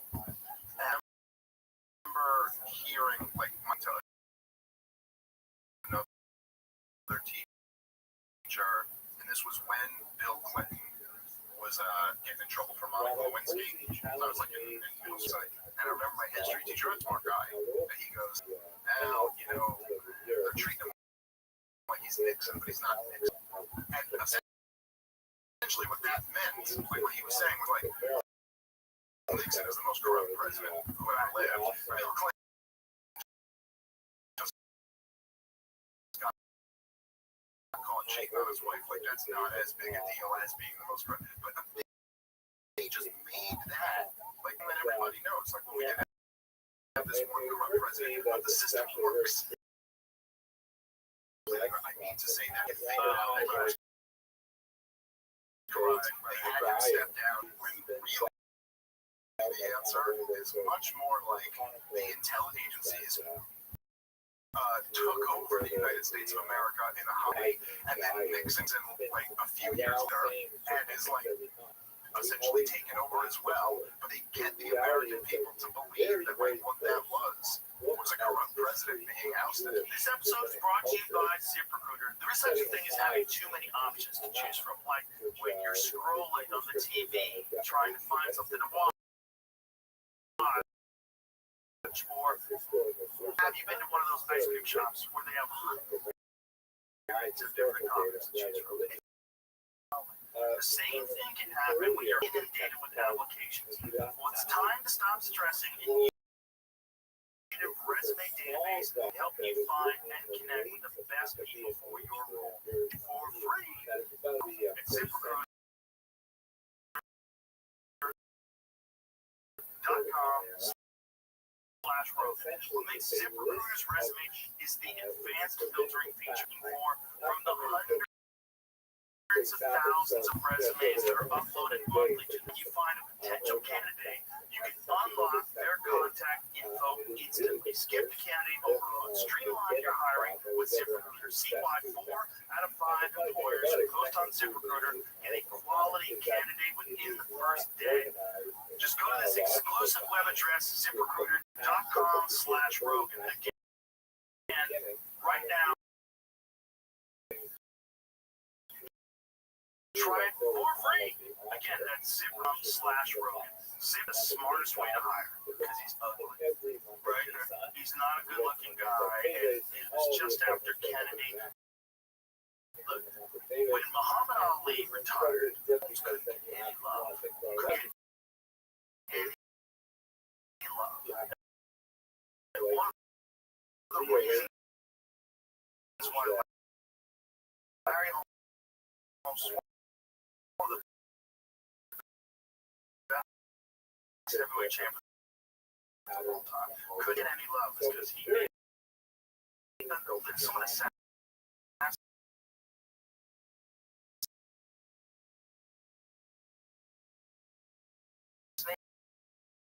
the greatest president of all time, is a good-looking guy.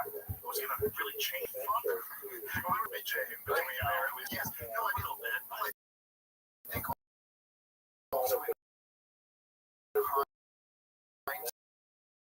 hindsight, he just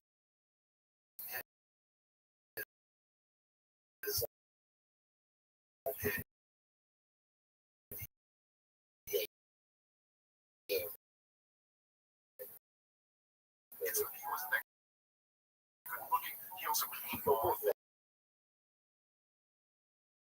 Microphone. Oh, excellent. How do you say your name? How do you say your name? We don't know. It's like Kakitas? Yeah. How are you, Kakitas? Yeah, whatever you want. That's what I'm calling you, baby. How are you? I'm kicking ass. Taking names. Every day is a holiday. Every meal is a feast. Having a little bit bad internet right now as well. Oh, that's okay. Internet is not too good. Again, I just asked, how are you?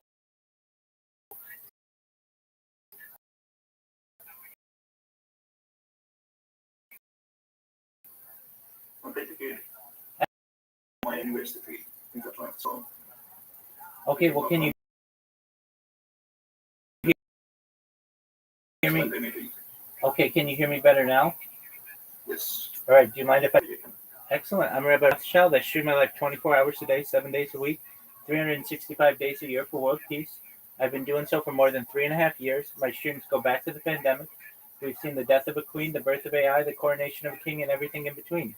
In 2018, The Economist magazine stated that data was Earth's number one resource, more valuable than food, water, gold, air, petroleum.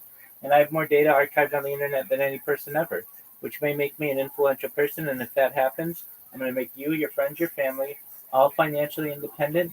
I want to make sure that you have generational wealth if you don't already. And I want to make sure that you're able to start charities and philanthropic organizations.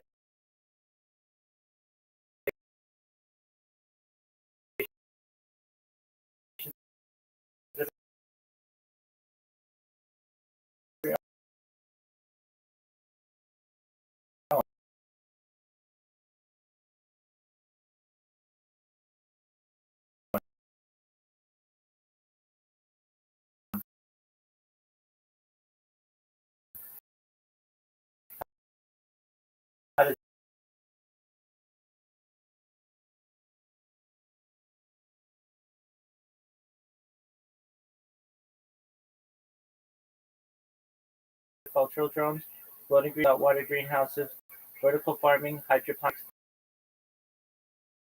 cloud seeding.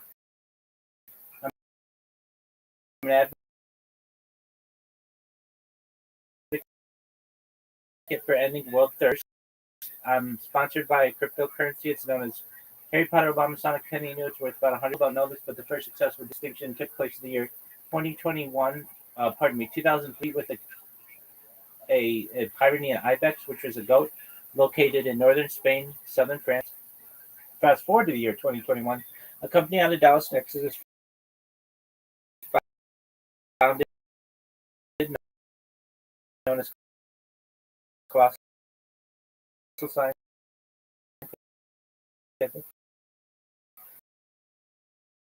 They've made it their goal within the by the year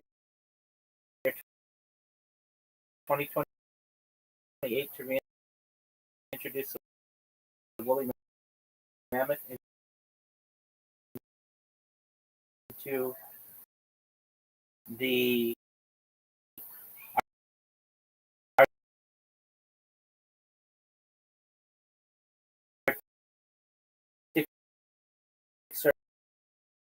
Circle, utilizing Asian elephant surrogates, which I just think it's a mind-blowing feat. Additionally, they want to reintroduce the Tasmanian tiger following the reintroduction of the woolly mammoth, and then the dodo bird, which I think will be really exciting. Recently, with their dire wolves, if you 3 dire wolves, 2 males and 1 female, like everything that you say starting to break down. What's the next plan?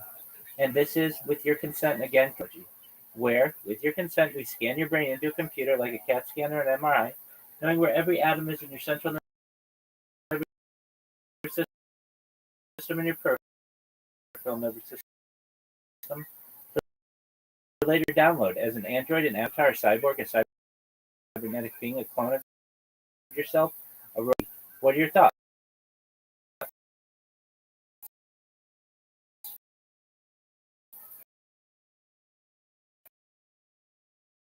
A digital immortality. Pretty cool, actually. Word, dog. When do you think? We're already able to transfer memories of mice. So there's already some studies that have been able to transfer memory into another mouse, and then the second mouse is able to do the maze without ever having done it before. You've had a successful memory transfer, and we're already at that point. So probably within a generation, so maybe 20 years or so, we'll have life extension to the mind uploading, and then people will have the opportunity to perhaps be able to live indefinitely.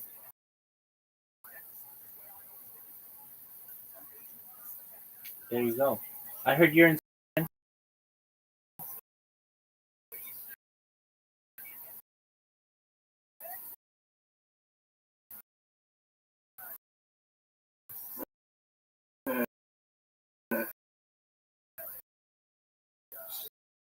So I don't know what is it called in English. For private needs.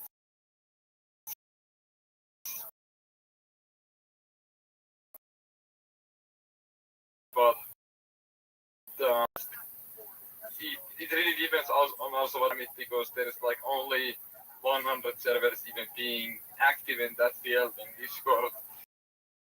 So we can just spam it pretty much, but I don't know which key to get members of the same method as we use. I bet you. But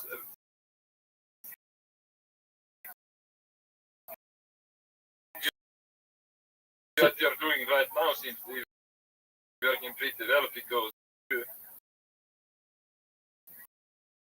Yes, it does.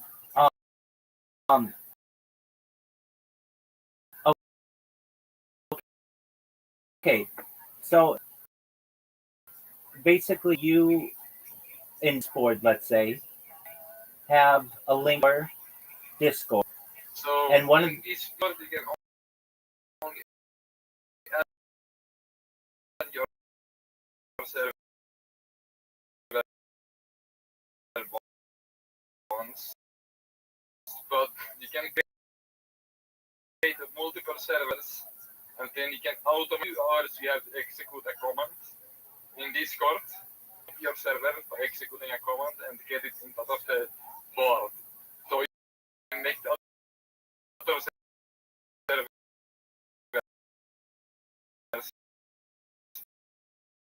redirect to your server by only your invite link placed. How do you bump your server on So that's Discord? what we do. So do you have your server listed on Discord? Yeah.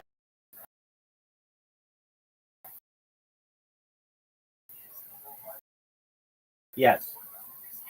Okay, I can message here. So basically, you just have to do. We have. Can I add you Discord actually? Which one is your mail account? Sure, I'll add you. I can send you the comment.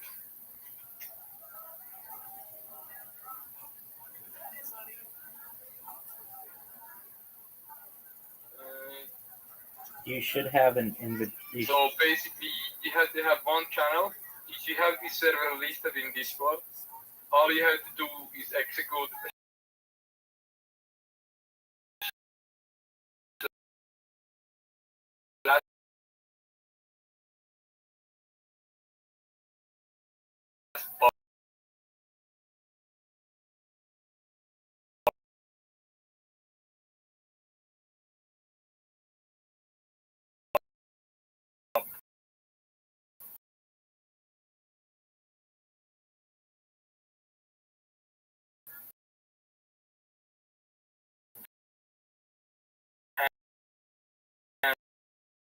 and but my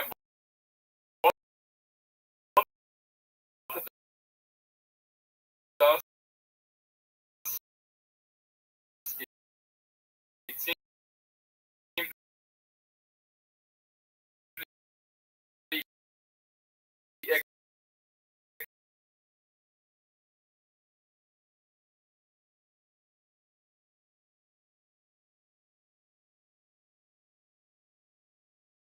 a lot of servers that you need to have. That's what we do. I understand. But with you have to do that. But it requires some manual work because you have to create the servers and create the accounts and then you have to set up the bot. It's very simple, so I can make it run on my server. I understand. Maybe we do that in the future. So does Discord have a bot that you use to bump? So basically, when you add your server to Discord, it will have you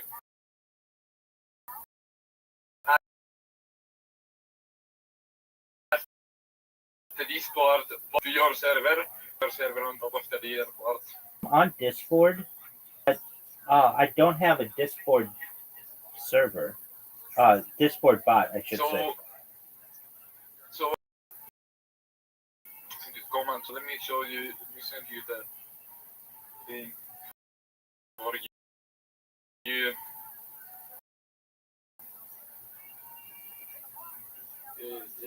Yeah, okay. Go in here and you log in.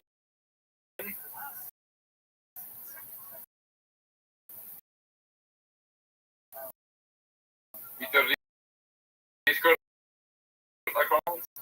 You have to log in the account that has actually. Right. So you can actually. Right. Okay. And then you should see. Then you can just click on add a new server, and that lets you. And it lets you decide after 5 keywords. It will be the things that people actually use to search your server. And you talked about Google ranking before. Basically, we don't even get our people through this part. They search that, then takes them to this part website, which we are displayed as the first result, targeting the exact keyword that they searched for. Right. Okay. For my server, the keywords would be like followers, TikTok followers, Instagram followers, all of this. And when people search Discord, they find the Discord website that lists the results for that tag or keyword. Sure. So maybe I didn't have a Discord. So I had discord.me. Yeah, that's one of them. There's so many sites, but I have my bot is designed for Discord. No, not Discord.com, Discord.org, because Discord one of the most original and because one of the most used websites for. And you have to be very you don't need to do that much research, but you need to actually. If I was you ever probably do social community and maybe I don't know, politics is kind of rough keyword. But Right, I understand. Up to 5.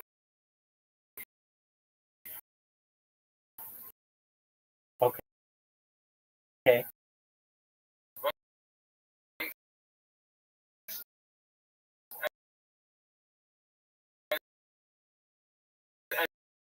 And you should definitely put 5. Right. It doesn't hurt to have as many as you can have. Important part, the keywords.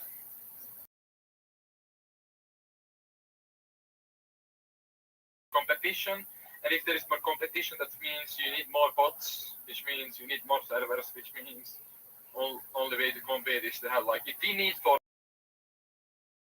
our keywords around 20 servers, which we have right now. We had 60 before. Right now we have 20 servers that all point to your main server, do you get per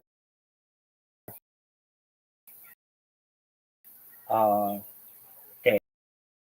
So in the peak, when this was a little bit more active, we got 120 people joining every day. Wow. And now we get around joining every day.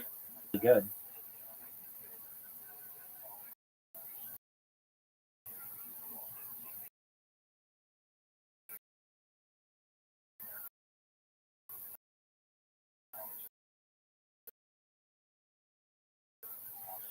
Okay, I'm doing it. So yourself trying it.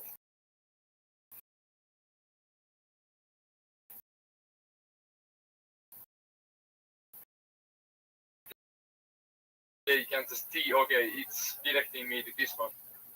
Yeah, they might wonder what's going on with it, but I've gotcha.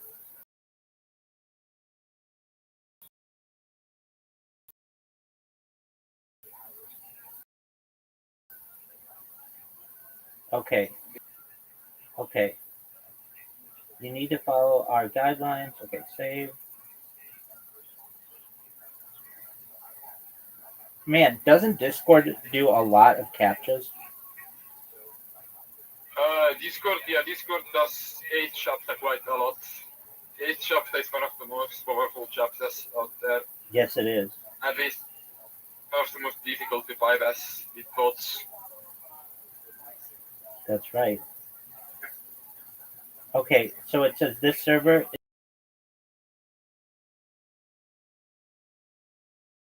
is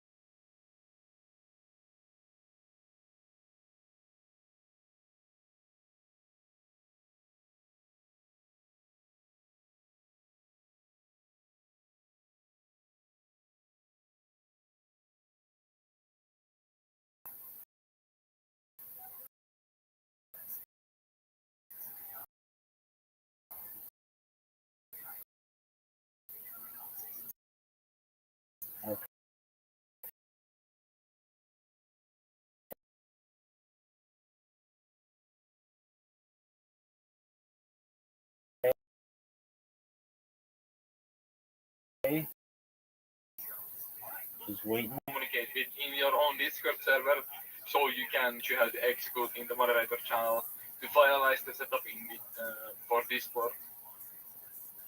So like I said before, we just sell bot followers.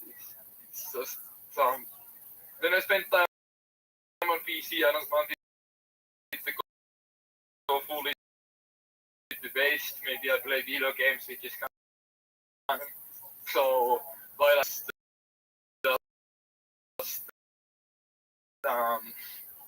about selling stuff, I can show you.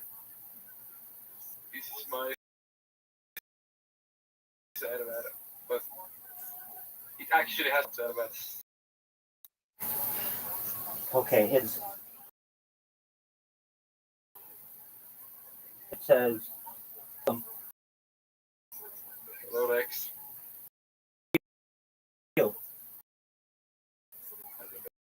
Can you hear me? I don't think you can hear me. Just one moment. That well anymore.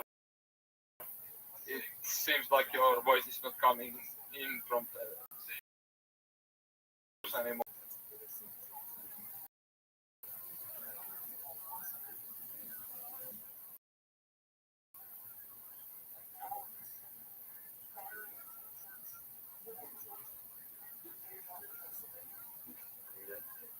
I'm here. Just one moment. I have to restart just refresh the page. Just one moment. I'll be back in 5 minutes. Okay.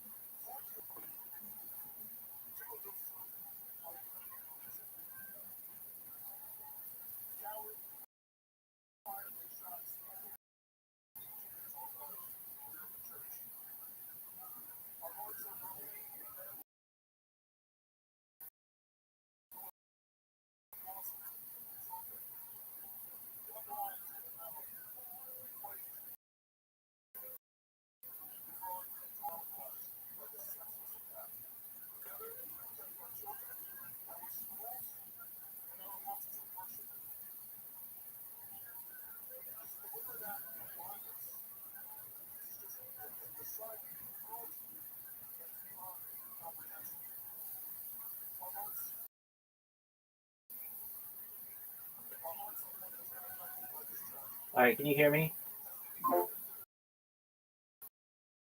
Can you hear me? You still can't hear me.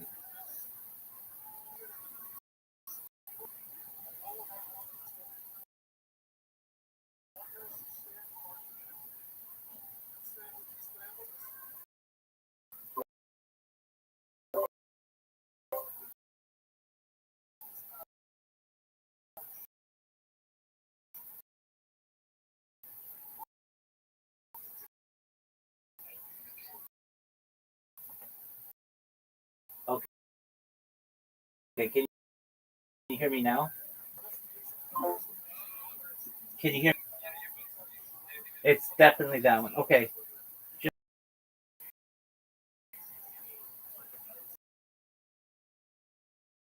All right.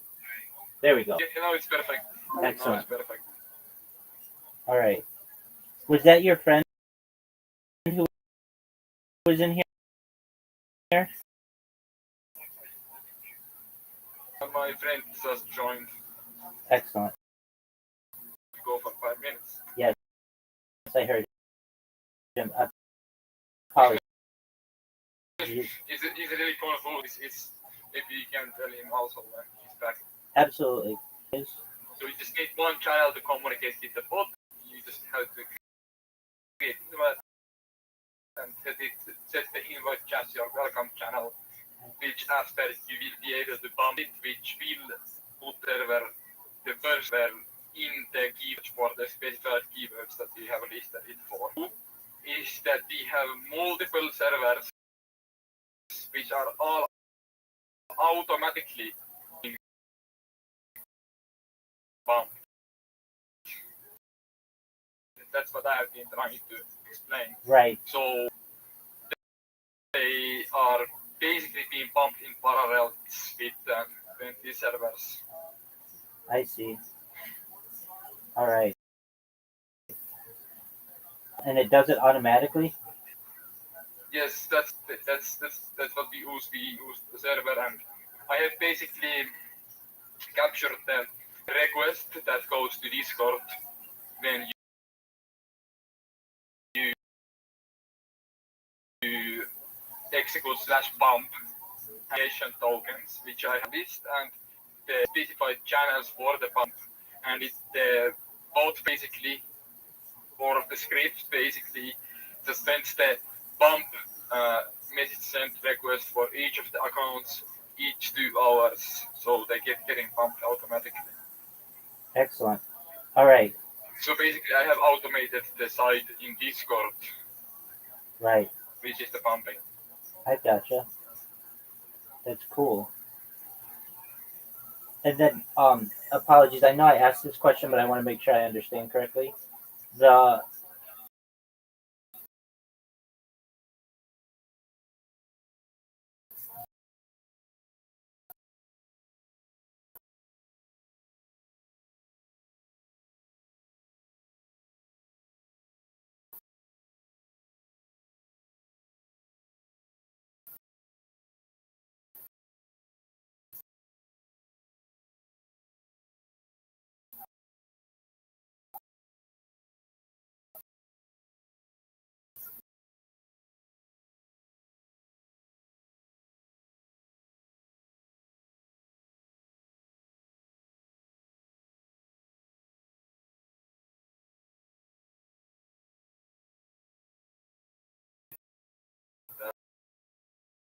right.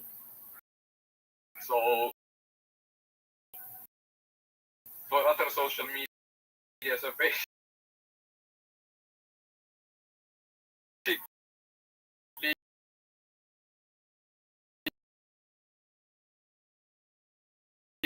when people want to be taken, it's not worth it. It's not help you in any way. Right. People have this misconception that if they have a lot of viewers, that will somehow interest other people in the watching them, but in the end, nothing else matters but the type of content you're providing. If it's not interesting, then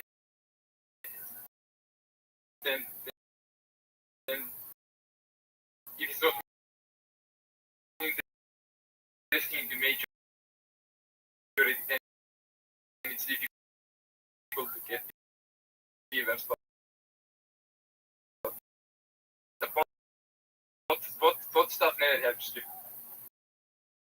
start it, to be honest. Like,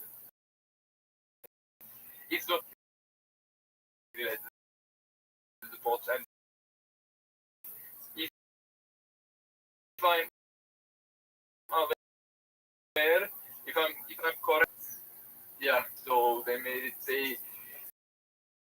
That's like they made it illegal to buy fake influence online, because that's very common to based on the fake followers. Yeah, everybody. Fake audience that you have. Exactly, everybody does it though. Yeah, they have made it illegal to actually even buy this stuff in USA. I'm not based in USA, so I don't need to worry about that much. Right. So let's say I don't want it, but let's say I say, hey, I wanna buy followers from you. Would you be like, hey, you're not allowed to do it in the United States? To be honest. Yeah. Why do you care? Why do you care? To be honest, I'm not that obedient to it. Yeah. No, I understand. Okay, so let's look that up. Yo, new U.S. law that made it illegal followers on social media. Because if this is true, nobody's following it. All right. Yeah, nobody knows it, and The purchase of fake indicators of social media, including followers, likes, views, subscribers, shares, comments, when used in a way that misleads consumers or is intended for commercial gain. Specifically, fake are defined broadly $1,744 per violation. The FTC now has clear enforcement power against deceptive practices involving fake reviews and fake social media metrics.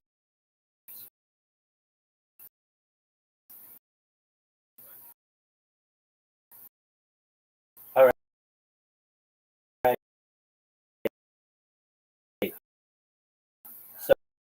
So it came from the Dubini case. Back in 2019, the New York Attorney General reached a precedent-setting in its first ever complaint challenging the censors. Interesting. but this of course doesn't touch like botting or Discord server with tools that we use, for example.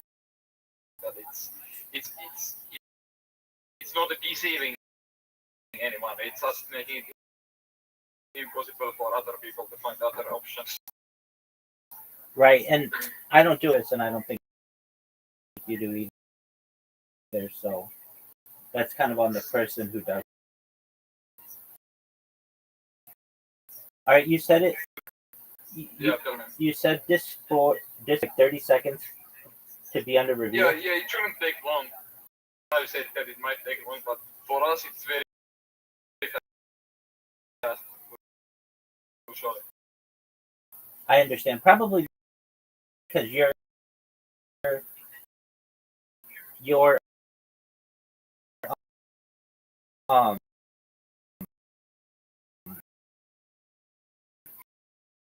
servers are pretty. When you nobody. So basically, if I understand this correctly, and I think I do, you'll just get random people who go to discord.com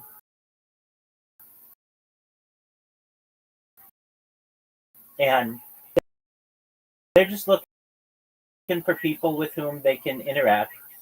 The servers, it's bought recently, and because Yeah, exactly. right, and because yours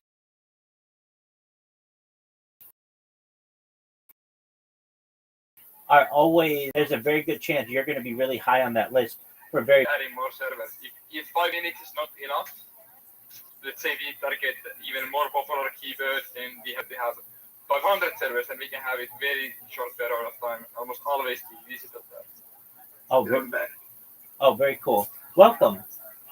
Apologies, I couldn't speak earlier. Can you hear me? Yes. Okay, excellent.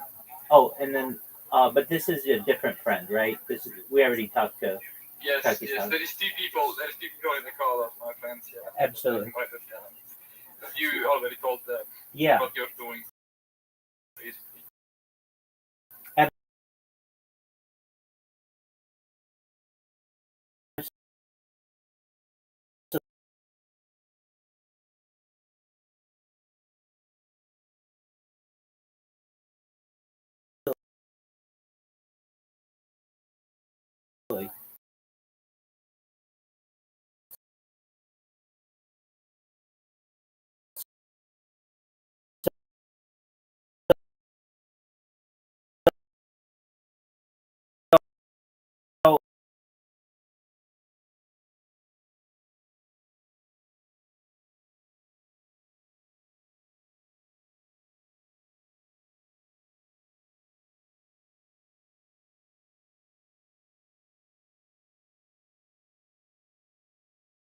So with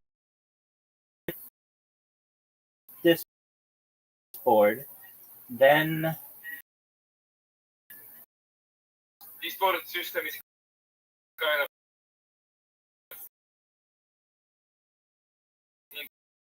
intelligent. So it sees that account is added in multiple servers. It shares the cooldown in the bound. We have multiple accounts. So TikTok followers, Instagram followers. So if I just type in, before it was followers, but before banned that. If I type in TikTok followers, we don't get the people directly from Discord. They search it in Google, but because Discord has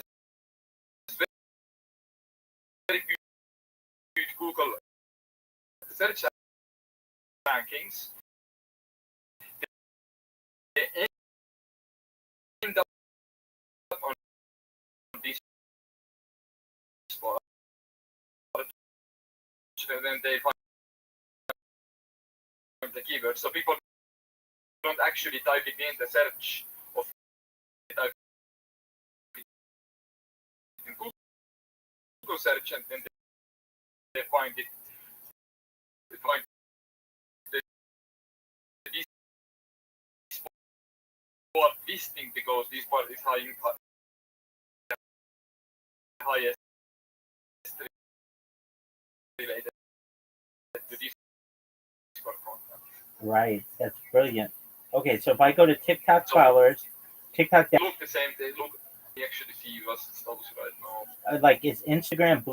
All of one member online, but right now it's not so stable that we have 120 before. Now it's only 40 people because these people go outside more. They meet other people. They feel like they need to be more social, and then they need to get that feed. They want to buy followers to look more social. Right. In summer, and summer is kind of over, at least in most of Europe right now. So. Right. I want to tell you, this is a very smart tactic. Very good. It has been done before, but we have a different system in the end because I only like the bot only needs to run in as one process on my server. It doesn't need to be like multiple. People might do this, but they might manually go and message command and message thing is actually different for Discord request wise. So I tapped into that, and now I have a question. it worked at least for this. If you go to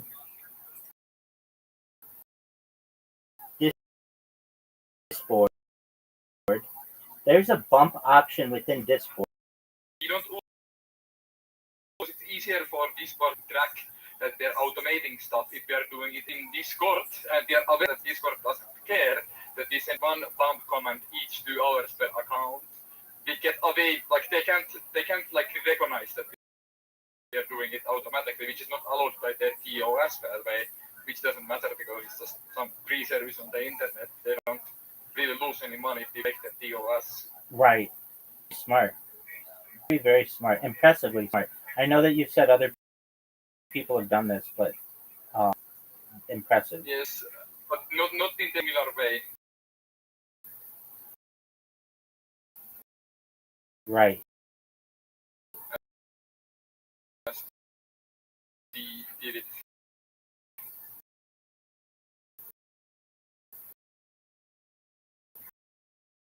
And I didn't know that other people had done it when I figured it.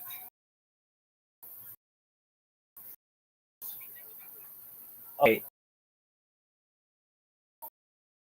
So you basically create a account and a Discord server account, right? Always Yes. at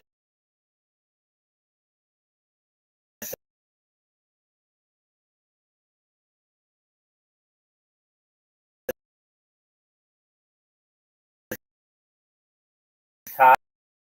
Automatically sends the bump on each account per Discord. You type in TikTok followers, and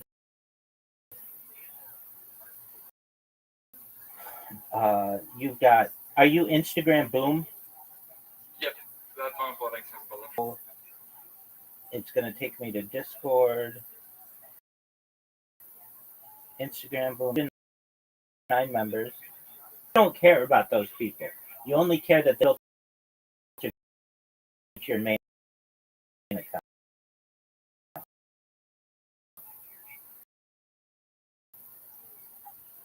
Can Has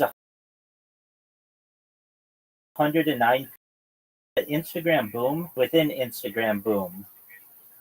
More people, right? yeah. So because that's where the sales happen. That's where the customers actually buy the stuff we sell for them. So and you'll see that the only channel is saying something about verify here, or this is just a verification portal. It's just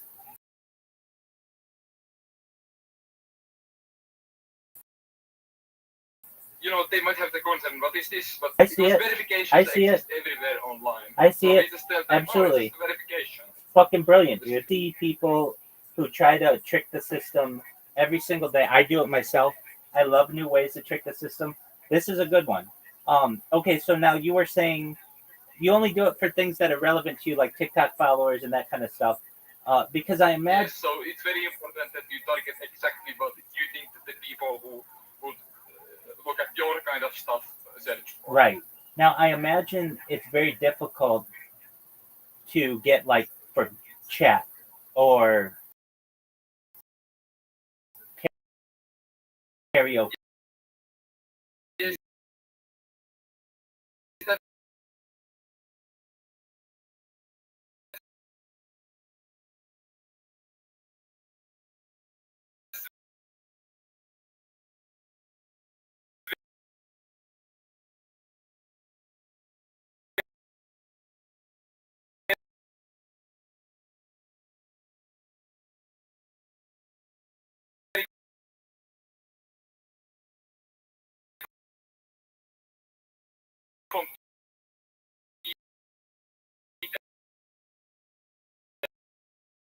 Yes.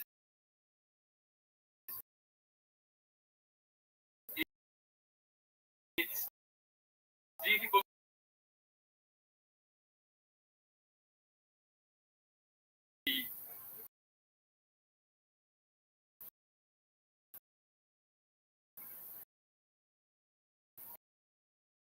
And so, what happens when? So the data system. So all you had to do, Do they ever ban your main account that you have on Discord? to have this type of server there. But nowadays, it's not allowed to have this type of social media follower selling service on Discord. So we just got banned out of nowhere without warning. Because the rules just changed. So we don't have it anymore. That's why none of the servers in this part directly say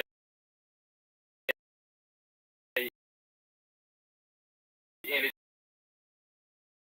about selling followers. It's just going here to gain followers, blah blah blah blah blah.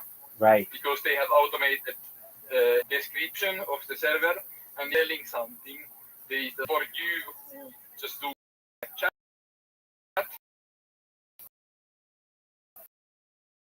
There will be no problems, but because this platform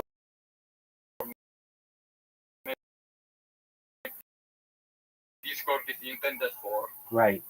Now, it's, let's see, if I go to like, so I always wonder, generally would go to the biggest, most popular ones in Discord's best interest, because then they get a bot. Information from it, and they can get bumping set to public channel, so other people can bump it.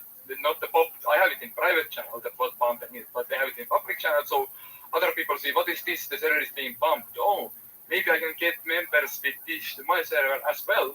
And when they do that, they go to discord.com, discord.org, and they see the advertisements based on the site, so they get more people seeing ads on the site by thinking kind of. Get it? But they want people because that keeps them engaged. I get it. Now, isn't there a bot that could just automatically type in people? So both bots have a little bit different way of interacting with Discord. So Discord bots interact through the Discord API with Discord, while you just interact through the Discord client. So bots cannot actually tell bots to do stuff. Couldn't a bot? Bots can because the mounts. Oh, okay. So the bots can't execute bot commands. So Discord is specifically built. Understand. Now, you've got you have 50 different disks that are all logged in to like a browser and hits bump. So they're not in the browser because Discord has this big method of authentication. You have this botting stuff which is like on the PC, yes, can't be really stopped. But the Discord has this way of authentication called the Discord token.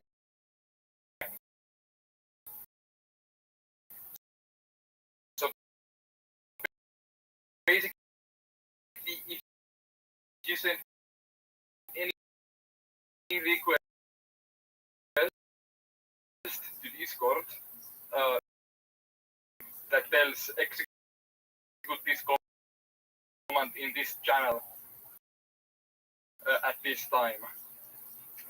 Right. Requests to Discord API. It's dumb that they allow it, but they do allow it, so we do it. Yeah, no, I understand. Okay, so I have, maybe this could, I don't know, you don't really need it because your stuff already works. All right, but I have the ability to open up multiple instances in a browser. There's an extension for Mozilla Firefox that allows this. So I could be, let's say, 50 different, and I just have my little bot go through and open up each one and then bump the thing every 2 hours. You could do that. But with Discord, can have multiple login authentications going on at the same time without you kicking you out from the one account that's logging. Right.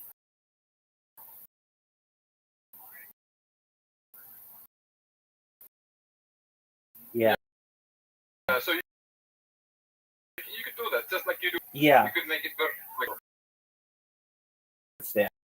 Absolutely. So bots. I don't really push on anything. I'm really here to just talk with people. And on top of that, I'm here to talk with adults. I don't want under 18 to come in here just because specifically I don't want to talk with children. The topics that I discuss are mature topics. So if I just went in and like botted the word, let's just say chat. Yeah. You know, like I want to talk about anime, and do you want to talk about the future of society? And they'll be like, no, you know, like our interests aren't necessarily the same. Now with yours, it's like everybody who types in TikTok followers has one thing and one thing only on their mind, and that's they want to totally get your point. exactly. I get yours. It's much more difficult to target your audience with this method. That's exactly But right. this is what works for us. No, I completely understand that. What does work for me though is spamming people's chats because I can put a big message in there, and usually something that I say is going to catch somebody's attention.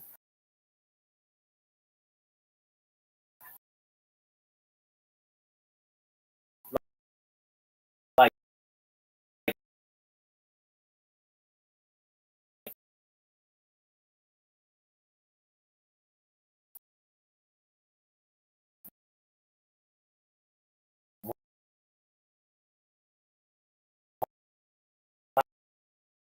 I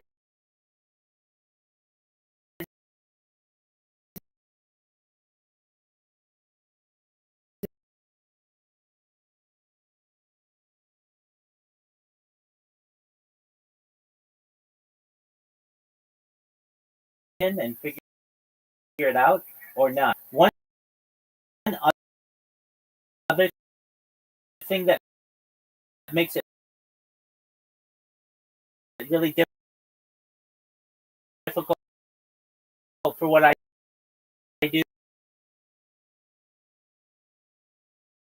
do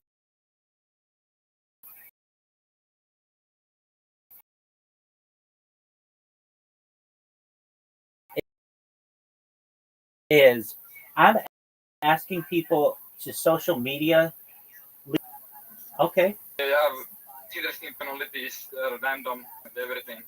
It's not a cult, but all of these people are somehow related to my Discord server. They are either moderators or the staff members. So Oh, very it's cool. just also funny to have that profile picture.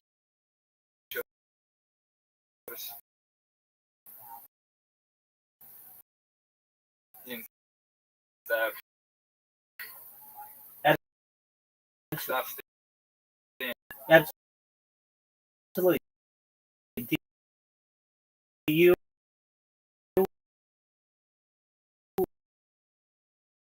like tigers? Do you like big felines? Do you like small felines? Yeah. Definitely. Okay. Do you watch any other kick streamers? A lot of entertainment, to be honest. I I understand. watch movies sometimes, but getting drunk and doing stupid stuff. I've got you. A lot of Finnish kick streamers.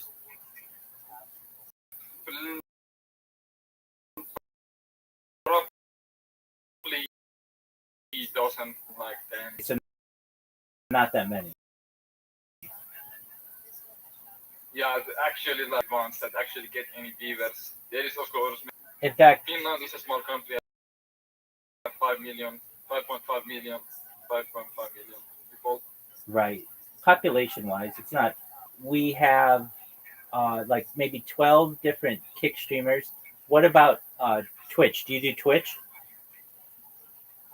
Do I watch Twitch myself? Yeah. Not that much. It's kind of not much content in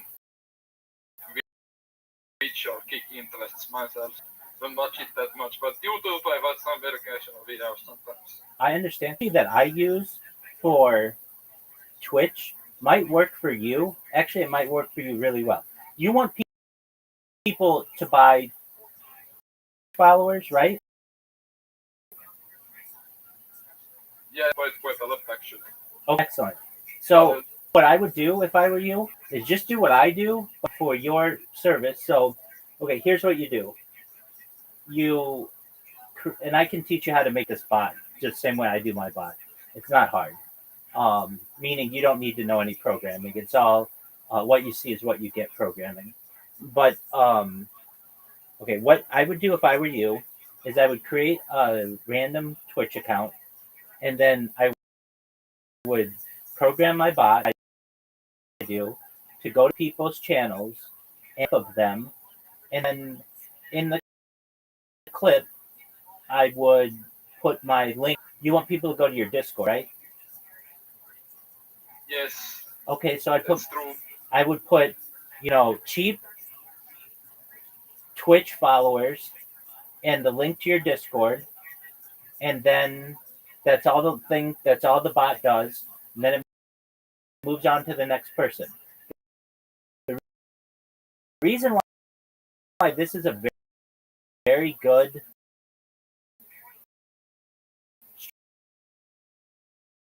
stay.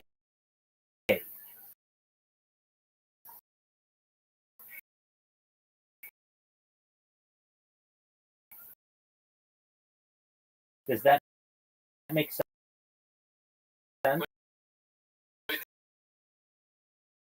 Same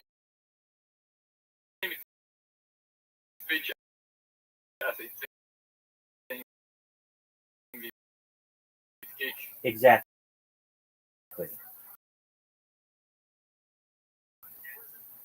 About this part. Sure. It's Shakti, SHAKTY G. Shakti G.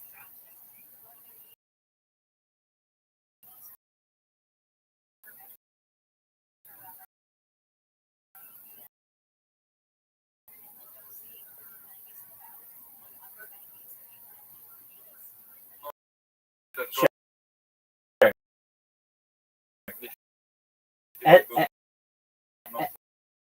S is in Sam.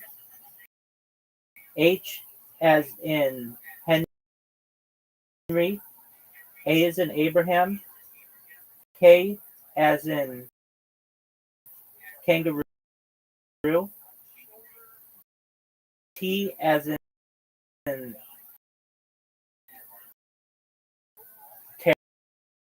Tara.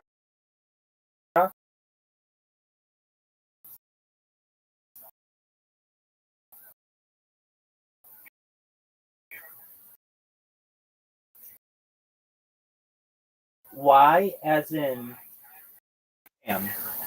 H. Kick. Kick. Yeah, kick. Yeah, then might be that. It's still.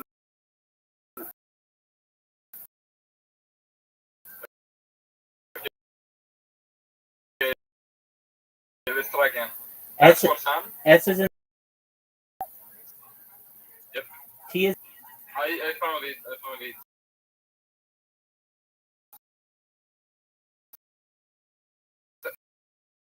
Shakti G. Yes. Now go to his clips.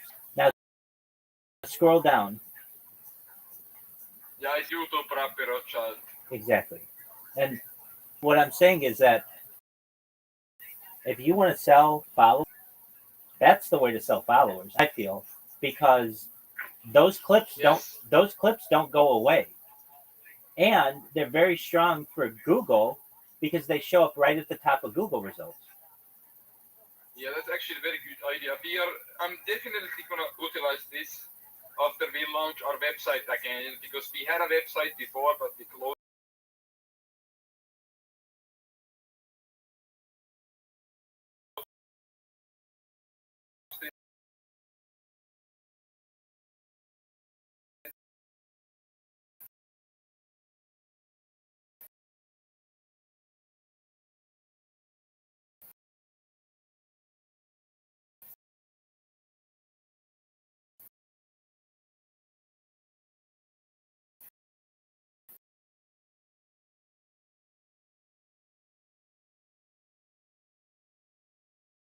Up to the top.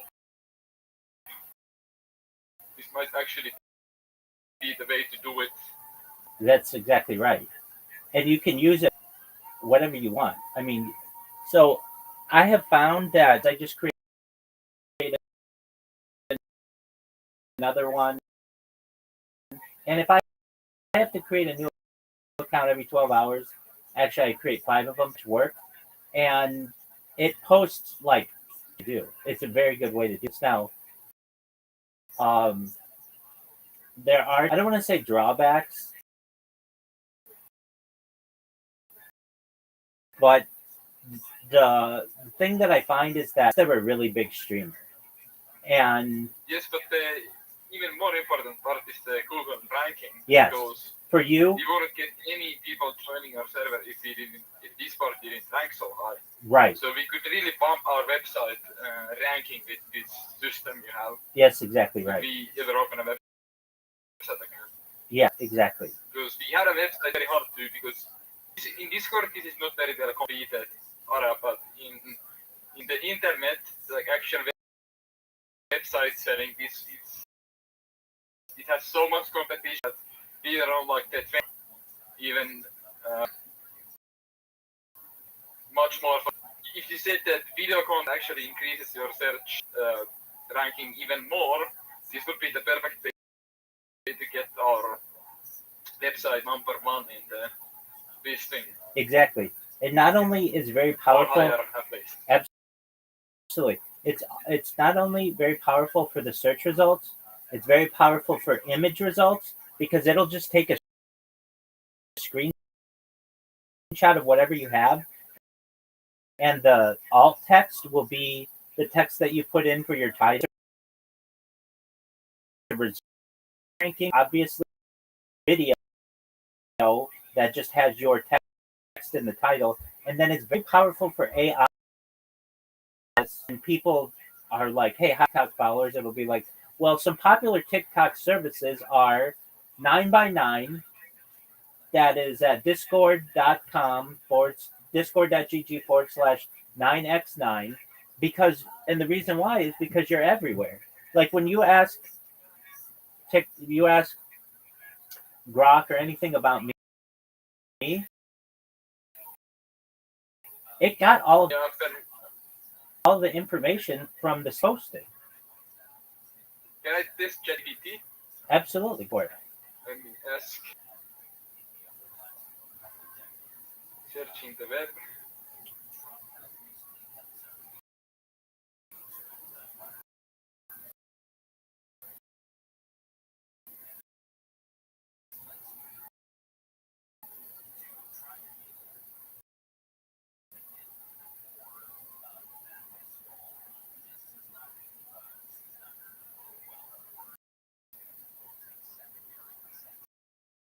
Because there are other Rabbi Rothschild, it's best to put in who is Rabbi Rothschild, the streamer. Yeah, that's what I just put in. Put the picture of you that and Guinness World Record. There you go. That's nice.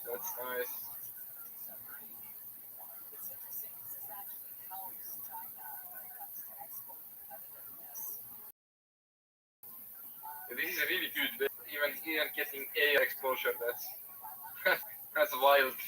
People just look at Google search as exposure, but many people think of that in future they might want AI exposure. Again,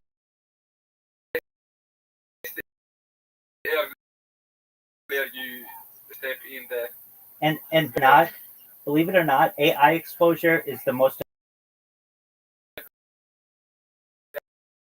anything because he absolutely. I'm lovely, thank you. Do you mind if I tell you about myself? Yeah, sure. I'm actually interested. Excellent. Apologies to everyone who's heard this multiple times or so. I'm Rabbi Rothschild. I stream my life 24 hours and 65 days a year for world peace. I've been doing 3.5 years, nearly 4 years. I have more content on the internet than any person in global history. The Economist magazine stated in 2018, valuable resource, and I have more data archived on the internet than any person ever, which may be an influential person someday. And if that happens, I want to make sure and everyone who's helped me along the way not only become financially independent if you're not already. I want you to be able to have generational wealth, and most importantly, I want you to be able to start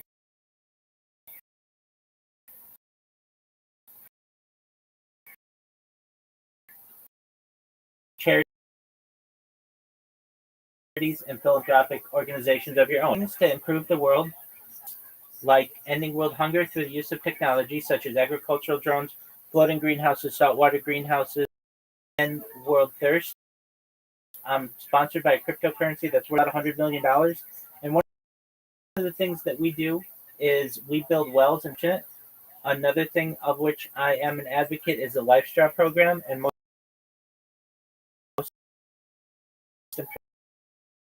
importantly, desalination to pump Earth's seawater onto land to make it drinkable. I talk about other things for the benefit of discuss things like anti-gravity, antimatter, faster than light travel, faster than light communication, things like space tourism, space elevators, things like interstellar travel. I like to talk about things like terraforming of other planets. I like to talk about alien disclosure, nuclear energy, geothermal energy. I like to talk about things like tidal energy and fusion energy and fission energy. I like to talk about de-extinction. People don't know this, but the first successful de-extinction took place in the year 2003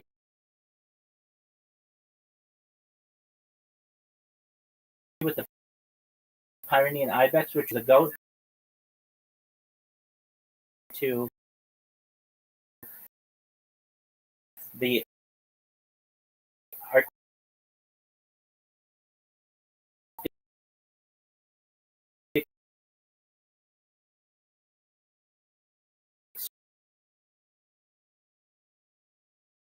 Circle,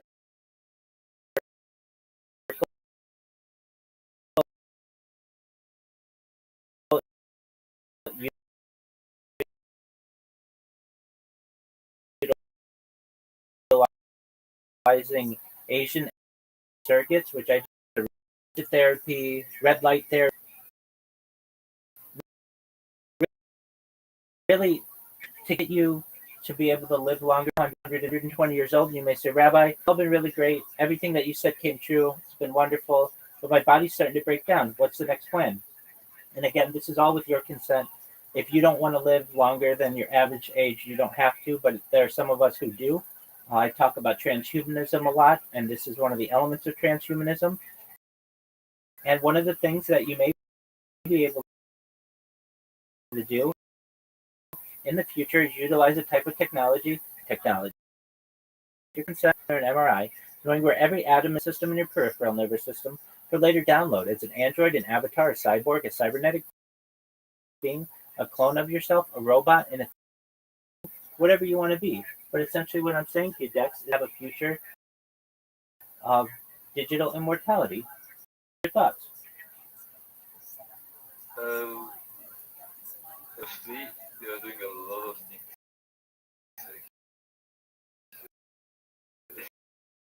I didn't know you were doing a lot. 100. Yeah, you are full. That's what I try to be. I try to be as well-rounded an individual. Yeah, I love it. I check you, your NTR, check your social. But is that people? You're the person that has the most. It's difficult to quantify, but generally, anyone who's even come close to what I have only does it on one stream, only streams on one stream, and they don't archive it. I'm unique because I archive it, and not only do I archive my life on one stream, I archive my life on 22 different YouTube streams simultaneously. So I have by far more data than they do. And then additionally, I have over 100 YouTube, 200 Instagram, TikTok accounts, over Twitter accounts, over 5,000 Blue Sky accounts, and over 10,000 Kick accounts. Nobody else has that much social media. So the most amount of data of any organization, not organization, but any individual app. Can also ask you about your username, like server and are you a rabbi? I am a rabbi, and my last name's Rothschild. So I am someone who's a religious individual, and that's my family. Oh, I see. That's actually pretty good.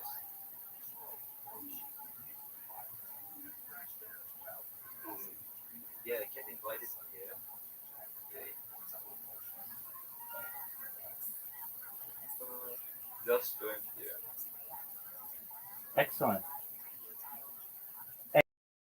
And Kat, look at all the beauty that my little robot got, and it got all your friends in here, and we got to explore those mind uploading caps, and we learned about life extension technology and de-extinction.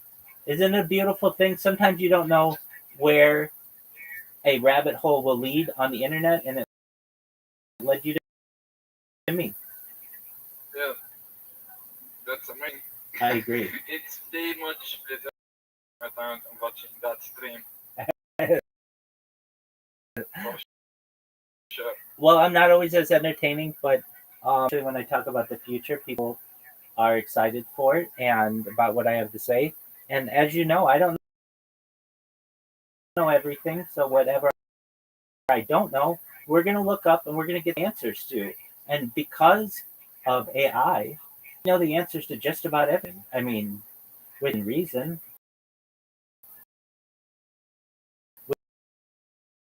we can find out how many molecules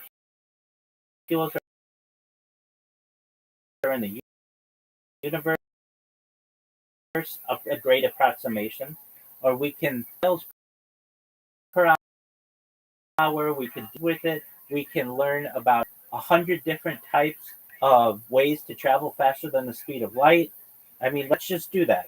Here we go.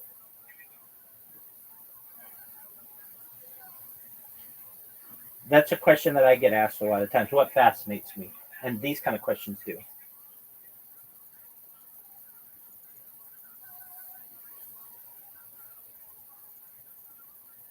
What are 100 different ways we can travel faster than the speed of light potentially? All right, here we go. So there's space-time manipulation, warp drives, and bubbles. Alcubierre warp drives, which are contract and expand space. There's notario warp drives, warp drive without expansion and contraction asymmetry. There's white warp drive variance, which is less energy.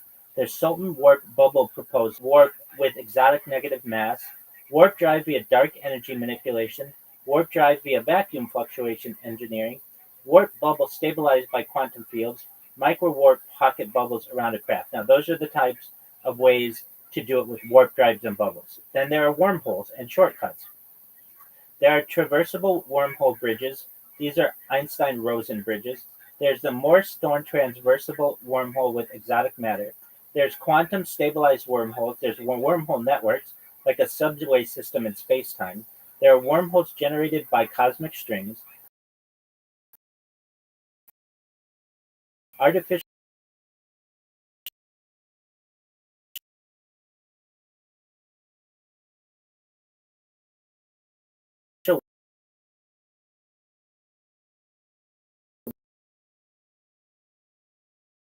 wormholes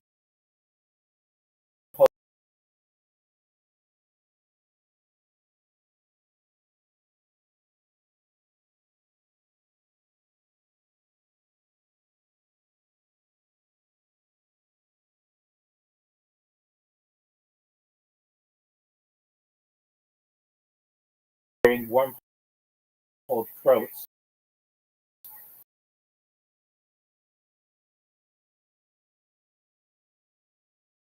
and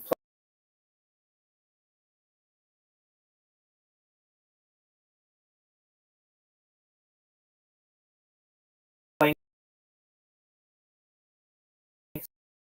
engineering wormhole threading. So that condensates. Tachyon beam tractor pulls. Tachyon assisted Alcubierre foam hopping. Planck wormhole popping. Quantum mirroring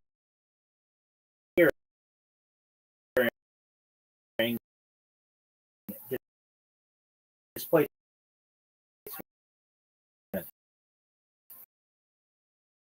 Then there's higher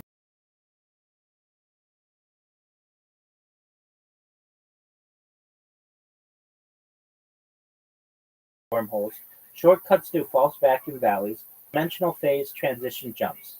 Then there's exotic astrophysical phenomena, riding cosmic strings, that's relativistic slingshots, infinite cylinder time-space warp, black hole frame dragging tunneling, Henry process transport, white holes as exits, quasar jet surfing, gamma ray bursts, wave riding, relativistic shockwave swallows as shortcut. Then there's energy and field manipulation. There's zero-point energy warp, metastability bubble, propellant energy density sails, dark energy bubble surfing, controlled weak bubble nucleation drift, inflationary Big Bang bubble hopping, Casimir cavity thrusts, magnetic monopole bubble creation, Higgs field manipulation transport. Then there's information and holographic universes, uploading consciousness and transmitting faster than light, holographic universe repositioning, encoding matter into quantum information and reassembly, light sheet projection travel, wormholes, simulation jump computations faster than light, universe reset micro-instance hopping, reality layer rewriting, data packet humans being faster. Then there are from Star Wars, slipstream drives from Trek and Andromeda, stargates from SG-1, fold space drives from Dune, Heisenberg compensator base transport, that's Star Trek, TARDIS-style dimension hopping from Doctor Who, infinite improbability drive, that's Douglas Adams, warp crystals and dilithium analysis. Then there's fringe physics, chronon type, faster than C expand cosmology, harnessed locally, nonlinear optics, faster than light, closer scaled up, superfluid vacuum theory transport, gravistar tunneling, retrocausality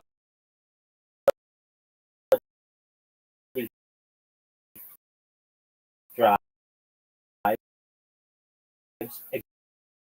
exotic plasma bubble pushing, universe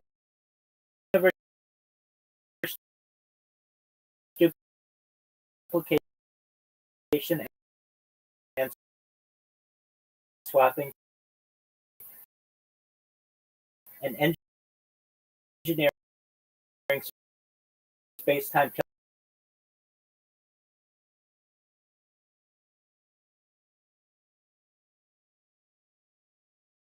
1994 by physicist Alcubierre. Basically, just one moment, refreshed. As I said previously,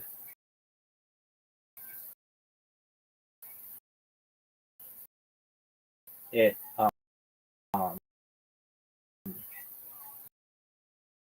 ChatGPT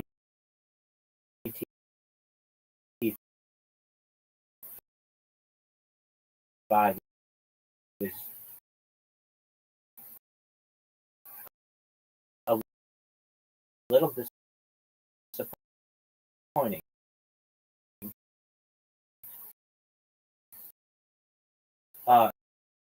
So pretty clear. The problem is Einstein's relativity is faster than light, but space itself can or shrink. However, it will the universe just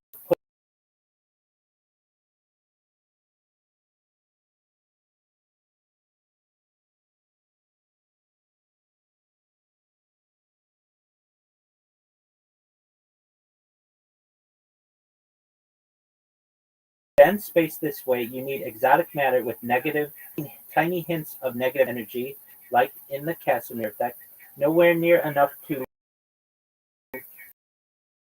power a warp bubble.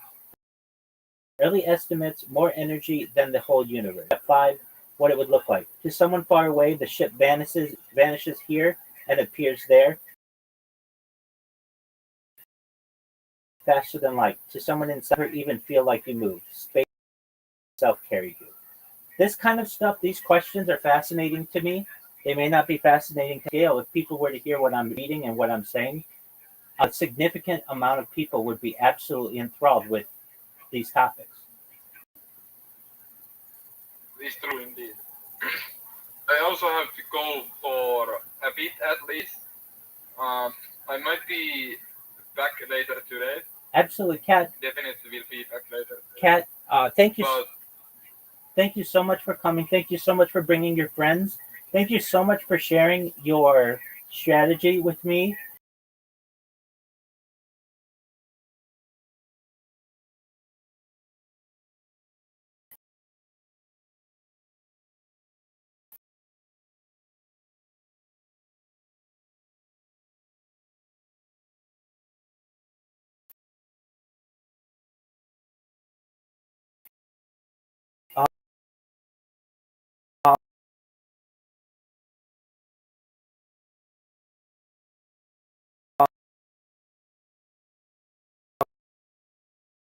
Um,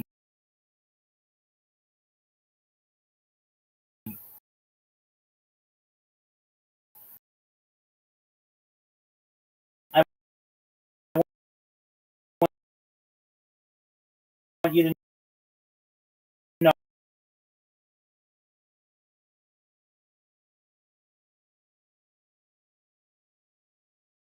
um,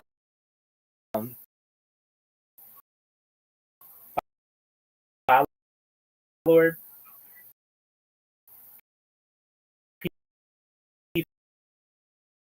people, and I mean every single day outside or follow me on Discord or whatever. clip, or can you clip any kick streamer like that? So Kick, even the owner of Kick, he doesn't let people clip his account, but everybody else, and I mean every single other person does. And I think the reason why he doesn't want people to be able to clip him is because a lot of times he does every Saturday he does something that can maybe used against him later. So he's the only account that doesn't. Everybody else does. Now on Twitch, it's rare, but sometimes people make it so that only people who follow them can clip them. But that's okay. I still have bots follow them anyway. And then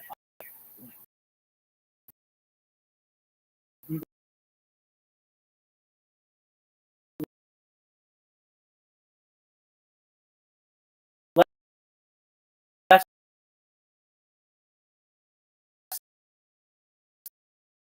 than one for people who cares, but like have it that you have to be a subscriber. Maybe less than 10% make it so Today, most likely. shout out to Kat.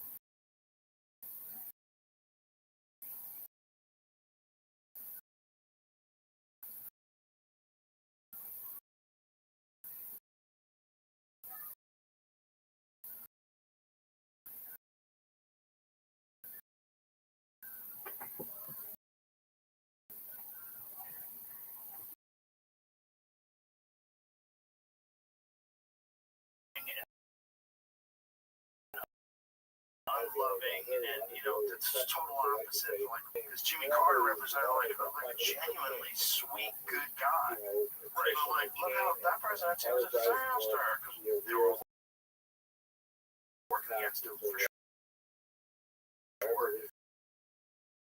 And on top of that, it's like hard.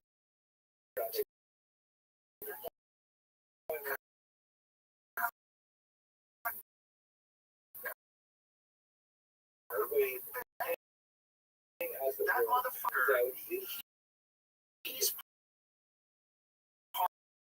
partially responsible for that sweeping Schedule 1 Act of 1970. When they did that, and they made everything illegal,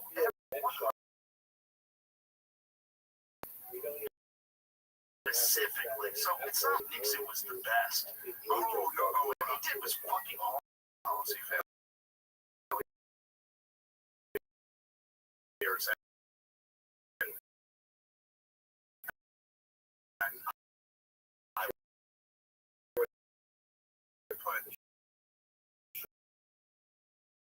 The number one, and I completely agree with this, a disaster, but Nixon on this point, Kevin was in the Nixon administration, he was a speechwriter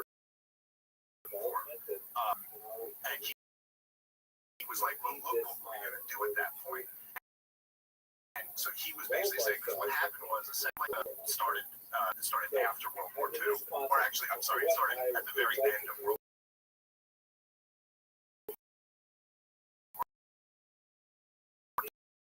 It was in 1944. Well, all of Europe is destroyed. It's destroyed. Not yet, I guess it's 44, but it was getting there. And America had, at least on the homeland, hadn't really been touched. And we had like a wild amount of the world's gold. And so the deal was essentially that, like, we will peg the dollar to gold at $35 an ounce. Everyone else can peg their currency to the dollar, and then the dollars are refundable. You can get an ounce for $35. And so that, was whatever. There were problems with the price.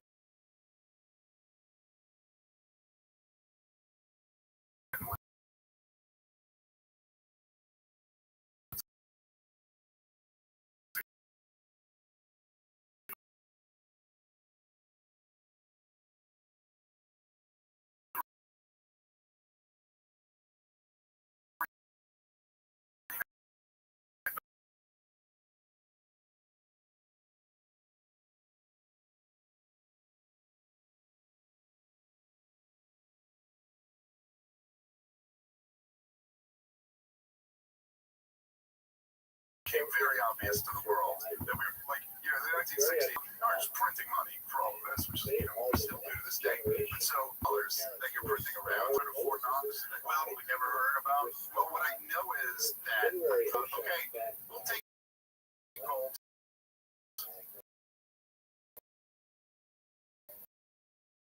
Yeah. We got all these dollars, we'll take gold, we get an ounce for every 30.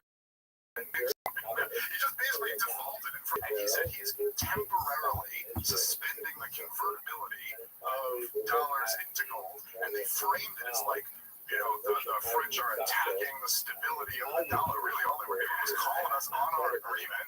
We owed it to them. We're like,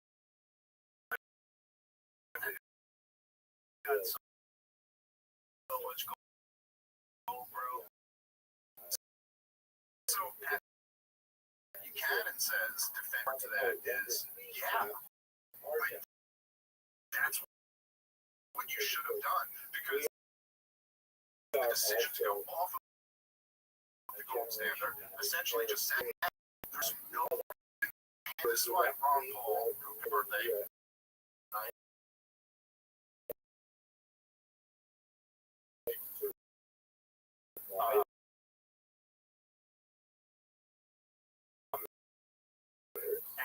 I was just at his birthday party a few weeks ago.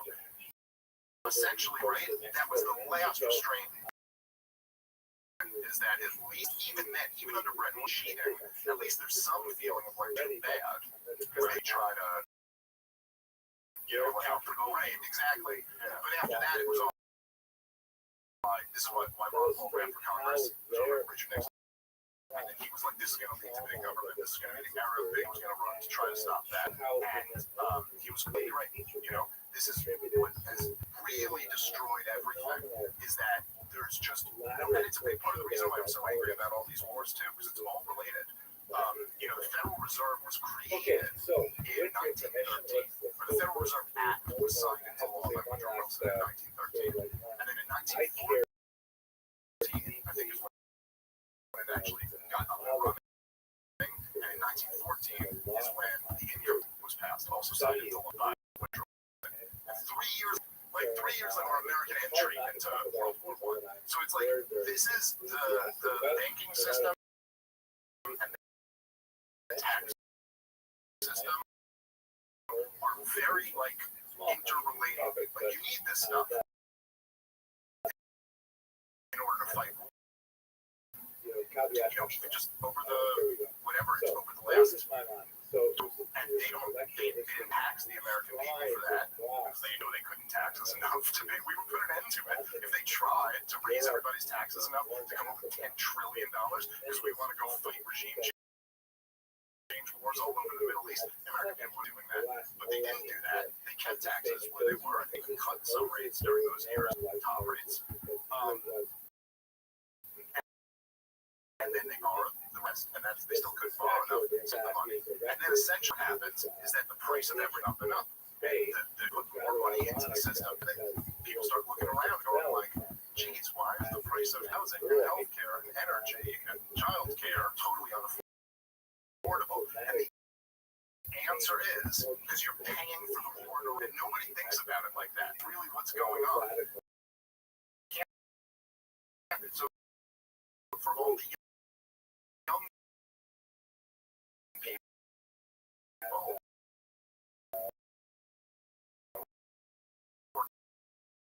good out of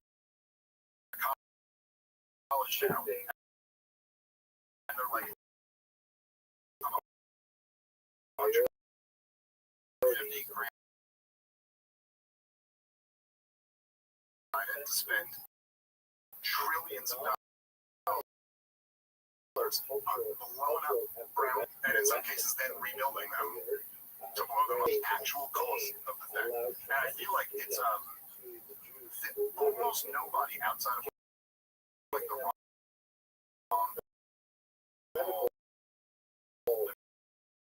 libertarians, the Austrian economics guys, almost nobody else ever makes this connection. Up and up and up and up. And that breaks the entire economy against the working class and the middle class.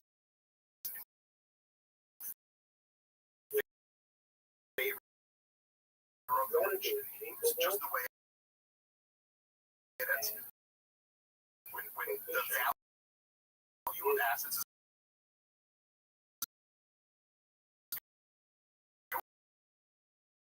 going up and up and up and up, that's great if you own stuff. That's great if he just destroys you. And then everybody who's working class and families get destroyed.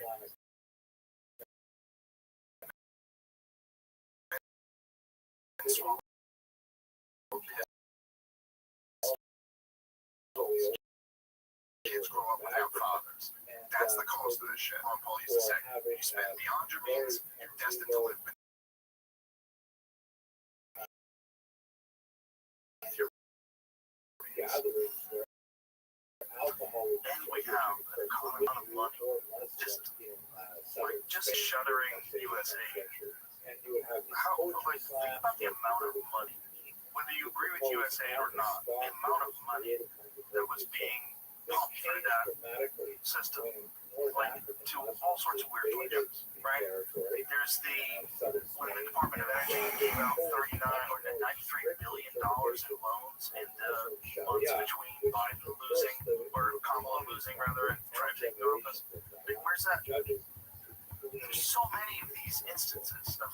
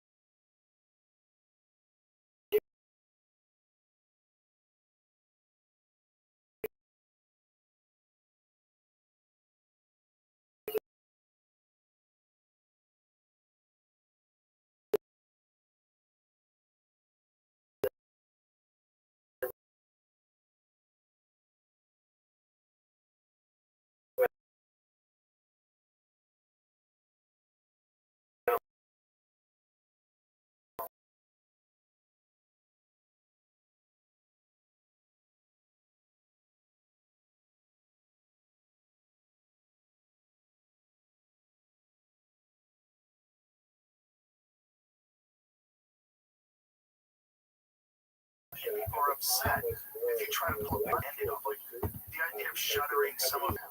Are you fucking sure? Yeah, you're sure that most of it, right? Yeah, well, like, number one, yeah, if you go, hey, 2019, when it was anarchy or whatever, but then they never seem to go like, well, how many people are going to die if I keep letting DC have all these war-making powers? How many, you know, whatever. But I took a lot of heat for the stuff I said on the show here a few years ago about the war in Ukraine. Look at it now, dude. Like, even, and I don't think they're about to end the thing. I think they're, we can talk about, but I think they're putting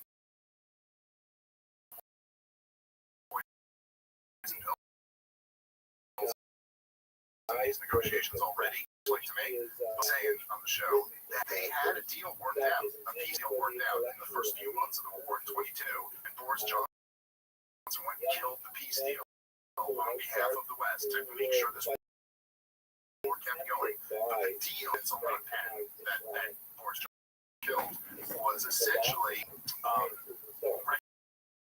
recognition of the annexation of it was, at the time, it wasn't action of the Donbass region, it was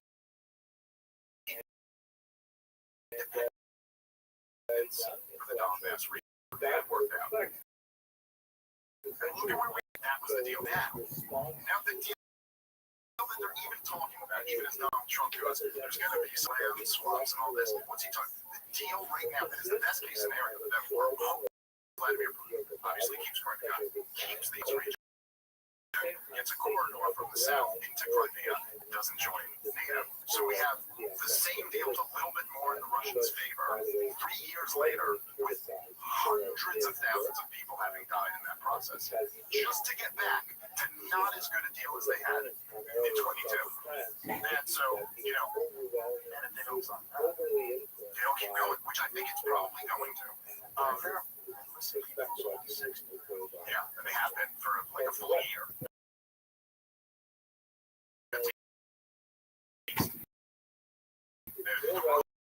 When people up there, and the thing really changed. The reason of Mishnah Torah. And whereas Judeo-Arabic, rather elite audience, the Mishnah Torah is written in really a very basic Hebrew.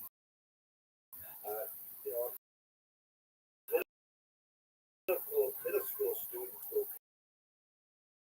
easily read the Mishnah Torah. It's written in he said, you know, Judaism is so complicated. There's this Talmud, which is, you know, hard to understand. It's cryptic. It's hard to know when. It's providing a halachic answer to the question. And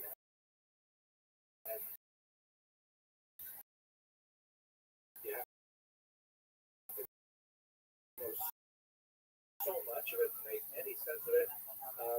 So instead of that confusing text, everything you need for Judaism is very simple.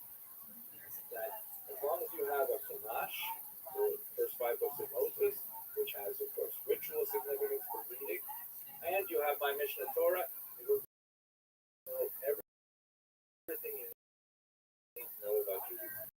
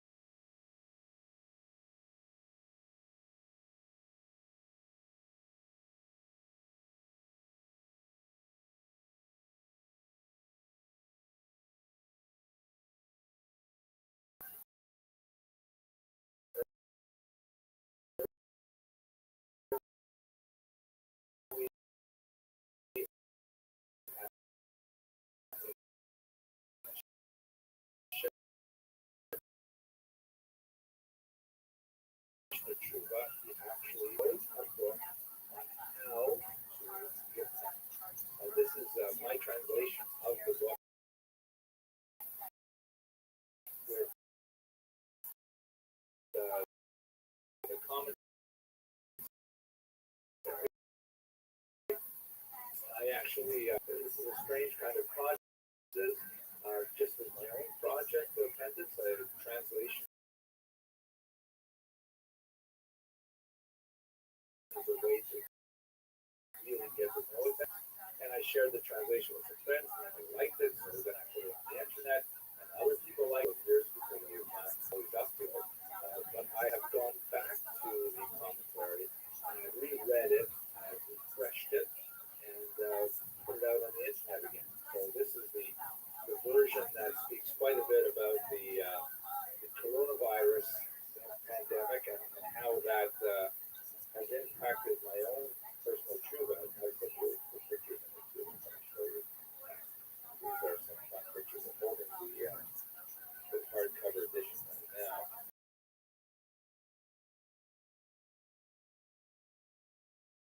So here.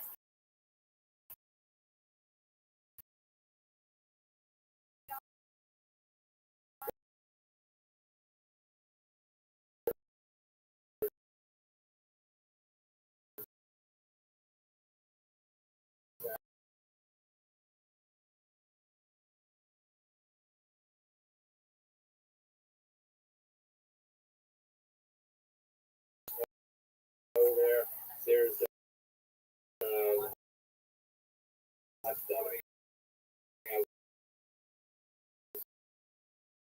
outside in February, freezing in February, unlike in Beverly Hills.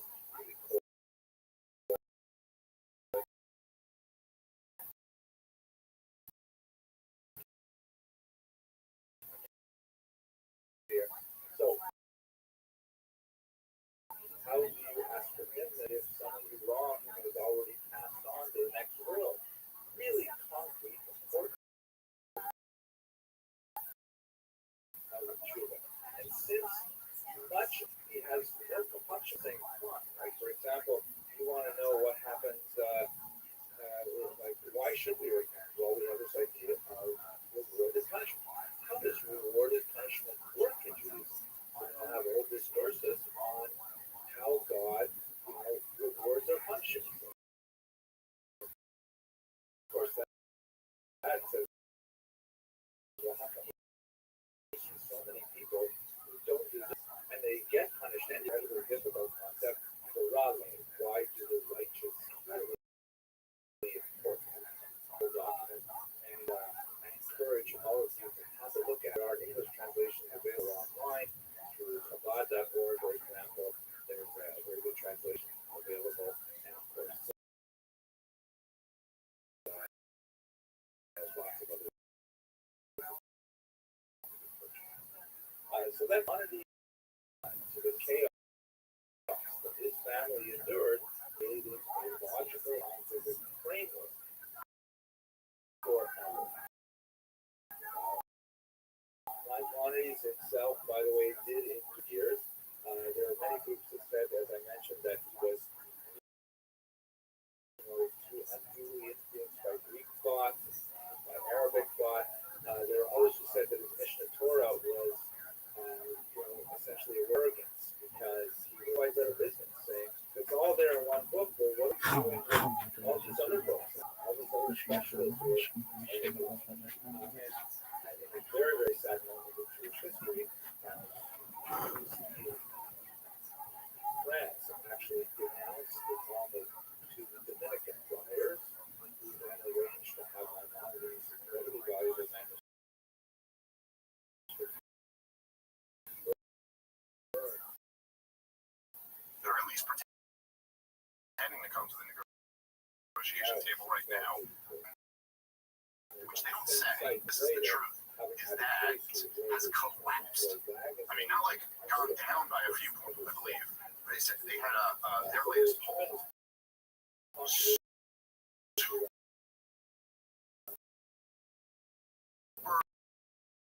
Majority of the Ukrainian people, 70% around an immediate end to the war with negotiations on land. Why argue with about the war in Ukraine? Their talking point will always be the Ukrainian people want to fight. And who are you, Dave, to defend them?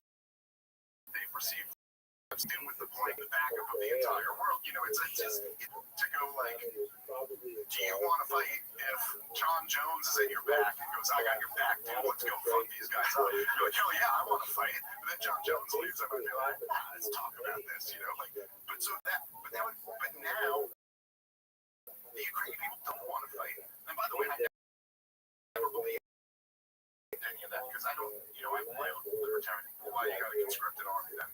You know, like, if they want to fight so bad, why you gotta put a gun to their head and foot wash? Like, yeah, I could just make it a voluntary force and then we'll find out real quick who wants to fight. But the point is now that even the Ukrainians don't want to fight over this stuff anymore, so there's just no justification for it. Now they move to the phase B, which is a sense of putting all types of poison pill in the deal so that you know the other side won't take it. This is what they did with Iran. We got into that 12-day war, as they're calling it now. But, you know, it's like you put things into the, I was just reading the other day, it was on Axios, there was reports that they,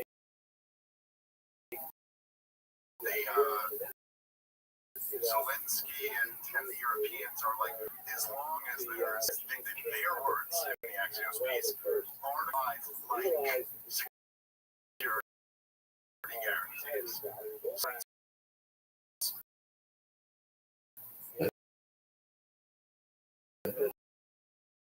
The rest of even NATO, which is the thing that caused the whole conflict to begin with. So, like, one of the countries is attacked, like, all the countries have to join together. It doesn't exactly say you got to go to war over it, but it's like you have to help in an effort if they're attacked. So, essentially, that's what they're trying to ask now, which is, but if you think about it, right, it's designed to incentivize Putin to keep the war going. Because if you're telling Vladimir Putin, let's just say, which is not exactly clear that he would even take the deal that I just laid out before, but it was, I know that it's been reported that it was being signaled that he might have that deal. I get the Donbass, he's got still, like the Donbass region is Donetsk and Luhansk. In Luhansk, I think, as of right now, I think the Russians control like 75% of it. They got all of Donetsk, they got most of Luhansk, but there's still Ukrainians controlling part of it, and then he's controlling part of these territories in the south. So that's what Trump refers to as the land swaps, meaning essentially you get out of the Donbass region. Give me that, and I'll give you back. You know, the Vladimir Putin fought this entire war over Ukrainian entry into NATO being this red line. Basically, in the middle of the war, not in the middle, as the war is potentially wrapping up, you're going to tell him, hey, whatever territory you don't take here will be a part of NATO. Well, what does that incentivize him to do? Take more of it then. Then why would you stop and give the rest of it up? And it does seem to be like that is clearly, at least from the Europeans, that is clearly the motivation of all of this, is to present something. It's you know, they do have their chess war moves, and so you present something that you know the other side can't agree.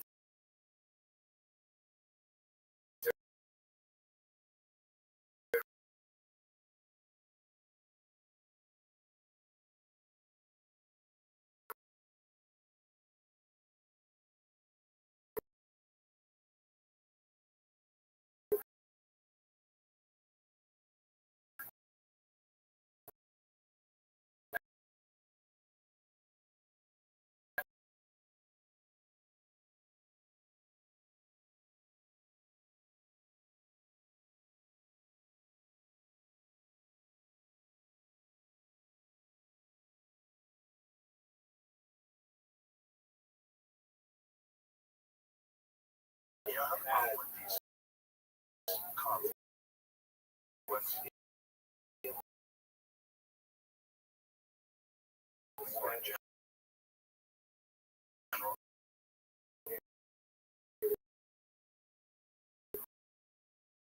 Is it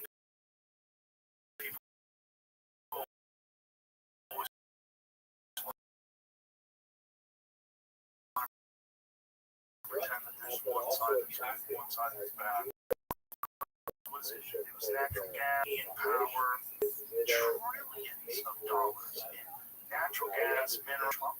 Say something about a deal that they were doing with Ukraine that it involved. Yeah, he got sucked into this talk about the rare earth mineral stuff, and it's Donald Trump. It's like his weakness because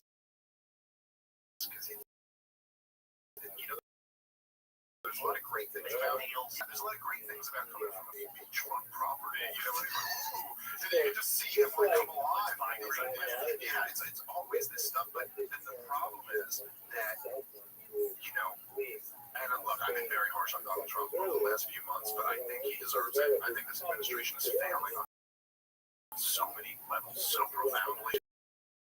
That they had, but I heard held into a Fox News show, and he was telling the story of the war in Ukraine, and it's like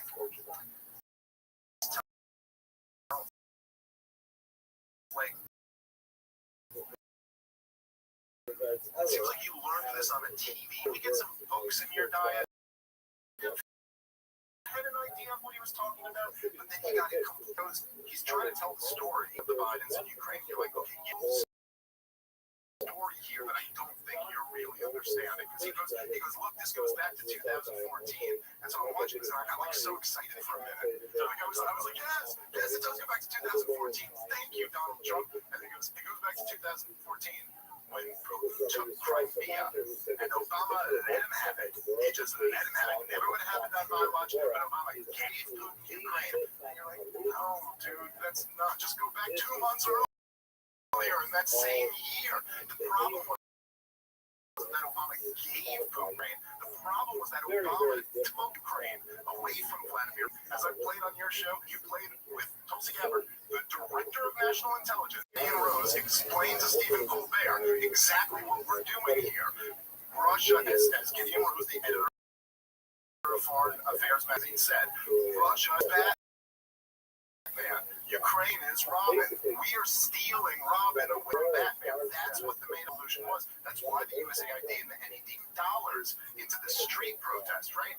And so they overthrew the government. And then a bunch of the former Ukrainian prime ministers started floating that we should tear up the Sevastopol lease. This is Russia's naval port. They've always had it. This was their agreement. They had like a 50-year lease or something like that. But after the West, back to over the Western government, they started saying, like, maybe we'll tear up the lease. And so Vladimir Putin went, no, I'll just take it. And that was like, so anyway, so he goes back to that, doesn't go back a few months earlier, and then misses the entire point. That because like the point is that it's not just like me being like, oh, I wish Donald Trump was into the same books I'm into or something like that. The point, don't get that piece of the chapter,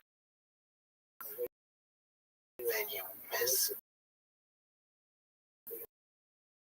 what's happening right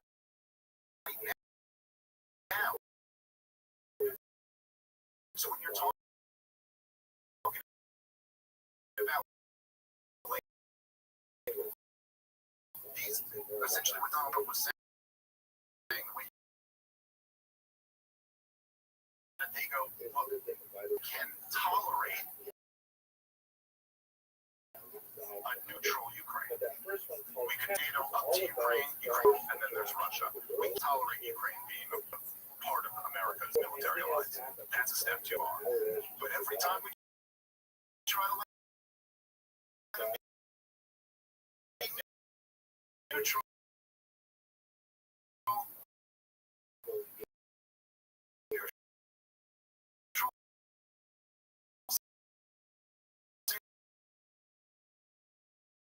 seems like it's never good enough.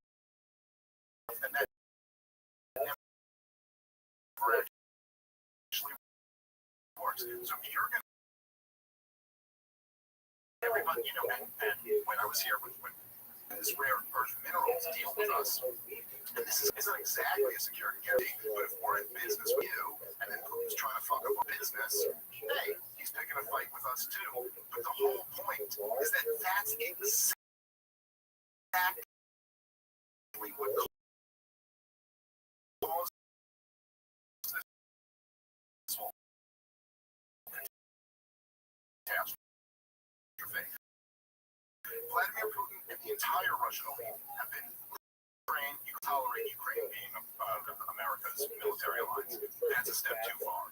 But every time we try to let him be neutral seems like it's never good enough. So you're going to come in here and say neutral's not good as part of Russia instead. Now, he also believes, as he says all the time, which I just think is goofy,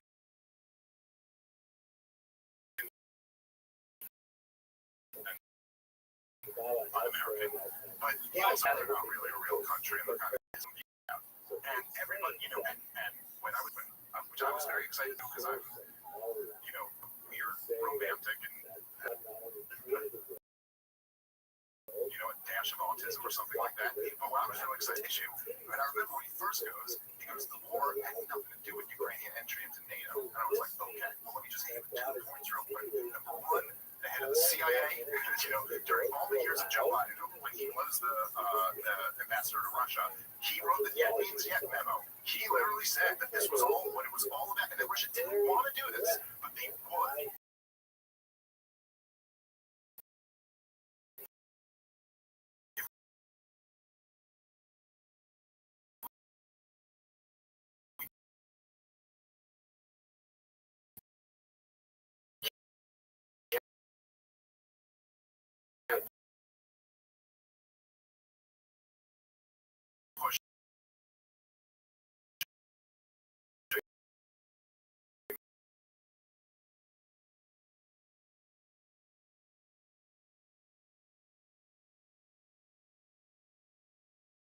Vladimir Putin sent them in writing a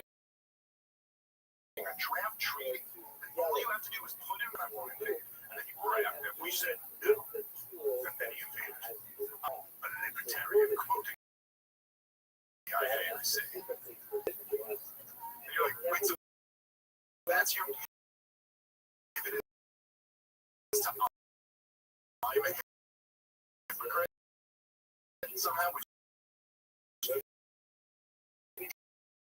isn't even hypocrisy. But yes, I think the CIA should be able to do a newspaper for the president, like being like, hey, we get all the real intelligence and we give it to you here. Yeah, yes, I 100% think there's room for intelligence gathering. But what the CIA became is a paramilitary organization that starts wars and overthrows democratically elected governments all around the world. That sells coke in the hood. Occasionally, when they're bored, and maybe he's moved some crack into all of us. It's a disgrace to a professed free society. I mean, it's which we've also played on the show. When Chuck Schumer was on with Rachel Maddow, which is one of the most amazing moments in the history of corporate media, because what's amazing when you watch the full thing is that Rachel Maddow's in question. And he's given his Chuck Schumer, political feel about it. It's like they have to spiel. But then she breaks from it. And she preemptively apologizes to him. She goes, hey, I'm sorry to just throw December 16 or January 17. So Donald Trump has. So she goes, I'm sorry to throw you off again, but Donald Trump just. There.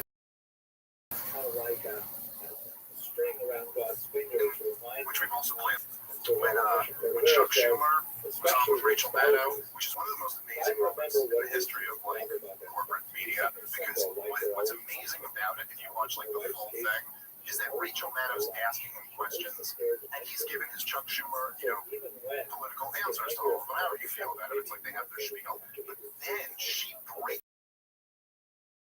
from script, and she preemptively apologized. Sorry to just throw this on right now. This is it's January. It's either just 16 or January 17.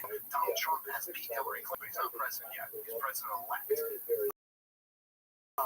And so she because sorry to you know throw you up, put you on the spot, but Donald Trump.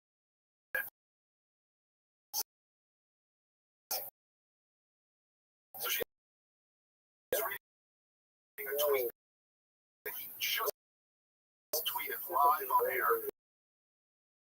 He wasn't planned on being asked a question. He goes, look, here's Donald Trump talking about the Chuck Schumer goes. He goes, I mean, Donald Trump, you want to go with the intelligence agencies? And his exact phrase was, they have 7 ways till Sunday to get back at you. Yeah. So and by the way, Rachel Maddow in this moment does not say, pause the tape. What did you just say? Like, the most powerful Democrat in the Senate just admitted we don't live in a democracy. Just admitted that this whole thing's an illusion. That the President of the United States is not the President of the United States. All our talk about democracy being on the ballot, democracy a long time if it ever existed, who just straight up said that elected commander-in-chief in the United States of America ain't really the one who's in charge. Because you better not insult the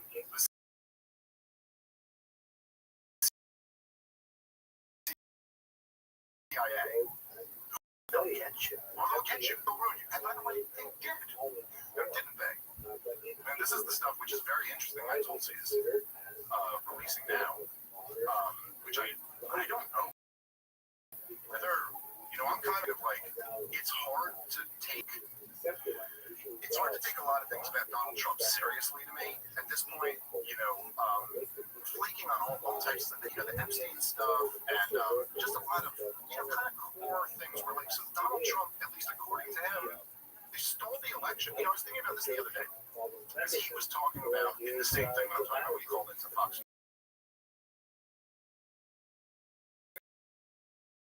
News.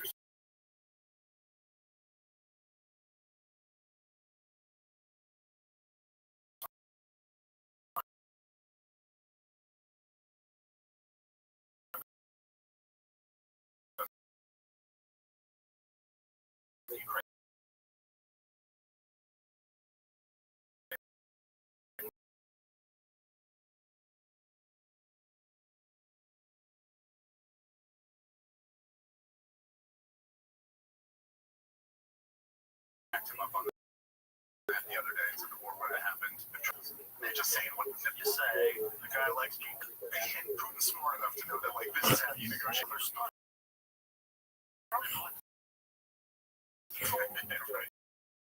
My friend. So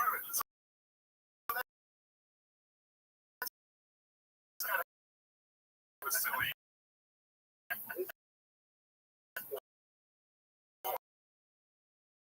But aside from that, sort of Donald Trump's, he goes, it never would have happened if I was president. Then he takes because they cheated the election. Okay, so I'm going to need to know who K is, and I'm going to need to know when we're going to see him performed. When you're the president now, you got your own, but all of us on some level don't really think they're going to start arresting people over the stolen election. 2020. And, they're in balance. Yes, there's a lot of shenanigans. There's like a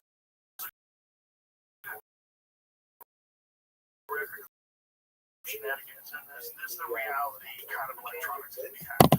No, so I agree with all of that. I'm just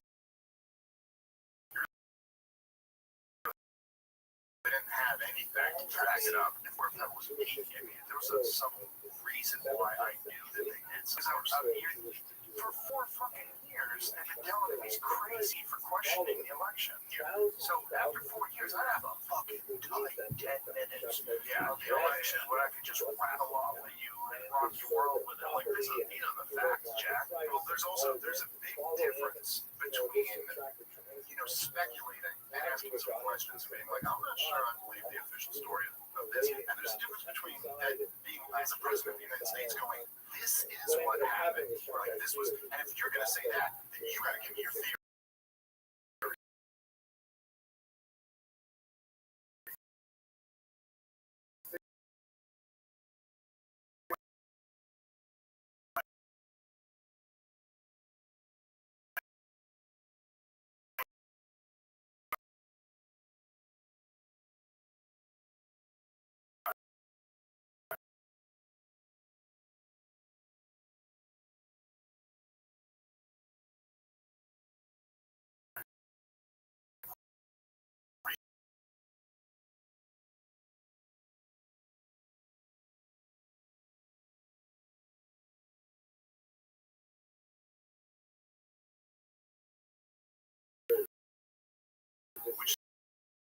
to be, like that.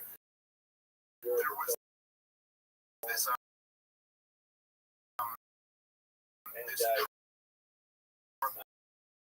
tremendous desire.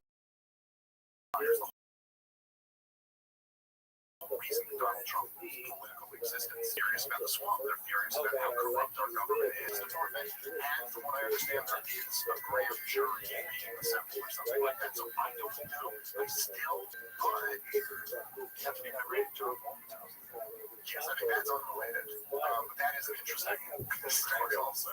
That seems like a wild shit. But they did that.